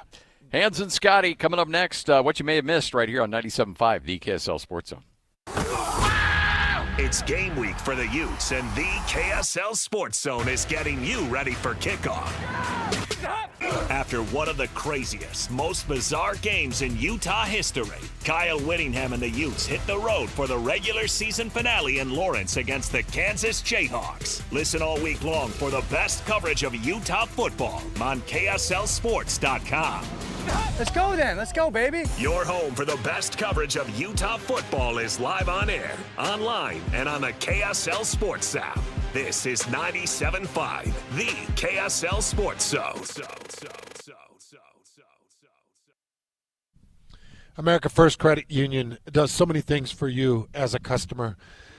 If you need some lending, they got it. Anything from a home mortgage, maybe all the way down to a home equity line of credit. If you need a business loan, you need to get some equipment so you can move forward with the business, they can help you with those things. America First Credit Union, they've been so good for me and my family.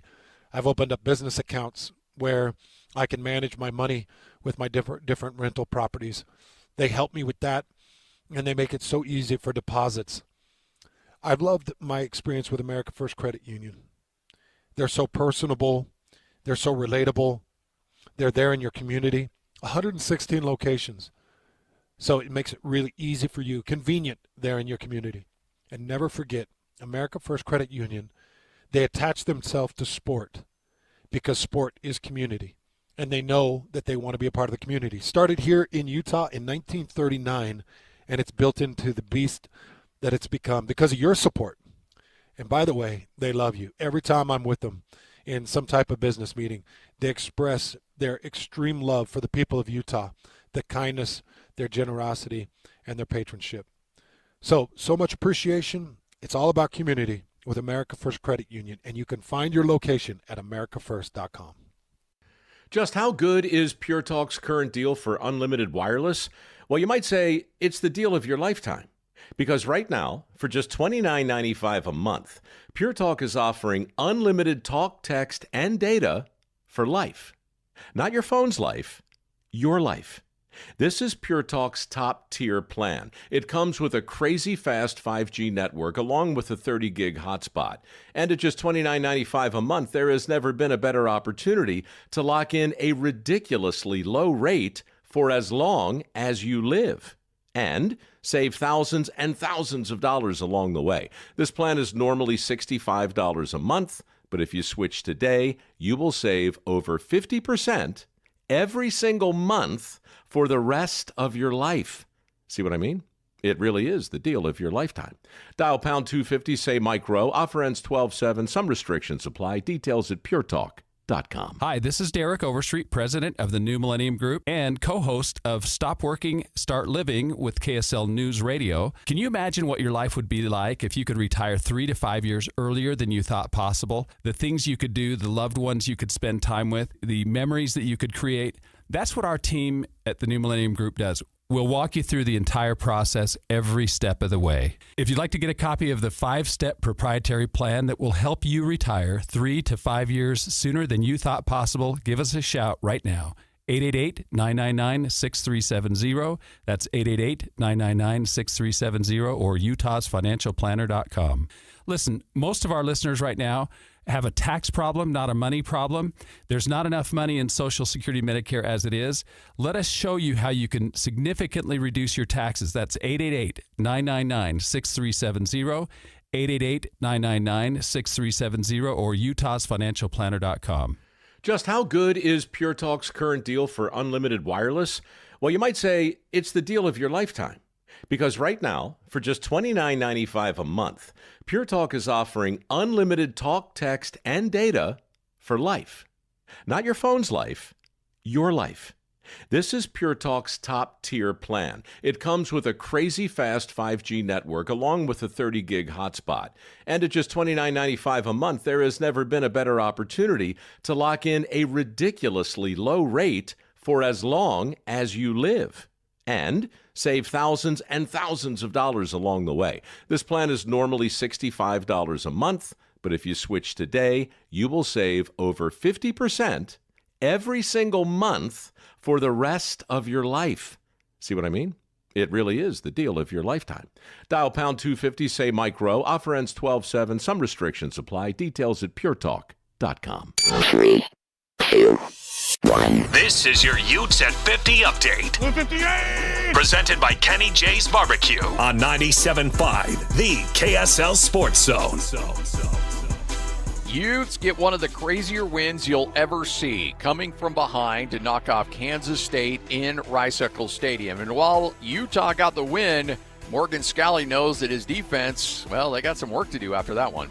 You know, there were a couple times I think that, maybe we got aligned late. Again, that's always going to be on me, how I call a game. And unfortunately, again, it was what it was, and I have to own it. And we got to watch the film and find out, where we can improve.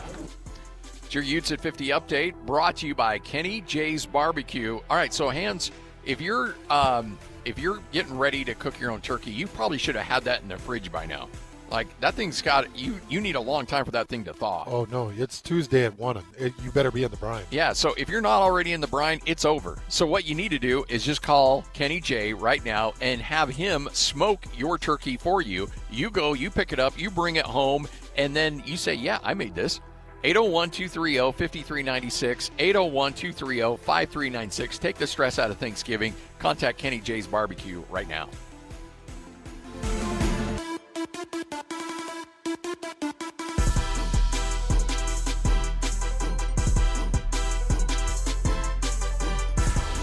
Nobody gets you ready for Utah football more than the KSL Sports Zone. Ready? The regular season comes to an end for Kyle Whittingham and the Utes as they hit the road for a battle against Kansas. Your home for the best coverage of Utah football is right here on 97.5, the KSL Sports Zone.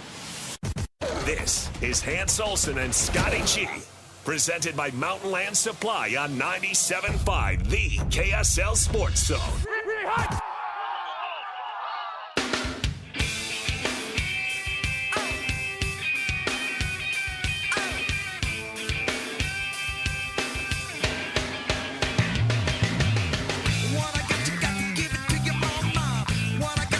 Hans and Scotty, 97.5, the KSL Sports Zone. Hans, we've had sound drops that just live in infamy.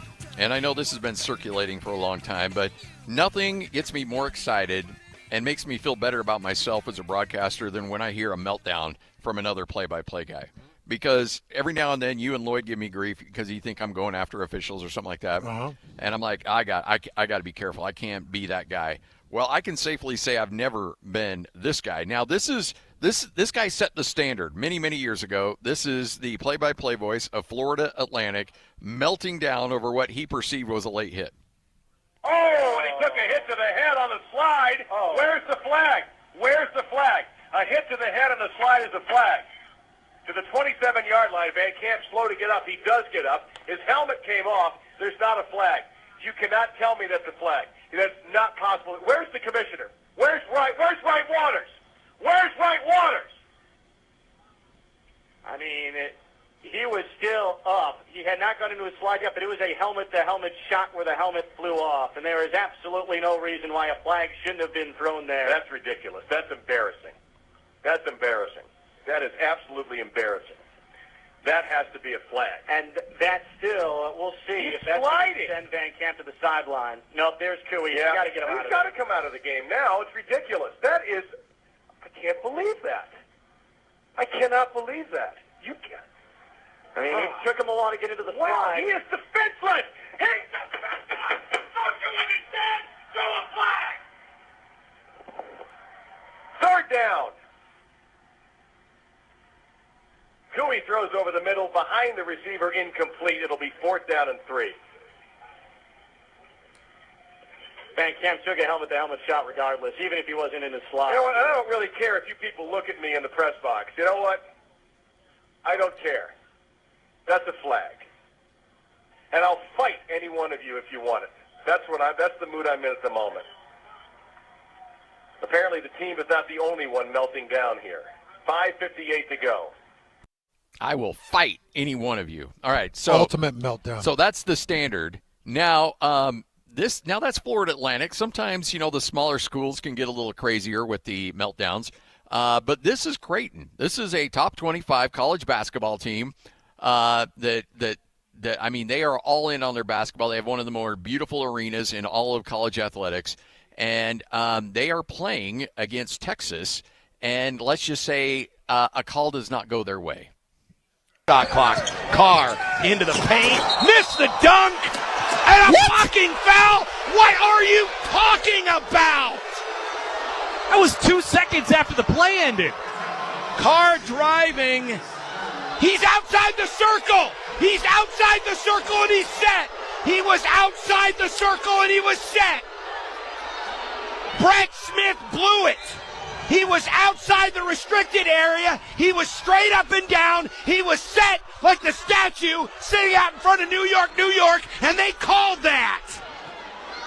That's an absolutely horse crap call. In a game that's been played out like this. Unbelievable bailout call by an incompetent referee. And ball don't lie. Shot clock. All right. That was see, I think Wright Waters is still number one, but that's close. It's close. Wright Waters is still number one. Yeah. Because when you threaten to fight everybody in a press box, you've gone too far. So this is what makes me upset, because I'll let people behind the scenes. I have received a hand slap or two by the conference office, and since Utah State's leaving the Mountain West, I'll go ahead. I've received a little bit of like, hey, not okay. 2 times. One time, see, what they don't like is when you call out the officials by name. And that's where I think the Creighton guy might get himself in a little bit of trouble, because you can say that's a bad call, whatever, but when you actually point out the exact name of the guy, that gets you a little bit of trouble. And I did that once with an official, and I said his name, and I'm like, yeah, he comes over the bench looking like a tough guy wearing his medium uniform. Oh, man. And apparently calling the guy wearing a medium, that didn't sit well. What the conference do? They just said, don't do that? They said, don't do that. Don't do that. And then I didn't even make a jab. Like we do 15 hours of radio, and we try to entertain ourselves. And they were playing Wyoming in Logan, and I said, unfortunately, Wyoming's going to go out of Logan with a loss and have to return to Wyoming. And then I said the best view of Laramie is in the rearview mirror. Oh, boy. And they're athletic. This is one where I was simulcast on the video stream, yeah, and that's I didn't what got know. You. And their athletic director was back in Laramie listening and watching, and he threw a little bit of a fit. So did you hear from conference office? I heard from conference office on that one. So he goes to conference office. And this is another reason why I really miss on Jerry Bovee, because Bovee would be like the insulator and be like, hey, just heads up on this one. So first foul. Oh, need to put 20 on that. There you go, on that shot clock. Oh, I said shot clock. Did you know? I got 10 on it. Oh, my gosh, dude. You do get filthy. Did you get a reprimand for that one? No, I did not. He should have. Hey, is it like that episode that part in The Office where 3 or 4 people hit you? You didn't get a call from like John the Hartwell? The TPS reports? Yeah, you get a call from John Hartwell. Yeah, Did the league officers talk to you? Did you see the memo about that? Yeah. Well, I'm going to need you to stop. And then you get a call from our SID up there. Did you get that message from the Mountain I'm West going to Conference? need you to come in and do women's tennis on Saturday.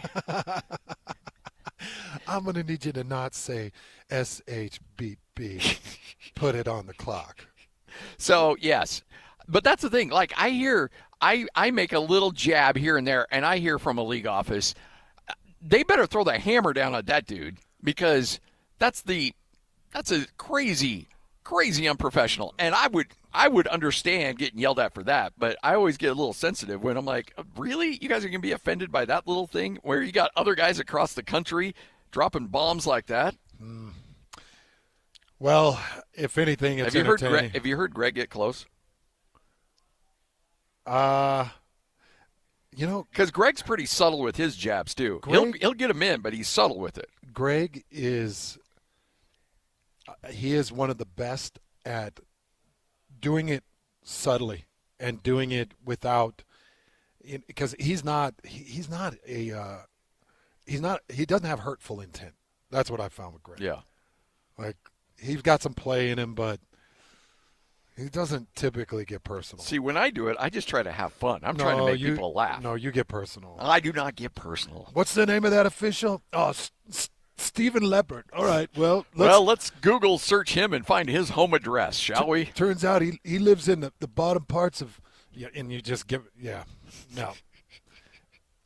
All right, Tyler's hanging out with us, 97.5, the KSL Sports Zone. People, you're stressing Christmas, you're stressing finances. Well, how about this? How about Tyler goes ahead and makes your car payment for an entire year? Some of these, color guys and play-by-play guys might actually need to take me up on this offer, because they might be out of a job. Right? Yep. So it's like, hey, come down here. We'll make your payments go away for a year. You can lock up another job somewhere while you're waiting, and you'll be in fine shape. I think what is, hard is that for announcers, you're still human, right? You still have emotions. You're in the game. And especially when you're with a team, you become part of that team. Yes, typically absolutely. You're in the buses with them. Yep. And so you really, really can feel the emotion of a game if it's not going good or even if it's going good. Yep. And you get to know them as people. Right. And so you you celebrate their wins and losses as friends, not just as, a school that you work for. You look at the great thing about Nissan. So, I started buying Nissans from you a long time ago when I was just doing a lot of commuting, and then my family got bigger and the kids got bigger, and then we were in a Pathfinder, and now the kids are starting to leave, and we can go down a model. Wherever you're at in life and whatever you need it to do, you've got a vehicle that'll match it. Yeah, from the all-new the Versa, which is the least expensive new car in the country. So we have the least expensive new car in the country, where you can get a brand new Versa for $17,000, $18,000. No other new car even. So that's several thousand less than the average used car. So we have that all the way up to the Armada, which is $80,000 of glory. Yeah. Just full 3-row SUV awesomeness. and everything in between, from a 3-row Pathfinder to the all-new Murano that's here, to a wonderful little Kicks, which is all new as well. Lots of fun product. And really, Nissan is really good with the fact that they are a value brand, so you get a lot more car for the money. And with us, you get a forever warranty, which means that your car will be protected, powertrain, as long as you own that car forever. Like 250,000 miles and the engine goes out, you come back and it's covered. Nobody else is doing that, on top of the fact that we are doing right now, this week, until the end of this month, no payments for an entire year. So if you're sick of your payment and you just want a break, you need financial relief, whatever it is, come and see us. We can make this happen. There's no better time. The discounts are big. It is certainly a buyer's market right now. So COVID brought the seller's market, where prices went crazy. Well, the buyer's market's back, so let's go. Let's do it. It's your advantage. It's Black Friday savings going on right now, and Tyler, only Tyler, will be making your payments for an entire year. All you have to do is come down here, Tim Daly, Nissan Southtown. Again, the Southtown location, the only place you're going to get it. Tim Daly, Southtown, Nissan, 97.5, the KSL Sports Zone. Win big this Wednesday on the KSL Sports Zone with Win Ticket Wednesday. This week, win tickets to see Nate Bargatze Big Dumb Eyes World Tour at the Delta Center December 4th through 6th. Great seats still available at SeatGeek.com. And listen to the KSL Sports Zone all day Wednesday for your chance to win. Hockey fans, let your voice be heard with the Utah Mammoth Fan Forum. Visit the Utah Mammoth page on KSLSports.com to connect with the team, other fans, and our KSL Sports insiders. Start chatting today in the Utah Mammoth Fan Forum on KSLSports.com. Hans and Scotty, 97.5, the KSL Sports Zone. Hey, the great thing about Bar W Beef, you can experience it anywhere. You're here in Utah, it'll be shipped to your house absolutely for free. If you're in the middle of nowhere, in a trailer in Farmington, New Mexico, guess what? You can still experience Bar W Beef. Go to barwbeef.com. Yeah, Rock got his package. Yes. And the missionaries in the Four Corners are extremely happy. Yes. Okay. That guy needed Not some the beef. missionaries. Rock, extremely happy. Rock's not going to share. No. He's going to make sure he eats every calorie of that beef. But it is such a delight. I was talking about this yesterday. What a perfect Christmas gift. Oh, yeah. Just go to barwbeef.com, get your loved one's address, order $150 for Christmas. It's sent there for free. So $150 or more, it's going to be sent for free. And they're going to get that box of beef, whether it's their ground beef, which is just delicious, or the steaks. They're going to get that box of beef and know that you care and that you love them.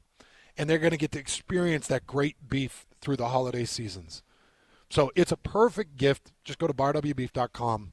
You can either build a box or you can pick one of their specialty boxes and have it sent to the house. And if you're driving up and down I-15, you're going to Vegas or St. George for the holidays, make sure to stop at Nephi and check out the Bar Dub Grill right off of I-15, exit 222. Heck, I think you should just go down there for Christmas dinner anyway and go down and enjoy some of the best food, the best burgers, you name it, at Bar Dub Grill.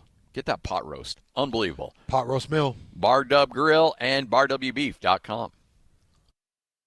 Taqueria 27, where every taco tells a story. And sometimes it's a hilarious one. Check out Taqueria27.com. You'll thank us later. On the go? Don't worry. Locations in downtown SLC, Holiday, Fashion Place Mall, Lehigh, and Eagle Mountain. So if you miss one, there's another waiting to serve you tacos, sizzling fajitas, enchiladas, margaritas, like a ninja. Taqueria 27's got Mexican cuisine, including gluten-free, that's so tasty, your mouth will thank you. Nate Bargatze. I would like another dog.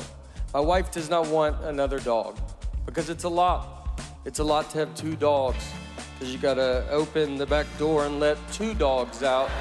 Big Dumb Eyes World Tour. But then they want to come back in and you're like, gotta go let all these dogs back in. 4 shows. Delta Center, December 4th through 6th. Tickets available at deltacenter.com. Don't miss the Big Dumb Eyes World Tour. Nate Bargatze.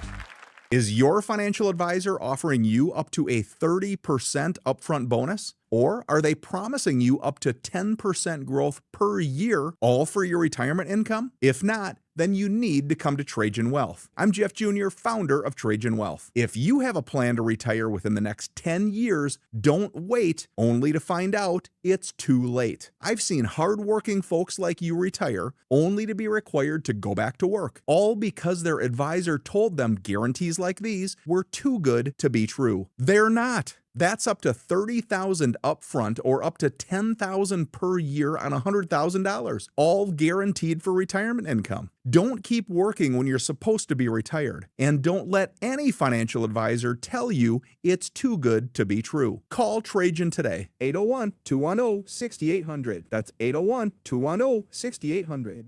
Annuities, non-advisory products. DBA Trajan Wealth Insurance Solutions. Additional disclosures at TrajanWealth.com. Listen every Monday morning to DJ and PK and Monday afternoon with JJ and Alex for your Chevy Strong Play of the Game. Win great prizes from Rocky Mountain Chevy.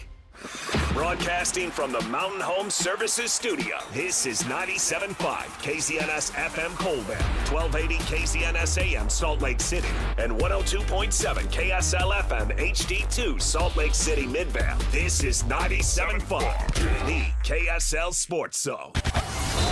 It's another battle for the Aggies, and the KSL Sports Zone has it covered. It's a Black Friday showdown for the Aggies as they welcome in Boise State to Logan. Your home for all the play-by-play coverage of Aggie football is right here on 97.5, the KSL Sports Zone. This is Hans Olsen and Scotty G, presented by Mountain Land Supply on 97.5, the KSL Sports Zone.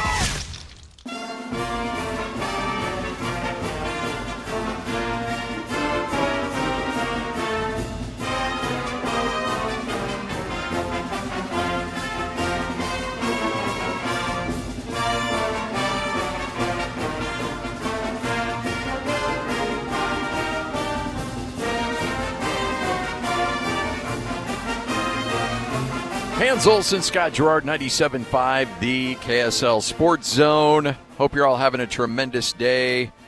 Boy, it is time to talk some BYU football. Now, remember, we're moving all the shows up a day because normally we do Cougar Preview on Wednesday, Utah Preview on Thursday, but because it's Thanksgiving, we're sliding Cougar Preview to today and Ute Preview to tomorrow. All right, Hans,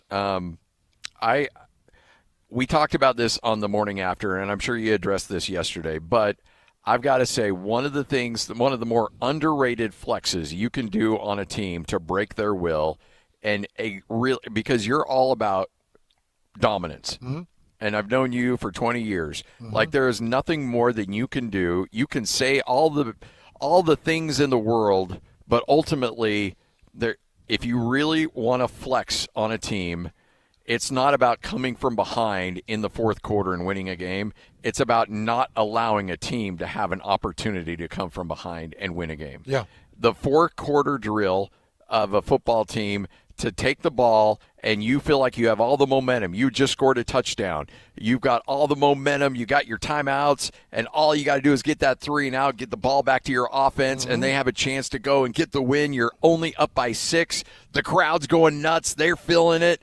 And all you do is handoff for 4, handoff for 7, handoff for 5, handoff for 6. You have to use timeout. You get past the 2-minute timeout.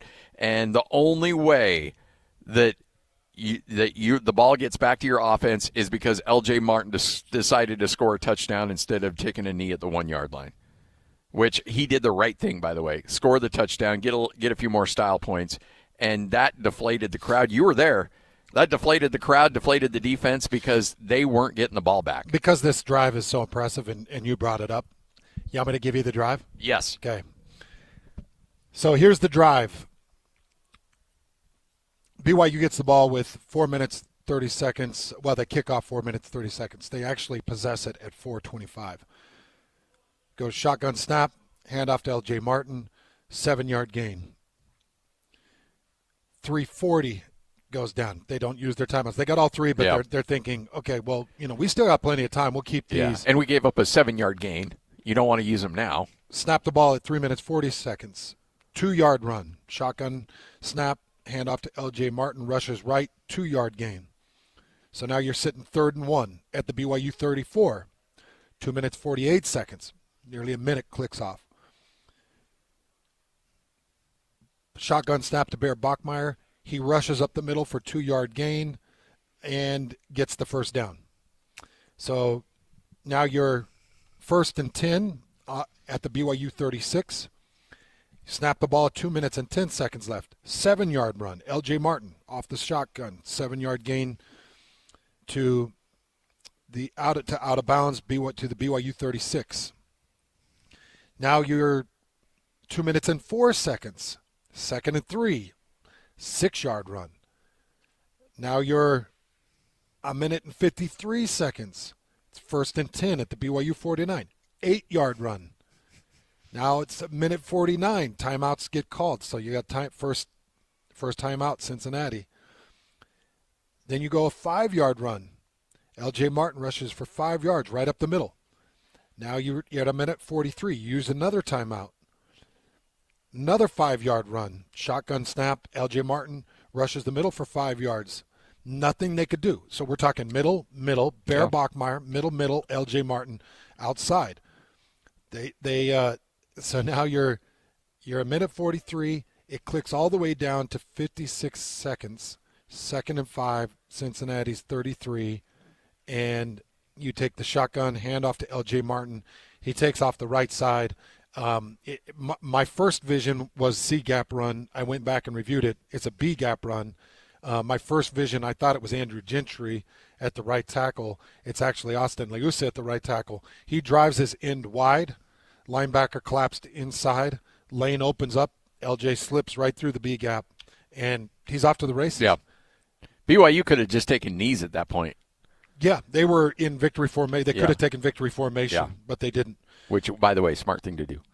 And then, you hit this 33-yard run that puts LJ at 222 yards. It's, to your point, it's the most dominant way to finish a game. And I was, like, going into the break before they kicked the ball off, I was talking about the 4-minute drill. And I was saying it's so much easier to say it than it is to execute it because Cincinnati knows exactly what's coming. Yeah. They know the middle's coming. Yep. They know the Bachmeier keeper's coming. They know LJ's coming. They know that Bruce Mitchell, the center's coming downhill. They know that they're going to get a face full of Isaiah Jada. They know that's all coming.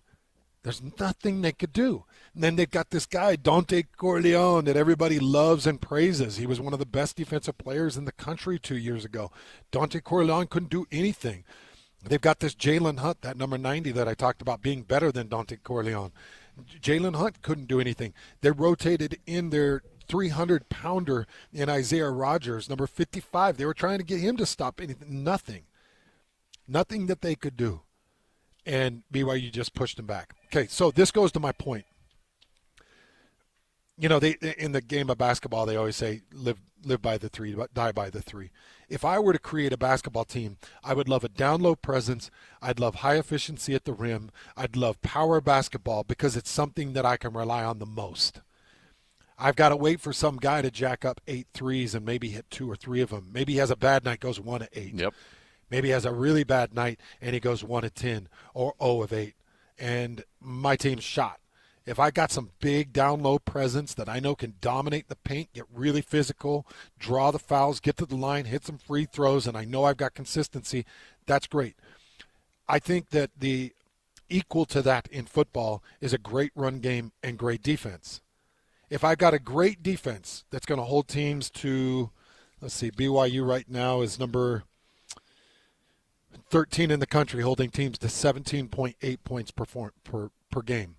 If I've got a defense that can hold teams under 20 points and I got a run game that can hold possession and keep my defense fresh, then I've got a championship-level football team. Now, if I can just mix and add a little bit of passing and play action and do some of those things, now I've got a national championship team. Yeah. And BYU's got to find a little bit more consistency. I only saw I say this and then somebody's going to come back and be like, yes, they did it like 10 times.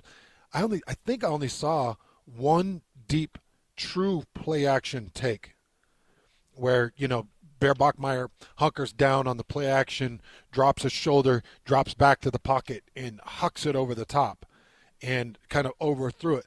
I think that was only one real deep shot. I think this is what I would do. I think against UCF, I run it 48 times.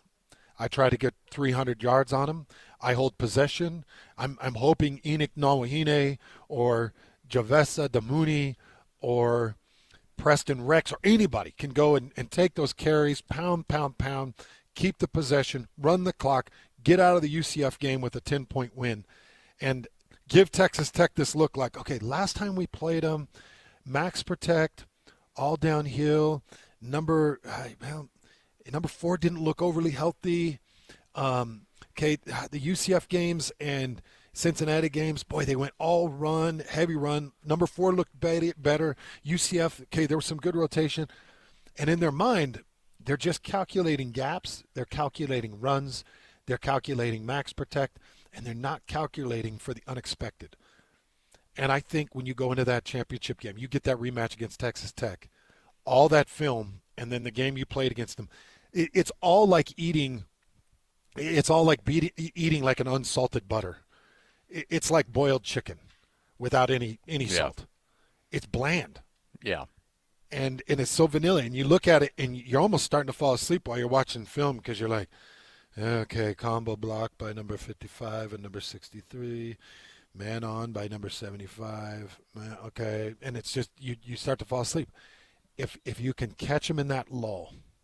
That's what the Utes did to Alabama in the Sugar Bowl. Get them sleeping and then come out and just show them a whole different look. Mm-hmm. Because if you think you're going to go into Arlington and you're going to do what you tried to do the first time, it will be the same outcome. They're that good. It's going to have to be off the charts creative. But you've got this TCU film. You've got this Cincinnati film. You've got this great defense, great run game. Lean into it on UCF and get ready to be creative against Texas Tech if you get back there. I just love, just to circle back to that drive, I love watching those so much. I don't care who it is when you're able to do that, because so often we see teams give up the 3 and out, which, by the way, all the time. It's what Kansas State did. Kansas State was mowing up and down the field against Utah. Mm-hmm. Utah scored the touchdown, and they needed to get the 3 and out. What did they do? They got the 3 and out and got off the field. And offensive coordinators sometimes... That was a big moment, by the way. It was. That was bigger than the interception to finish it, I think. Yeah, I agreed 100%. You had to have time to be able to go down and score. And offensive coordinators, sometimes they spend so much time game planning and putting in the plays and like, okay, we're going to get them with this. And they get near the end of a game and they haven't used some of it. And they're like, oh, we worked on this. I want to use it. And so they're like, okay, this is what we're going to do. We're going to play action, roll the quarterback out, bring the tight end in the flat, and just dump it down to him. And he's going to turn upfield. They're not going to see it coming. Well, guess what? They did follow the tight end, and you threw an incomplete, and the pass and the stop. Or the quarterback had to eat it and took a 5-yard sack. Now you're 2nd and 15, and they use a timeout and it'll stop the clock. Or the tight end didn't know where he was at and accidentally went out of bounds after a 3-yard gain and stopped the clock. And now you're like, they didn't have to use a timeout. The fact is, they're like, BYU's like, no, we don't have to do any of that. Aaron Roderick didn't get cued at all. He's like, no, guess what? We think we're better. Even though they know what's going to come, they're going to put 8 in the box. Doesn't matter. We're not even going to run a dopey fly sweep. We're not going to do any of this stuff. We're just going to go bam, bam, bam, bam. Yeah, and you can't stop it. In that 4-minute drill. Yeah. Exactly. And That's can't exactly do anything. Everything was in between tackles. Everything was downhill. Nothing was to the outsides. Yeah. And I know BYU fans get critical of Roderick because they're like, man, why does he go to the outside screen? Why does he go to the fly sweep? You have to go to those things. You've got to be able to spread a defense out a little bit. In the 4-minute drill, by the way, that Cincinnati defensive line at that point had been on the field for approximately 34 minutes. Yeah.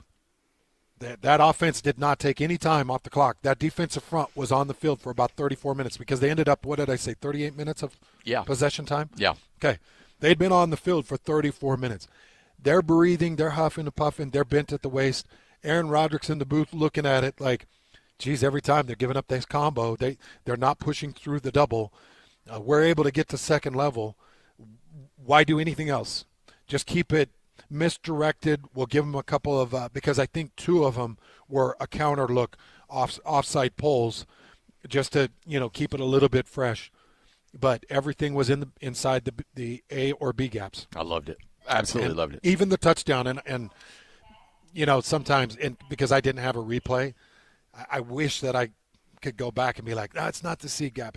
It just, the way he widened, it looked like the C gap. And Leusa had taken the D end out so far, I thought it was a tight end running an outside linebacker. And my eyes saw the hit. It is actually the B gap. Did they not give you a monitor? No. I hate stadiums that don't do that. No, the monitor was too high. You one of those see, that's straight above your head. Like, so. what are we even doing here? So I didn't have any replay. Yeah, that's stupid. Yeah, it's a bummer. Yeah. That sucks. But I thought that was only a Mountain West thing. I didn't know that would bleed into the Big 12. It's happened a few times. But Hands and Scotty. I did want to tease this. Yes. Somebody showed up big in this game. I'm going to tell you who showed up big in this game against Cincinnati and what needs to happen with this individual coming up this week. Love it. We'll do that next. Tyler's hanging out with us at Tim Daly Nissan Southtown. All right, so I left something out in my car. I was going and grabbing it really quick, and I looked over and I saw the Rogue. Yep. And I know that the Rogue sometimes kind of gets, because you got a lot of really cool things, but the Rogue is like Mr. Dependable. Like, it's L.J. Martin, essentially. Like, you know what you're always going to get out of the Rogue. And so a lot of people think, okay, well, that's nice, but I want something flashier. Well, I walked out. These new Rogues? Yeah. Okay, I apologize. They're badass. Yeah, man. they're great. They are beautiful. We have the Rock Creek Edition, which has the off-road, different colors. It's got a really good vibe to it. We have 0% for 60 months on that vehicle. And we have like 40 of them in stock. It is our number one selling I was going to vehicle. ask you, is it still number one? Yeah, it is number one, and it's for a reason. Right? It is the mid-size, awesome sport ute that Nissan makes. It's the best value in that segment. So it was 0% as well on that vehicle. So we have 0% on a lot of our vehicles. We have lots of rebates. We have $5,000 rebate on the Pathfinder. We have $4,000 rebate on the Frontier. We have the all-new Armada, which is the third-row boat tower and the family. And it's all new with the self-driving technology. The Murano is all new with its self-driving. I mean, there is just so much going on in the Nissan lineup right now that you probably don't know about. And in college football, Nissan spends a lot of money on the Heisman House. Oh, yeah. Advertising in college football, so you can see these vehicles as you watch your favorite team.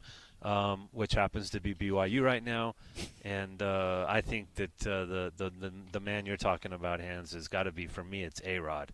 Is that who you got? Yeah, because he just comes with a game plan, like putting LJ directly behind Bear, so that the linebackers couldn't queue on one side of the field or not. Mm-hmm. And I mean, it was everything is just with Bear and LJ. It's just downfield running. And it's so hard to compete with. But it's just, we're going to tell you where you're coming. What's right here? It's such a middle finger to a defense. It is. Like, it's just like, meh, go ahead. Just a bit of a comparison, and I talked about this, I think Wednesday before you left, Scotty. The defensive coordinator for Cincinnati came from Iowa State. It's the same defensive scheme that they saw against Iowa State was against Cincinnati.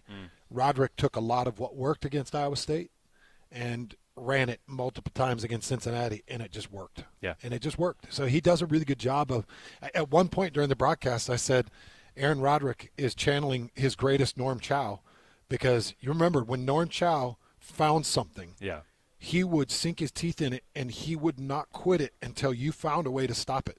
And it's not like you stop it once and he'd quit it. You'd stop it once, he'd do it again. You stop it twice, he'd do it one more time. Like, let's see one more time. But BYU teams of old had to do it with a lot of, like, smoke and mirrors, reverses, misdirection, trick plays, some cool screen passes that we've never seen before. But what A-Rod is doing is he's brought a true freshman, 19-year-old quarterback along, which is real simple but awesome tactical strategy to win at the line of scrimmage. With a really good offensive line coach that they communicate well with. Yep. Come down here. It is Tim Daly Nissan Southtown, and incredible. There's a bunch of these models where Tyler will make your year or make payments for an entire year. Did we say that? An entire We have not said that yet. year. We did. Well, we need to say that. Yeah. And let's just get my managers really upset again. But, yes, for an entire year, no payment. If you've got a payment now and you're sick of it, come in here, trade it in. No payments for an entire year. Okay, I'm putting you on the spot here because if I'm wrong on this, just tell me I'm wrong and I apologize. But let's say somebody wants to take their family on a big vacation and they're like, you know what? Instead of you making the payments for a year, how about you just give me that money right now? Right, to maybe book a trip to Arlington. Yes. If you were thinking Arlington, Yep. I don't know, maybe next Yep. week, something could be happening there. Yes, I could make that happen. Make dreams come true. So you could give Put them dreams in driveways. You could give them a lump sum. Yeah, for sure. So you've got every reason to come out. By the way, I see the Christmas bow on there. Mm-hmm. Will you send a Christmas bow home with somebody if they're buying it for Absolutely. Christmas? Absolutely. Come Big in. pretty The one. bows included? Yeah, bows included. Got to make Mama happy, right? You've got the gigantic Christmas bow on these beautiful cars. Think about this, getting a Christmas gift for your wife or your daughter or yourself and not having to pay for it for a year. Yeah. So many or different taking ideas. the cash and saying, "Here's your new car, babe. I'm going to Arlington." Yes. Yeah. You get a car. I'm going to Arlington. Man, that's Enjoy the Pathfinder. I will see you in the second week of December. That's right. That's what we should say. Buy a Frontier, get a free trip to Arlington. Let's go. There we go. We're done. It's all about packaging. All That's right. the hand special. Guess what? Hand special right now. If you Yes. if you come on down here and you buy a Pathfinder, or what else does it apply to? Pathfinder Frontier. Pathfinder or Frontier? Yes. Then Arlington special. Arlington, you will get a good chunk of money going towards your trip to Arlington. I think that would probably We can cover it. We I think can it would cover it. Yeah. We can cover it. Yep. All right. Hans and Scotty, 97.5, the KSL Sports Zone. It's game week for the Cougars, and the KSL Sports Zone is getting you ready for kickoff. The Cougars look to punch their ticket to the Big 12 title game as they wrap up the regular season at home against UCF. Listen all week long for the best coverage of Cougar football and your chance to win tickets to the game. Then catch College Football Saturday with a post-game show immediately following the game on KSLSports.com. Your home for the best coverage of BYU football is live on air, online, and on the KSL Sports app. This is 97.5, the KSL Sports Zone. Hi, this is Derek Overstreet, president of the New Millennium Group and co-host of Stop Working, Start Living with KSL News Radio. Can you imagine what your life would be like if you could retire 3 to 5 years earlier than you thought possible? The things you could do, the loved ones you could spend time with, the memories that you could create.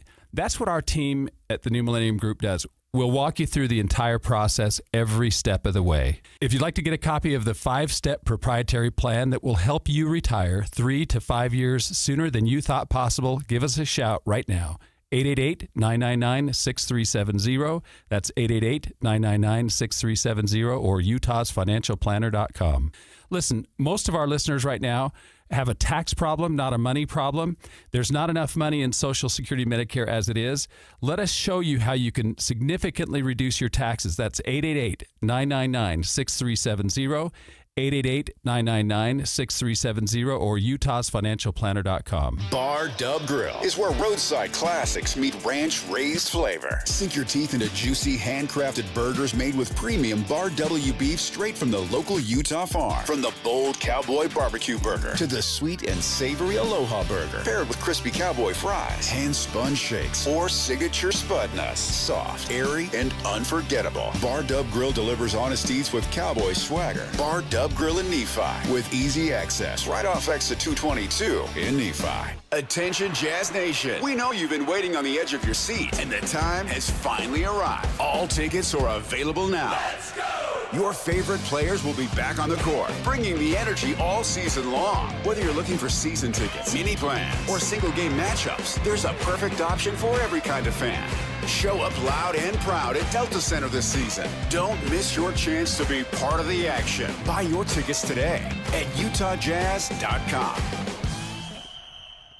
This holiday season, give your home the gift of smart upgrades with Mountain Home Services. Electric vehicle? Meet your new best friend. A professional EV charger installed from Mountain Home Services. Fast, reliable, and done right the first time. Want to save energy to brighten your space? Ask about LED lighting upgrades, smart switches, and modern lighting controls. perfect for cozy nights and year-round savings. Serving Utah since 1954, Mountain Home Services was the first to offer upfront pricing with no hidden fees, and every job comes with a 100% satisfaction guarantee. Protect your home and power up your lifestyle with expert electrical services you can trust. Plus, KSL listeners enjoy a discounted price on a fireplace tune-up for just $99. Visit mountainhomeutah.com or call 801-543-2222 to schedule your upgrade today. That's mountainhomeutah.com or 801-543-2222. Mountain Home Services, powering Utah homes since 1954. The KSL Sports Zone is your home for live local sports. Tomorrow night, the Utah Mammoth hosts the Montreal Canadiens. Puck drops at 7:30. You can listen on 97.5 The Zone. Thursday afternoon, Thanksgiving Day, celebrate with BYU basketball. They play Miami at 3 o'clock on 102.7 FM. And Friday, college football as Utah State hosts Boise State at 2 o'clock on 1280 The Zone. And if you want to hear your company's name here, email Stephanie Palmer at spalmer@ksl.com and join the winning team at the KSL Sports Zone. The KSL Sports Zone and Hercules Credit Union are highlighting people that impact youth sports. Nominate the youth sports volunteer you know for the Hercules Hero of the Week at kslsports.com. This is your Cougars at 30 update. Presented by Kenny J's Barbecue on 97.5, the KSL Sports Zone. L.J. Martin, a 1,000-yard rusher, the first at BYU since 2021, and a lot of people taking some pride in this, including Austin Luesa. It's all the work that he's put in the offseason as well, all of his success that he's had. It's definitely been something that he's been working towards and working very hard towards. We were honestly just there doing our job, and he was doing his job, and ultimately, it got him to where he is now. And so that's just kind of how we take it as an O-line group. We're just doing our job in our 111 football. That's your Cougars at 30 update right here on 97.5, the KSL Sports Zone, all brought to you by Kenny J's, where you can make Thanksgiving unforgettable. You think you don't have your turkey lined up or you don't have a lot of confidence in your turkey making ability or cooking? Well, guess what? Don't worry about it. Call or text Kenny J directly, 801-230-5396. He'll have that turkey smoked, ready for you. You pick it up Thursday morning, and you can be the hero on Thanksgiving. 801-230-5396. Let's go! Complete game coverage of the Cougars is right here on the KSL Sports Zone. It doesn't get much bigger than this as the Cougars look to earn a spot in the Big 12 title game as they take on UCF in Provo. Your home for the best coverage of Cougar football is right here on 97.5, the KSL Sports Zone. This is Hans Olsen and Scotty G, presented by Mountain Land Supply on 97.5, the KSL Sports Zone. Woo!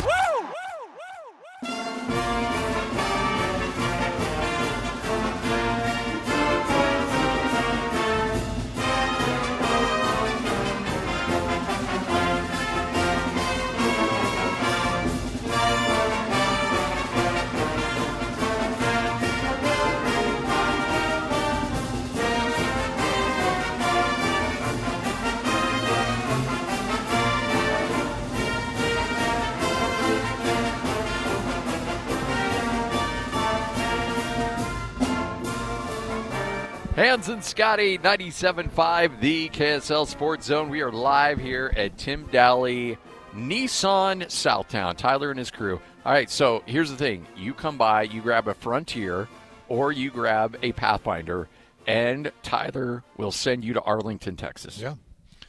It's buy the Frontier and go to Arlington, or buy the Pathfinder, go to Arlington. Yep. So if you're a Cougar fan, take advantage of it. If you're not a Cougar fan, you're like, well, I don't really want to go to Arlington, then he'll just give you the cash value of it. Yeah. He'll write you a check for $5,000, or he'll make your payments for an entire year. And what's so nice, when you get back from Arlington, you're going to have that brand new Frontier. I mean, what's going to be better than that? I know. Trip to the Big 12 championship game, paid for, and a Frontier in your driveway. All right, so you said there one player you wanted to mention specifically about that performance against Cincinnati. Yeah, so he's now showing up in back-to-back weeks, and he's made a big difference. And it's Keanu Tanavasa. Oh, yeah. Yep. Back-to-back weeks, he has shown up, and he's done his thing. And talking about Keanu Tanavasa, fourth down stop against Cincinnati that was just critical. And Keanu Tanavasa is able to beat the double team off the backside, spins out of the B gap, spins back into the A gap, so play side of the center, and scrapes off the backside and is able to hook kind of the waist and leg of the running back in the backfield and bring him down for no gain or a very short gain, and you get the fourth down stop. That's the difference. Cincinnati was 3 of 4 on fourth downs. This was the one. That you needed to stop, and Keanu Tanavasa showed up. Keanu Tanavasa also had a pressure or two. He's pushing the middle better. Okay, so this is now the second week in a row, TCU and Cincinnati, that BYU, when running an odd front, they're putting Keanu Tanavasa over the center, and they're still trying to man Tanavasa. They're still trying to block center to Keanu. You can't do it. So teams are going to have to go back to doubling down. And a lot of times, Scotty, it is the scheme that'll force the single team. So if I'm going odd front and I leave Jack Kelly shallow and I bring whoever up, Glasgow off the edge or whoever you're playing off the edge, and you bring them up, now you've got 5 guys. It's a designed 5-man across the front when you've got only a 3-man rush. But when you got 5 that are walked up, it forces the center to mic recognition to declare each of those 5, which assigns each offensive lineman to one of the 5. That's why an odd front can be so good. If you've got a 4-man front, an even front, and you go a 4-man front, and you keep your 3 linebackers deep, obviously the downs are the most critical. The mic is designated between the 3 linebackers, and now I can take my set on a man-on-man. And so as an offensive tackle, I got man-on-man. As an offensive tackle off the right side, man-on-man. Right guard, I know off of mic declaration, my center is helping left side, so right guard, man-on-man. Now as a left guard, I'm taking my step, and I'm blocking my D tackle, knowing I've got center help who's eyeballing the mic linebacker. Okay. Now, max protect, what that does is that adds a running back coming in and chipping. So now as an offensive tackle, I know I've got man on with running back chip help. And then as an offside tackle or, the other tackle, I've got a H-back who's motioned across, and I know I've got H-back chip help. That's a max protect. So now I know I've got offensive tackle help. What happens is in that odd front, I've got men walked up. I've got assignments across each for all of the offensive line. So now I take my set at that linebacker. He doesn't come. He vacates for a pass block. Now as a nose tackle, if I get penetration on that center on man, now I've got spin techniques. I've got push-pull techniques. I've got one-on-one techniques that I can get a pass rush and I can get some penetration. That's a long, detailed explanation of what's happening with Keanu Tanavasa. He's getting a lot of man-on-man looks, one-on-ones, and he's beating them. He's beating them with spin moves, push-pulls. He had the one sack that he had last week against TCU. He had a man-on-man look. He went to the push-pull with the arm over and got the sack. In this particular fourth down stop, he had B-gap responsibility. He had a combo design, spins off of the B-gap, combo design back into the backside of the play and makes that tackle. Like that's what you got to get from Keanu Tanavasa. Yeah. Yep. If he does this against USF, then the next thing you know, you're like, geez, he was worth every penny. Oh, yeah. And some. If you go into that Texas Tech game and you're liking the odd front and you like finding ways to get Keanu Tanavasa a one-on-one, well, the next thing you know, now they're calling protections to a mic that forces a double team to Keanu Tanavasa. That frees up somebody. Now somebody's got to do something.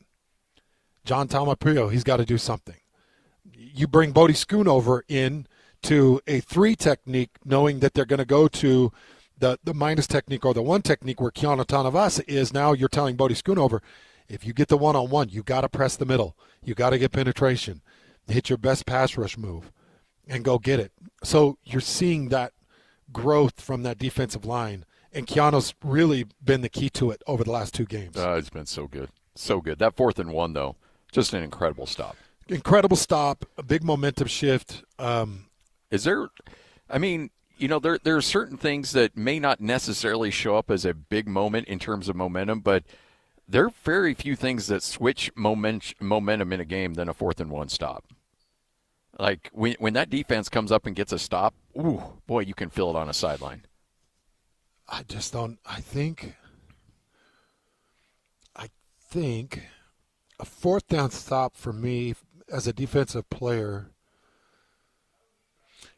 short of a pick six or a scoop and score. Yeah. So, like if you just go interception or you go fumble recovery, I'm taking a 4th down stop as far as momentum over a fumble recovery or an interception. Yep. But scoop and score, Maybe give me that. Maybe a block punt, too. Those seem to really swing a game. But yeah, block punts are huge, but there's very few things that can generate the momentum like a stop. Hans and Scotty, we're live here at Tim Daly Nissan Southtown. Real easy to find just west of I-15. Come on by, hang out, and incredible savings right now on these Nissans. Tyler's going to make your payments for an entire year, but it's only going to happen at this dealership. You call any other Nissan dealership and say, hey, I want you to make my payment for an entire year. I want you to send me to Arlington. They're going to be like, no, we don't do that here. Well, guess what? They do it here. Tim Daly, Nissan Southtown, 97.5, the KSL Sports Zone. Whirls around and down. 97.5, the KSL Sports Zone is your exclusive home of the Utah Jazz. And we want to send you to the Delta Center to see the Jazz in action. Listen every Tuesday for the Jazz Ticket Tuesday Sounder at 30 past the hour, every hour, all day long. And if you're caller number 12, you'll be on your way to an upcoming game. Buy one, you'll get one free. It's Jazz Ticket Tuesday, every Tuesday throughout the NBA season on your radio home for the Utah Jazz. 97.5, the KSL Sports Zone. Hans and Scotty, 97.5, the KSL Sports Zone. All right, folks, you're banged up. You need a little bit of help. You need to get back on the field. You need to get back on the court. Well, guess what? Talk to the same professionals that do that for the University of Utah athletic teams, for the Utah Jazz, for the Utah Mammoth. It's University of Utah Health. They're here to help you get back in the game and get you back into pristine condition. They've got, whether it's orthopedic, whether it may be just your bumps and bruises along the way, they're here to help. And they can do so in a bunch of different ways. First off, you want just a telehealth option? They've got those. They've got clinics up and down the Wasatch Front. They've got the LDS Hospital, named by U.S. News and World Report as the #1 hospital in the state of Utah 11 years in a row. It all starts by going to uofuhealth.org. That's uofuhealth.org.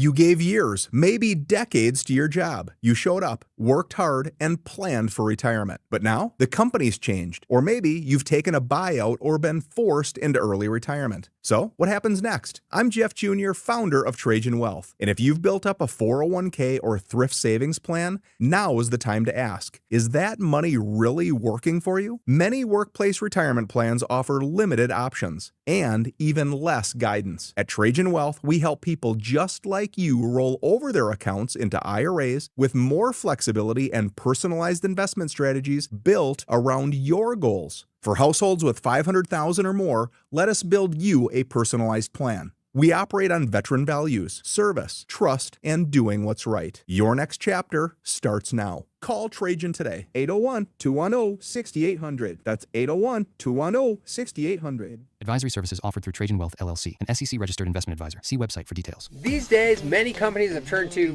influencers to tout their products or services. But here at John Watson Chevrolet, the only endorsement we need is from our customers. Because of their feedback, we're proud to be Utah's best-reviewed Chevy dealer. Visit us today to see why we get reviews like, buying a car should be a fun experience, like a kid getting a new toy. And at John Watson Chevrolet, it was. John Watson Chevrolet, your 5-star Chevy dealer. 3535 Wall Avenue, Ogden. Chevrolet. Together, let's drive. Utah Mammoth Hockey is back at Delta Center. Don't miss your chance to be part of the excitement as the Mammoth hit the ice all season long. Grab your friends, rally the family, and lock in your seats for the fast-paced, hard-hitting action. Great seats are available for most games, but they're selling fast. Head to UtahMammoth.com to get your tickets today. That's UtahMammoth.com. your home for all things Mammoth hockey.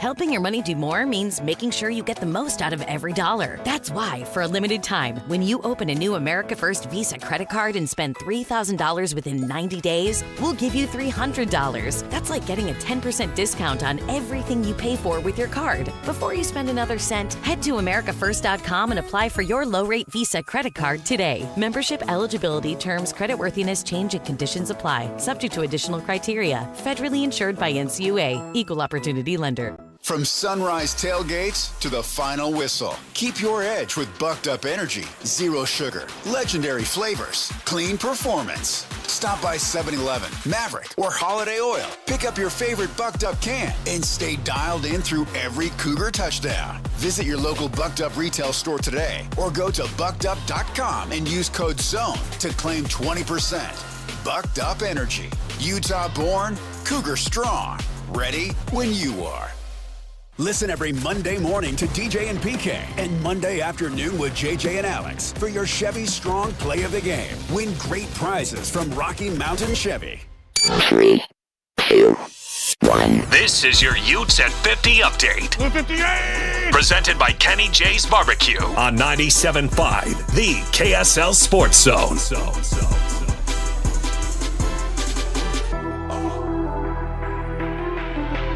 It is your Utes at 50 update right here on 97.5, the KSL Sports Zone, as Utah gets set for their final game of the regular season on the road in Kansas. Devin Dampier getting some help from Creed Whitmore and Larry Simons.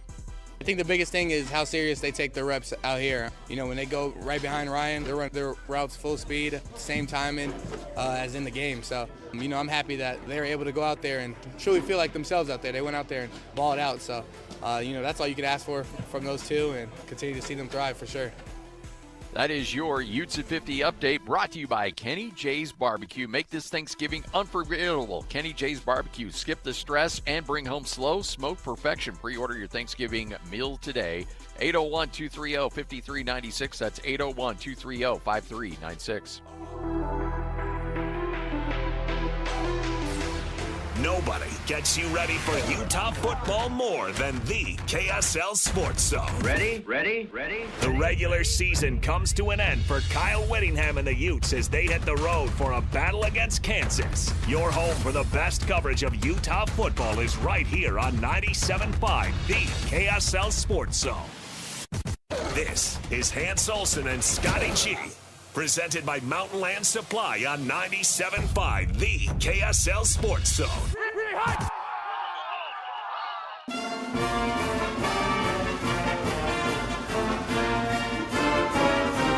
Hans and Scotty, 97.5, the KSL Sports Zone. It is your Cougar preview show right here on the Zone. Coming up next, you'll hear from the play-by-play voice of UCF as the Cougars look to stay with just that one loss in conference, and it all comes down to just one game. You win, you're in the Big 12 title game. It's that simple. 2 quick points. We got Mark Daniels, play-by-play voice of UCF. He's going to be coming up at 2:05, so stay tuned for that. We'll get into some UCF talk. But, you know, you just think about where BYU currently stands, what the AP did, what the CFP is going to potentially do. Yeah.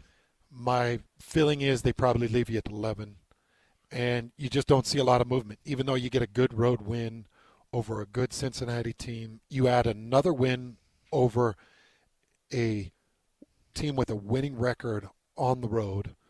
You just can't continue to stack those. I don't know how much it's going to help you, but I'm expecting to be let down by the CFP coming up tonight. And then a really quick Chase Roberts thought and update. You don't need him against UCF. Just get by UCF. Like I said, pound the rock. Don't get cute and creative. Secure the win and do it the way you can do it. Great defense. They shouldn't be able to score anything over 14 points. Do it with great defense. Hold them underwater. Possess the ball. Run it. And just secure the win. I feel like Chase Roberts should be good for the championship game. Just looking at how it happened, when he exited, what he did after he exited, Kalani Sitake in the post game. it all kind of lends to we think Chase is going to be okay. If he's good enough to go against UCF, go. Go get the yards, go get a couple more touchdowns, continue to seal your legacy. But Chase Roberts is going to be critical against Texas Tech. Critical. Absolutely. Can't play that game without him. Nope. So make sure that whatever you do, he's ready to go. I just kind of want to hopefully calm the fears. It did not seem like a significant injury. It seemed precautionary and reasonable. Nothing crazy. So that's my hope. Tyler's with us. We're live here at Tim Daly Nissan Southtown. Real easy to find, just west off of I-15 after that 106 South exit. Tyler, there's so many great things going on right now. You can essentially get your payments taken care of for a year. And it's important to note, we're not pausing the payments for a year. No, you're just making them for people. Making the payments for them. We've got the Tyler special, or we have the hand special. Yes. The Tyler special is making your payments for a year when you come buy a new Nissan, okay? The hand special is buy a new Nissan, a Pathfinder and Frontier on both of these, and you get a trip to Arlington to go watch the Cougs. Because correct me if I'm wrong, but you guys would know better than me. On Friday, we could clinch Friday night before the game if Arizona beats Arizona State. Yeah, that is correct. Yep. So, which actually I think Arizona is favored in that game. So that's kind of an interesting kind of. That's going to be a great game. You still got to go win on Saturday, in my opinion. But yeah, because remember, it could have been clinched Saturday. Yeah. If Arizona State had just lost. Does it change anything if Arizona beats Arizona State Friday night going into Saturday's game with BYU? If what? If Arizona wins and BYU then would clinch Arlington, as a coach, does it change anything on how you play the next game? No. I definitely don't play Chase Roberts. Yeah. No. I was talking to Greg about this because I was thinking if Arizona State would have just lost and they would have clinched on Saturday, how do you approach that UCF game? Yeah. And you still go into that game wanting to secure it, get the numbers, have the right guys. There's a bit of wanting to add, hopefully, some style points. You want to because you're still thinking maybe you keep it close against Texas Tech and you lose. Maybe the committee still puts you in if it looks good against UCF, looked good against TCU, looked good against Cincinnati. That those last 3 games to end the season coming out of that Texas Tech loss look good. Then maybe. My thought was you do rest them. My thought was keep LJ off the field, keep Jack Kelly off the field, and maybe just play Bachmeier half the game and just use it as a warm up and get ready. But I think you want to go and pursue the push. I do too. I think you want to beat them up pretty good. I do too. Even though I'm convinced BYU is going to give Texas Tech a game if they get back there. They're going to give them a game. 1,000%. I think they win. I think BYU is going to beat them on round 2. I love it. You know what? I think going into that, which is why you got to buy a Nissan to get there. Yeah. Well, yeah, and you're watching history right there. And you're going to need as many BYU fans. And remember, this stadium, what does that hold? 92,000? Something like that. Yeah. 94,000. This stadium holds a lot of people. There's going to be a lot of blue. There's a lot of tickets available out there. There's a lot of blue. And last year, it wasn't sold out. No, it would have been. But it was Arizona State and Iowa State. Yeah. No, it was not sold out. It wasn't sold out. No. This one will be, though. Yeah, with BYU and Texas Tech. It'll be sold out. So don't think that it's just unrealistic. Come down, get the Frontier. That's right. Tell Tyler I want the hand special. Yep. Tyler's going to take care of your trip to Arlington. Yep. It's that simple. And those flights aren't cheap, so nope. Another reason to come by new Pathfinder, new Frontier. I'm telling you, this is the time. Forever warranty, 0%, no payments, trip to Arlington. We got so many different ways to put a deal together. And that's the great thing about Tyler. He can be creative as he needs to be. So you need to make something happen, he's going to make it happen for you. It's right here at Tim Daly Nissan Southtown, 97.5, the KSL Sports Zone. Every child deserves a warm, joyful holiday season. But many families in Utah are struggling right now. KSL's Quarters for Christmas is here to help. With your support, we can provide coats and shoes to kids who need them most. Every dollar goes directly toward winter clothing for Utah children. Please join us in making a difference. Donate today at kslquarters.com. That's kslquarters.com. Bar Dub Grill is where roadside classics meet ranch-raised flavor. Sink your teeth into juicy, handcrafted burgers made with premium Bar W beef straight from the local Utah farm. From the bold cowboy barbecue burger to the sweet and savory Aloha burger, paired with crispy cowboy fries, hand-spun shakes, or signature spud nuts. Soft, airy, and unforgettable. Bar Dub Grill delivers honest eats with cowboy swagger. Bar Dub Grill in Nephi with easy access right off exit 222 in Nephi. Nate Bargatze. I would like another dog. My wife does not want another dog because it's a lot. It's a lot to have 2 dogs because you gotta open the back door and let 2 dogs out. Big Dumb Eyes World Tour. But then they want to come back in and you're like, gotta go let all these dogs back in. 4 shows, Delta Center, December 4th through 6th. Tickets available at deltacenter.com. Don't miss the Big Dumb Eyes World Tour. Nate Bargatze.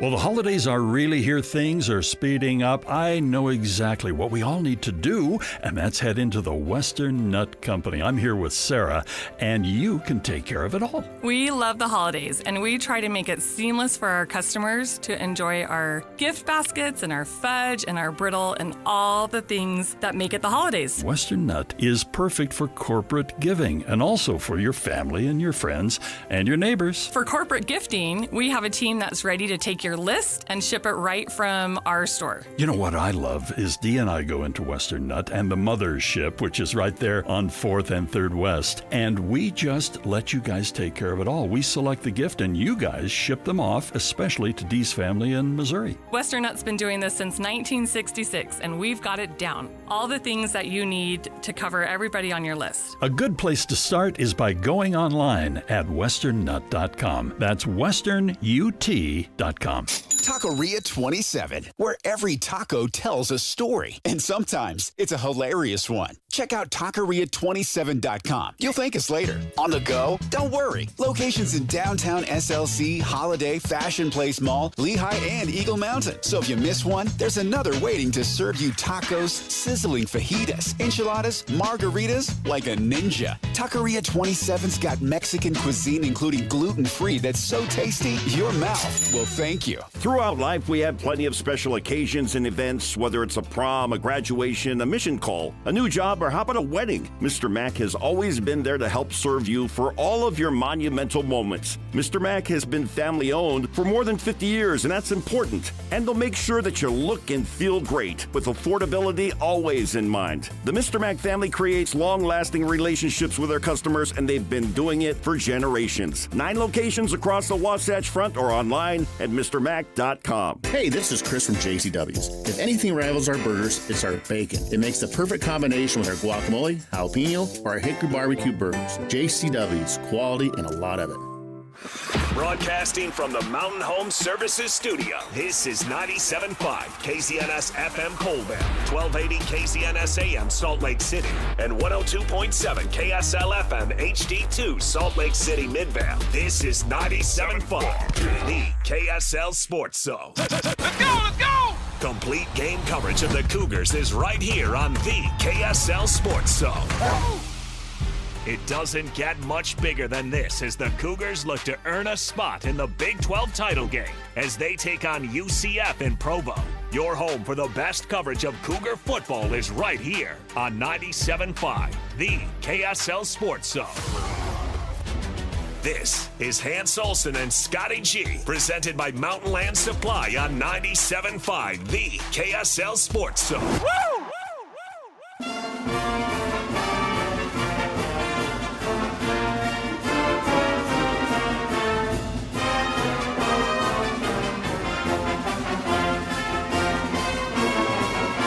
Hans and Scotty, 97.5, the KSL Sports Zone. We're going to chat with the play-by-play voice of UCF, Mark Daniels, coming up here in just a moment. Get his thoughts on this team and what to expect from the Knights going into this one. You know what? It's still a Big 12 team. It's still a Big 12 team trying to get to bowl eligibility. I know we're talking a lot about Arlington and Texas Tech. You can't go to sleep on this team. No. I mean, you should win, and you should win by a decent amount. But, again, crazy things happen all the time in college football. Yeah, they do have a couple conference wins. They beat Oklahoma State. They got the win against West Virginia. So this is the type of team that you just got to stay aware. All right, joining us now, Mark Daniels. He is the play-by-play voice of UCF, kind enough to hang out with us. What's the vibe of your squad coming into this game against BYU with a chance to get to bowl eligibility? Well, I think that's just it, that UCF's given themselves a chance to make this final game matter. A year ago, UCF played Utah. They were 4-7. It was tough to get motivated for that game, and it looked like it when they went out and played Utah and lost, despite Utah playing a fourth-string quarterback. I think this year, you've got a reason to keep yourself focused. It's a tough week with the holiday to prepare. They know they've got a massive challenge against a very talented BYU football team. But considering how the year has gone, I think you wanted to give yourself a chance to have this game mean something. It's a totally different vibe than it was last year in the sense that I don't think this team has quit at all. I think this team, remains engaged. They practice well. We've just battled a ton of injuries, and yet I still think Scott Frost feels like these guys come to practice and want to get better and give themselves an opportunity. I think they welcome the challenge of coming out to take on a great BYU team. Man, I think this UCF team could be dangerous. I'm looking at the one-score losses to Kansas, the one-score loss to Houston. They get the wins against Oklahoma State, West Virginia. It does feel like they've still got more to give. I want to talk a little bit about the quarterback situation. Talk about Taven Jackson and talk a little bit about Fancher, because I watched a game with Fancher that I really liked him, tough-nosed kid against Cincinnati. But talk about the quarterback situation, what BYU fans should expect at LaVell Edwards Stadium coming up this weekend. Yeah, guys, it's been hard because, I think Scott Frost's first year, you'd like to have identified somebody and have that quarterback take you through the season. And if it was a guy that had eligibility left, and be in a good spot for the second year. But we've been banged up all year at quarterback from the first game of the year where Cam Fancher got hurt. And Taven maybe was the guy that they had hoped would win the job in the fall camp and then came in for Cam Fancher. Then he got hurt. Jakari Brown's a kid that has been here now for a couple of years. He was at Miami. He's been hurt. So we're down to two quarterbacks. And Taven Jackson's on 100%. He's played with a hamstring injury and a shoulder injury. He fractured a couple of ribs the game against Cincinnati, fought through it. So, he's been tough, but it's hard. He's got limited mobility simply because of the hamstring injury. Davie Belfort's a backup quarterback, a redshirt freshman, very limited experience. So we're challenged at quarterback. You've got to keep your quarterback healthy. You can't run him as much as maybe you'd like to simply because you don't have any experience behind him. That's been a trickle-down effect on the rest of the offense. Our starting center is out and has missed the last two games. He'll miss Saturday's game. That has a trickle-down effect as well. We've had a guard that's out for the year. So those things add up. Got our starting running back, Miles Montgomery, back. He wasn't 100% last week, probably won't be 100% this week. So, if I had a guess of Scott Frost's offense, of how much of his offense is actually being used, I don't even know if it's a third. I think that he's been very somewhat conservative in the play calling this year because inconsistent play quarterback and injury is a massive part of it. When Scott Frost returns to Central Florida, when a guy leaves and, there's the thought you can't go home again, but he does, and it seems to be very happy with his return to UCF. Was that something that the fan base rallied around pretty quickly, too, when he became available? Yeah, I think, it was 2 years, but it was a memorable last season for Scott, his second year when the team went undefeated. And then it wasn't anything UCF did wrong. There was just a different situation for him. And then the stars kind of aligned. I've said it before. Gus Malzahn's a good man, good coach. It just didn't work at UCF. There were several things that came into play. When the job opened up, there were several worthy candidates. I think the athletic director, Terry Mohajir, felt a little bit of an obligation to at least engage with Scott, not necessarily be the only candidate. And I think Scott had to decide what he wanted to do. Scott had gotten out of coaching after Nebraska, was doing work with the Rams as an analyst, really liked his time in the NFL. And then I think maybe his wife was the one that kind of kicked him in the backside that said, look, you may never get this opportunity again. It's unique how the stars have aligned. You have to convince the decision makers at UCF, A, that you're the right guy for the job, and then B, that they should hire you. And then I think Scott kind of understood that message and then still to sell UCF on it. I think the fan base understands that I do think what helps is that Scott has an idea who UCF is. We have to do things a little bit different because we're younger. We don't raise money at the level of some of our competitors in the conference because of how young our school is. So we have to play money ball a little bit sometimes. So I think you have to lean into some of those things. I think Scott understanding us, even though it was a number of years since he's been here, but I think he has an idea a little bit better than some other situations. Like I said, with Gus Malzahn, Gus, I think, did a lot of comparing to time at Auburn, and that's just not the case financially right now for UCF. So, is it guaranteed to work? I don't know, but I think that there's a good vibe. I think that people understand what Scott's trying to rebuild and trying to build for what we have resource-wise. I think winning 5 games is good. It's not anything that people are satisfied with, but I think people see that, hey, he got here late, 70 new players, didn't really get a chance to go through the portal. By the time he got here, most of the portal was already gone someplace else. Had to put a roster together. Now a full off season, both high school recruiting and be a little bit more aggressive in the portal. I think they're in a better spot. I think the program's in a better spot than where we were a year ago. Last 3 weeks for Dylan Wade have been really good, Mark, very good, and had a nice game against Oklahoma State, but now takes the lead in terms of receiving yards for this team. So talk about the tight end, junior tight end, where he came from and what you've seen from him the last few weeks, and is he a guy that can carry some weight here at LaVell Edwards Stadium? Yeah, Dylan's a really good guy. Played locally at an excellent high school. He's got a great program. Went up to Maryland and had success there. Saw an opportunity to come back home. Really enjoyed connecting with Scott Frost, and he's been great hands. The crazy thing is he's not healthy. This guy got hurt early in the season, missed a game, thought about shutting him down. He wanted to play, probably needs some work done when the season's over, and it's been so tough to get out there and play. You saw some speed last week. He had the 83-yard touchdown run, catch, and ran for about 55 yards. Then he had a big 50-yard catch on the final drive that set up the game-winning field goal against Oklahoma State. And Dylan's one of these modern-day tight ends that doesn't just sit there and block. He gets out there and probably is UCF's best pass catcher as far as his hands go, runs good routes, tough, looks to get mismatches. So he's been UCF's most consistent guy catching the ball with an inexperienced receiving core that plays a true freshman and some other guys that have not played a lot of Power 4 football. So Dylan's had a really good season, again, overcoming a ton of injuries. And I know UCF feels that they've got a talented guy that they expect to be a big part of their offense next year.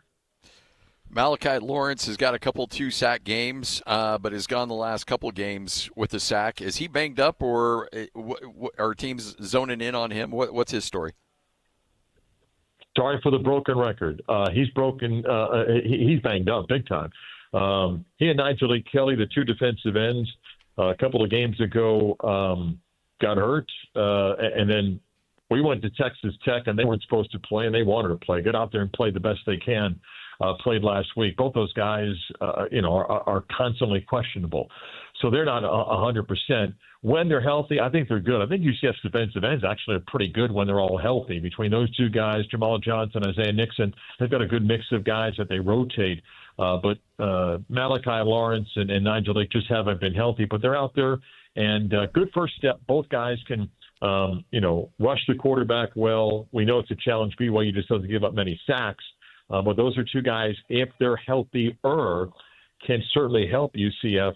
The defense at times has played really well. You got to do a little bit deeper dive in the numbers, particularly you look at some games. The Texas Tech game, they jumped on us early. Baylor jumped on early. The Baylor game gave up a couple of early scores, and then they played really good defense the last, three and a half quarters.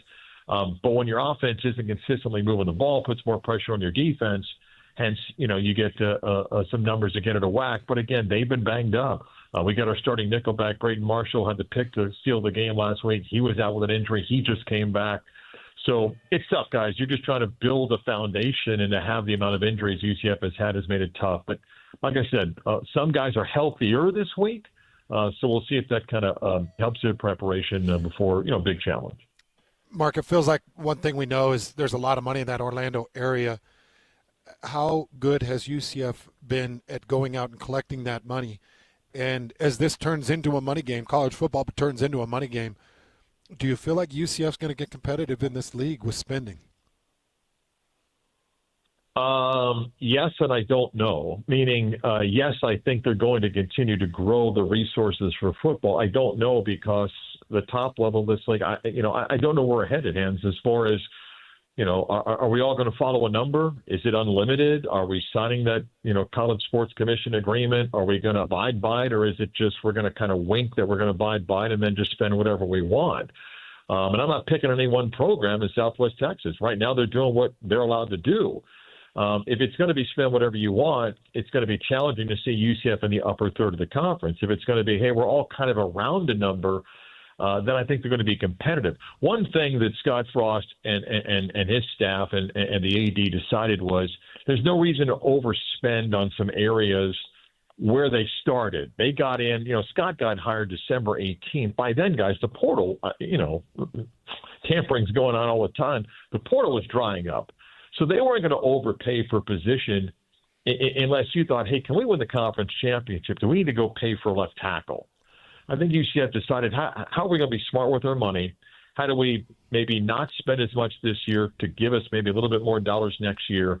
How do we just kind of put a roster together without overspending? And I think they did that, maybe a version of Moneyball. I think they got more. I know they have more money to spend next year. Fundraising is a little bit different. This school's not 150 years old. Some of UCF's largest donors are not alums of UCF. So it's a different type of relationship to get them into the program and to have the same vision. We're building a new tower in a partnership with Orange County here in Orlando. That's going to create more dollars, for the program as well. So we'll get there. Like I mentioned earlier, we've got to do a little bit different. I don't think Scott feels like he's hindered against the teams that we need to compete with. I think he's more excited, like, okay, I've got a full off season, although there's no off season. I got a full portal opportunity. I got a pretty good freshman class that I'm bringing in, decide on what guys we want to keep, and now be in a better shape. And guys, at least for UCF, without that second portal, for UCF, it's a better situation because we were losing kids in the second portal. And for us, one portal is going to be better. You have a better idea about what your roster is. Now, you got to make smart decisions coming up early January, but the elimination of the second portal, I think, is going to help a program like UCF. Kind of a long answer to your question. I think in time, yes. And an advantage that we do have is that there are a number of kids that maybe leave Florida because maybe they want to get out of the state and then want to come back home and like the idea of playing in Florida. So I think we'll always have a few players, both in the early portal and even guys that played 3-4 years that, hey, I got 1 year left. I want to come back to Florida. That's one of the things UCF can lean into, of a guy that maybe was a 4-star recruit that went to some big brand, didn't play for a couple of years and wants to come back home. I think that's where UCF can have some success in the portal as well. To reiterate your point, this is, you always go back and look at a season and be like, coulda, shoulda, wouldas. You look at Houston, you lose that game by 3. It's a 7-point loss to Kansas State. It's a close loss to Cincinnati. When you look at these individual games and say we just came up a hair short, when you win that game against Oklahoma State with that, down the stretch, a one-possession game that was close and you found a way to win, is there some confidence that you can build on, not just to end the season but carry into next year as well? Yeah, I think you hope so. I mean, the two frustrating games for UCF are Kansas and Houston. The Kansas game, we got first and goal at the 2. We don't score in 4 plays. Yeah. That's the game that UCF should have won. The Houston football game probably should have won as well. If you win one of them, you got 6 wins. You go into a bowl, and you feel great about yourself. I think UCF can build some momentum. They want to be competitive and give themselves a chance this week against BYU. They know it's a massive challenge, but I think that Scott Frost feels like the players that they hope can come back, that they see what they're doing, they kind of get an idea about the picture. I think Scott's a great people person in being a straight shooter with players, and a lot of guys are excited about where the program's at. And there are some similarities to Scott's first year in 2016. We were winless in 2015. The team went 6-7 in 2016, got to a bowl game, and the next year undefeated. Doesn't mean UCF's going undefeated next year, but I think that transition year and then getting a core group of guys that say we're the foundation, we've been part of this transition and building something, I think they feel pretty good about some of the core guys that they're going to bring back. And guys, that 2016 team, Mackenzie Milton is the hero at UCF for the undefeated season in 17. When he left after the bowl game, he was thinking about transferring back to Hawaii. He didn't like it. His teammates at times didn't like him, and he wasn't sure to come back. And Scott Frost told Mackenzie Milton, I can't convince you to come back. You have to want to come back, and you're going to have to win them over as a leader. I can't tell them to accept you as a leader. And, who knows if he doesn't come back. So sometimes you got to be lucky as well. Well, Mark, I'm sure excited to get you here in Provo. When we get you down here, let's get you a flavor of Provo. And we've got a great Polynesian culture and community here in Provo. So I'm going to send you out to the Hungry Hawaiian. Get out to the Hungry Hawaiian in Provo and get that chicken katsu. They got an amazing sauce. They serve it with a couple of big scoops of rice, some mac and cheese, some mac salad. And or you could go with the combo plate. Their Kahlua pork is delicious. But let's get you a taste of Provo here. So if I just drop your name, it's best table and everything, right? I mean, no questions asked. I just drop your name and that's it, right? They clear out the center table for us. Or they charge you extra and escort you out the building. Yeah. Right. Yeah. You never know, looking Mark. Forward to it. I've been blessed to do a game there before football. Back when Blake Bortles came in late in the football game. Oh yeah. Did basketball. Love Provo, beautiful city, and we're back there for basketball. So excited to get out there. Looking forward to the trip this week. Well, Provo loves you, and they love UCF. Excited to have you out here, Mark. All right, guys. Appreciate it. Sounds good. Thank you. There he is, the play-by-play voice. He's been really fun to get to know. Yeah. And I join his show a couple times a year out there in Orlando, and I'm a little jealous of him. I don't know. He lives the life that I wouldn't mind living. We've got something special brewing here with obviously Utah and BYU having tremendous football seasons, an NHL team that just put it on Vegas. Oh, Mr. Cooley. Yes. Thank you for your four goals, no big deal. A Jazz team that's been here forever and has got all kinds of tradition. Perhaps Major League Baseball coming down the pipeline here in the next 4 or 5 years. It just, when you think of Orlando, like what jumps out at you in terms of sports? In Orlando? Outside of, you got the Magic. Yeah. And, I don't know my geography well enough of Florida. What is that? I don't know. What sports is not. Yeah, that's the thing. Like doing a show there. Not the stronghold. That would be tough. Yeah, sports is because you not got a lot the of transplants too. That you got a lot to do. Yeah. Oh yeah. But sports and the Magic facility is just right in the middle of Orlando. Yeah. Pickleball really taking off. Yep. Year-round pickleball. Yeah. Very little wind, so outdoor pickleball.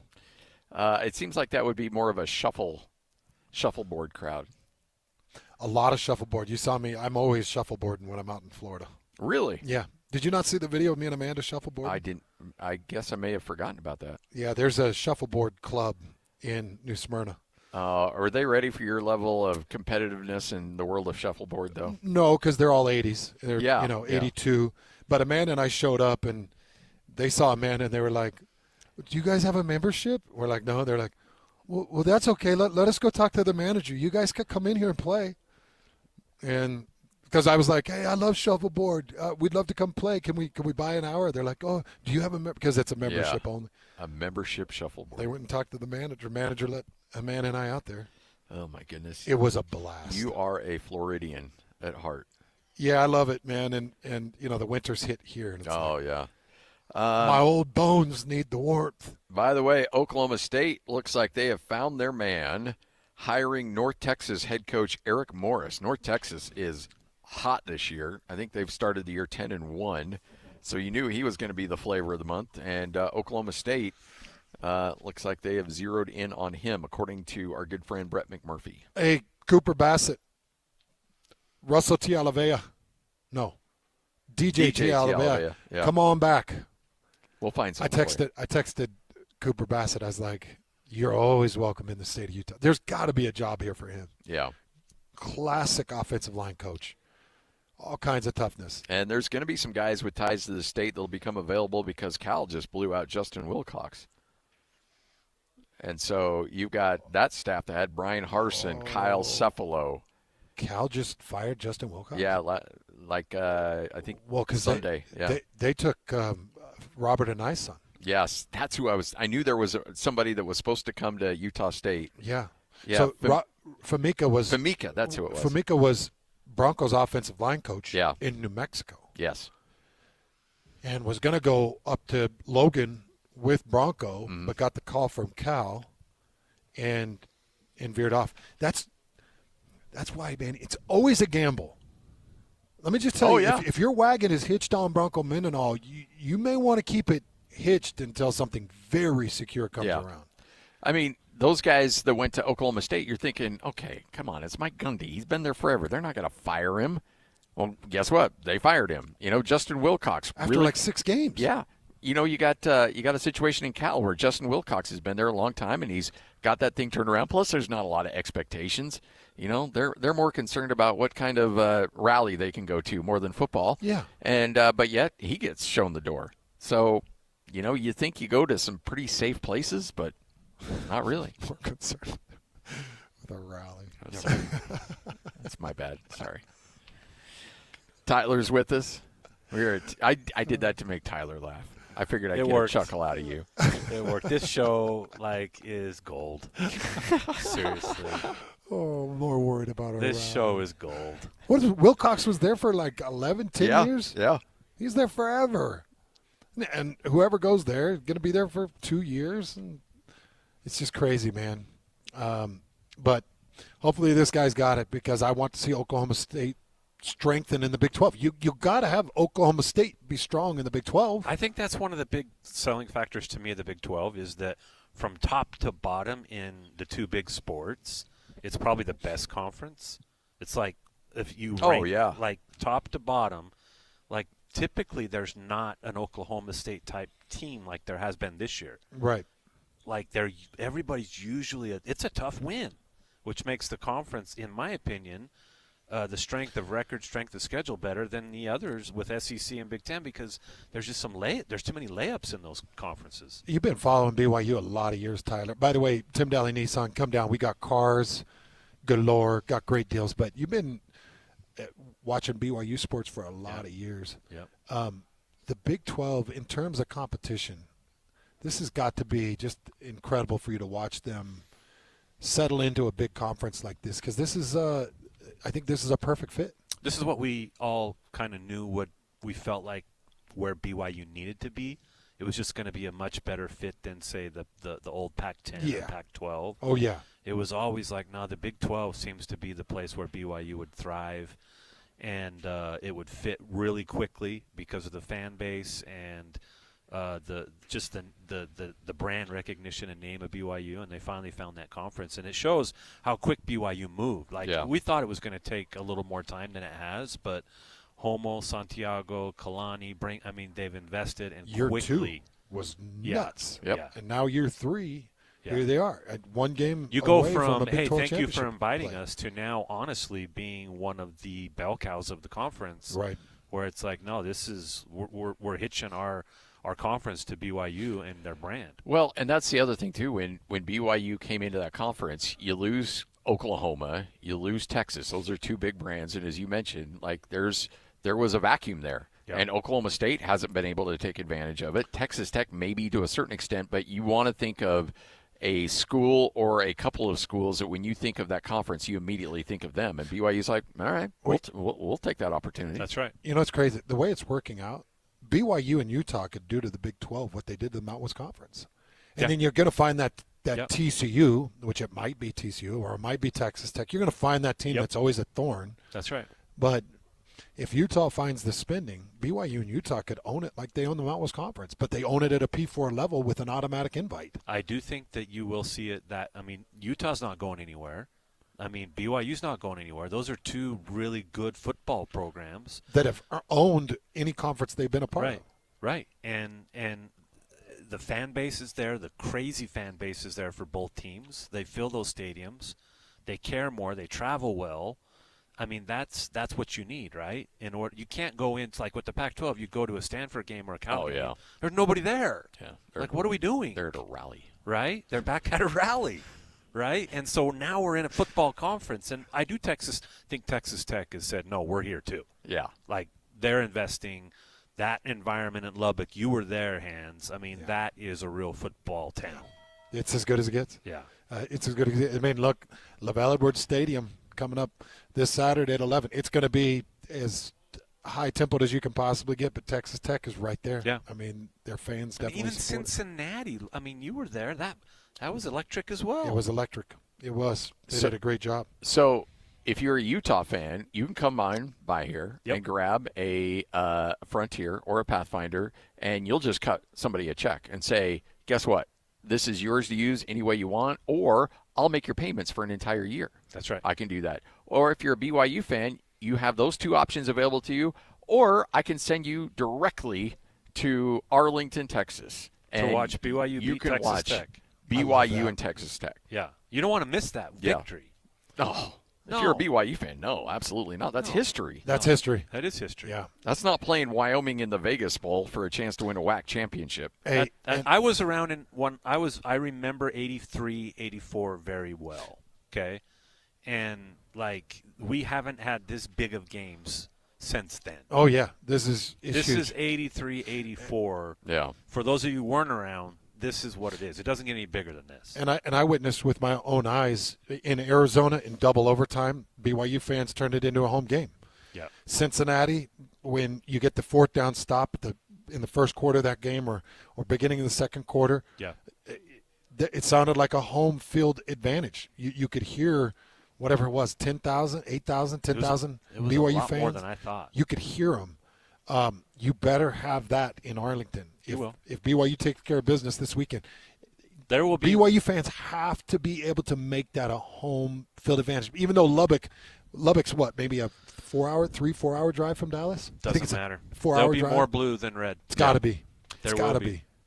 Come on down here and check out the vehicles, all priced to move. Here's the thing, Tyler's creative. Whatever we need to do to get you into one of these brand new Nissans, Tyler's going to come up with it. And if you're dealing with some other issues, credit, upside down, whatever, these guys deal with it all the time. Don't worry about it. Come on down.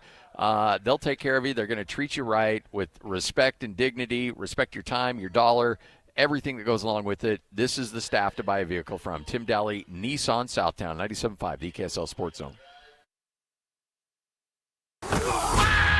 It's game week for the Utes, and the KSL Sports Zone is getting you ready for kickoff.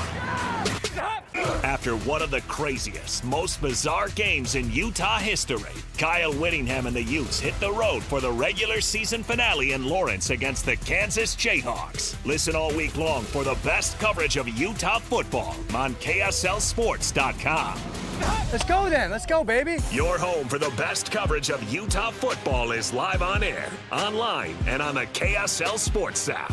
This is 97.5, the KSL Sports Zone.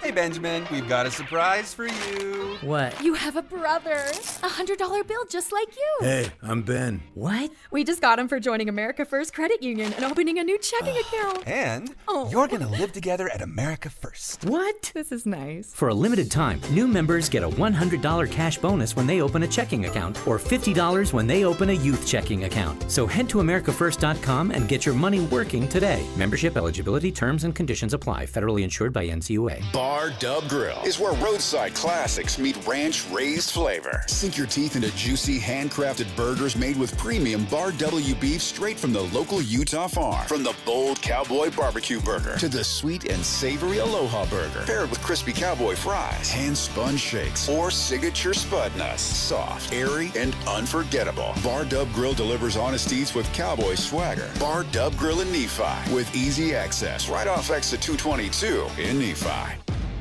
Hey, Utah!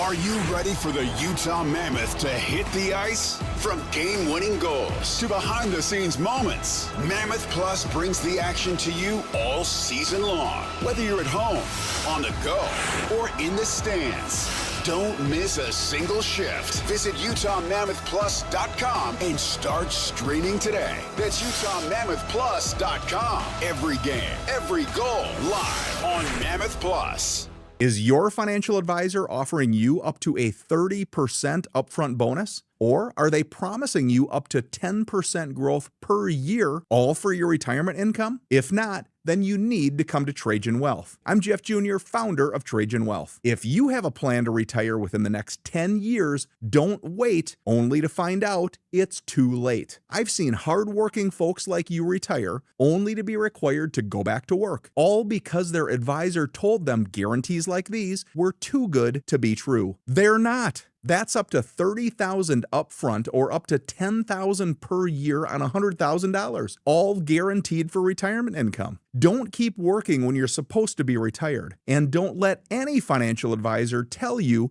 it's too good to be true. Call Trajan today, 801-210-6800. That's 801-210-6800. Annuities, non-advisory products. DBA Trajan Wealth Insurance Solutions. Additional disclosures at trajanwealth.com. A 15-year-old girl who chewed through a rope to escape a serial killer. I used my front teeth to saw on the rope in my mouth. The killer prowled the Pacific Northwest in the early 70s. He's been convicted of murdering 2 young women, but suspected of many more. Maybe there's another one in that area. Follow and binge all episodes of Stolen Voices of Dole Valley. Available now, wherever you listen. Hey, this is Chris with JCW's. Drop in for one of our delicious gourmet burgers made with 100% choice Grand Chuck. We're in Lehigh, American Fork, Provo, South Jordan, and Harriman. JCW's, quality and a lot of it. This is your Cougars at 30 update. Presented by Kenny J's Barbecue on 97.5, the KSL Sports Zone. It is your Cougars at 30 update right here on 97.5, the KSL Sports Zone. It's a big one for BYU. As the Cougars get set for the season finale, they will be taking on a really interesting UCF team. And you also throw on the fact that it's senior day, and it's going to be emotional for a lot of guys, including Talon Alfrey. Emotions are high this week, thinking about a lot of last coming up, being overwhelmed with the support that I have from my family coming down from Washington and from all over the country to support me this week. And just super grateful for what I've been able to accomplish here at BYU and the relationships that I've built and the friendships that I've built that will continue forever. And grateful for coaches and teammates. And career has been great. It's been, like you said, a lot of ups and downs, but being able to play and contribute and help the team in any way I can has been nothing but an honor, and super grateful for that opportunity that I've had.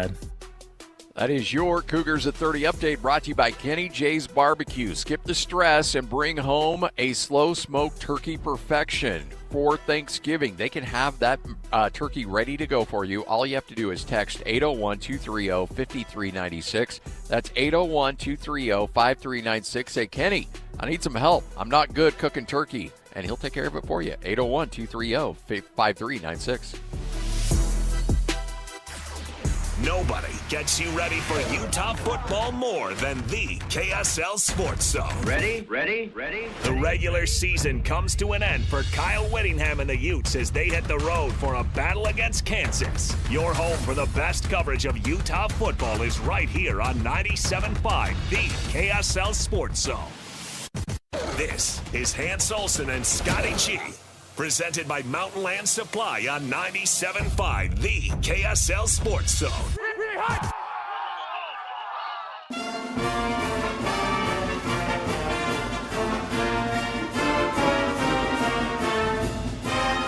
Hans and Scotty, 97.5, the KSL Sports Zone. All right, we continue on getting you ready for BYU and UCF, your Cougar preview show, but it is also a Tuesday, which means we've got some tickets to hand out. It's Jazz Ticket Tuesday, and your chance to win tickets is right now. Call this number now. Call this number now. Be caller number 12 at 801-575-ZONE. 801-575-ZONE. And you'll be on your way to Delta Center to see the Utah Jazz. He fires the three. He hits. Oh, don't do me like that. This is 97.5, the KSL Sports Zone.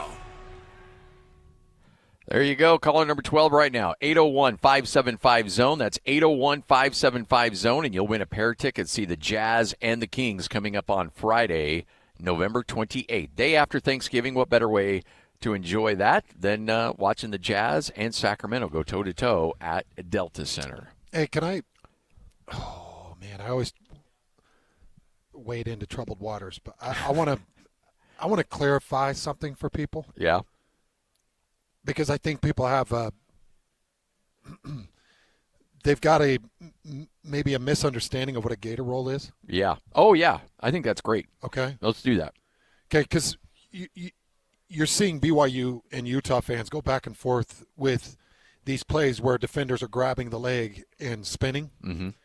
And you saw it on Saturday. I believe it was Cabea that grabbed the leg and spun, and it caused the fumble. Glasgow scooped it up. By the way, idiot officials.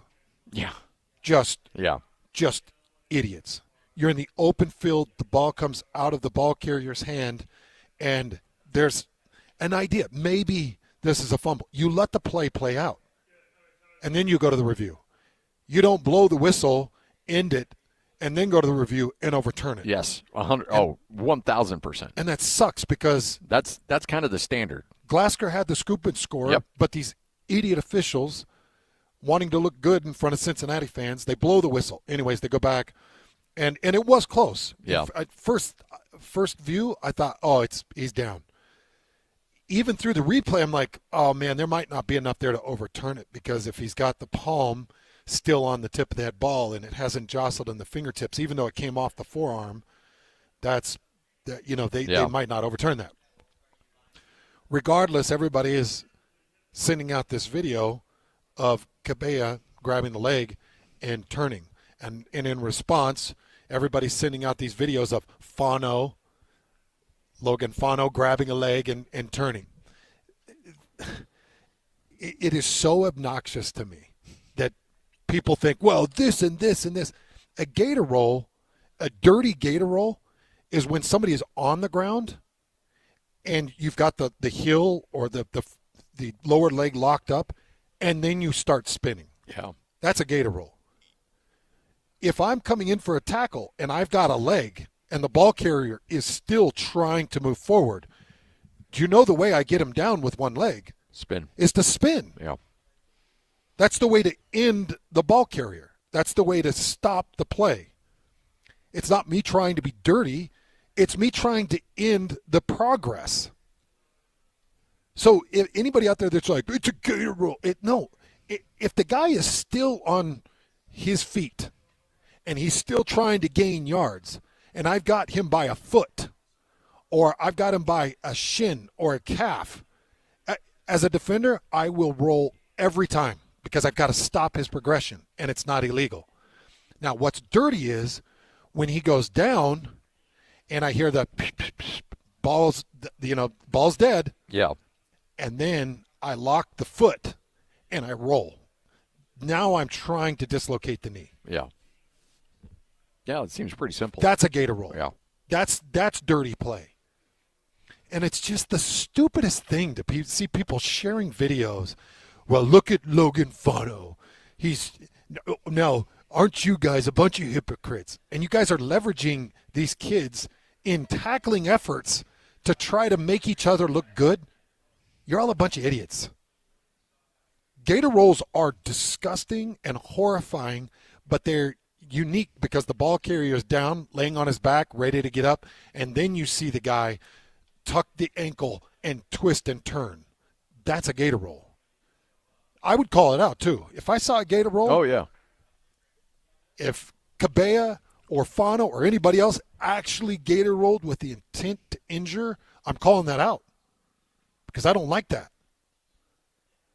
Even though, it may have crossed my mind a couple of times as a defender because you're like, this guy is killing me, and it'd be better if he was off the field. Let's just see how strong that knee is of Thomas Jones. I don't think I heard the whistle. You heard the whistle. Was that the whistle? He was down. He was down. Yeah, but was he? But I wanted to make sure he was down for good. I mean, for good. But this business of people thinking that bringing a ball carrier down, I was in the booth. I watched that play. I saw him grab the foot. I thought he was going to miss the tackle. Yeah. Because I thought that ball carrier would pull the leg out. And he rolled with it. And the ball carrier, kind of in an effort to roll with the turn, as he rolled and twisted, he lost the ball. And that's a big win by Cabella. But back to your original point, too, on it, if officials, and I know I've talked to enough officials, they're actually told, now that you have the comfort of replay behind you, let the play go on, and we can always blow the whistle, or we can always bring the play back, but it's hard to project what would happen in the future. That's why all these players are always told, make a clear recovery. And so you may think that the play's over and the ball's on the ground and you see guys jumping on it, and you're like, what are you doing? What's a waste? No, because in case there is actually a fumble, you need to show a clear recovery to the replay booth. And so a lot of guys will be jumping on random footballs just to say, okay, well, just in case, I'm going to make sure. And so BYU did the right thing, but because they blew the whistle too early, you're right. Kept a touchdown off the board. So stupid. So I'm actually gonna send this video out. So I recorded this off Monday Night Football last night. Okay, so Panthers 49ers, if you didn't watch this game, it was a pretty good game. 49ers go get and win. Did you see afterwards the pushing and shoving? Yeah. Somebody takes a somebody takes a shot at the groin, and he waited until the handshake line to take care of business and smacks the guy across the head. But here you've got Young is throwing a pass out to the flats. Okay, so you tell me if this is a gator roll, because this is essentially exactly. It's not a gator roll. That's not a gator roll, right? Nope.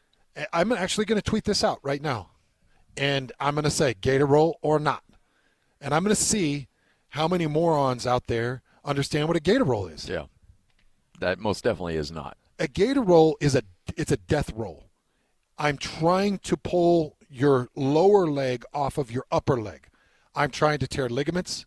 I'm trying to dislocate knees. I'm trying to hurt your ankle. And if it tears something in your foot, then it tears something in your foot. That's a gator roll.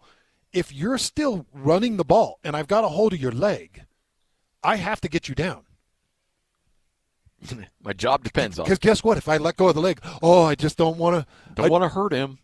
And you go for an extra 10 yards in the first down to sustain a drive. Now I'm the idiot. Yeah. Yep. All Scotty, right. Am I wrong? No, you're not wrong at all on this one. Not even close to being wrong on this. Hans and Scotty, 97.5 the KSL Sports Zone. We'll wrap up this bad boy next and get you ready for JJ and Alex straight ahead. 97.5 the KSL Sports Zone. It's game week for the Aggies, and the KSL Sports Zone is getting you ready for kickoff. Bronco Mendenhall and the Aggies are now bowl eligible and look to finish up the regular season with a Friday showdown against Boise State and Logan. Listen all week long for the best coverage of Aggie football. Then catch all the play-by-play action beginning with the Aggie pregame show this Friday afternoon at 1 on 1280 The Zone. Your exclusive home for Aggie football is live on air, online, and on the KSL Sports app. This is 97.5, the KSL Sports Zone. The delicious, incredible energy and flavors of buckedup.com. If you haven't tried them, now's the time to do it. Our office is stocked with it. We finally got the Lloyd Cole fridge. It holds exactly 2 full cans. If you're lucky. All right. Can I tell you something I did? Yeah, please. And I don't know if you will endorse this or not. I know probably Lloyd's thoughts on this. I took some Woke AF pre-workout before a game because I was feeling a little kind of out of it. Yeah. And I wasn't working out. No, I was going to call a game, and I took some Woke AF before a game. How'd that go? It was awesome. Give you just a little bit more of a boost? Gave me a lot of a boost going into a game. The Woke AF is a pre-workout, but it can be a pre-job interview. Yeah, there you go. It can be a pre-game getting ready for the game because it does. It jacks you up. It tingles your face. It sets your hair on fire. It gets you ready for the extra mile. It was like smelling salts. Did you do at least push-ups at halftime? No. To get the energy out? I should have. Yeah. But whether it's their pre-workout, their 6-blend creatine, which is incredible. They've got new creatine candy. So if you don't like the powder form of creatine, you can get their creatine candy. They've got their pre-mixed energy drinks. They've got a pre-mixed protein drink, like the banana pineapple, which is delicious. They've got a mango flavor that's incredible. So you can get your proteins in a lightly carbonated can form. Go to buckedup.com and check out all these great things Scotty and I are talking about. But they got your protein powders, your creatines, your energy drinks. They got your post-workouts. They got all these things that just get you ready for the day and help you through the workouts. Go check them out. Buckedup.com, promo code THEZONE, get you 20% off your total order. So as you get to checkout, promo code THEZONE, and watch the discounts appear. That's buckedup.com, promo code THEZONE. When I asked Scott Lucky if his last name had anything to do with his success in the trucking industry, he laughed and said, "Well, Mike, I guess you could say I've always been lucky." But when I asked him how he and his family grew Lucky Distribution Services into the company it is today, he didn't talk about luck at all. "We work hard," he said. "We keep a close eye on the bottom line, and we treat our people the right way." In other words, Scott Lucky makes his own luck, which is precisely why he switched to Pure Talk Business. "Last month, I paid the big guys $740 for 12 lines," he told me. "This month, I paid Pure Talk $420 for the exact same service." Thousands of businesses all over the country are saving real money by switching to America's most dependable 5G network, and luck has nothing to do with it. Just dial pound 250 and say micro. That's pound 250 micro to switch to a wireless company that works as hard as you do.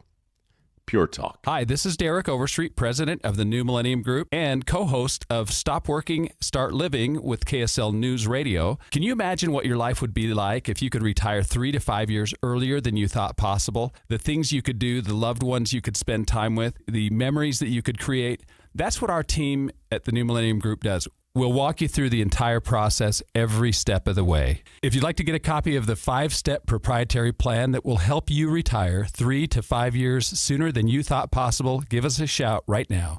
888-999-6370. That's 888-999-6370 or utahsfinancialplanner.com. Listen, most of our listeners right now have a tax problem, not a money problem. There's not enough money in Social Security Medicare as it is. Let us show you how you can significantly reduce your taxes. That's 888-999-6370, 888-999-6370 or utahsfinancialplanner.com. Calling all Jazz fans. If you can't wait another second to see stars like Ace Bailey and Lowry Markkanen tear up the court, you're in luck. Tickets are on sale now. Let's go! No matter what you're looking for, the Utah Jazz has your back. With season tickets, mini plans, and single game options available, there's something for everyone. Whatever your schedule or budget, there's a plan for every fan. Don't miss a moment of the action this season. Secure your tickets today at utahjazz.com. So many commercials you encounter these days include generic people engaged in generic activities, frolicking in generic locations, accompanied by generic music and a generic voiceover. Pharmaceutical commercials are on the cutting edge of this phenomenon. In fact, I find myself less worried about the risk of lockjaw, intermittent loss of smell, or explosive diarrhea, and more concerned that the drug might turn me into a mannequin at Kmart. So what does this have to do with Shamrock Plumbing? Nothing, really. But if you find our commercials over the top, just remember it could be worse. They could be generic.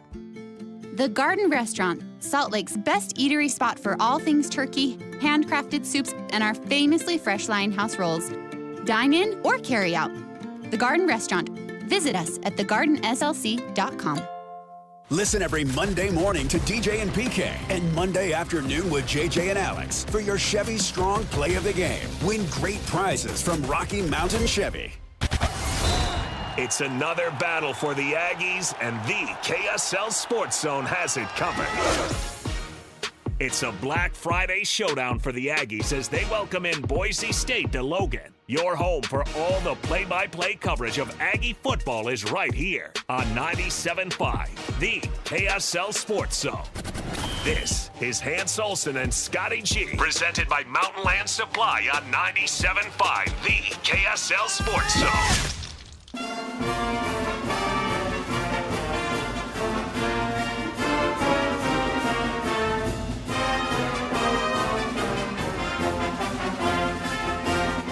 Hans and Scotty, 97.5, the KSL Sports Zone. By the way, big thanks to Kenny J's Barbecue. We're actually in that vicinity right now. The district in South Jordan, awesome barbecue. If you're looking to get out and grab a quick meal around the holidays, Kenny J's Barbecue is awesome. And if you want somebody to take care of your Thanksgiving turkey for you, Kenny J will do that for you as well. All you have to do is let Kenny J know, say, hey, guess what? I don't want to set my house on fire with a grease fire. I don't want dry and disgusting turkey. I want really good Thanksgiving turkey. And he'll be like, I got you. All you have to do is hit up Kenny right now at 801-230-5396. That's 801-230-5396. And he will have that turkey ready to go for you on Thanksgiving. Are you a turkey guy, or do you like the prime rib or the ham instead on Thanksgiving? Well, I've got Kenny J. I ordered from Kenny J. I do. I got the whole brisket and a turkey breast. So I'll go for the brisket. I don't like the turkey, but I do love Kenny J's turkey. That's why I went through him, and I'm going to pick that up Thursday morning. Yep, I think Thanksgiving morning, 9-ish, mm-hmm. And I'll keep it in the tin foil. And Thanksgiving dinner will hit. I'll open the tin foil. I'll cut it up, and I'll be like, "Hey, just got it off the smoker, everybody. Let's go!" And I will take full credit for his juicy, slow smoked turkey breast. If there's one guy that would be totally fine with that, it's Kenny J. He'd be like, "Yeah, you do whatever you want to do. Take all the credit for it." He doesn't care. I smoke my own. You do? Oh yeah. Well, all I night, definitely. all day. If I'm gonna do a turkey, like the last 10 Thanksgivings I've done, Scotty. Yeah. I've done a deep dunk in brine. Yep. For at least 48 hours, and then I do a very slow smoke, 220. Yep. And spatchcock it. 8 to 10 hours. Yeah. I don't spatchcock. I don't. Because I stuff with stuffing. Yes, because that's the best stuffing is cooked inside a turkey. So I shove a couple of apples, I'll shove a couple of onions, and then I'll just pack it full of the stuffing, and that's the best way to get that flavor. And my wife's afraid that I'll poison people by cooking the stuffing in the turkey, and so that means there's more stuffing for me. Yeah, that's a good strategy. Because my wife she'll cook another turkey. But here's the thing. I'm very rarely home for Thanksgiving because there's usually a basketball tournament or a football game. And this year I am home, but we're going to some other family members for Thanksgiving. So I don't care. Like Saturday or Sunday, I'm still going to be doing a turkey because I want to do a turkey. I love doing a Thanksgiving turkey. I do 2 of them, so we'll have leftovers of plenty. Yep, absolutely. All right, the voice you're hearing right now is Tyler. We're down here at Tim Daly, Nissan Southtown, and somebody comes out there and says, Tyler, look, I want to go to Arlington. I don't have the money for it. I can't get a new Nissan right now. I've got to use that money to go down and see my Cougars. I have a deal for you? Do you have a deal for them? Oh, my goodness. Celebrate now, pay later. Enjoy everything now, pay later. The American way. It is, isn't it? Yeah. Gratification now. Yes. I've got a way to get you to Arlington, buy a new Nissan Pathfinder, Nissan Frontier. We've got $5,000 rebates that we can use however we want. We could turn that into no payments for a year. Payments are actually being made for you, so they're not being deferred, which is great. We have 0%. I have so many different ways to make this happen. It is the end of the year, model year sell down for all the 25s. We still have a great selection.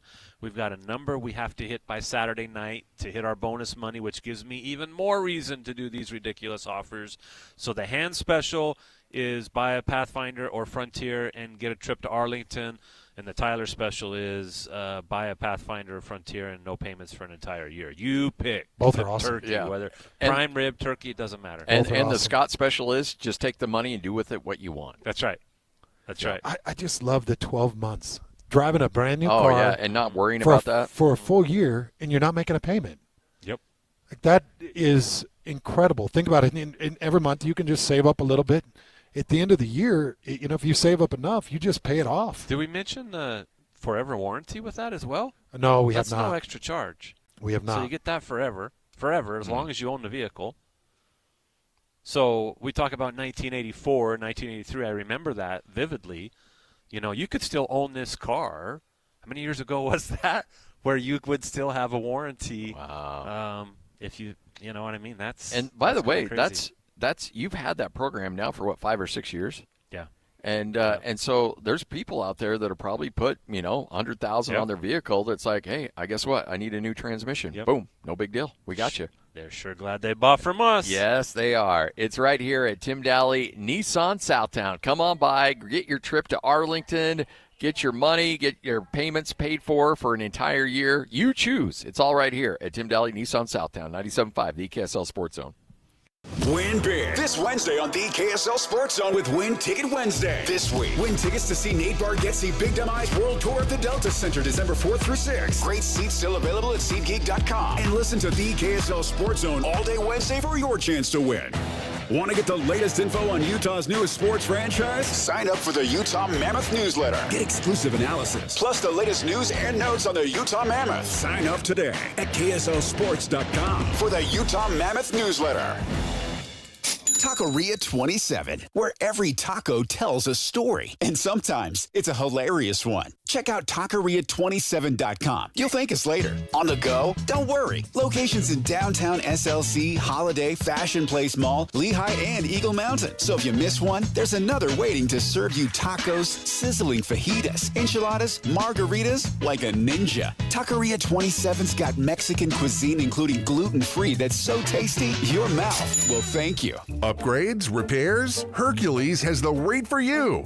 Open a home equity line of credit with Hercules First Federal Credit Union now through November 30th and get an introductory 4.99% APR for the first 6 months. Use your home's equity for that kitchen refresh, roof repair, or new deck you've been dreaming about. But don't wait. This limited time offer ends November 30th. Visit HerculesCU.com to get started. Hercules First Federal Credit Union, growing stronger together. During the Mazda More to Move You sales event, Tim Daly Mazda Southtown is offering 0% for up to 63 months on 2025 Mazda CX-50 and Mazda CX-5 turbos. And to make it even easier for you to drive away in your new Mazda, you won't pay till next year. That's right, 0% and no payments till 2026. There's no better time than now to get your new Mazda. Come in today to Tim Daly Mazda Southtown in Sandy. Some restrictions apply. APR OAC. Not available with any other offers. See dealer for complete details. The holidays are just around the corner, and Western Nut Company is here to make your gifting a breeze. From our beautiful gift baskets and nut boxes to our famous in-house fudge and brittle, we've got treats for every taste bud, crafted with the highest quality ingredients. Corporate gifting, that's our specialty. Just send us your list and we'll handle the rest. Beautifully packed, shipped with care, and guaranteed to impress. Calling all office managers or executive assistants. Call Western Nut now and let us make your holidays a little less nuts. But we actually do want you to eat more nuts. For 60 years, Western Nut has been a proud Utah tradition. Stop by our downtown shop for unique gifts, glittering ornaments, festive decor, and so much more. Western Nut Company, more than just the best gifts in Utah. We're a holiday tradition, in-store or online at westernut.com, where quality meets tradition, and every gift is packed with love. Make game day yours with the Utah Mammoth app. Get your tickets, order food and drinks without leaving your seat, track live stats, and stream every game with Mammoth Plus, all in one place. It's the ultimate game day essential, designed for Mammoth fans. Stay connected to your hometown team and never miss a moment. Download the Utah Mammoth app today on iPhone and Android. Turn on push notifications and make every day game day. Tusks up. Broadcasting from the Mountain Home Services Studio, this is 97.5 KZNS FM Colbert, 1280 KZNS AM Salt Lake City, and 102.7 KSL FM HD2 Salt Lake City Midvale. This is 97.5, the KSL Sports Zone. Hey!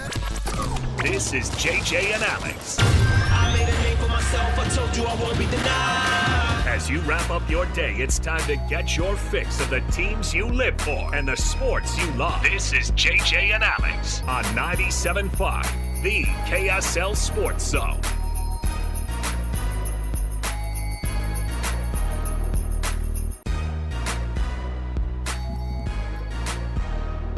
Welcome on in, everybody. Happy Tuesday to you. Thanks for being with us on the program. Was it Tuesday or Wednesday? Tuesday. Happy Tuesday to you, everybody. I just had one of those weird moments. It's a weird week. Yeah. It's a short week.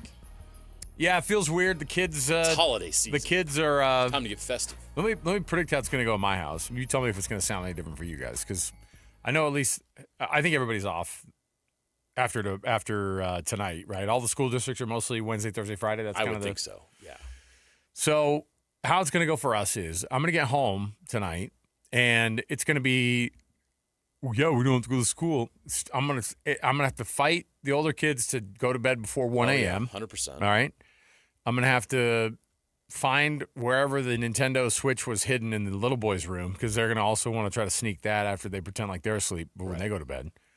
And I still won't get very much sleep at all because we have 2 young kids still. And it is going to be just so fun to have a holiday and a break. Can't wait. I'll tell you what the break is for me is like tomorrow they're all going to be home and then I get to come back into the office, which is actually going to be great.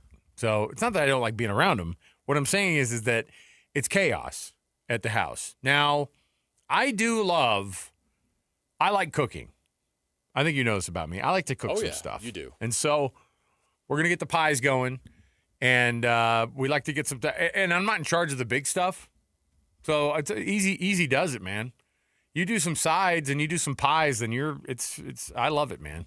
I like getting home and making some getting some homemade pie going on. We had this discussion before. Are you a fruit pie more than you are a I'm not really a chocolate kind of pie guy. I don't know. Napolis, are you a pie person? You are, okay. I'm an equal opportunity pie lover. I'm pretty open. Now, we don't see eye to eye on the pumpkin. Yeah, I hate the pumpkin pie. I think it's overrated. I love pumpkin pie. Garbage. I wouldn't eat pumpkin pie in February.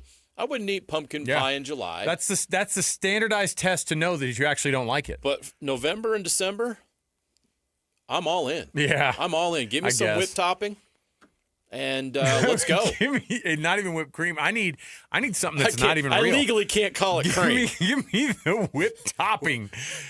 Some petroleum product I can throw on top of my pie. I need something that has an asterisk by it that says not real food. It has to say it on there. Big apple pie fan. I love all the cream pies. Chocolate, banana. Come on. Cheesecake fan. I That's like not really a holiday thing. Well, we'll get into all of it. You just got me into pies, so no, I know. I'm really distracted now. Well, and again, I'm going to be going at it. Sports talk show. It is, I'm but totally in the but food we're food people. Yeah, you know. I mean, we're food lovers. So this is going to be one of those moments where we have to. It's nice to talk about it. It's an important part of the time of the year. Yeah, it really is. And I will tell you too, for people who like us who are on we've been on watching our figures. I have to be careful this week. Yeah, and honestly, I actually find myself cooking more and enjoying cooking more, and I don't actually eat it. Well, that's the best way to go too. By cooking your food is better. Well, that's what I'm saying is you're not just eating fast food. I'm less excited about eating something that I've prepared. It's just you kind of burn all the calories making it, and then you're like, okay, you guys eat it. I'm not. I watched the whole thing you made, and I'm not that into it. Sounds a little passive aggressive to me. You guys enjoy it. That's a bit passive. You guys enjoy it, yeah. You really, come on now. That's what I announce as soon as I say it. You guys enjoy this. You guys enjoy the ribs. I can't really eat it. Sit here and eat my cabbage. Yeah. Oh, listen, if it was ribs, is that allowed on a Thanksgiving situation? Oh, why not? Do we need to get into this? We will at some point. I have strong opinions on it. No, I know. We'll get into it later. I've got it on the docket. Because you're going to be gone tomorrow, so I have to have to fight with you about Thanksgiving foods before you leave town. That's a fight I'm willing to make and participate in. Hey, and listen. like you, I have the same anxiety stuff going on, except I got to get out of town. Oh yeah, you got to pack the car up. Dang it, that is World War III at my house. Yeah, and that's all right. I mean, I'm bracing for Armageddon at the Jensen house because anytime you try to get out of town, it's not and if you're like me, you're at work and then you go to work and you're all the way, and then you get home and you go, all right, everything got figured out while I was gone, right? And you can't even ask if it's done. No. Don't even ask. No. Well, that's kind of nice. It's nice for you to show up and then we just go out the door. You think I was going to do it all on my own? How dare you? I've been here doing it all on my own. Yeah. What have you done? What are you doing? Over the river and through the woods. You got a break. You got to go to work. I know. Over the river and through the woods is a lot more complicated than the song makes it sound. So. Yeah, it's not a jingle to me. Let's kick off our program officially. We got lots going on. Oh, my goodness. It's a college football playoff ranking day. We're going to get these rankings dropping during our program. So you don't want to miss any of that because we're going to be able to be live while we're pissed, which is great. We're going to be absolutely fired up and mad when we watch the committee go through, do their rankings. We'll roll those out for you live at 5 o'clock when they come down the pipe. And I'm anticipating. I'm trying to have a positive attitude about where the committee is going to think about Utah. I'm particularly worried about Utah because everybody knows that Miami is being looked at right now as the team that's going to jump somebody to possibly jump Utah for no reason except for I have a bad feeling about today. For no reason except for, hey, that's cute, Utah. We're going to go a different direction. We're going to go with this Miami team who's just been so impressive, and it's so hard to watch. So the committee tonight is going to tell Utah we're not interested? Is that what we're worried about? Well, I think, and this is a discussion we had kind of before the program. Annapolis and I were having this discussion, and he said, he's like, if they're down one or two more spots, it's over for them. And I agree. Yeah. Because at some point, there's not going to be any time to make up for it. And then you're going to have to be waiting around for other people to do some work for you, and that's no good either. Now, the conference championship games are going to be looked at on unequal planes. They're looking at the conference championships with other conferences, and they'll go, "Hey, you get rewarded for going to the conference championship game, and if you lose in it, well, you know what? Like you played an extra game that other people didn't have to, and you're not going to get dinged on it unless you're in the Big 12 and you're BYU." And I think the only way that the Big 12 gets two teams in, is if BYU wins this conference championship game on the 6th, if they get there, and then Texas Tech falls to 8th, on there, and then they end up being the 10 seed, right? Right. So that's your only hope. And even then, you're going to be battling an ACC team that has no business being there.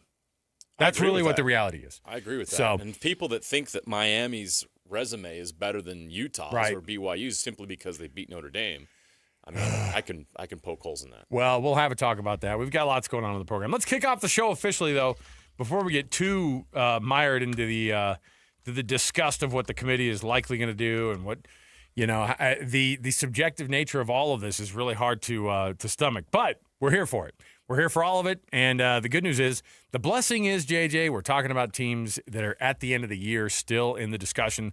So let's get right to it. More to go with this college football playoff ranking projections, and we'll talk about where we're going to put it. We do this every week. We go through. We have to have a consensus on where it's going to land.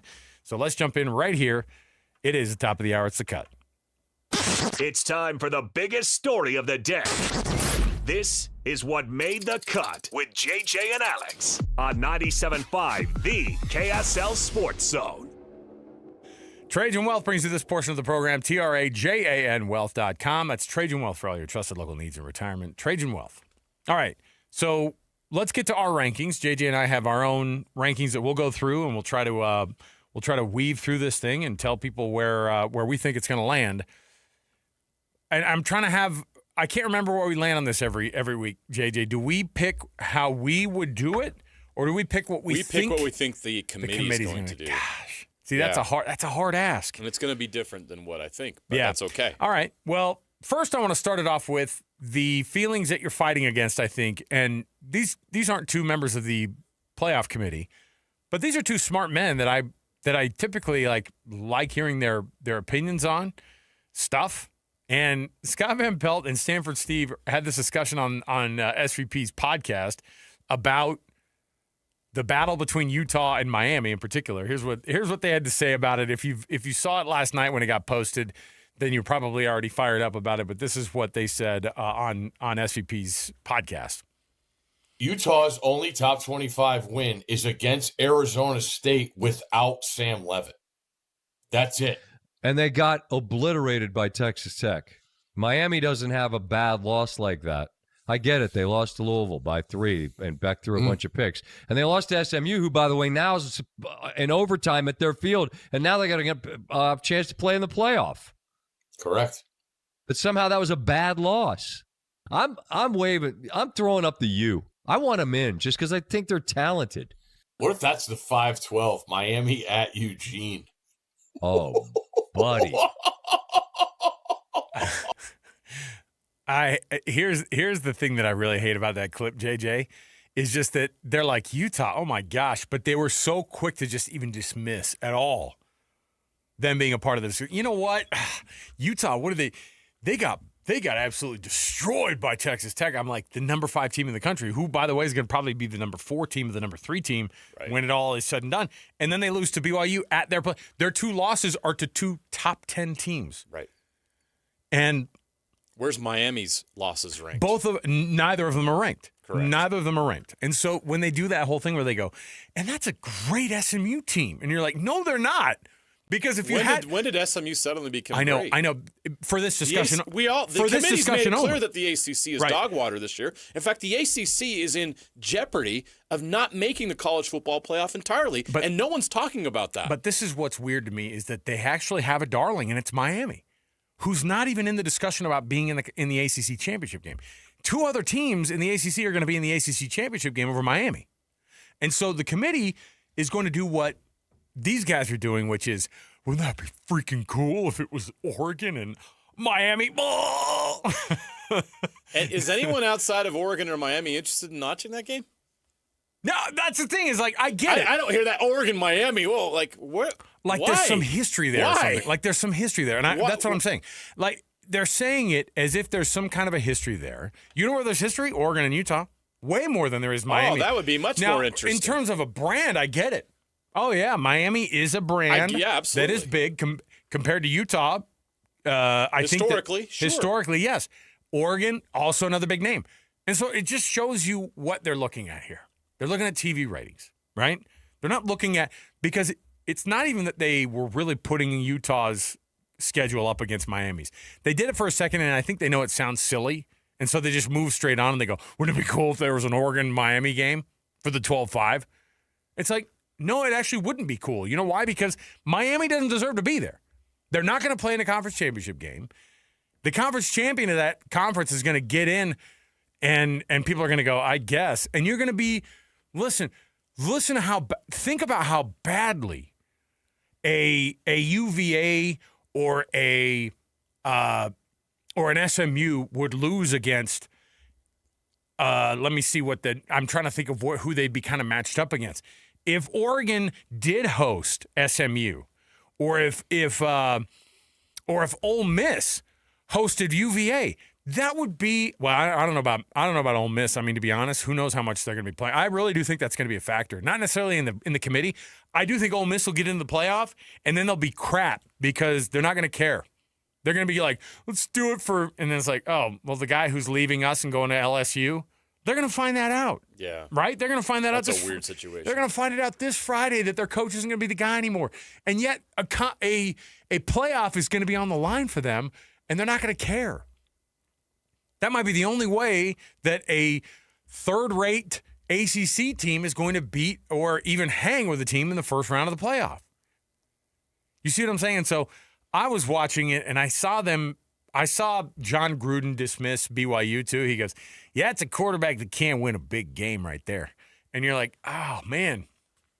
It's hard to know because obviously the game that Texas Tech hosted and beat BYU in. Now, what happens if they make a game out of it in Arlington?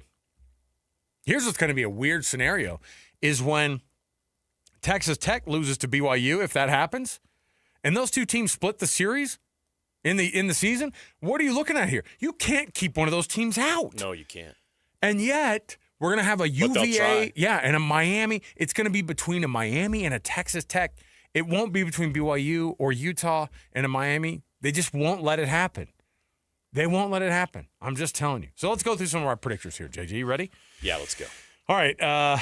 So tonight, I'm trying to think if anything's going to change in the I don't know. I mean, obviously the ACC. A lot of chalk this week, so I don't think there's going to be many changes. Not a lot of changes. So let's. I think that we all. Well, do you want to just get right to the change? Because I think Ohio State, Indiana, Texas A&M aren't going anywhere. Okay. Georgia, Stays. Texas Tech, Texas. They all took care of business. Okay. Texas Tech didn't even play. Well, no, but Texas Tech. Ole Miss. In a lot of minds, Texas Tech is going to move. Is moving. They think that Texas Tech could move down. Why? Who's right behind them? Ole Miss. Oh, no. They didn't do anything. No, they didn't do anything. Oregon. I mean, Oregon took care of business. They're not going anywhere. Oklahoma, 17-6 over Missouri. Wasn't pretty, but it was a win. They're not going anywhere. Notre Dame, crushed. So Alabama, they didn't play. Then you get to BYU. BYU had a solid win on the road. They're not going anywhere. They're going to stay at 11. Here's where things can change, and this is where Utah fans are going to have a hard time tonight. Do you think Miami's going to jump them? I do. Okay. The committee's going to move Miami ahead of Utah. I want so badly to believe that they're going to have cooler heads for at least one more week. I think Vanderbilt also moves ahead of Utah. Wow. Yep. Now, Vandy's 14. Here's what's funny about it. And another team team could enter the chat as well. Well, there's two of them. And I think Michigan, and I honestly think that Texas will be a conversation that this freaking stupid committee is going to have. I think Texas is like going to be in that 15. Yeah, they'll move up. I bet Texas, because they're 17 this last week, right? So USC and Georgia Tech are going to drop. And Texas and Michigan are going to move up. Now, does Michigan move ahead of Texas? Michigan, I don't think is Michigan's 9-2. Texas is 8-3. Yeah, and they have one. And by the way, Michigan has one loss in conference play. Now they haven't had the most strong conference schedule. No, they had to sneak past Northwestern. Well, think about how wild it would be, and it's not out of the realm. Obviously, if Michigan beats Ohio State, like what are you looking at there? What are you looking at with Michigan? Well, then all of a sudden they enter the playoff chat. There's no question about it. What a mess. And now if they move up, let's say they move up, so USC and Georgia Tech drop. So let's say Michigan jumps Texas and moves up to 15. Okay. Utah falls to 14. Where's Vandy? Vandy's 13. 16? Oh, 13. You're saying they're going to be ahead of Utah too? Yes. Jeez. You're going to say Miami and Vandy? The committee's going to punish Utah tonight. I'll concede Miami, but I'm not going to let Vanderbilt jump them yet. So if we that defensive performance and everything that happened on Saturday was pretty bad. I get it. And I don't think the committees, if they were watching, liked what they saw. I get it, but Vandy beat Kentucky. They beat them soundly. But it's also Utah was going to stay the course if they continued to pound their opponents like they had been. That's why their metric was so high. So they could only stay in this part they of hit it. They could only stay in Saturday this part because they didn't boat race Kansas State. Everybody knows. Okay. They won the game, but my goodness, that was a scare. Can we hold off one more week on Vanderbilt jumping Utah? I'm going to say, what if we make a concession? I don't think they should jump Utah. I don't think so either. I think the committee will want to do it. Let's let another Miami, SEC backdrop. Okay, let's let Miami jump Utah because I think that is something the committee will do. I'm going to use my veto against Vanderbilt for this week. Okay. So I'm okay with that. So Vandy, so I'm going to go Utah. So 13 is going to be, or 12 Miami, yes? Yes. 13 Utah, 14 Vandy. And then 15 or 16 is going to be Texas or and Michigan. Who jumps who in there. And that matters. That's a big deal. It does. Because if Michigan's up to 15 and they beat Ohio State, guess who jumps in the top 10 next week? Oh, my gosh. Michigan will be in the playoff. Now, Texas, okay. Texas lost to one of the worst teams in the SEC, and that's Florida. Yeah. Like, they are bad. Miami's bragging about their win over that same team. I know. So, I'm going to say Texas is still behind Michigan. And I think you could probably make the argument, and here's the other thing. If the committee's smart, they should try to put Virginia, Pitt, and teams like Georgia Tech. Well, Georgia Tech lost, but Virginia, Pitt, and even like an SMU, if they could sneak SMU into the rankings, which I think will happen, 8-3 SMU, I think they'll jump into the rankings somehow. Over who? I think they'll get in because I think teams like Arizona and Arizona State, who are 8-3, because Arizona State was. So Illinois, Missouri, and Houston will likely drop out of the rankings. Right, and so I think you're going to see Arizona enter the chat. You're going to see SMU enter the chat. That's room for 3 new teams. And then I think does James Madison finally break through this week? Well, no, Pitt wasn't in the. Does top. Arizona make the top 20? Here's the thing: Pitt wasn't in it last week.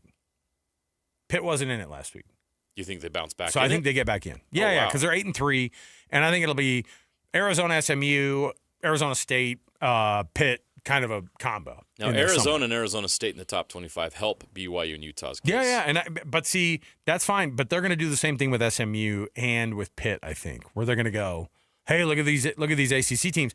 They're going to look at, and they're going to want to put teams that are ranked into these places where they can get and say, well, look at this win that they had over ranked SMU over here. Right. Look at this win that they had over, and by the way, SMU beat Miami, so they go, well, they did have a close loss. The SMU thing. Let's address SMU real quick. And the guys that talked earlier about SMU being a great team. Do you know who beat SMU this year? Two very mid or even worse than mid Big 12 teams. Baylor and TCU. Right. SMU lost to both Baylor and TCU. Yeah. Okay? That's so 2 of their 3 losses. If Miami's bragging about an Right. SMU win on the road, or saying that the Big 12 isn't any good, or that loss, it's a right. They lost to SMU, right? That's an excusable loss. It is not an excusable loss. It's a bad loss for Miami if you're trying to make the college football playoff. So stop bragging about that, Miami. It's not a good loss. The Louisville loss looks worse by the week. Just not good. Miami's resume has holes in it, big time. But the committee's going to overlook some of those things. And they're going to punish Utah this week.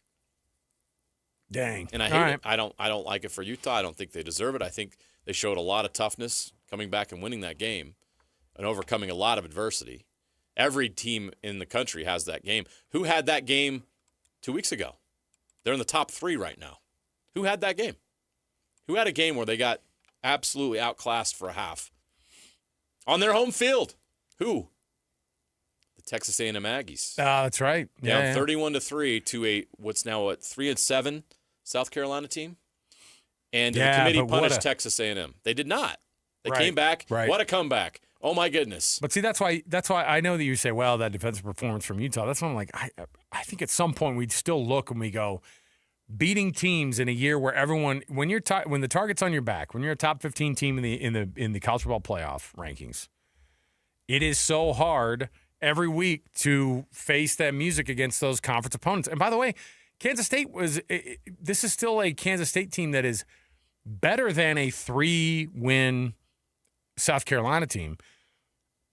I think it's interesting that you look at that team and they act like they're a 2-10 team. And it's not. It's not. Just like TCU, when BYU ran it up on those guys, that's a 6-3 team that they beat. You know what I mean? Like it's not Florida who had 2 wins when Texas lost to them. You know what I mean? Yeah. They had 2 wins. Their 3rd win of the season came against Texas, who's going to be discussed as a possible add to the next couple of weeks of the top 15. And if they're in the top 15, they're in striking distance over those next couple of weeks. So, all right, that's what our rankings look like for this. We'll kind of give you an idea. We'll obviously get the rollout. I'm crossing my fingers that they stay Miami behind Utah for one more week. But we'll see, because if they push Utah behind Miami right now, might be over. Might be over for them. All right, we'll take a break. We'll come back. We have our first break here. When we come back, let's talk about these local teams. By the way, there's actual football games that have to get played this weekend. And Utah goes to Kansas. They go to KU, to Lawrence, to finalize their season with only 2 losses. If they can do that, then obviously you win that. Then you're able to win that last game. Do you have to do it in convincing fashion again to be able to make sure that you keep the committee away from having that discussion about where you should and shouldn't be? Well, we'll talk next to Matt Tate, who covers Kansas for R1S1 Sports. We will come back, talk Jayhawks Utes next, right here at 97.5, the KSL Sports Zone. And now, a look at traffic from the KSL Traffic Center. Southbound early delays on I-15 from 45th South in Murray down to 72nd South in Midville. Up north, southbound I-15 also slow as you head from 31st Street in Ogden down past I-84 split and the 56th South in Roy. From system install to fast fixes to deliver award-winning heating, cooling, plumbing, and electrical, call Whipple Services Champions for the win today. With your traffic update, I'm Alex Napolis here on 97.5, the KSL Sports Zone. Here we go. It all comes down to this for BYU. Beat UCF, and the Cougars will be in Arlington for the Big 12 title game. As BYU looks to keep their dream season alive, keep it locked on the Zone for complete coverage of BYU football every step of the way. Your home for the best coverage of Cougar football is right here on 97.5, the KSL Sports Zone. Okay, all right. Taqueria 27, where every taco tells a story. And sometimes it's a hilarious one. Check out Taqueria27.com. You'll thank us later. On the go? Don't worry. Locations in downtown SLC, Holiday, Fashion Place Mall, Lehigh, and Eagle Mountain. So if you miss one, there's another waiting to serve you tacos, sizzling fajitas, enchiladas, margaritas like a ninja. Taqueria 27's got Mexican cuisine, including gluten-free, that's so tasty, your mouth will thank you. Hi, this is Derek Overstreet, president of the New Millennium Group and co-host of Stop Working, Start Living with KSL News Radio. Can you imagine what your life would be like if you could retire 3 to 5 years earlier than you thought possible? The things you could do, the loved ones you could spend time with, the memories that you could create. That's what our team at the New Millennium Group does. We'll walk you through the entire process every step of the way. If you'd like to get a copy of the 5-step proprietary plan that will help you retire 3 to 5 years sooner than you thought possible, give us a shout right now. 888-999-6370. That's 888-999-6370 or utahsfinancialplanner.com. Listen, most of our listeners right now have a tax problem, not a money problem. There's not enough money in Social Security Medicare as it is. Let us show you how you can significantly reduce your taxes. That's 888-999-6370. 888-999-6370 or utahsfinancialplanner.com. 5 guys walk into a JCW's and order burgers. A pastrami, a mushroom Swiss, a guacamole bacon, a hickory barbecue, a ribeye steak, 2 onion rings, 3 french fries, a strawberry, mint, peanut butter, chocolate, and marshmallow shake, and not one left to tip. Because at JCW's, we don't ask for it. We think the price you see should be the price you pay. And all that, would you like to leave a tip stuff, is for the birds. JCW's. Quality and a lot of it. Open in American Fork, Lehigh, Provo, South Jordan, and Harriman. Just how good is Pure Talk's current deal for unlimited wireless? Well, you might say it's the deal of your lifetime. Because right now, for just $29.95 a month, Pure Talk is offering unlimited talk, text, and data for life. Not your phone's life, your life. This is Pure Talk's top-tier plan. It comes with a crazy fast 5G network along with a 30-gig hotspot. And at just $29.95 a month, there has never been a better opportunity to lock in a ridiculously low rate for as long as you live. And save thousands and thousands of dollars along the way. This plan is normally $65 a month, but if you switch today, you will save over 50% every single month for the rest of your life. See what I mean? It really is the deal of your lifetime. Dial pound 250, say Mike Rowe. Offer ends 12/7. Some restrictions apply. Details at puretalk.com. Nate Bargatze. I would like another dog. My wife does not want another dog because it's a lot. It's a lot to have 2 dogs because you got to open the back door and let 2 dogs out. Big Dumb Eyes World Tour. But then they want to come back in, and you're like, gotta go let all these dogs back in. 4 shows, Delta Center, December 4th through 6th. Tickets available at deltacenter.com. Don't miss the Big Dumb Eyes World Tour. Nate Bargatze. Make your holidays shine with festive Utah flavors and breathtaking views. The Roof is now open. Book now at theroofslc.com. This is your Cougars at 30 update. Presented by Kenny J's Barbecue on 97.5, the KSL Sports Zone. Kalani Sitake talks about what this group of seniors has been able to bring to the football program. Yeah, the leadership, the overall buy-in, and then the willingness to bring their brothers along. I love what they've been able to do on the football field, but more proud of what they've been able to accomplish in the classroom. We've had record GPAs as a team because of them and what their example that they set, and then what they've been able to do in the community. That is your Cougars at 30 update. Make this Thanksgiving unforgettable with Kenny J's Barbecue. Skip the stress and bring home slow smoke perfection. Pre-order your Thanksgiving meal today. Text 801-230-5396. That's 801-230-5396. Matt Tate, who covers Kansas athletics, joins us next on JJ and Alex, 97.5, the KSL Sports Zone. Nobody gets you ready for Utah football more than the KSL Sports Zone. Ready? The regular season comes to an end for Kyle Whittingham and the Utes as they hit the road for a battle against Kansas. Your home for the best coverage of Utah football is right here on 97.5, the KSL Sports Zone. You're locked on to JJ and Alex on 97.5, the KSL Sports Zone.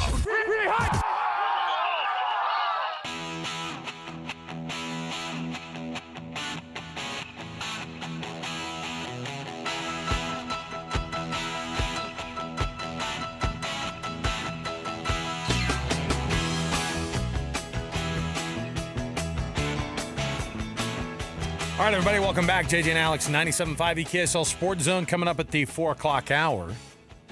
We're anticipating a conversation with Logan Cooley, who had the very first 4-goal effort in franchise history for the Utah Mammoth last night in a 5-1 win, a freaking huge 5-1 win. Badly needed.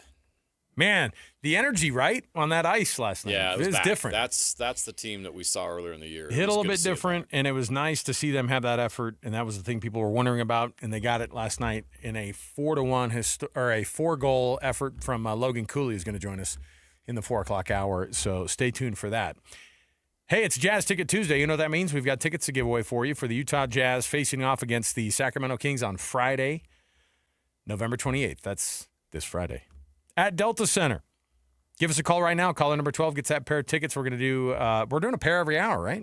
Yeah, man. Ticket Tuesdays, no joke. Jazz Ticket Tuesdays, no joke. So 801-575-ZONE. That's 801-575-9663. 801-575-ZONE. Caller number 12 gets a pair of those tickets to see the Jazz and the Kings at Delta Center this Friday. You're going to be off of work. What else are you going to be doing? Go check out the Jazz, man. Go see how freaking good Keontae George has been. Yeah, they're another fun to awesome watch night. right now. Another awesome night for Keontae, by the way. Yeah. You talk about consistency. This guy's building a career. How here, about Ace Bailey last night? I know. It's awesome. 21. And they lost. The best of both I mean, worlds. I'm not cheering that on. I just. Yeah, you are. All right. Joining us on the program right now, it's Matt Tate, covering Kansas athletics for R1S1Sports.com. Matt, thanks for being on the program, man. How are things in Lawrence? Yeah, everything's great, man. A little fun fact for you guys. I actually had 4 goals in a single game last night myself. Oh, is this the beer league, the Monday night beer league? Is that what's going on? Well, it was against my 11 and 3-year-old daughter, but it's 2-on-1, so okay. I'll take it. I mean, I felt like you needed to know that. Pure domination on your part. First time in family history too. You've had the hat tricks, but you've never been able to pull off the 4 goals. I thought that was impressive. You nailed it. Another thing is you never ever let your kids off the hook, man. Never let up easy on them. No, How else are they going to learn? Well, I tried to pretend one time when I let my son beat me at golf, and now I can't beat him at all. And so it's like, and once you give that up, like they don't respect you after that. No, you got to keep that respect. Yeah, when I was a senior in high school and I thought I was tough, my dad put me into the ground. Like I tried to wrestle him. I'm like, Dad, let's wrestle. That was a bad choice. I'm gonna show my ex-Marine dad that he's old and you never heard of dad strength. Dad strength is different, and you know what? I understand it now because it's like he was fighting for. I will never let you feel what it's like. You're going to have an elbow in the back of your head. It's going to be into the living room carpet. And I remember him laughing, and I will never forget that moment. And I'm going to do that to my kids. So there you go. There you go. Matt, this Kansas team has been head-scratching for us for the last few years because every time since 23, since BYU joined the league, we started going to the Big 12 media days and having conversations with Lance Leipold. I'm like, these guys are going to turn the corner. Jalen Daniels, this is his year. Jalen Daniels, this is his year. And it's another year where, we're looking at Kansas and going, what could have been? What's the vibe in Lawrence right now with this team in 2025?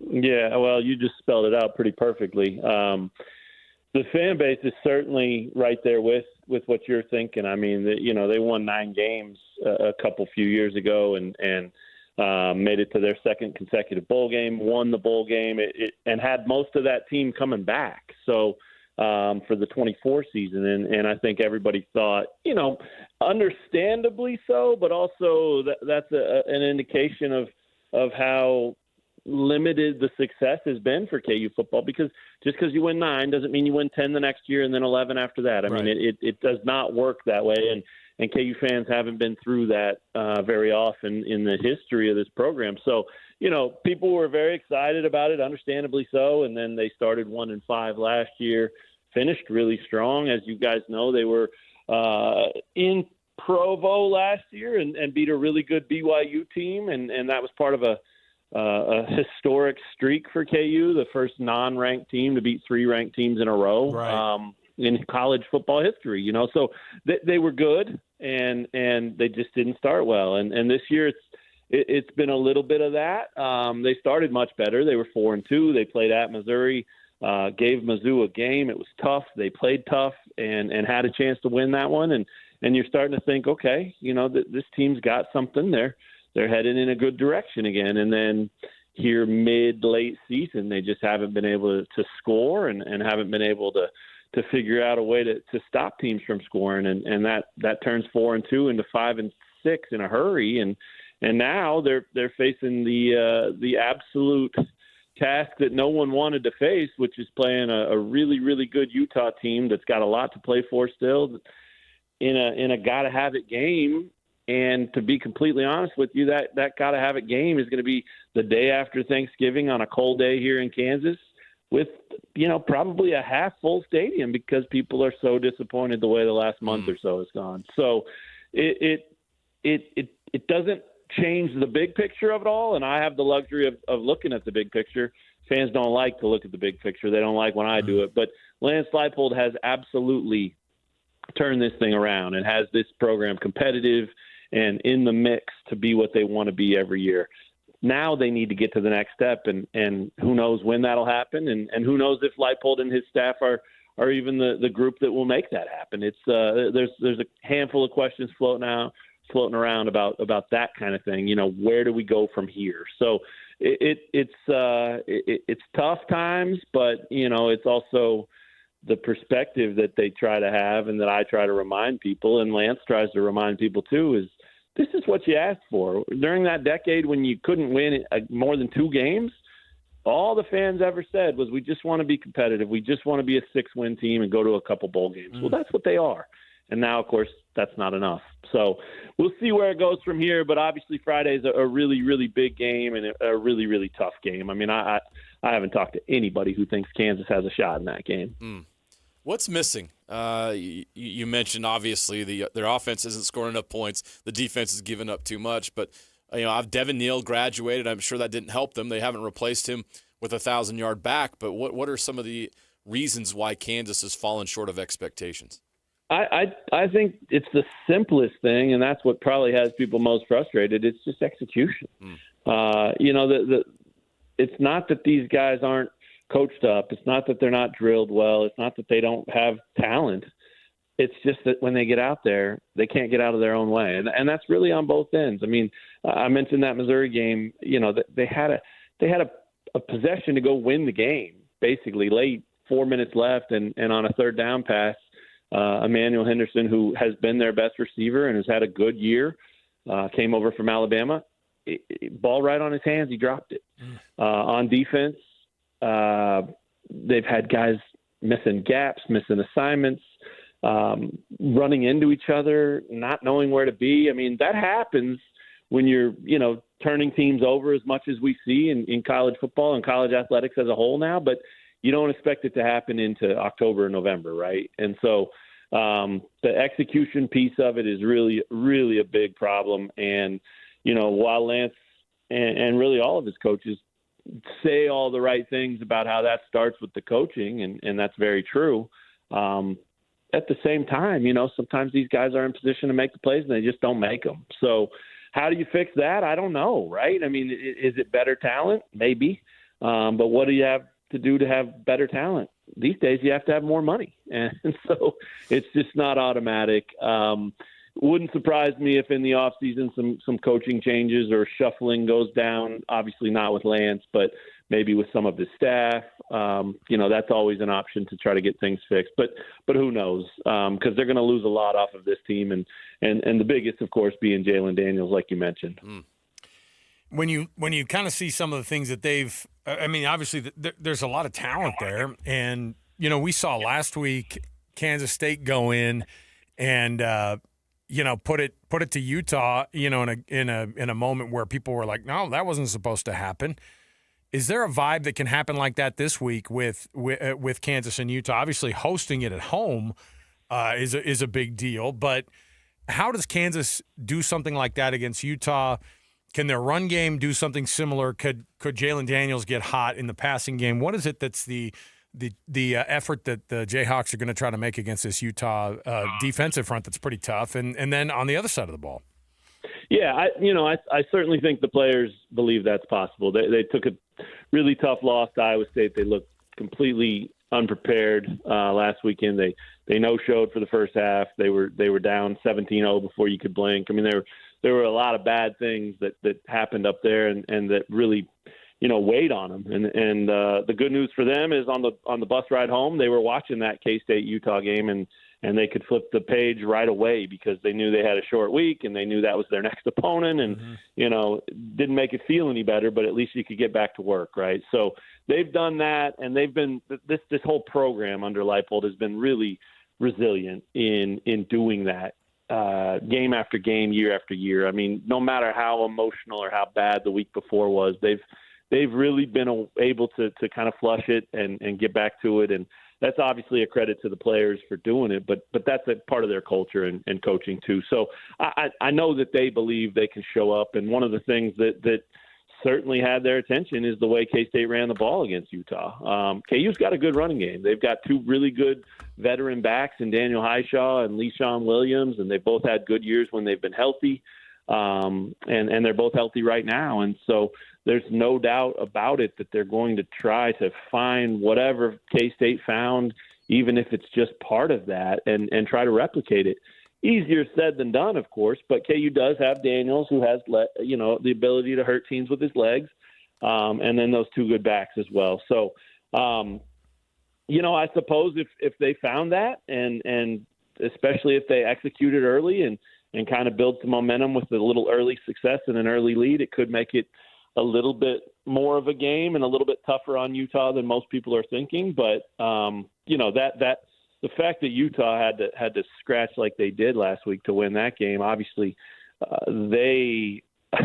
I'm sure that got the coach's attention, and then the coaches after that got the players' attention about how, look, you almost blew it. You almost cost us everything. And it's a long shot, right, that they play in the Big 12 title game, but they still have a chance. And they'll kick off knowing they have a chance. And so I'd assume they're going to show up with a very, very keen focus on let's go take care of our business and then let everything fall from there. But, it's going to be one of those games that's emotional for Kansas because 33 seniors and some of them that have been around a long time. So if you're looking for a case to be made for Kansas to be in it or to win it, that's probably it, right? Just finding a way to will themselves to, hey, we don't want to lose on senior day for these seniors that have been such a big part of turning this thing around. That doesn't score touchdowns. That doesn't fit gaps. That doesn't execute assignments. It can matter, but it's hard for that to matter for 4 quarters, again, especially against such a talented and physical football team like Utah. Yeah, Utah's probably not giving up 470 yards rushing this week. I wouldn't think so. I can't imagine that happening back-to-back weeks, or some heads might roll up on the hill here in Salt Lake City. Before we catch you loose, I wanted to get your thoughts on the college football playoff rankings. The new rankings are coming out here in about an hour. Is the Big 12 getting enough love from the committee? Does the conference deserve 2 teams in?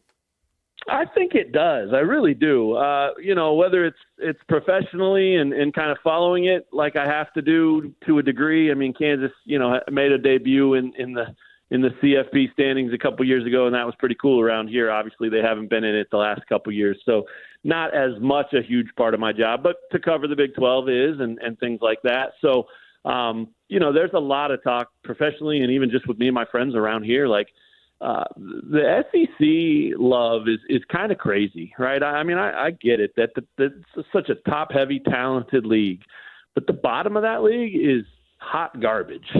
And, right. And those teams not only beat up on, those teams at the top not only beat up on those teams a lot, but then as everyone knows, there's that weird week where they play the non-con game late this season and get basically a bye in a lot of ways. And I just don't think you have that in the Big 12.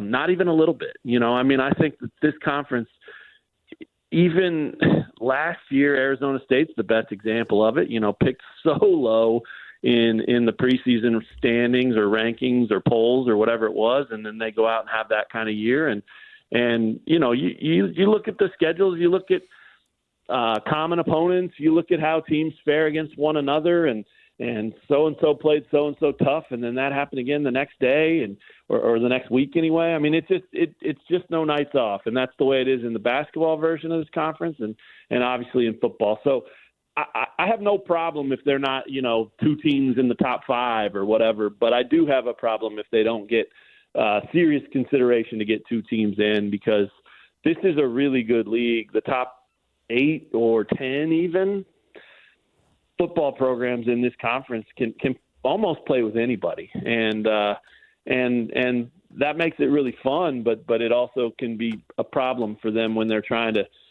have a little bit separated at the top so they get that love. So Commissioner Brett Yormark does a great job of advocating for the league.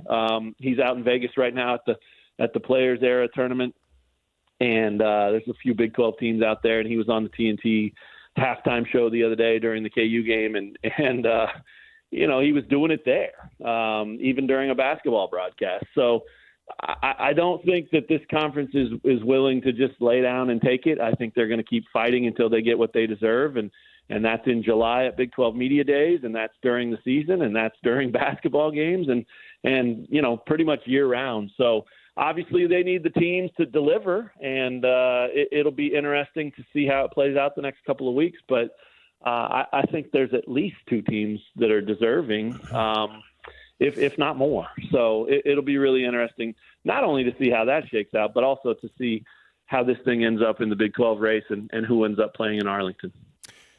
Matt Tate, he covers Kansas athletics for R1S1Sports.com. Find his byline there. Matt, thanks for hanging out with us this week, and we look forward to this one between the Utes and the Jayhawks this Friday. Sounds great, guys. Yeah, thanks for having me. Call anytime, and if I get 5 goals, I'll call you. Yeah, listen, we'll be waiting. Absolutely. Yeah, expect a hat trick out of you soon. That 3-year-old's a tough defender. Yep. It happens. All right, take a break. We'll come back. We'll have a quick Would You Rather. Then we'll get to the top of the hour where we're anticipating a conversation with Logan Cooley. 4-goal performance last night in the 5-1 win for the Utah Mammoth over the Las Vegas Golden Knights. All right, we'll take a break. More to go. 97.5, the KSL Sports Zone. It's game week for the Cougars, and the KSL Sports Zone is getting you ready for kickoff. The Cougars look to punch their ticket to the Big 12 title game as they wrap up the regular season at home against UCF. Listen all week long for the best coverage of Cougar football and your chance to win tickets to the game. Then catch College Football Saturday with a postgame show immediately following the game on KSLSports.com. Your home for the best coverage of BYU football is live on air, online, and on the KSL Sports app. This is 97.5, the KSL Sports Zone. Bar Dub Grill is where roadside classics meet ranch-raised flavor. Sink your teeth into juicy, handcrafted burgers made with premium Bar W beef straight from the local Utah farm. From the bold cowboy barbecue burger to the sweet and savory Aloha burger, paired with crispy cowboy fries, hand-spun shakes, or signature spud nuts. Soft, airy, and unforgettable. Bar Dub Grill delivers honest eats with cowboy swagger. Bar Dub Grill in Nephi with easy access right off exit 222 in Nephi. Throughout life, we have plenty of special occasions and events, whether it's a prom, a graduation, a mission call, a new job, or how about a wedding? Mr. Mac has always been there to help serve you for all of your monumental moments. Mr. Mac has been family-owned for more than 50 years, and that's important. And they'll make sure that you look and feel great, with affordability always in mind. The Mr. Mac family creates long-lasting relationships with their customers, and they've been doing it for generations. 9 locations across the Wasatch Front or online at MrMac.com. Ready for a home upgrade? Hercules has the rate for you. Open a home equity line of credit before November 30th and enjoy an introductory 4.99% APR for 6 months. Perfect for projects like a new deck, roof repair, or kitchen refresh. Don't wait. This limited time offer won't last. Apply today at HerculesCU.com. That's HerculesCU.com. Hercules First Federal Credit Union, growing stronger together. The holidays are coming. Is your home ready? Whether you're hosting a holiday party or reading a book, a brighter home makes your home more comfortable. Mountain Home Services can save you energy and brighten your space. Mountain Home Services can improve your home with LED lighting upgrades, smart switches, and modern lighting controls, perfect for cozy holiday nights and year-round savings. And KSL listeners can save with exclusive offers to brighten your holidays. Serving Utah since 1954, Mountain Home Services was the first to offer upfront pricing with no hidden fees and 100% satisfaction guarantee. Protect your home with an electrical inspection, surge protection, and keep your family warm this winter with a generator. And KSL listeners enjoy a discounted price on a fireplace tune-up for just $99. Visit MountainHomeUtah.com or call 801-543-2222. That's MountainHomeUtah.com or 801-543-2222. Mountain Home Services, keeping Utah homes safe and warm since 1954. Ready for unbeatable deals?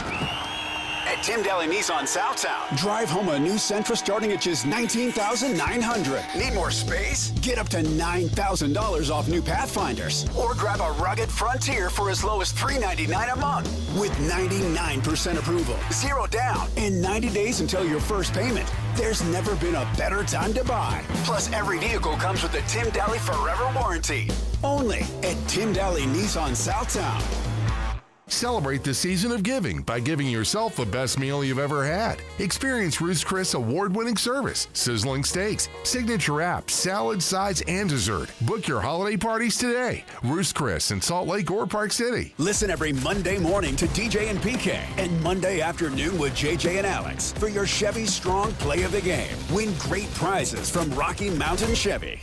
3, 2, 1. This is your Utes at 50 update. 58! Presented by Kenny J's Barbecue on 97.5, the KSL Sports Zone. Kyle Whittingham talks about the creativity that Jason Beck has brought to this offense. And that's part of Jason's creativity and the way he game plans, and it's all designed to create matchup problems and show things that we haven't shown before, which are difficult for the defense but fit into what we're doing offensively, so there's not a huge learning curve for our guys. It's just a matter of using all your weapons to the utmost, and he has a real gift for that as far as putting players in position to succeed and putting the defense in conflict. That is your Utes of 50 update. Make this Thanksgiving unforgettable with Kenny J's Barbecue. Skip the stress and bring home slow smoke perfection. Pre-order your Thanksgiving meal today. Text 801-230-5396. That's 801-230-5396. Utah Mammoth star Logan Cooley joins us live right now on JJ and Alex, the KSL Sports Zone.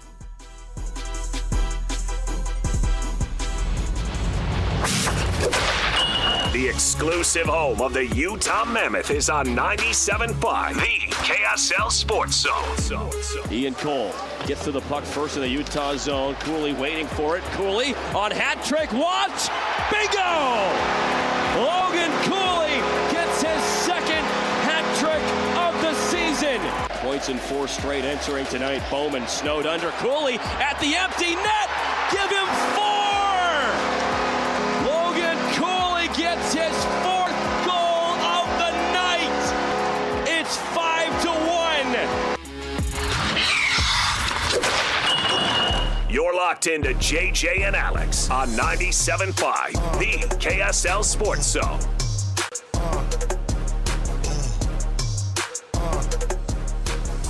All right, everybody, welcome on in. It is JJ and Alex, 97.5, the KSL Sports Zone.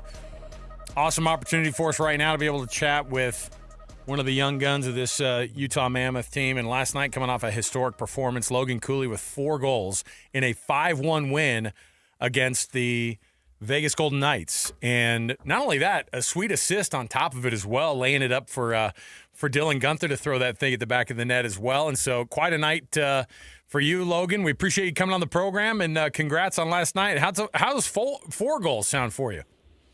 Thanks for having me. I appreciate it. Yeah, I mean, it was obviously a special night. You know, those don't come around often, so kind of going your way, and it was a fun game to be a part of. And more importantly, it was a great 2 points against a really good team.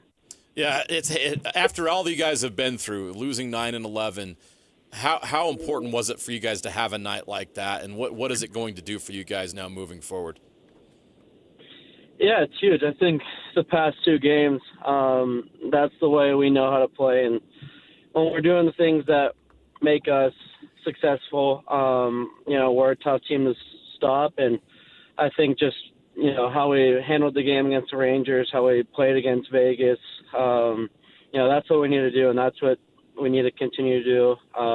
There's obviously stuff we still need to clean up and get better at, but it's definitely a foot in the right direction, and just need to keep going off these past 2 games. We've been able to watch all these games all year and watch the career over the past 2 years since you've been here in Utah, and then, of course, making the extension, of course, on the contract. That was the last time we chatted with you, and it's been awesome to be able to watch this development. You look like one of the most intense dudes on the ice. Is there a version of I don't think I've ever seen you crack a smile on the ice, maybe a couple times for goals, but do you kind of keep that intensity up and carry that as a badge of honor as how big of a competitor that you are? That has to be a huge part of what your game has become. Yeah. I think it's a time and a place to be relaxed and, obviously off the ice and being with the guys. That's when you're having fun and laughing. But I think, for me, when I step on the ice, it's, full game mode, locked in. I just feel, like you said, I want to I just think, when I'm focused and, driven into all right, let's give Logan a call back. We're getting some.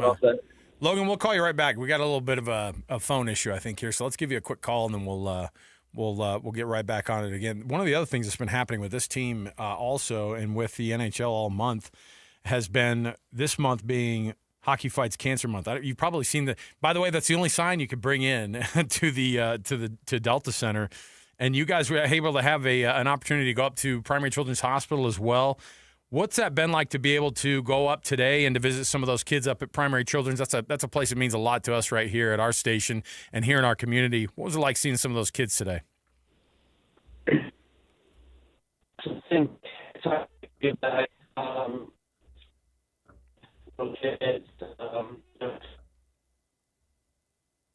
Oh man, we got the bad phone. We got the bad phone connection here. Let's bummer. Great conversation. Let's reset here. Yeah.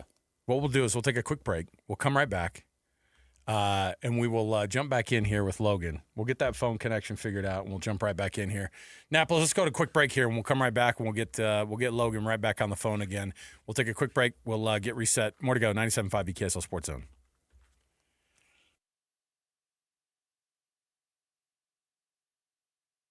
Broadcasting from the Mountain Home Services Studio. This is 97.5 KSL FM Colbert. 1280 Whether you're stuck in the office, I believe you have my stapler, in your car, or at your in-laws. You want a piece of me? You bet I do. The Zone is with you every step of the way. Download the KSL Sports app to get live streaming of your favorite shows and access to all the latest updates on your favorite teams. Your home for the best coverage of the Utes, Cougars, Jazz, and Mammoth is on air, online, and on the KSL Sports app. This is 97.5, the KSL Sports Zone. At University of Utah Health, we're mapping DNA to find the cause and the cure. Because 1 in a million is really just one. One person facing one incredibly difficult diagnosis. Looking for one thing: hope. Learn more at uofuhealth.org. You gave years, maybe decades to your job. You showed up, worked hard, and planned for retirement. But now, the company's changed, or maybe you've taken a buyout or been forced into early retirement. So, what happens next? I'm Jeff Jr., founder of Trajan Wealth, and if you've built up a 401k or thrift savings plan, now is the time to ask, is that money really working for you? Many workplace retirement plans offer limited options and even less guidance. At Trajan Wealth, we help people just like you roll over their accounts into IRAs with more flexibility and personalized investment strategies built around your goals. For households with $500,000 or more, let us build you a personalized plan. We operate on veteran values, service, trust, and doing what's right. Your next chapter starts now. Call Trajan today. 801-210-6800. That's 801-210-6800. Advisory services offered through Trajan Wealth, LLC, an SEC-registered investment advisor. See website for details. The KSL Sports Zone is your home for live local sports.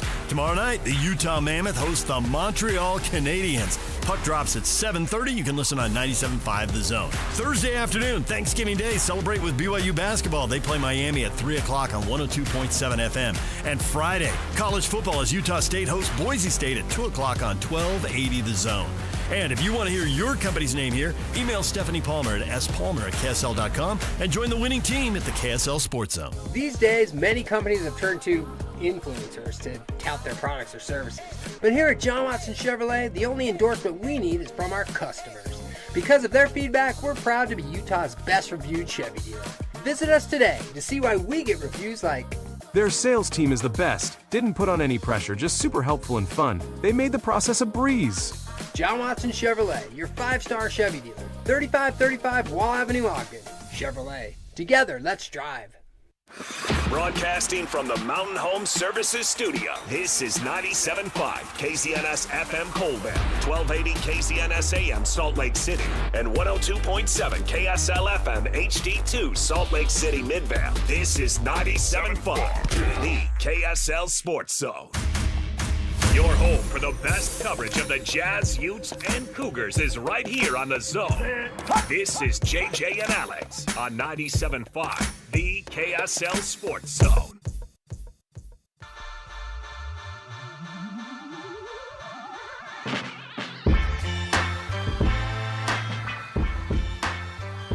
All right, let's start it all over again here. Logan Cooley. He's our guest right now this hour. We had some phone connection issues. Technology's a fickle friend. And here we are chatting with Logan Cooley again. Logan, last time we left you here, we were asking you about the trip up to Primary Children's Hospital today. And like we said, that's such a massive part of our community, that hospital that makes such a difference for so many of the kids in the community. You guys were able to go up as part of the NHL's initiative, too, to be able to make sure that people understand the fight that is going on with cancer, of course, and Hockey Fights Cancer this month. How big of a deal was it to dip in with some of those kids today? Yeah, it's incredible. I think anytime you could, we're all super fortunate to be in the positions we are, and anytime you could give back and, just pay a visit, see, a smile on their faces, it really brightens up your day. And, it's great by the whole organization, the hospital, to be able to, do this together. And, it's something that we all get excited to do to, help make these kids' days and help in any way we can. It's truly special. And it seems like everybody's got somebody they know that is in that fight, and obviously that's something that the NHL is doing something about here in November with Hockey Fights Cancer Month. Are there any stories or anybody in your life who you've experienced that with and who you fight for? I'm fortunate enough to, not have anyone super close to me be affected by it, but just hearing, different stories of, different guys around the league and, just in general. Obviously it's, not a great thing when people, get diagnosed with this disease. And, for me, it's just about, trying to give back in any way I can.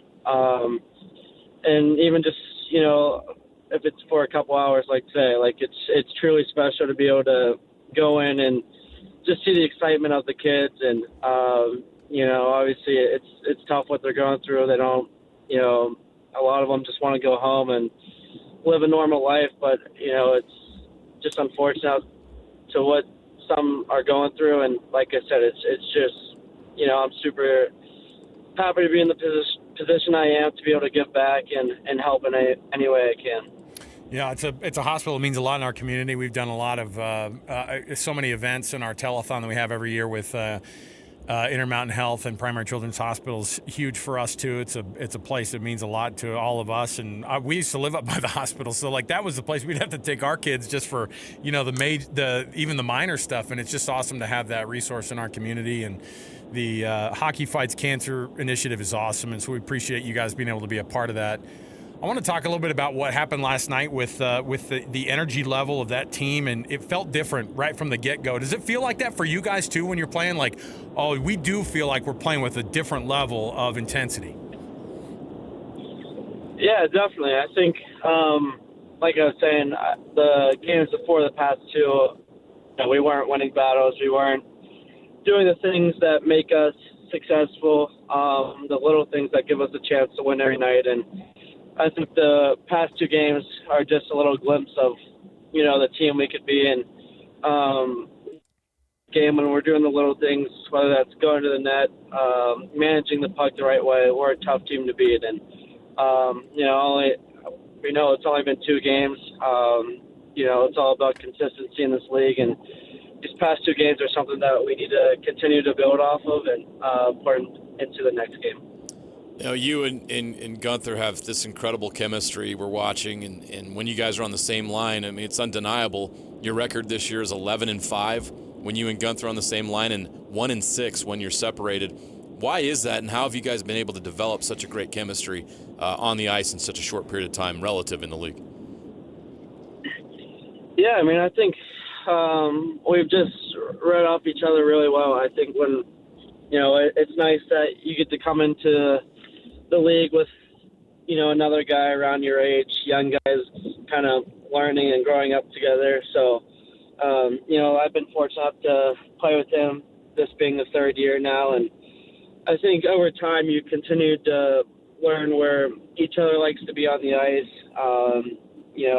what their tendencies are and how they like to play. So, it's only going to continue to get better. But I think, this year we've taken a pretty good step of, really building a lot of chemistry. And, I think when you could build chemistry with someone in this league, it gives you an advantage. And, I love playing with them. It's awesome. And I think, just our speed too, we generate a lot of speed. We like to play fast. And, last game, I thought we did that throughout the whole game, and that's when we got our chances.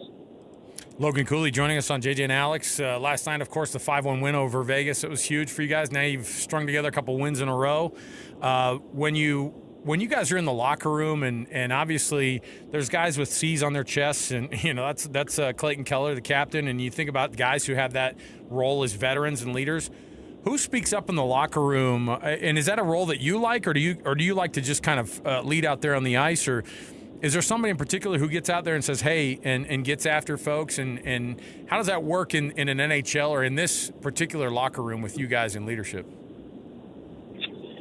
Yeah, I mean, I think we're fortunate to have a ton of great leaders on this team.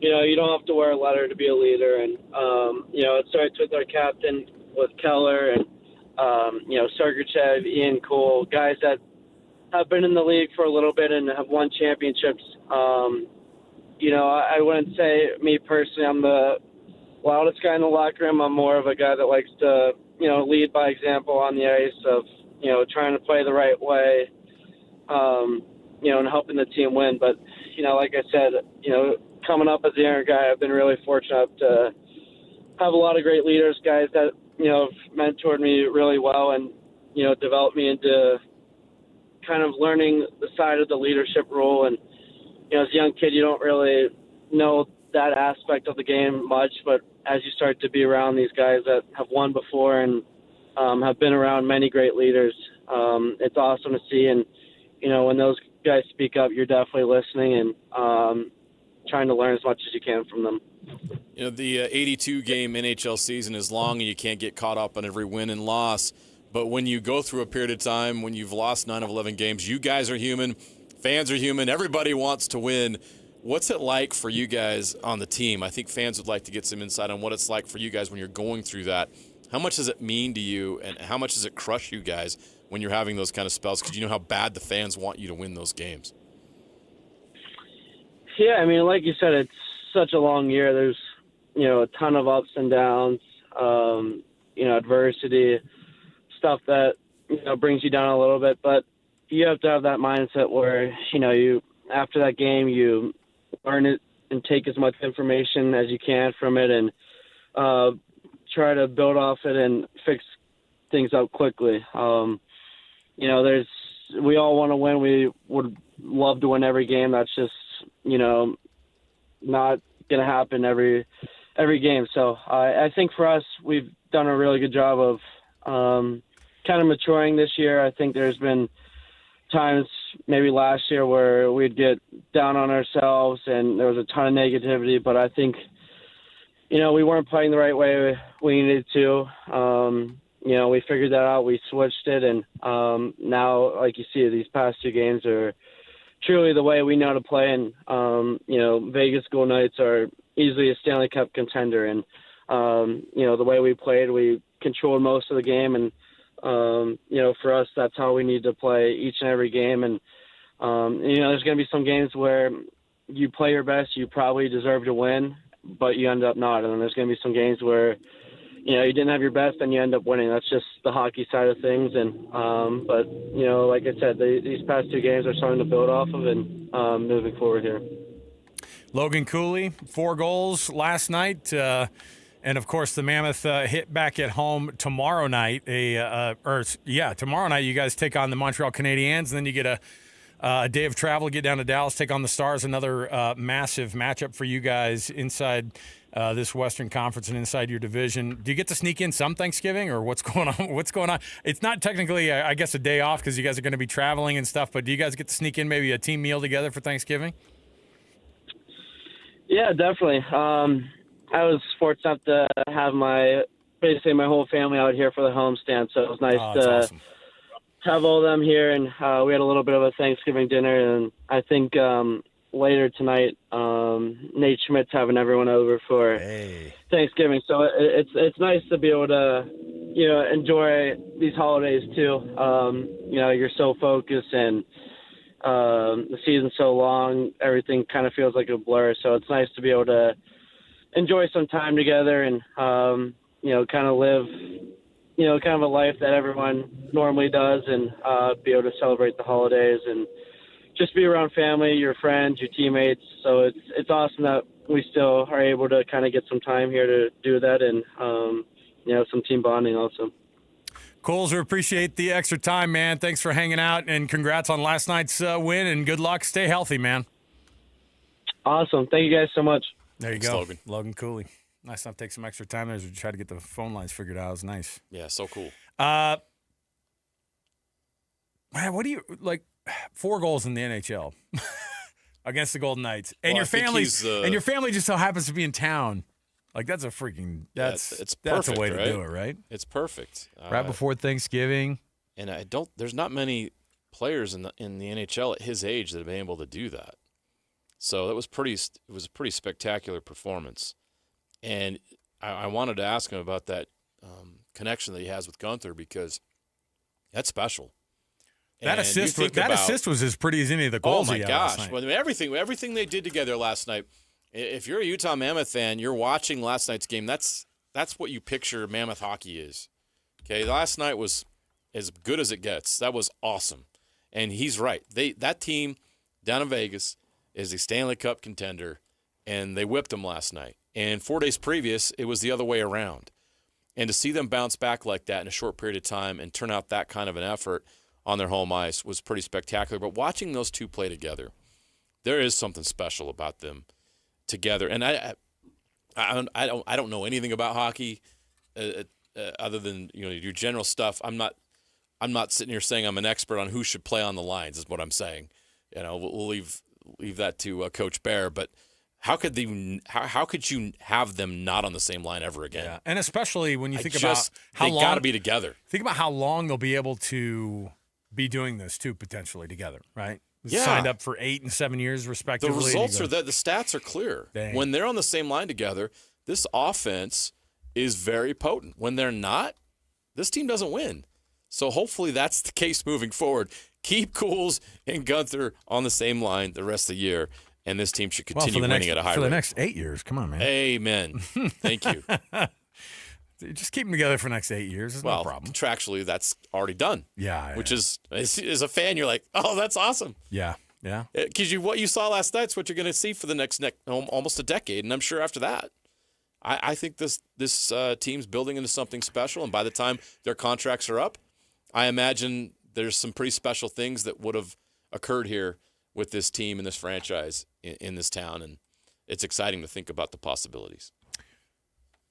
Looking at the leaders across the league in goals scored, I'm pretty sure. I don't think this is updated on this one. I think he came in, he scored his first goal, and that put him at 10, which tied him for the team lead, and then he added 3 more, so he's at 13 for the season, and that puts him tied for 6th right now in the league of goals scored. So there you go. Yeah, Logan Cooley, 13. There you go.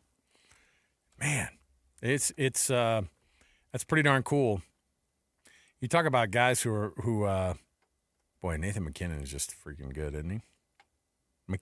I think McKinnon might be my favorite player outside of Utah, man. Yeah, he's pretty good. For Colorado. Yeah. It's easy to be like, oh, yeah, Connor McDavid, look at all the goals he's scoring. Nathan McKinnon's got 17 goals, and he's got 20 assists on top of it. Like, dude's already almost to 40 points. It's crazy. Macklin Celebrini's got 34 points. He's number 2 in the league in points scored. Another interesting tidbit on Logan Cooley. He became the 7th player aged 21 or younger in the past 25 years to score 4 Who's goals on in a that game. list? Patrick Lane, Connor McDavid, Okay. Austin Matthews, Sam Bennett, Tyler Seguin, and Thomas Hertel. Not a bad list. Well, and you could tell, and you could also tell some of the other big names in hockey. Be like, hey, I noticed you didn't score 4 goals under the age of 22. Yeah, no I guess you're not special like Logan Cooley. All right, we'll take a break here. So what's the rest of their schedule look like though? Real quick before we get out, because I know they got the one at home on Wednesday, and then they hit the road to Dallas. That's freaking massive. That's a tough one. Yeah, but those are the games that matter the most. Those division games are huge. They've got it, and they got off to a great start in division this season. They're already ahead of the curve there, thanks to that nice streak they had earlier when they were playing St. Louis and Winnipeg and Minnesota. So they're off to a great start there. They got to continue that because those division games matter more than any of the other games. There's no doubt about that. But another tough road stretch. I mean, they play the Canadiens on Wednesday, and then they're on the road at Dallas, at St. Louis, at San Jose, at Anaheim, at Vancouver, and at Calgary. They're not home after Wednesday until December 8th. That's another long road stretch. This team has been on the road, it feels like, for the entire season. We've been lucky to get a game here and there here at Delta Center. They have been on the road a lot. I can't imagine there's a team after they get home from Calgary that's been on the road more. And if they're able to survive that stretch and still be in the mix, I think that it would be a tremendous accomplishment because that not only is that a tough schedule, but those are really good teams on that schedule. Anaheim has emerged as a playoff team. We know who St. Louis is after what they did last year, even though St. Louis's record is down, and of course Dallas. Vancouver's a big game, and then when they come back, they got games against teams like Florida and the Kings and the Pittsburgh Penguins. So a lot of exciting games coming up, but this stretch will be tough for them. Another tough, long road stretch. Hey, by the way, tomorrow is a Win Ticket Wednesday, a pre-Thanksgiving edition of our Win Ticket Wednesdays. No big deal, just giving away a pair of tickets to see Nate Bargatze, the Big Dumb Eyes World Tour coming to Delta Center December 4th through the 6th. There are tickets still available at SeatGeek.com. Some of those shows sold out very quickly, but you can win them tomorrow all day long on the KSL Sports Zone. So just tune in all day for our Win Ticket Wednesday for some tickets to see Nate Bargatze. All right. I also want to mention, of course, this portion of the show brought to you by the good folks at Doug Smith. the Doug Smith dealerships in American Fork, Spanish Fork, and in Linden. Nobody knows cars like Doug. We'll take a break. We'll come back. When we do, we've got more around the corner, including some more tickets to give away for a Jazz Ticket Tuesday. We've got our NFL Blitz. Don't want to miss it. Stay here. 97.5, the KSL Sports Zone. And now, a look at traffic from the KSL Traffic Center. Seems we have the usual delays and slowdowns across the valley, northbound and southbound on the I-215 West Belt between the 201 Highway and I-80, plus eastbound I-80 also very slow from Pingater over to the West Belt. Also in Salt Lake County, a long stretch of delayed driving from Murray to Bluffdale on I-15. When you take UTA, you can do just about anything while you ride. You won't even notice all the traffic that you're missing. Plan your trip at rideuta.com. With your traffic update, I'm Alex Napolis here on 97.5, the KSL Sports Zone. It's game week for the Utes, and the KSL Sports Zone is getting you ready for kickoff. After one of the craziest, most bizarre games in Utah history, Kyle Whittingham and the Utes hit the road for the regular season finale in Lawrence against the Kansas Jayhawks. Listen all week long for the best coverage of Utah football on KSLSports.com. Let's go then. Let's go, baby. Your home for the best coverage of Utah football is live on air, online, and on the KSL Sports app. This is 97.5, the KSL Sports Zone. If you're getting new gutters, make absolutely sure that you don't get screwed. I mean literally, don't get screwed. Tim Jr. here from RGS Exteriors. And every single gutter company out there uses screws to hold their gutters together at the corners and downspouts. They use screws because they're fast and cheap and easy.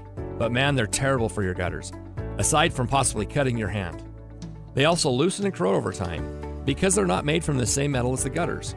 At RGS Exteriors, we've been installing gutters for 70 years now, and we don't use screws. We only use permanent, strong, and unobtrusive rivets. They're made from the same material as the gutters, so they won't oxidize, and they won't corrode. They'll also never loosen. Your hand is safe too. Did I mention they look amazing? So don't get screwed. Call RGS and get riveted gutters. Our number is 801-280-3110, or visit us at rgsutah.com. That's 801-280-3110 or rgsutah.com. Hey, this is Chris with JCW's. Craving something sweet? We do ice cream right. Come in and try one of our shakes, freezes, or an ice cream cone, and you'll see why we say JCW's, quality, and a lot of it. Attention Jazz Nation, the long wait is finally over. Mountain basketball is back and better than ever. Let's go! All tickets are on sale now, and you won't want to miss the action. Jump on the opportunity to watch your favorite players live and in person. Whether you're after season tickets, mini plans, or single game matchups, the Utah Jazz has got your back. There's a plan for every fan. Don't miss out. Secure your seats today and be part of the excitement all season long. Let's go! Visit UtahJazz.com today. Helping your money do more means making sure you get the most out of every dollar. That's why, for a limited time, when you open a new America First Visa credit card and spend $3,000 within 90 days, we'll give you $300. That's like getting a 10% discount on everything you pay for with your card. Before you spend another cent, head to AmericaFirst.com and apply for your low-rate Visa credit card today. Membership eligibility, terms, creditworthiness, change, and conditions apply. Subject to additional criteria. Federally insured by NCUA. Equal Opportunity Lender. During the Mazda More to Move You sales event, Tim Daly Mazda Southtown is offering 0% for up to 63 months on 2025 Mazda CX-50 and Mazda CX-5 turbos. And to make it even easier for you to drive away in your new Mazda, you won't pay till next year. That's right, 0% and no payments till 2026. There's no better time than now to get your new Mazda. Come in today to Tim Daly Mazda Southtown in Sandy. Some restrictions apply. APR OAC. Not available with any other offers. See dealer for complete details. These days, many companies have turned to influencers to tout their products or services. But here at John Watson Chevrolet, the only endorsement we need is from our customers. Because of their feedback, we're proud to be Utah's best reviewed Chevy dealer. Visit us today to see why we get reviews like, "Buying a car should be a fun experience, like a kid getting a new toy. And at John Watson Chevrolet, it was." John Watson Chevrolet, your 5-star Chevy dealer. 3535 Wall Avenue, Ogden. Chevrolet. Together, let's drive. Is your financial advisor offering you up to a 30% upfront bonus? Or are they promising you up to 10% growth per year, all for your retirement income? If not, then you need to come to Trajan Wealth. I'm Jeff Jr., founder of Trajan Wealth. If you have a plan to retire within the next 10 years, don't wait only to find out it's too late. I've seen hardworking folks like you retire only to be required to go back to work, all because their advisor told them guarantees like these were too good to be true. They're not. That's up to $30,000 upfront or up to $10,000 per year on $100,000, all guaranteed for retirement income. Don't keep working when you're supposed to be retired, and don't let any financial advisor tell you it's too good to be true. Call Trajan today, 801-210-6800. That's 801-210-6800. Annuities not advisory products. DBA Trajan Wealth Insurance Solutions. Additional disclosures at TrajanWealth.com.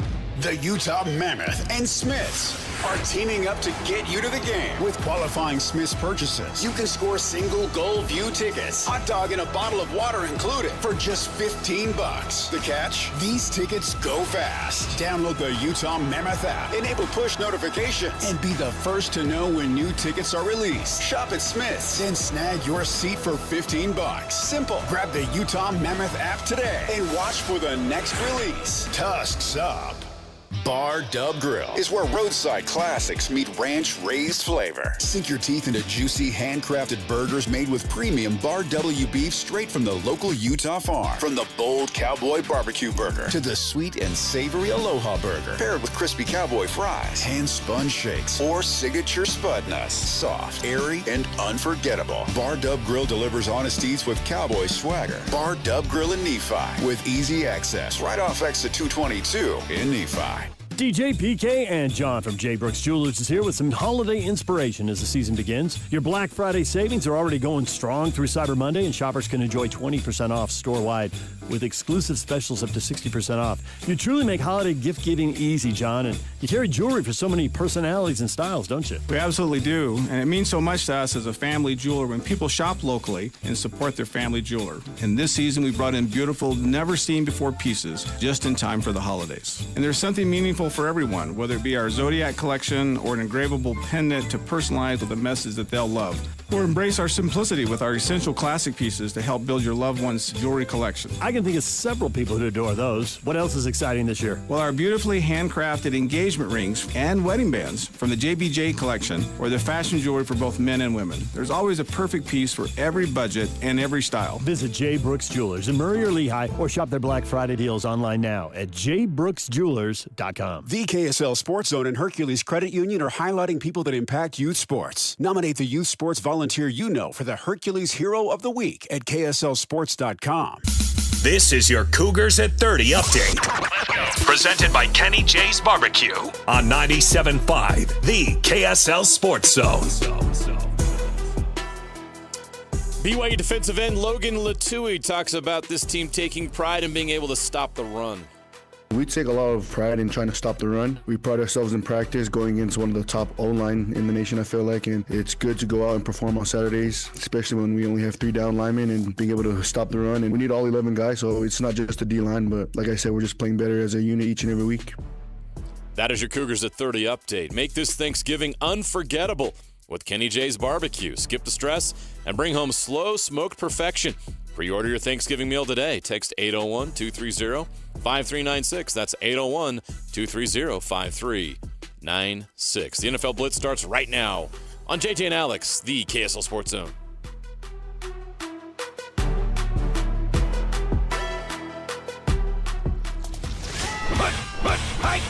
All the latest news and notes from the league and the locals in the NFL. JJ and Alex bring you the NFL Blitz on 97.5, the KSL Sports Zone.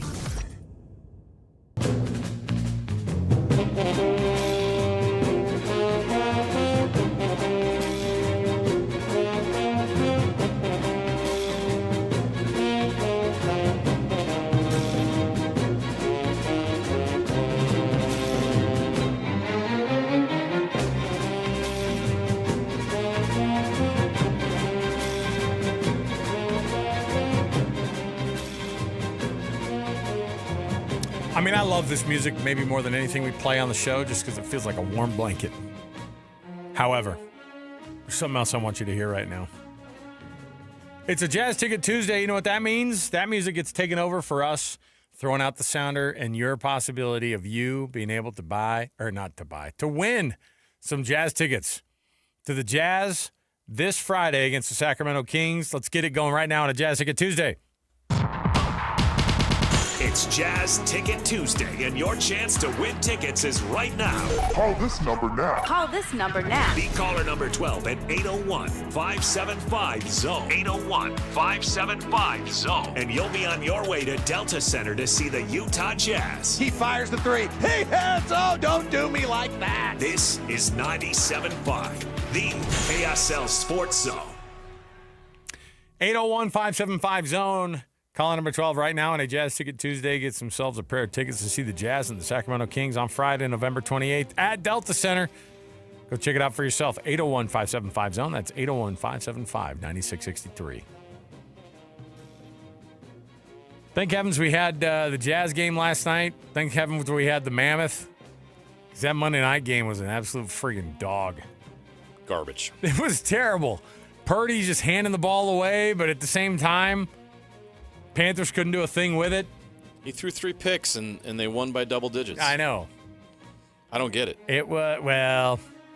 Maybe I do. The bummer is that's the 8th win for the 49ers, and, like, I'm watching this happen in slow motion. Annapolis...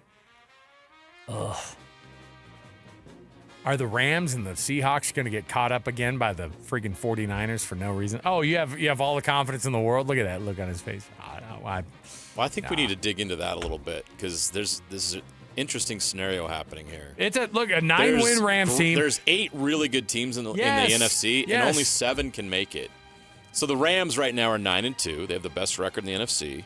They would be the NFC West champs. The Eagles, the NFC East champs at 8-3. The Chicago Bears right now, 8-3, would be the NFC North champs, and the Tampa Bay Buccaneers, because the Panthers didn't want to take it, are sliding at 6-5, but still they are the NFC South champs if the season ended today. Well, and who knows what the injury is with Baker Mayfield. Doesn't look good. He's in a sling. It doesn't look good, but I think it's just a shoulder sprain. Teddy Bridgewater taking us to the promised land in the playoffs. Not going to happen. But then that might. But one of those NFC South teams has to make the playoffs. So that leaves you with some interesting wild cards. Right now, your Seahawks are 8-3. The Green Bay Packers are 7-3-1. That tie is actually helping them right now. And coming in at number 7 is the San Francisco 49ers at 8-4. The Lions at 7-4 would be on the outside looking in right now. That is super weird. Which of those teams misses the playoffs? The Seahawks, Packers, 49ers, or Lions? Or does it end up being the Bears that hit a slide here? I think that's the team you look at. Are the Bears for real? Well, at some point, in years like this where you start to learn how to win a little bit and you're kind of just on a little bit of a heater, it kind of goes for you. You get weird teams. You know what I mean? Like, I'm not saying that they're as good as the Sam Darnold Vikings last year, who went 14-3. Like, that was a team that maybe had the craziest regular season for a team that was not really a postseason team. They got to the postseason, they did not look like they should. Most they should have belonged. 14-win team in NFL history. Wild, right? Yeah. And yet there's part of me that goes, okay, what are the 49ers going to be? They're missing Fred Warner, their best defensive player, arguably. Don't forget right? Bosa. And then Bosa's out. So you got one of the best defenses in the league that has two All-Pros gone. Right. How long does that last for them to be able to keep it going? Did Jennings throw a punch at somebody last night too? Yeah, he sure did. There was a post-game fight. I love it. They're like, hey, we're going to need you for the rest of the year. You're like, I love that. I love that. I'm going to miss the next game. Yeah. I'm assuming he might get hit with a 1-game suspension or something. I mean, I don't know what they're going to come up with. Yeah. But either way, the 49ers seem like they're a little bit more fake. It's crazy because in a year like this, the Seahawks actually look more legit than the 49ers do. I agree. Is that the injuries on defense for the 49ers, but the 49ers defensively were great last night. Yeah. Now, I think Panthers that may great. have more to do with the quarterback on the other side, to be quite honest. How dare you? He's having a great year. Come on. I mean, comparatively. But they played really good defense last night, regardless of the situation. So I believe in the 49ers. I think the 49ers make the playoffs. I really do believe it's the Bears that are going to tumble. because I look at the schedule. They're at the Eagles this week. They're at the Packers the following week. Wait, who are? The Bears. Okay, yeah. Okay, keep going. Okay. I like this. And then they're at home against the Browns. What is this? That's a good defense right there. I think you're Bob, I don't think they're going to beat the Browns. You brought it back around because it sounded almost Irish for a second there. And then that team up north, whose name we won't mention, they play them again the following week. And then they got to go out to San Francisco and play the 49ers. I don't know. I don't think they're going to win that game either. So, and then they got to finish the season against the Lions at home, Bob. Had 2 heart attacks. Yeah, no, I think that Ben Johnson's going to have a heart attack by the time they get to that Lions game. I don't think that's going to happen for them either. So I'm looking at, I don't know, 1, 2, 3, 4, 5 losses for the Bears. Then they're going to miss the playoffs. Thank heavens. That'd put them at 8 losses. I was saying, I know they've been great. Thank heavens that your Chicagoan impersonation was. I know what you're saying. Sorry, that'll never happen again. I love it. Are you kidding? We got to have more the Bear stock, 1, 2, 3, 4. I think they lose 5 of their next 6 games. That'd be a real shame. Do you got them winning any of those? The thing is, the league is so friggin' weird. You just can. When you as soon as you think teams are going to be bad Look again, at their wins. So who have they beaten? The Cowboys. They crushed at home. They crushed the Cowboys. They did. Though, right? They won at the Raiders. They beat the Commanders by 1. Ooh. They beat the Saints. They beat the Bengals. They beat the Giants. They beat the Vikings, and they beat the Steelers. I think we found something here, Bob. Yeah, not necessarily the strongest of. Not a murderer's row of NFL, but then everything changes starting this week. But again, like I said, you know the NFL's funny. I mean, you get these teams week to week, and they'll win games, man. We're watching this game on TV. The Maui Invitational's up on the screen. USC's playing Seton Hall, and USC has this Rodney Rice, who's got 27 points. He has gotten a separated shoulder, like his shoulder coming out of the socket twice in the game. And the trainer, and by the way, ESPN, we don't need to see him putting it back in.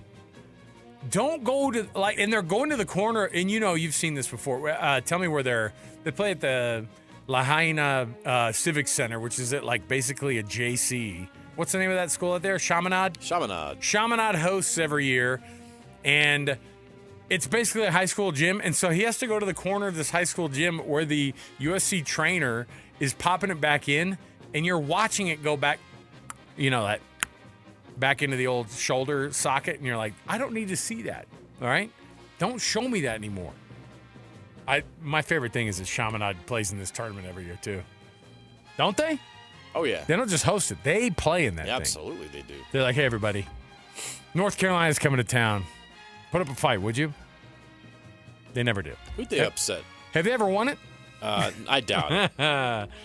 Chaminade, best upset in Maui Invitational history. I want to see here. Let me see here. Oh, they beat Texas in 2012. That was their best win. There you now, go. they did beat number 1 ranked Virginia before the tournament actually began. So this was just like they came out and then they lost. They've only won 8 times in the Invitational's history. Hey, there you go. That goes back to 1984. Yeah. They beat Davidson that year. Beating Virginia in 1982 was the thing that actually got the Maui Invitational off the ground. Isn't that is crazy? What they said, so there you go. Okay, there you go. But yeah, they beat Texas in 2012. They got Cal in 2017. Villanova in 2003. Oklahoma in 2010. And then they beat Stanford in 1992. Those are the biggest wins in Chaminade history at the Maui Invitational. That's Just in case you're wondering. All you ever wanted to know about the Maui Invitational. All right there. In the NFL Blitz. I'm watching it and I was like, why are they they're still showing it? And honestly, this trainer doesn't know. They're showing Popeye's chicken on that same TV right now. I'm much more interested in that. This trainer for USC has no idea that ESPN is following him into the corner of the gym, and you're like, watch out. Maybe he's gonna pop that shoulder in, then give him a couple of shots of the Novocaine there, or the lidocaine. What do they do? What do they give him? Lidocaine? I don't know what they give him. I can't remember what they give him. What do they give him? I have no idea what they're shooting. Toradol. Pow. All right. We'll take a break. Lidocaine's for like a tooth, right? I don't know.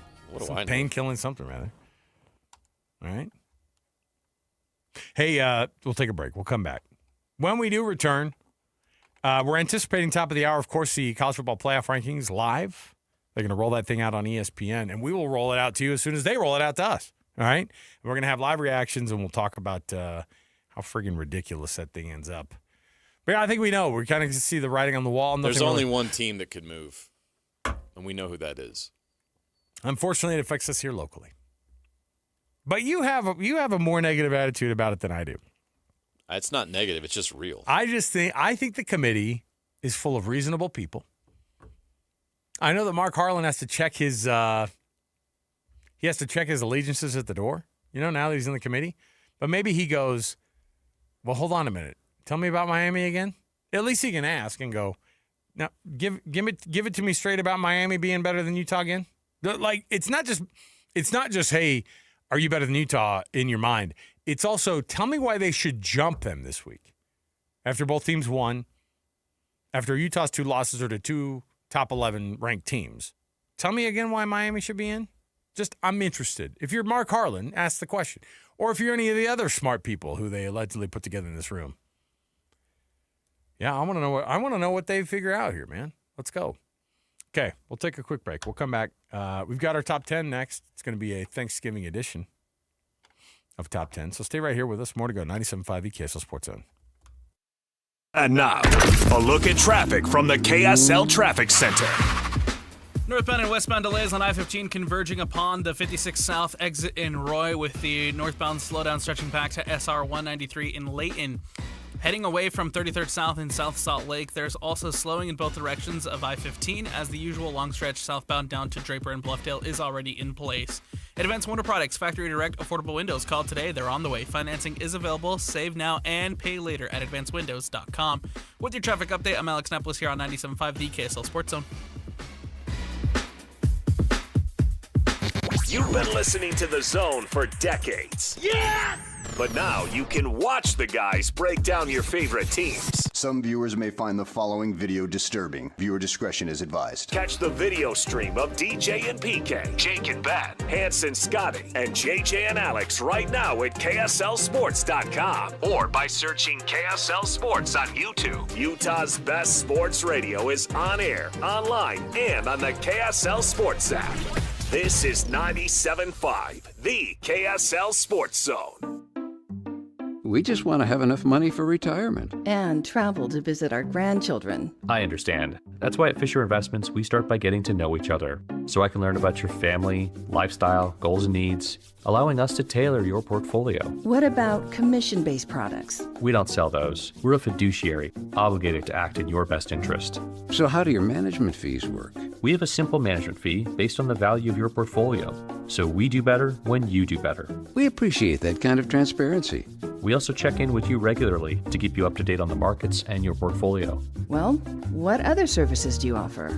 As a client, you have access to resources on investing, financial planning, estate planning, Social Security, Medicare, and more. Wow, sounds like Fisher Investments has everything we need. At Fisher Investments, we're clearly different. Learn more at FisherInvestments.com. Investing in securities involves the risk of loss. Chevy trucks have you covered when the road takes you from smooth sailing to Chevy Colorado will eat up some of the toughest terrains with 5 available drive modes. And Silverado and Silverado HD have the muscle to take you out for some serious. With multiple engine options and impressive towing, while Silverado EV is the perfect combo of performance and capability. Nice. Making it a snap to hitch up this electric truck and hit the road. Wherever the road leads, Chevy trucks are right there with you. See your Rocky Mountain Chevy dealers. Nate Bargatze. I would like another dog. My wife does not want another dog because it's a lot. It's a lot to have 2 dogs because you gotta open the back door and let 2 dogs out. Big Dumb Eyes World Tour. But then they want to come back in and you're like, gotta go let all these dogs back in. 4 shows, Delta Center, December 4th through 6th. Tickets available at deltacenter.com. Don't miss the Big Dumb Eyes World Tour. Nate Bargatze. Taqueria 27, where every taco tells a story. And sometimes it's a hilarious one. Check out Taqueria27.com. You'll thank us later. On the go? Don't worry. Locations in downtown SLC, Holiday, Fashion Place Mall, Lehigh, and Eagle Mountain. So if you miss one, there's another waiting to serve you tacos, sizzling fajitas, enchiladas, margaritas, like a ninja. Taqueria 27's got Mexican cuisine, including gluten-free, that's so tasty, your mouth will thank you. Tim Jr. here from RGS Exteriors. Did you know that we offer 3 distinct styles of gutter protection? Each one meant to handle a specific leaf problem. You might not even know there are different styles of gutter protection, but there are. And if you pick the wrong one, it could be a huge waste of money. Now, the big gutter guard companies won't tell you this. They try to sell you a one-size-fits-all gutter guard. And it could be completely wrong for the amount and types of trees and leaves you have. Not RGS Exteriors. We understand which kind of leaf problem needs which kind of gutter guard. We'll do an in-depth evaluation to assess the types, locations, and numbers of trees in your yard. Based on that data, we match your home to the right gutter guard. So don't risk wasting money on the wrong gutter protection. For a free evaluation and estimate, call RGS Exteriors at 801-280-3110 or visit rgsexteriors.com. That's 801-280-3110 or rgsexteriors.com. You gave years, maybe decades to your job. You showed up, worked hard, and planned for retirement. But now, the company's changed. Or maybe you've taken a buyout or been forced into early retirement. So, what happens next? I'm Jeff Jr., founder of Trajan Wealth. And if you've built up a 401k or thrift savings plan, now is the time to ask, is that money really working for you? Many workplace retirement plans offer limited options and even less guidance. At Trajan Wealth, we help people just like you roll over their accounts into IRAs with more flexibility and personalized investment strategies built around your goals. For households with $500,000 or more, let us build you a personalized plan. We operate on veteran values, service, trust, and doing what's right. Your next chapter starts now. Call Trajan today, 801-210-6800. That's 801-210-6800. Advisory services offered through Trajan Wealth, LLC, an SEC-registered investment advisor. See website for details. Okay, Joy, let's go for a ride. So the car lights are on your... Yet, you got it. And to adjust your seat, you got to... Have you driven this car before? Nope, never driven this car in my life. Hey, Doug, you want to buckle up? Funny, usually I'm the one that has to tell the customer to buckle up. Free test drive the new 2025 Mitsubishi Outlander at Doug Smith in American Fork. Get 0% APR financing for 60 months on all new 2025 Mitsubishi models. No one knows Mitsubishi like Doug. Hey, this is Chris with JCW's. Not feeling a burger? We've got you covered. Try one of our hot ribeye, turkey, or BLT sandwiches, and you'll understand why we say JCW's, quality, and a lot of it. 3, 2, 1. This is your Utes at 50 update. 58! Presented by Kenny J's Barbecue on 97.5, the KSL Sports Zone. Morgan Scally takes responsibility for the defensive showing against Kansas State. You know, there were a couple times I think that, maybe we got aligned late. Again, that's always going to be on me, how I call a game. And unfortunately, again, it was what it was, and I have to own it. And we got to watch the film and find out, where we can improve. That is your Utes at 50 update. Make this Thanksgiving unforgettable with Kenny J's Barbecue. Skip the stress and bring home slow smoke perfection. Pre-order your Thanksgiving meal today. Text 801-230-5396. That's 801-230-5396. The top 10 is next. JJ and Alex, 97.5, the KSL Sports Zone.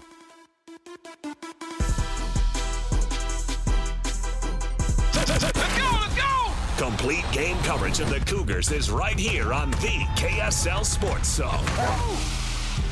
It doesn't get much bigger than this as the Cougars look to earn a spot in the Big 12 title game as they take on UCF in Provo. Your home for the best coverage of Cougar football is right here on 97.5, the KSL Sports Zone.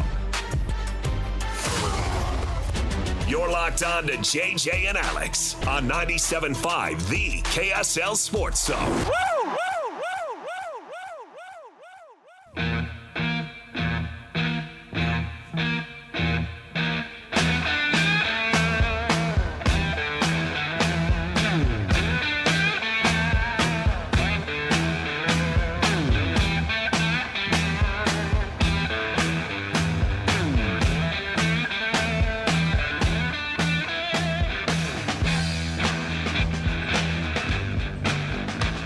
back, everybody. JJ and Alex, 97.5 the KSL Sports Zone. Happy Tuesday to you.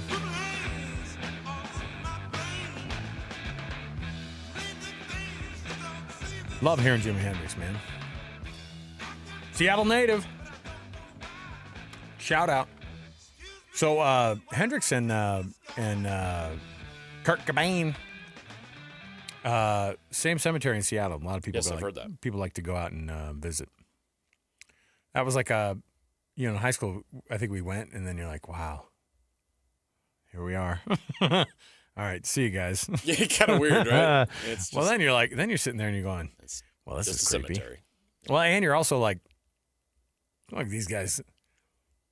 Wow, what beaming examples these humans were before they left this life. Yeah. Early. How many Seattle frontmen have we lost? A lot. It's kind of sad. Go just Chris Cornell, Lane Staley. I know. Do the quick deep dive too. It's a lot. Into also just that people at the age of 27 musicians Isn't in the that past. crazy? Wild. Janis Bonkers. Joplin, Jimi Hendrix, Amy Winehouse. Yeah. Morrison. Yeah, Jim Morrison. Yep. Same. And all not really of what we'd call natural causes.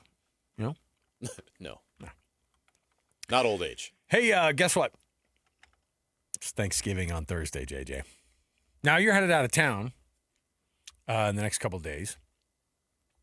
So I'm gonna have our top 10 Thanksgiving edition of Top 10 right here. I'm gonna have our producer Alex Napolis dive in as well. Now, this top 10 list is off of a as of today, like a 2025. I wouldn't call it a study. I would just call it a survey. But a 2025 survey has given us a top 10 most consumed Thanksgiving sides. I don't know if that's per pound or how we do it, but I will say this. Extra points if you can get the order of where they're at here. So, but again, we're just going with the top 10. Top 10 most consumed Thanksgiving sides. Now, I'll give you a hint because the things that are not on the list are butternut squash soup. Of course. Okay. That should not be on any list ever. Now, this is an interesting one because the list that I have also in front of me right now are the most are non-traditional sides that you should consider. Now, crab cakes popped up. I don't know if that's going to be something that we do here in Utah. If you're landlocked and you're getting crab cakes. Good crab cakes here? I mean, I think you can probably cobble something together. Not aware of it. But do you want to cobble together crab cakes? No. I was going to say one of the things that's brought up is, and that didn't make the list, and I thought this was a good one, is bacon wrapped asparagus. That sounds pretty dope. All right. I would consider it. Arugula salad. I prefer Texas Twinkies. Now, tell me about the Texas Twinkie. That's a jalapeno wrapped in bacon. Oh, there you go. And cream cheese. Like a popper, kind of. Basically. Yeah. But wrapped in bacon. This one says arugula salad is a great option. Miss me with the arugula salad on a Thursday. Should salad be on any of these lists? I mean, the only salad I want on this list is the pretzel salad, which, of course, we all know is not a salad. Are you familiar with the pretzel salad? Oh, my heavens. No. It's the number one thing that I love at my house. What's the pretzel salad? So you bake a bunch of crushed up pretzels with butter in a baking sheet. You had me at butter. Okay. You put it in the bottom of a 13 by 9. Okay. And then here's the mix that goes up on top of it. It's a cream cheese and whipped cream mix that you put over the top of that. Okay. Then you're hitting it with raspberry Jell-O on top of that. Oh, okay. With the frozen raspberries that end up the pretzel Jell-O kind of gluing it up. Yes. Okay. Well, it's a salad. It's healthy. Right. I mean, I'll eat 7 pounds of that if I'm not careful. 7 pounds? I'm not kidding. Hey, is anyone hosting some kind of eating contest? I would like to watch you eat 7 pounds of this. I can't. I would. This would be the one thing that Salt Lake City Fallas would call me on and be like, hey, we saw you had trouble. We can no longer endorse our product. They're like, look, we could. We're ending our relationship with you. We had some version. 7 pounds of this. I know. We had some version of like of the bat signal, but it was just your A1C level that was just blasted onto the side of a mountain. We're concerned about you. So yeah. Anyway, top 10 most consumed sides on a Thanksgiving in the United States in 2025. Okay. On your mark, get set, go. Mashed potatoes, stuffing, Ding, mac ding, and cheese, ding. Yams, sweet potatoes. Ooh, ding. I already said mac and cheese. Funeral potatoes. That's a Utah. I bet that's the top in Utah. But Yeah. Jell-O. No. Collard greens. Oh, So salad, very just good. regular salad? No. No salad. Okay. Potato salad. No? All right. Oh, gosh. What's left? Gosh, have you ever had Thanksgiving in the United States Pie? of America? That's on the side. Green bean salad. Hold on. Ding. Okay. Well, casserole. We call it a casserole. But Green bean casserole. Yeah. Okay. You got it. Regular casserole. Just regular. Just a casserole. What's it made out of? I don't know. Just water. Marshmallows. Water and casserole. What else do you eat on Thanksgiving? Napolis, you guys are the worst. I said stuffing. I said mashed potatoes. I guess those are the only ones you need. There you go. All right. So number one. Fill in the gaps for me. What did I miss? So for the first time in 10 years, stuffing has eclipsed mashed potatoes for the number one. Okay. Yeah, that makes sense. I don't hate it. My father-in-law's stuffing is actually my favorite stuffing that we get. He does like a sage sausage situation. Ooh, yeah, you got put phenomenal. sausage in there for sure. So stuffing, mashed potatoes, sweet potatoes. Yep, got that. Mac and cheese. Yes, got that. Green bean. Got that. Cranberry sauce. Oh, that's a side? I know. I thought the same Isn't that thing. what you put on your I thought the same thing. stuffing? That's I think it's just by per poundage that we consume it. Gravy's on the list. What? Bread / Whoa, dinner whoa, rolls. whoa, whoa, whoa, You didn't whoa. say dinner rolls though. You Gravy? said rolls. Gravy's on the list. That's just part of your potatoes. All right. Corn. Corn. And then Brussels sprouts, number 10. Well, I don't feel so bad. You made me feel dumb that I didn't have the rest of this You should list. feel a little bit dumb. All right. Cranberry sauce and gravy? That goes on top of your sides. That's not the side. I'm kind of angry. Doesn't make any sense. Okay. Let's take a break. Made We'll me come feel back. dumb about Thanksgiving food. We got more around the corner. You don't want to miss any of it. When we return, I've got up. I thought ESPN was showing the college football playoff rankings. What's going Do on? they have here? to wait for this basketball game to end? No, they don't. Are we being Yeah, serious? they do. Yeah, they just say next. I don't know what that means. Like, all right. We're waiting for the college football playoff top says 25 it says it's because on of the the Maui schedule. Invitational? It says it's on the schedule. Are you serious? Hey, Annapolis. Let's take a look and see when this thing's going to go. The schedule for me says, right now, ESPN says, hey, you're watching the college football playoff ranking show. No, I'm not. I'm watching Chaminade. All right, we'll take a break. We'll come back. Weird. We'll get this figured out. We'll come back. More to go around the corner. Stay with us. 97.5, the KSL Sports Zone. Whether you're stuck in the office, I believe you have my stapler. in your car, or at your in-laws, You want a piece of me? You bet I do.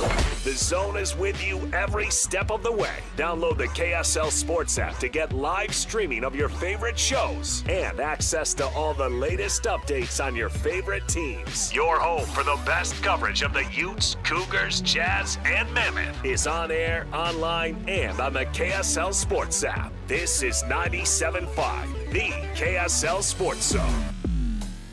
Bar Dub Grill is where roadside classics meet ranch-raised flavor. Sink your teeth into juicy, handcrafted burgers made with premium Bar W beef straight from the local Utah farm. From the bold cowboy barbecue burger to the sweet and savory Aloha burger, paired with crispy cowboy fries, hand-spun shakes, or signature spud nuts. Soft, airy, and unforgettable. Bar Dub Grill delivers honest eats with cowboy swagger. Bar Dub Grill in Nephi with easy access right off exit 222 in Nephi. Ready for unbeatable deals? At Tim Daly Nissan Southtown. Drive home a new Sentra starting at just $19,900. Need more space? Get up to $9,000 off new Pathfinders. Or grab a rugged Frontier for as low as $399 a month. With 99% approval, 0 down, and 90 days until your first payment. There's never been a better time to buy. Plus, every vehicle comes with a Tim Daly Forever warranty. Only at Tim Daly Nissan Southtown.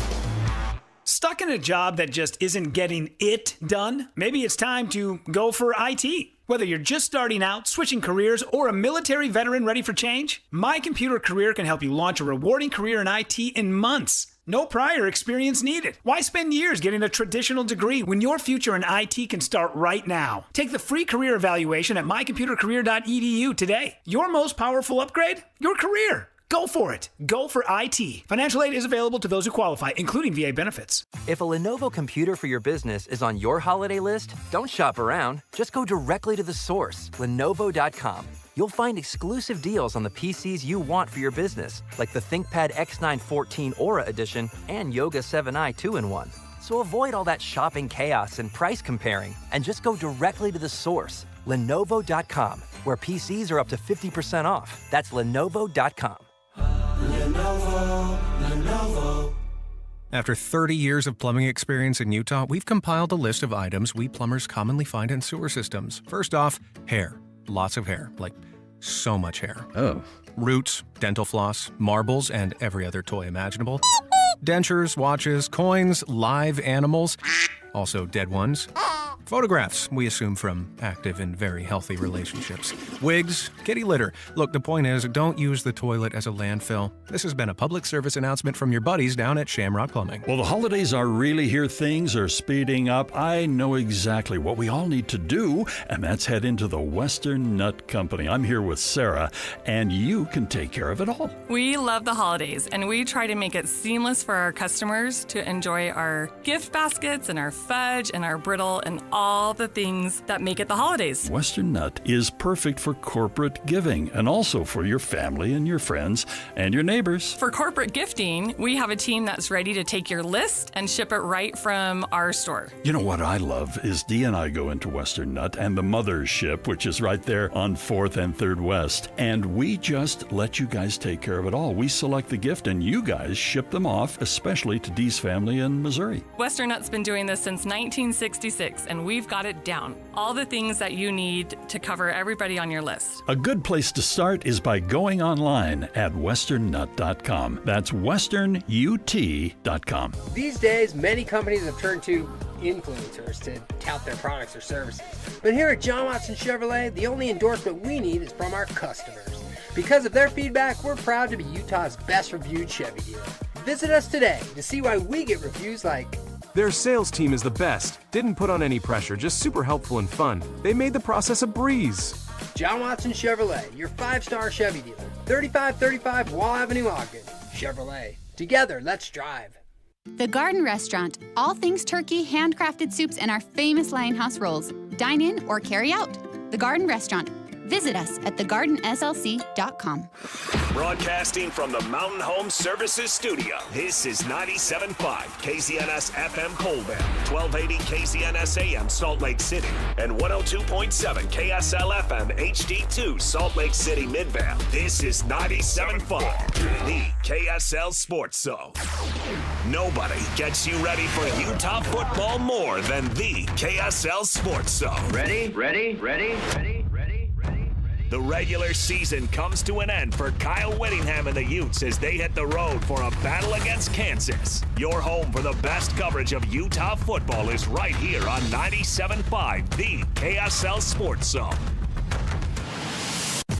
You're locked on to JJ and Alex on 97.5, the KSL Sports Zone.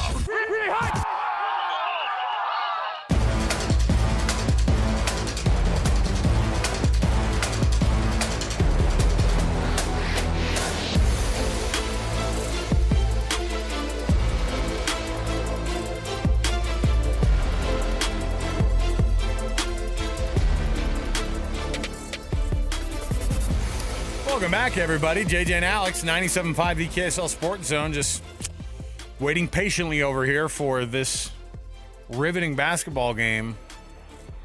I mean, if it's November, all I want on my television screen is basketball that doesn't mean anything from Hawaii. However, that's the thing that's in the way of us being able to get to the college football playoff rankings show. I can't believe the college football What playoff happened in rankings are preempted by What happened in Maui Invitational. Yeah, what happened in Hawaii today that the game got pushed so late? So the college football playoff ranking show was supposed to start 10 minutes ago.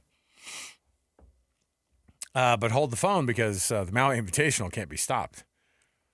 I'm like, somebody needs to call Seton Hall and USC and say, hey, listen, we're going to need you guys to wrap this up pretty darn quick. Go ahead and get yourselves no more timeouts. By the way, no one has any more timeouts left. Not allowed. Because they just took a media timeout, which, of course, JJ, in our business means 74 minutes of waiting through. Well, ESPN's getting paid right now because they're running ads. Well, that's what I'm saying. It's making me angry, man. They're fine with it. So people are going to stick around and wait. Whatever. Yeah, so we'll wait on that. There's like still 6 or 7 something left in this game, and so that means probably bottom of the hour we'll be able to talk about the rankings. But does that mean they're making Reese Davis sit around and wait? He's probably way mad. That's not cheap. No, you're sitting in there in the studio. Let's go. What's I mean, what on earth are they thinking right now? Now we can go back over a little bit. I did want to bring up some of the things that have happened in the world of college, or some of the things that can happen in the world of college football this weekend. I was looking at a list of scenarios of all the different playoff of the the college football play or the conference championships. This next week, it gets actually quite insane because over the next little bit, you're going to be able to see quite a few of these teams that everybody's just throwing in automatically into the college football playoff discussion. I mean, there's still so much left to be played. The question is how much of championship weekend should weigh on a team being eliminated or a team being, vaulted forward? Should you be rewarded for going to the college or to your own college, your conference championship game? The thing is that you played to get to that spot, and you actually could get dinged down the line further than a team that didn't make the conference championship game. And I'm looking at Miami here as the biggest example because ESPN and other ranking services are throwing Miami ahead of Utah or all sorts of other teams that you look at and you go, now hold on a minute. The chance that they have a higher, I'm not kidding when I tell you this, they have a higher probability, a percent chance of making it into the college football playoff than they do to get into the ACC championship game. That's pretty wild. Something's wrong. Yeah, for sure. And people love Miami because of their win over Notre Dame, but they don't recognize the fact that a 2-loss Miami team, and their 2 losses, by the way, have come in the last 6 weeks. Against teams that aren't ranked currently. Yeah, but SMU, they could be getting into the college football playoff. Yeah, the team that lost to Baylor and TCU. But you see, but also have 3 losses on the year. Like SMU has 3 losses.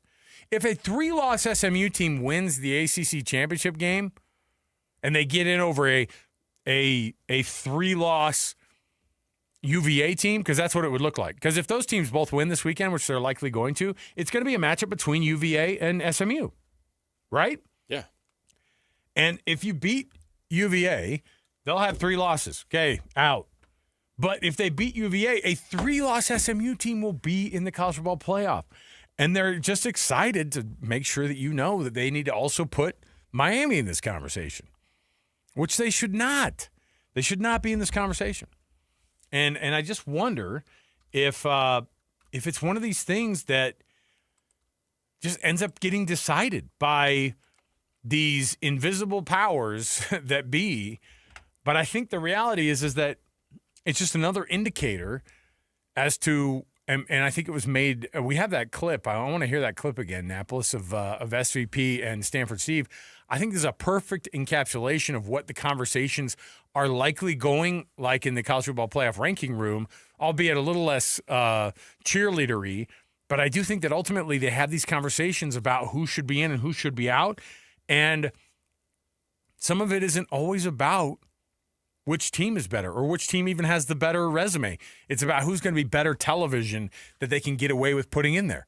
And I think when you hear this conversation between those two about this very topic, here's what they say about Utah and Miami head-to-head on who should be where in the rankings. And Utah is ahead of Miami, but that could change tonight.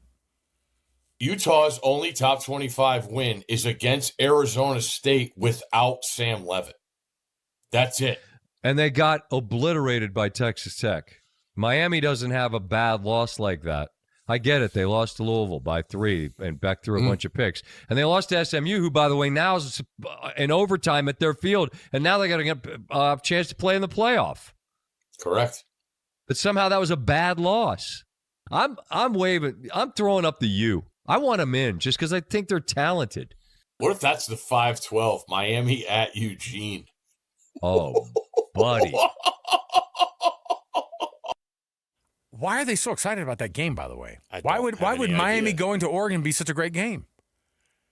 And by the way, you want to hear more about Louisville, I think this is crazy because SVP ran past that. Like, Utah's 2 losses are to number 11 BYU and to number 5 Texas Tech. Oh, yeah, but they got obliterated by Texas Tech. It's like, by the way, everybody's getting obliterated by Texas Tech. They win by an average of 36 points a game against everyone, okay? But let's get back to the Louisville game where they go, I get it. They lost to Louisville by 3, and Carson Beck threw a bunch of picks. Well, that should be a little bit of an indicator. You want to know how well Louisville's doing? They've lost 3 in a row. Right. They are a 4-loss team. They've lost 4 in a row. You know when their last win was? Miami. Right. So you can't just roll past that. That's a bad loss. You can't say that's not a bad loss. It's a bad loss. It's a 4-4 ACC team. They are in, you ready for this? 9th place in the ACC. That's a bad loss. Okay? And I also mentioned, he said Utah didn't beat anybody. Fair. I mean, you look at their wins, it's UCLA, Cal Poly, Wyoming.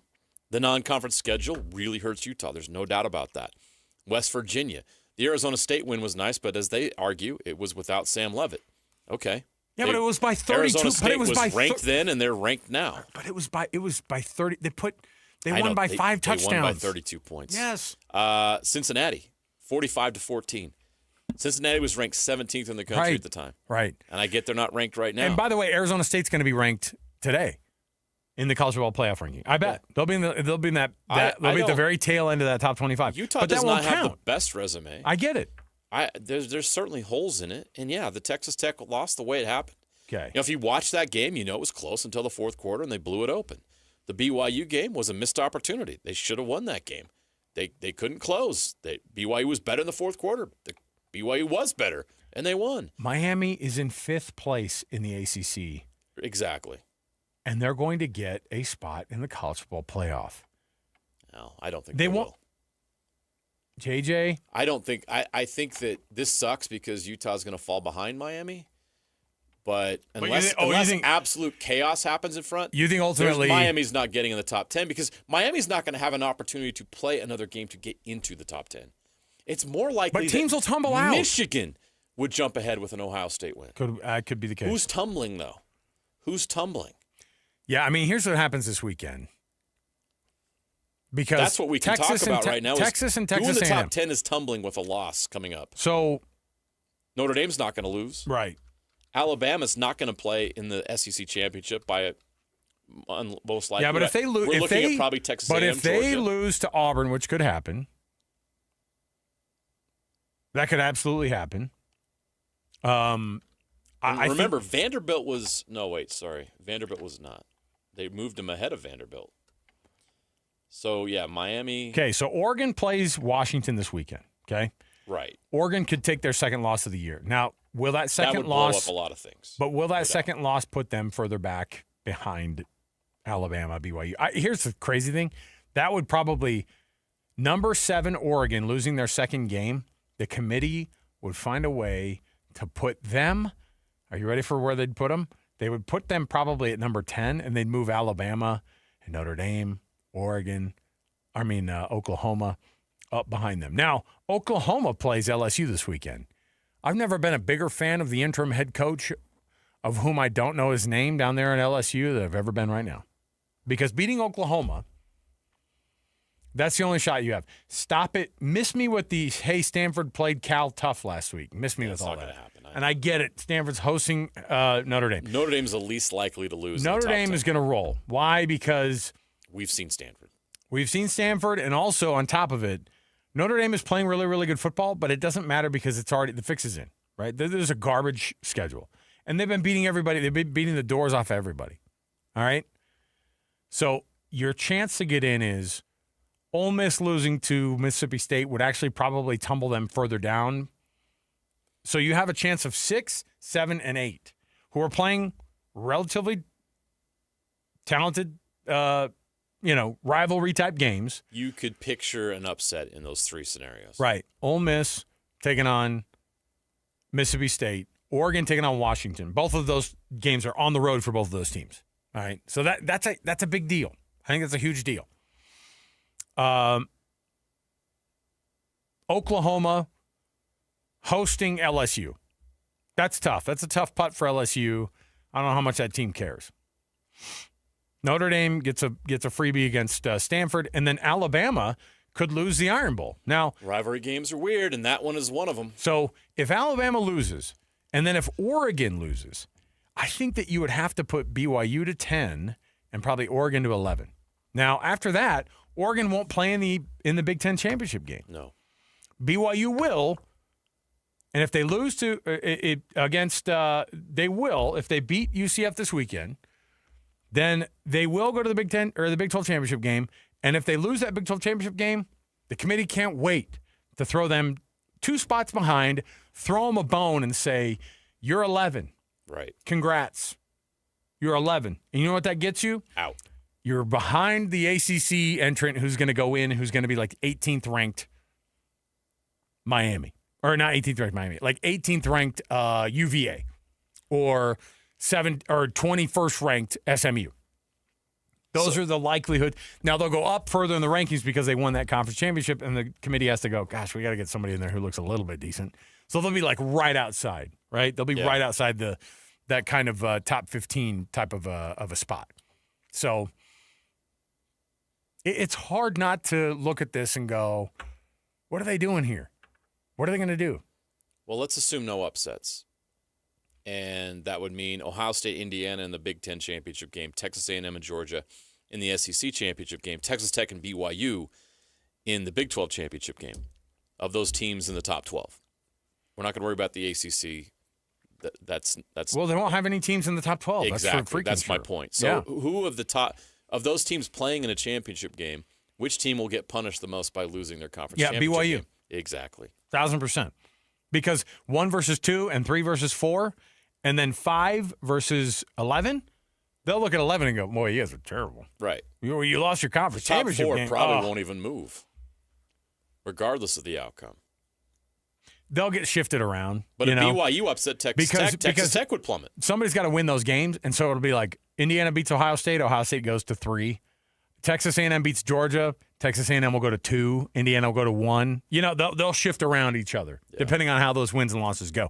But you're right, they'll probably stay right there. Now you might get Texas Tech if they beat BYU in the Big 10 or in the Big 12 championship.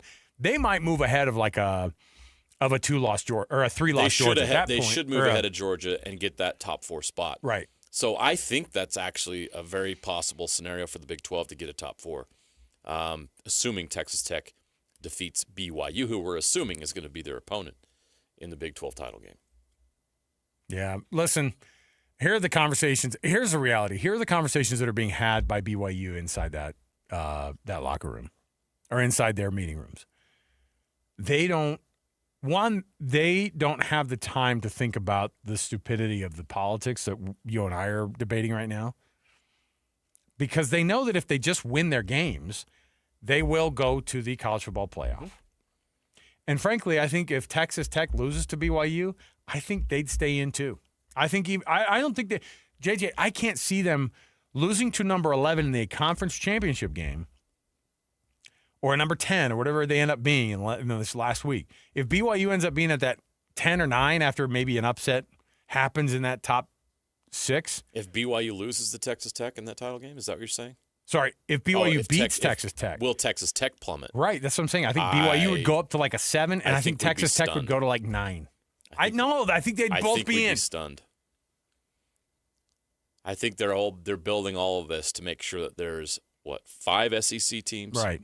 3 Big Ten, and and a potential 2 ACC, which is insane. Miami is still very much alive and very much a factor, which I can't comprehend. Hey, this portion of the show, by the way, brought to you by the good folks at Trajan Wealth, TRAJANwealth.com. It's Trajan Wealth for all your trusted local needs in retirement. Hey, Annapolis, should we knock out some ticket giveaways right now? It's a Jazz Ticket Tuesday.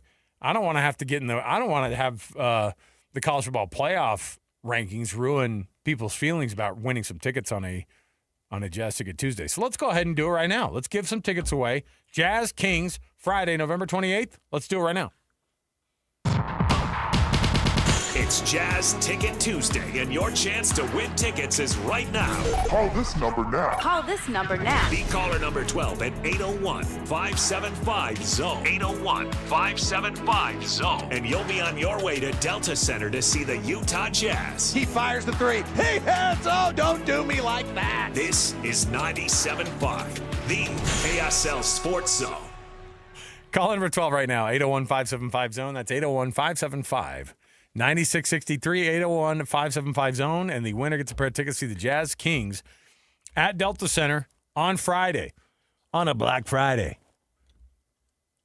I wonder if the Jazz be wearing those sweet inversion jerseys. I don't have the list in front of me of the games that they wear those. There's Well, not very either many. way. It's like a handful, like 5 or 6. You know what you do? You go to the team store during the break, and you get yourself a couple of somethings to put under the tree there. You know what I mean? All right, so 801-575-ZONE. There you go. This freaking game, the Maui Invitational between USC and Seton Hall, is going to go down in history as my least favorite game in college basketball history.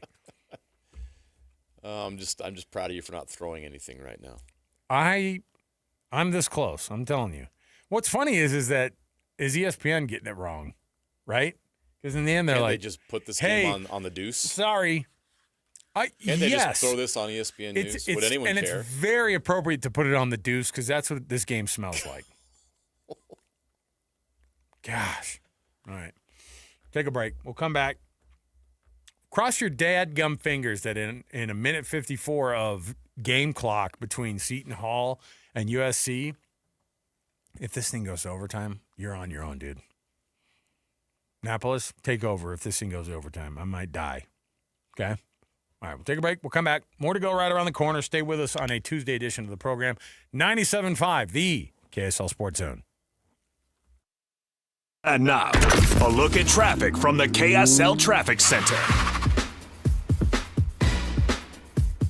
Not a ton of crashes, although plenty of slowdowns from the freeways across the Wasatch Front. One accident, however, is blocking traffic from getting onto southbound I-15 in Davis County. It's the ramp from 2nd North to get onto I-15 and blocking all opportunities there. Traffic's rough, but your parking lot doesn't have to be. GoPiv Utah keeps things smooth with expert asphalt maintenance. Go at gopivutah.com. That's gopivutah.com. Call or visit gopivutah.com. With your traffic update, I'm Alex Annapolis here on 97.5, the KSL Sports Zone.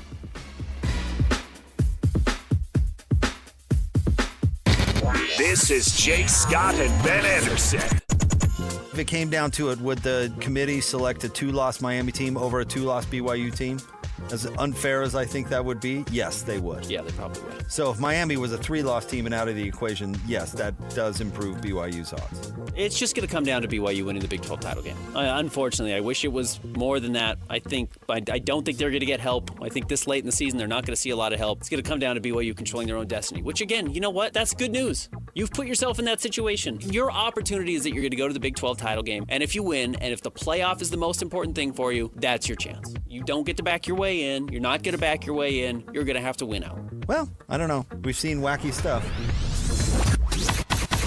Catch Jake and Ben weekdays from 10 to noon on 97.5, the KSL Sports Zone. Bar Dub Grill is where roadside classics meet ranch-raised flavor. Sink your teeth into juicy, handcrafted burgers made with premium Bar W beef straight from the local Utah farm. From the bold cowboy barbecue burger to the sweet and savory Aloha burger, paired with crispy cowboy fries, hand-spun shakes, or signature spud nuts. Soft, airy, and unforgettable. Bar Dub Grill delivers honest eats with cowboy swagger. Bar Dub Grill in Nephi with easy access right off exit 222 in Nephi. Attention Jazz Nation. We know you've been waiting on the edge of your seat, and the time has finally arrived. All tickets are available now. Let's go! Your favorite players will be back on the court, bringing the energy all season long. Whether you're looking for season tickets, mini plans, or single game matchups, there's a perfect option for every kind of fan. Show up loud and proud at Delta Center this season. Don't miss your chance to be part of the action. Buy your tickets today at UtahJazz.com. This holiday season, give your home the gift of smart upgrades with Mountain Home Services.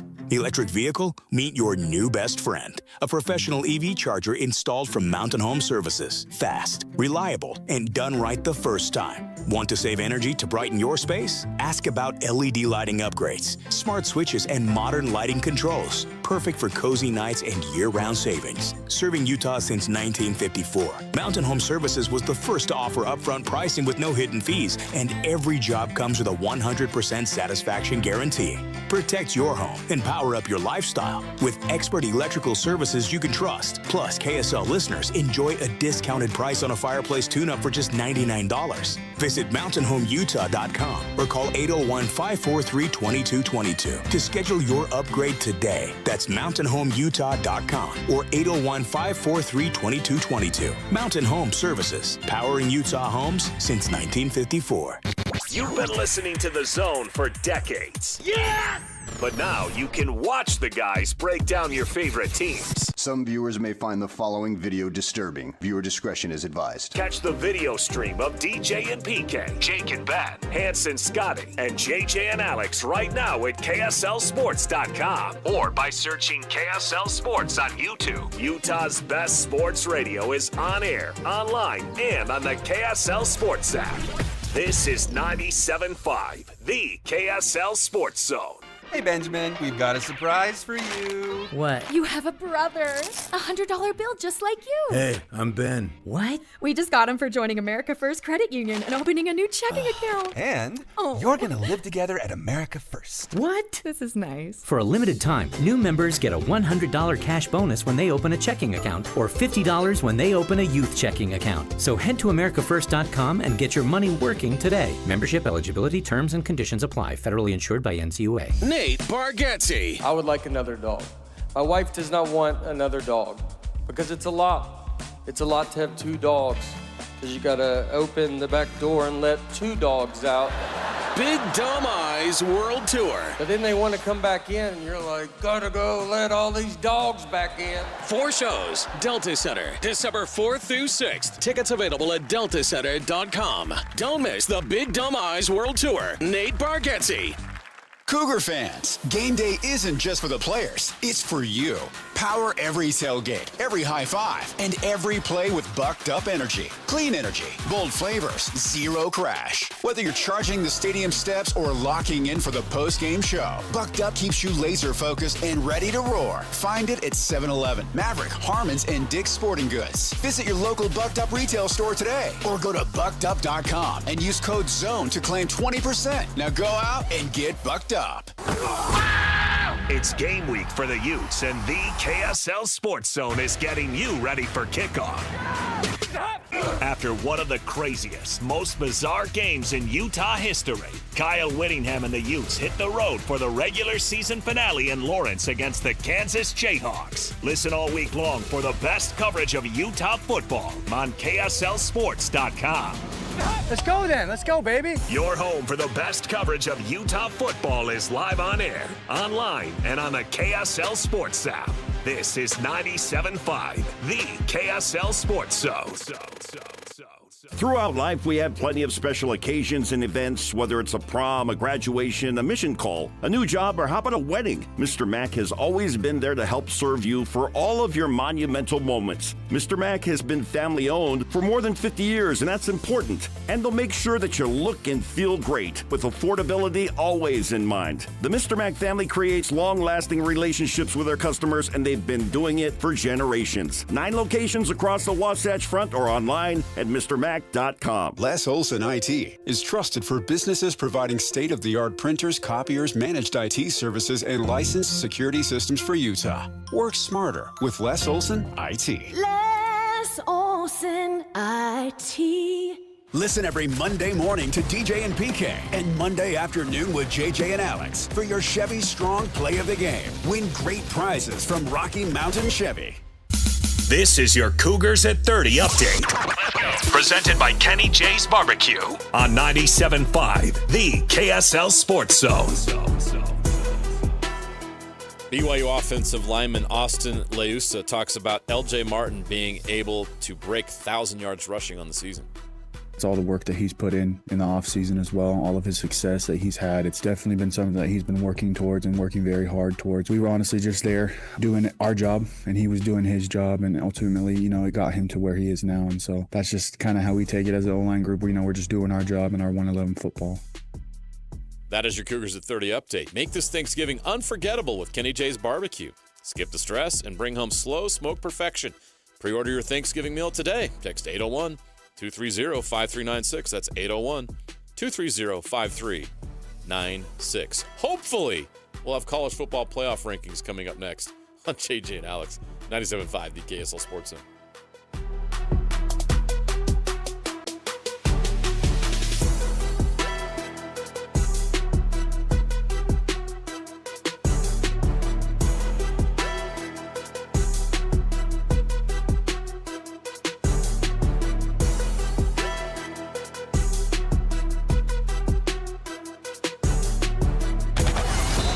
It's another battle for the Aggies, and the KSL Sports Zone has it covered.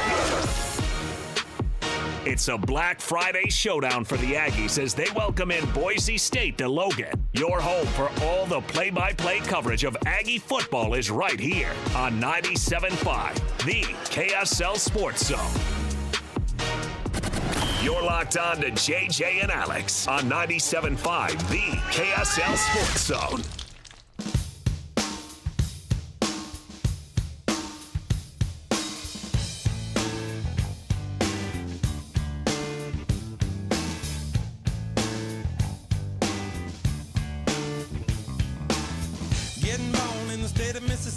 Papa was a copper and the mama was a hippie.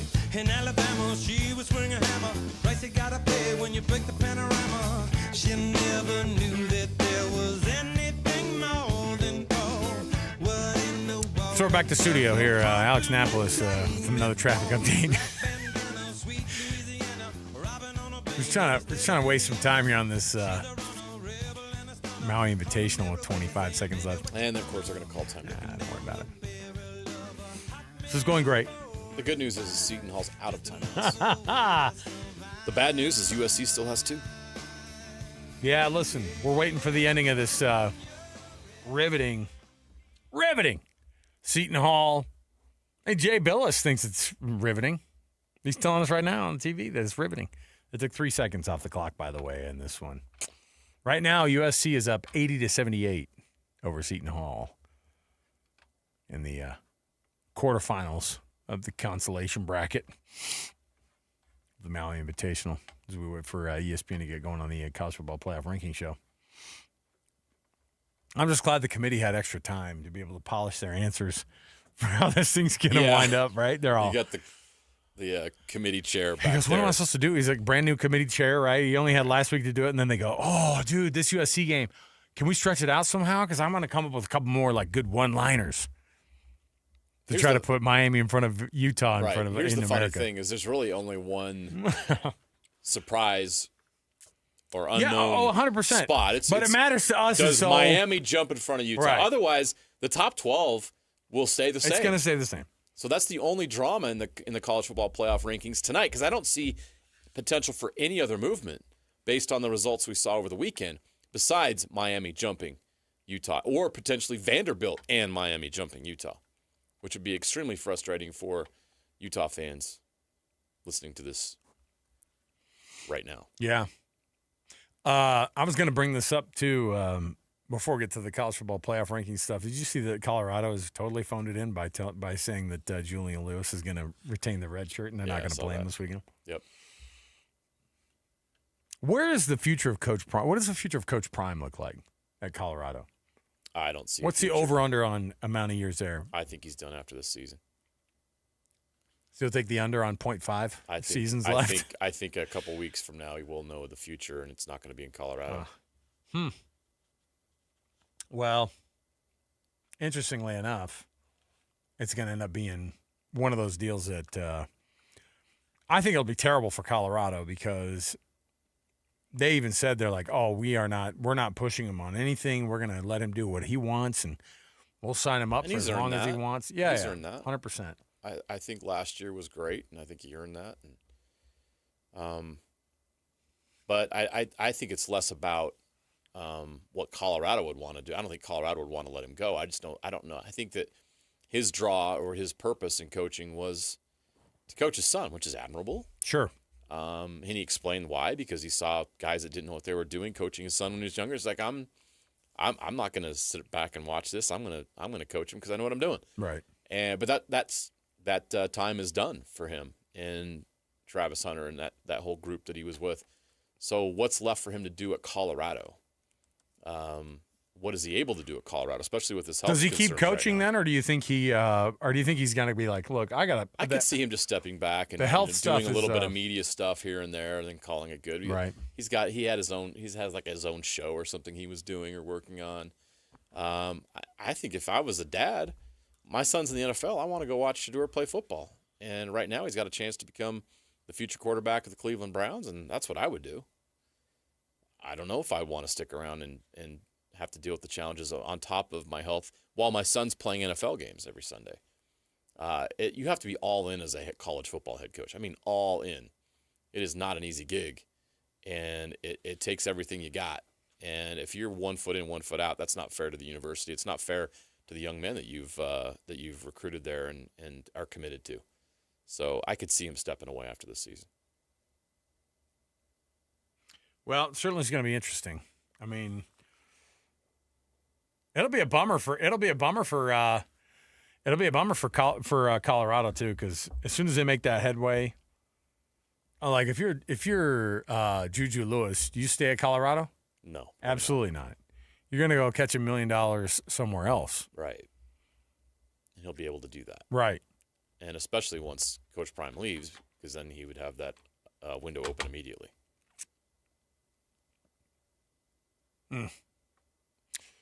Hey, Annapolis, let's take a quick. Let's do an early break, because then you know what's going to happen. As soon as we get back, we'll start rolling them all out. Let's do it. We'll come right back. More to go. Waiting for those college football playoff rankings to show up. 6.3 seconds left to go. What could possibly happen? Stay with us. 97.5 KSL Sports Zone. And now, a look at traffic from the KSL Traffic Center.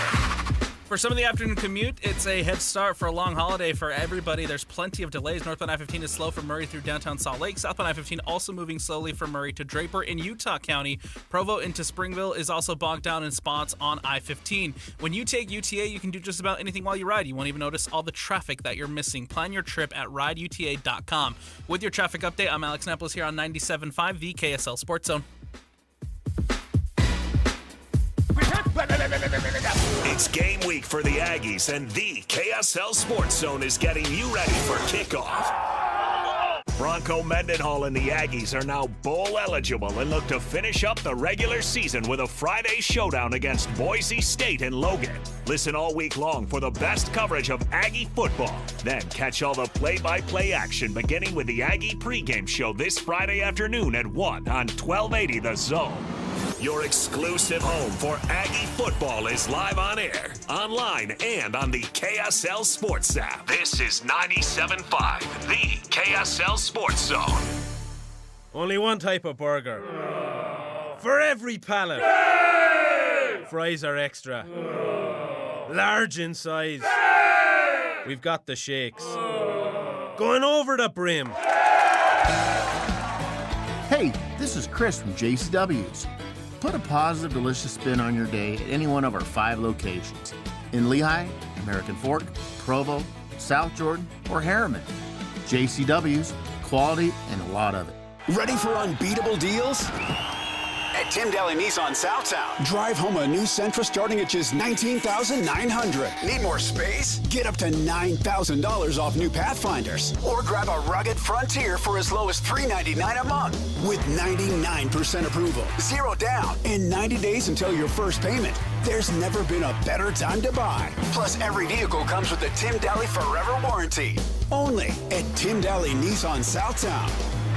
Hi, this is Derek Overstreet, president of the New Millennium Group and co-host of Stop Working, Start Living with KSL News Radio. Can you imagine what your life would be like if you could retire 3 to 5 years earlier than you thought possible? The things you could do, the loved ones you could spend time with, the memories that you could create.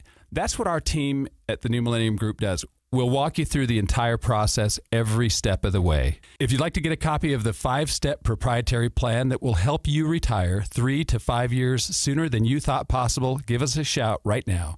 888-999-6370. That's 888-999-6370 or utahsfinancialplanner.com. Listen, most of our listeners right now have a tax problem, not a money problem. There's not enough money in Social Security Medicare as it is. Let us show you how you can significantly reduce your taxes. That's 888-999-6370. 888-999-6370 or utahsfinancialplanner.com. Bar Dub Grill is where roadside classics meet ranch-raised flavor. Sink your teeth into juicy, handcrafted burgers made with premium Bar W beef straight from the local Utah farm. From the bold cowboy barbecue burger to the sweet and savory Aloha burger, paired with crispy cowboy fries, hand-spun shakes, or signature spud nuts. Soft, airy, and unforgettable. Bar Dub Grill delivers honest eats with cowboy swagger. Bar Dub Grill in Nephi with easy access right off exit 222 in Nephi. These days, many companies have turned to influencers to tout their products or services. But here at John Watson Chevrolet, the only endorsement we need is from our customers. Because of their feedback, we're proud to be Utah's best reviewed Chevy dealer. Visit us today to see why we get reviews like, "Buying a car should be a fun experience, like a kid getting a new toy. And at John Watson Chevrolet, it was." John Watson Chevrolet, your 5-star Chevy dealer. 3535 Wall Avenue, Ogden. Chevrolet. Together, let's drive. The holidays are just around the corner, and Western Nut Company is here to make your gifting a breeze. From our beautiful gift baskets and nut boxes to our famous in-house fudge and brittle, we've got treats for every taste bud, crafted with the highest quality ingredients. Corporate gifting, that's our specialty. Just send us your list and we'll handle the rest. Beautifully packed, shipped with care, and guaranteed to impress. Calling all office managers or executive assistants. Call Western Nut now and let us make your holidays a little less nuts. But we actually do want you to eat more nuts. For 60 years, Western Nut has been a proud Utah tradition. Stop by our downtown shop for unique gifts, glittering ornaments, festive decor, and so much more. Western Nut Company, more than just the best gifts in Utah. We're a holiday tradition, in-store or online at westernut.com, where quality meets tradition, and every gift is packed with love. The KSL Sports Zone and Hercules Credit Union are highlighting people that impact youth sports. Nominate the youth sports volunteer you know for the Hercules Hero of the Week at KSLSports.com. 3, 2, 1. This is your Utes at 50 update. 158! Presented by Kenny J's Barbecue on 97.5, the KSL Sports Zone. Devin Dampier talks about how the team and coaches helped him bounce back from that fumble against Kansas State. My team, I got to the sideline. Everyone still had full confidence in me. They said, "Dad, we're going to go right back out there until that clock says 0. You know, we got trust in you and whatnot." And when the game was on the line, you know, again, Coach trusted me, put the ball in my hands. And, man, that was huge just for my coaches to have that belief in me and also my teammates. So, you know, I felt pretty good with my squad.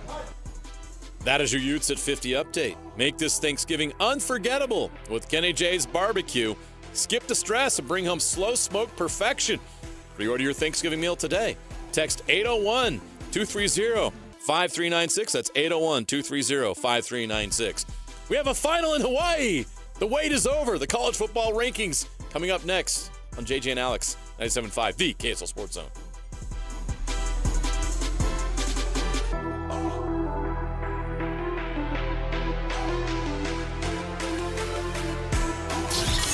Ladies and gentlemen, The biggest name. You're locked into JJ and Alex. With the insight and analysis on the teams you can't live without. This is 97.5, the KSL Sports Zone.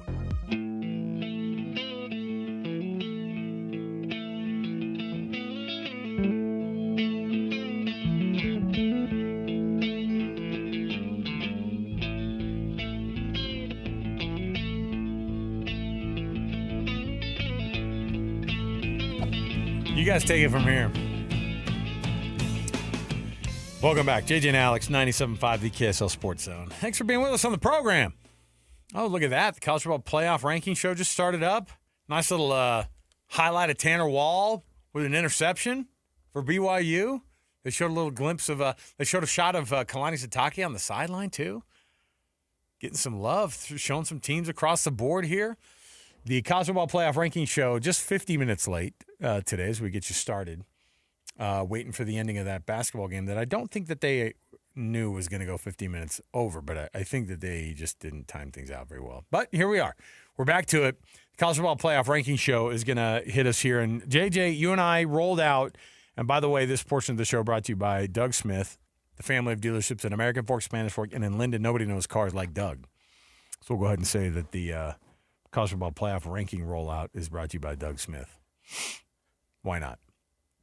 But we're just right now, they're getting to Reese Davis, Booger McFarland, Joey Galloway, and Dusty Dvorak here in studio for at ESPN, where they're finally rolling out the rankings here. JJ, you and I have said, I mean, all show long, the rankings are going to be as follows. You already know what the top 10 is going to be. If it changes from Ohio State, Indiana, Texas A&M, and Georgia for 1, 2, 3, and 4, we'll be shocked. If Texas Tech moves anywhere, Ole Miss, Oregon, and Oklahoma at 5, 6, 7, 8. Notre Dame, Alabama, BYU, the question is going to be at 12. BYU sits at 11 right now, Alabama at 10, Notre Dame at 9. Everybody won across the world of college football there, including Utah, who was 12th last week. But I think that people are wondering if that is going to be the thing that happens with this one. And so I think that if we were to look at the rest of the top 25, I don't know what the difference makes afterward. But you're going to see 20 through 25, you're going to see those rankings weaponized a little bit for arguments, right? And they will matter because it won't matter about those teams necessarily where they're going to end up in all of it. But it's going to matter about being able to say, hey, that's a top 25 team that Miami beat or lost to, or that Utah beat or lost to, or whatever it might be. And so you have – I know that you've explained this to me before. There you go. As we have the top 20, the first 5 through – Oh, look at SMU vault up to 21. Shocker. Oh, wow. They went Pittsburgh. Not ranked. Not ranked to – vaulting ahead of okay, so Arizona 25, Tulane 24. What was that? What was the they're showing a bunch of highlights of Tulane right now. Arizona in the top 25 is good news for BYU. Yeah, so Arizona at 21. At 22, and then 21 and 20. Or excuse me, Arizona's 20. at 25. So Arizona's 25. Tulane, Georgia Tech 23, Pitt is 22, and SMU is 21. Those are two teams who weren't ranked in the top 25 last week. And Georgia Tech, of course, with their loss, went down a full 7 slots. So there you go. Now, the top 20, or the 16 through 20 spots, Arizona State, 20. Tennessee, 19. Virginia, 18. They go up 1 spot. USC to 17. And then, oh, boy, that last one, I just missed it. Texas at 16. Oh, boy, Texas ahead of. Texas moved up 1 spot. Texas got ahead of USC also, which is interesting. But right? Guess who moved up ahead of Texas? Well, if Texas is right there, that means that Michigan is going to be ahead. Top 15. Now, you saw Arizona State moved all the way up to 20. That's actually very interesting because you saw Arizona get into the top 25, but Arizona State got launched all the way up to 20. That's big for Utah, who can now say, hey, they lost to a top 20 team in the college football playoff rankings. Now, number 15 is Michigan at 9-2. They go up 3 spots. We were wondering what that was going to look like. Of course, as you look at this thing roll out, the biggest changes are going to be at 14, 13, 12, and I think that's probably where the biggest changes are going to be. But Michigan, is that a shock to you that Michigan moved up to 15 on this one? It's always nice to be able to have. Show, yeah. You knew there was going to be a nice way to be able to 2 things: bump up the big game, of course, for this weekend, to have Michigan at 15, playing number 1 Ohio State. But again, Michigan's 9-2, and they've only lost 1 in conference play. And you could talk about whether or not their schedule is, quote unquote, tough enough or not. But I think it's a big deal to be able to have them right there. Next up, Vanderbilt did not jump ahead of Utah. That's good news. Vanderbilt at 14, 9-2. That was JJ's guess, was that Vanderbilt might move up. That's why I was like, let's hold off for one more week until they decide what this thing looks like. But Vanderbilt beat a really bad Kentucky team. And Diego Pavia, the thing that's good for the look of Vanderbilt is, that's so it. there's the decider. Utah does indeed fall to 13. They have taken a step back after what I would assume I think is going to be the committee explaining why Miami is at 12, which is exactly where they are. Miami is number 12 now in the college football playoff ranking. Utah 13, and I think that's going to be the only change. We wondered if that was going to be the place. We wondered if that was going to be the case, and I wondered if this was going to be enough for Utah to be able to stay in there with that win. It's just not enough to win anymore, especially if you're going to be up against a brand like Miami. Obviously, that's going to be the one that people look at and say, okay.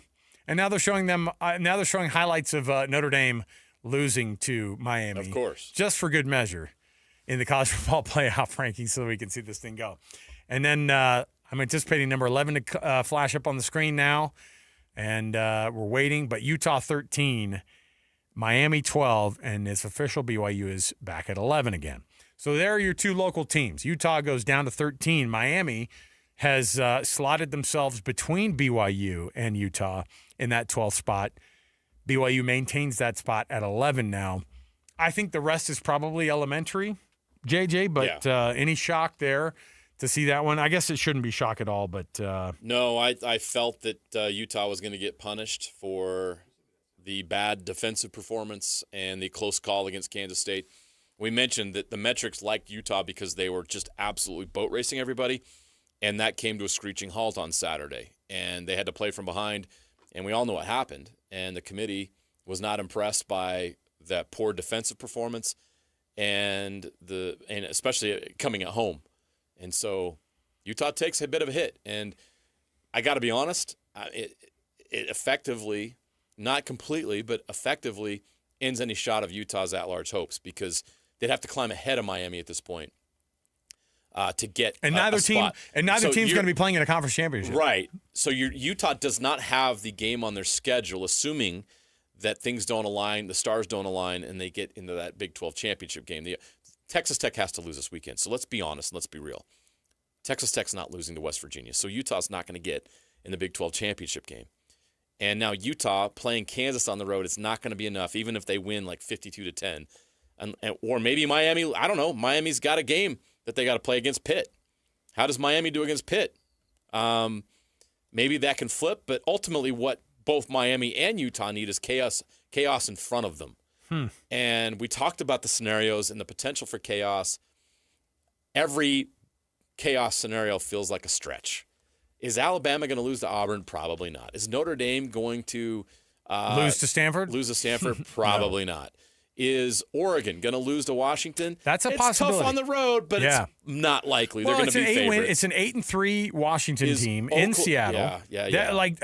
The death throes of teams like that in rivalry games like that, those things matter, and where they're being played matter. Okay, so let's say Alabama's 10. Here's the official. I'll roll out these rankings. You tell me. You give me these scenarios. Alabama's 10 again. Notre Dame's 9 again. Oklahoma's 8 again. We don't anticipate any changes the rest of the way because nothing happened over the weekend. So let's just say hold on a minute. Hold the phone. Yeah, as soon as I say that, Ole Miss drops a slot from 6 to 7 inexplicably. They had a bye, right? Yeah, they didn't play. Oh, well. The Lane Kiffin news, I think, is something. That's a story. You know what? That's interesting. A story. Because Oregon moves into that spot at 6. Oregon is up to 6. You know what that means for Texas Tech? So Texas Tech will probably stay at that number 5 spot. Which is exactly where they want to be. So do you think that Ole Miss going down 1 spot is just based off of the weirdness that's surrounding the No, Ole there's Miss no other program? reason for that. Wow. Okay.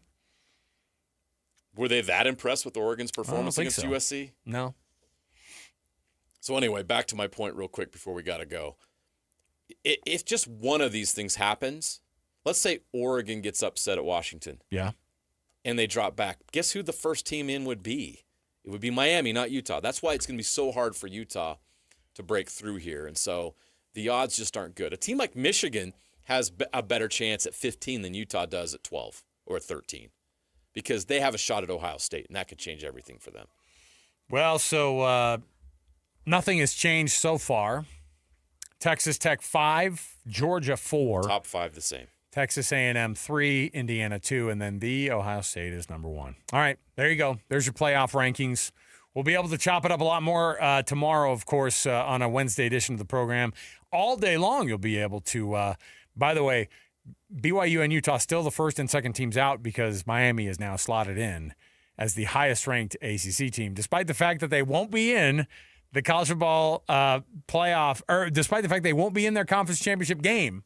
They are right now the 12th seed in all of this. Aren't you excited about it? I mean, this is great. Isn't college football fun? All right, we'll take the break here for JJ, for Alex Napolis. We'll be right back around the corner with more. Stay here, 97.5 KSL Sports Zone.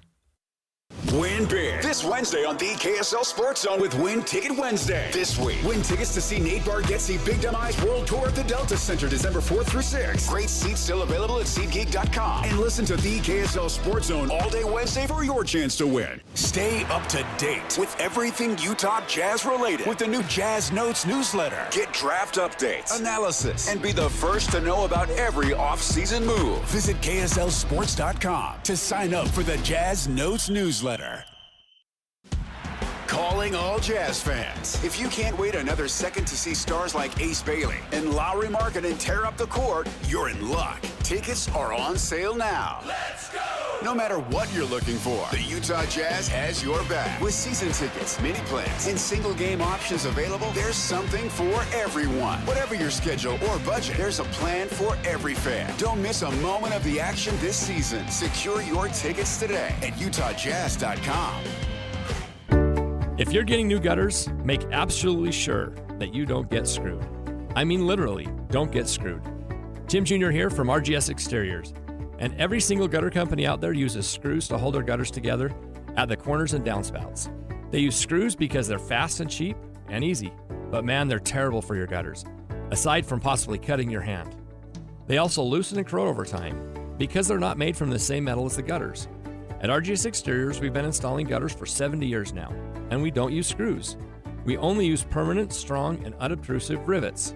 They're made from the same material as the gutters, so they won't oxidize, and they won't corrode. They'll also never loosen. Your hand is safe too. Did I mention they look amazing? So don't get screwed. Call RGS and get riveted gutters. Our number is 801-280-3110, or visit us at rgsutah.com. That's 801-280-3110, or rgsutah.com. Helping your money do more means making sure you get the most out of every dollar. That's why, for a limited time, when you open a new America First Visa credit card and spend $3,000 within 90 days, we'll give you $300. That's like getting a 10% discount on everything you pay for with your card. Before you spend another cent, head to AmericaFirst.com and apply for your low-rate Visa credit card today. Membership eligibility, terms, creditworthiness, change, and conditions apply. Subject to additional criteria. Federally insured by NCUA. Equal Opportunity Lender.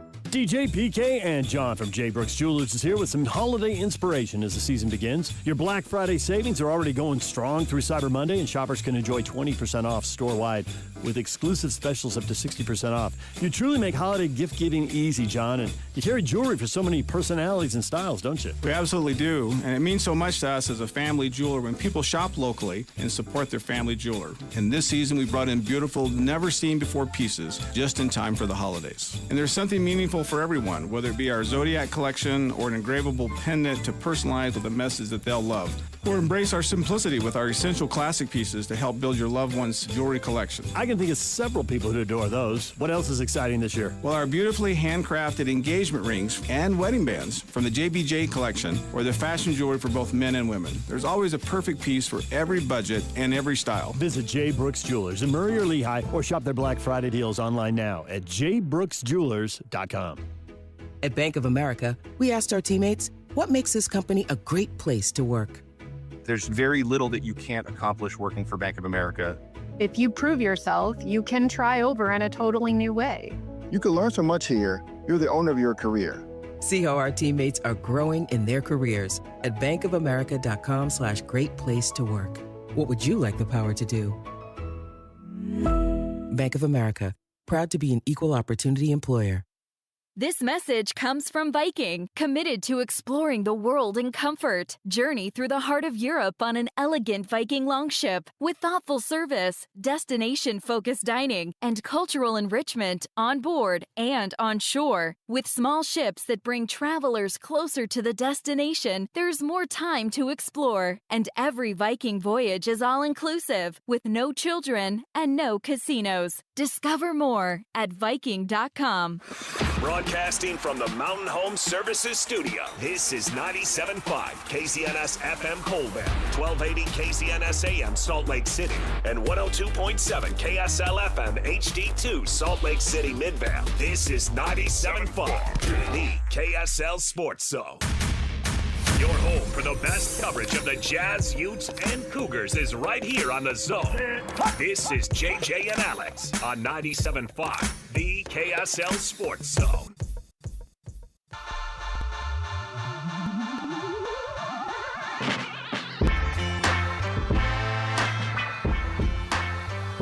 All right, let's start it all over again here. Logan Cooley. He's our guest right now this hour. We had some phone connection issues. Technology's a fickle friend.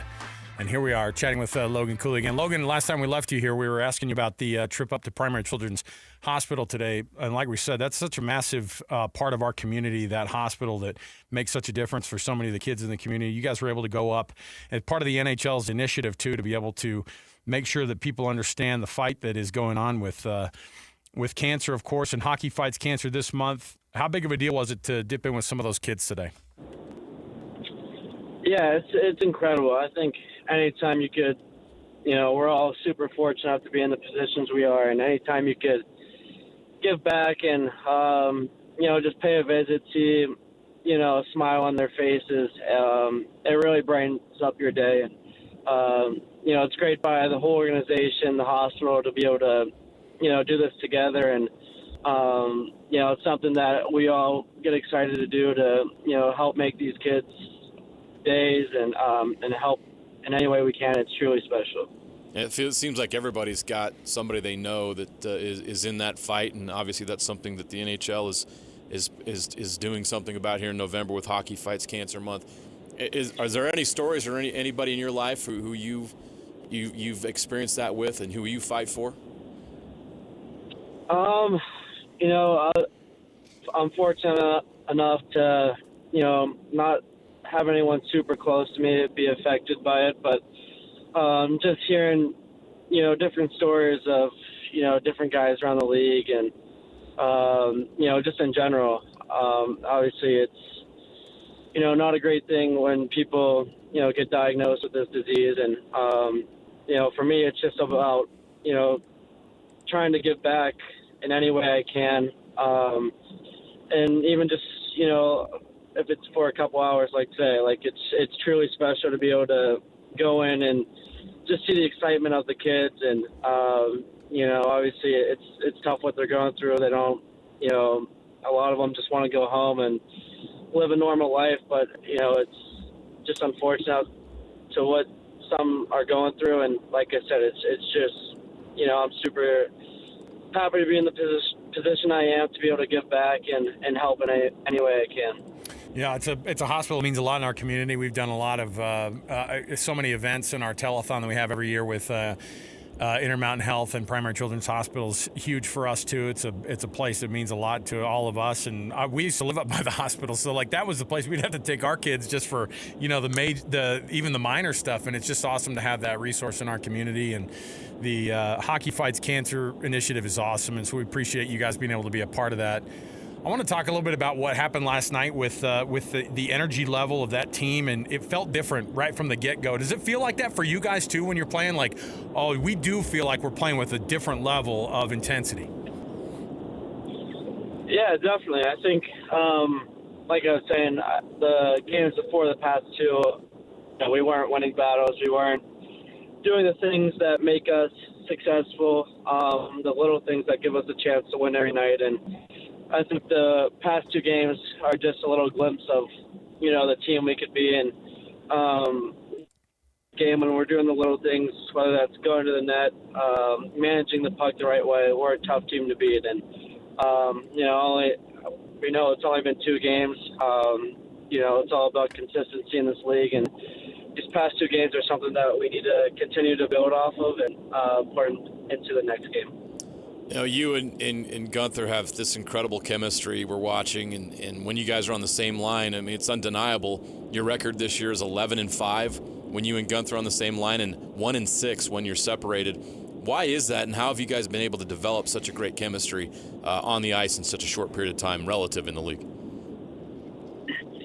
Yeah, I mean, I think we've just read off each other really well. I think when, it's nice that you get to come into the league with, another guy around your age, young guys kind of learning and growing up together. So, I've been fortunate to play with him, this being the 3rd year now. And I think over time you continue to learn where each other likes to be on the ice, what their tendencies are and how they like to play. So, it's only going to continue to get better. But I think, this year we've taken a pretty good step of, really building a lot of chemistry. And, I think when you could build chemistry with someone in this league, it gives you an advantage. And, I love playing with them. It's awesome. And I think, just our speed too, we generate a lot of speed. We like to play fast. And, last game, I thought we did that throughout the whole game, and that's when we got our chances.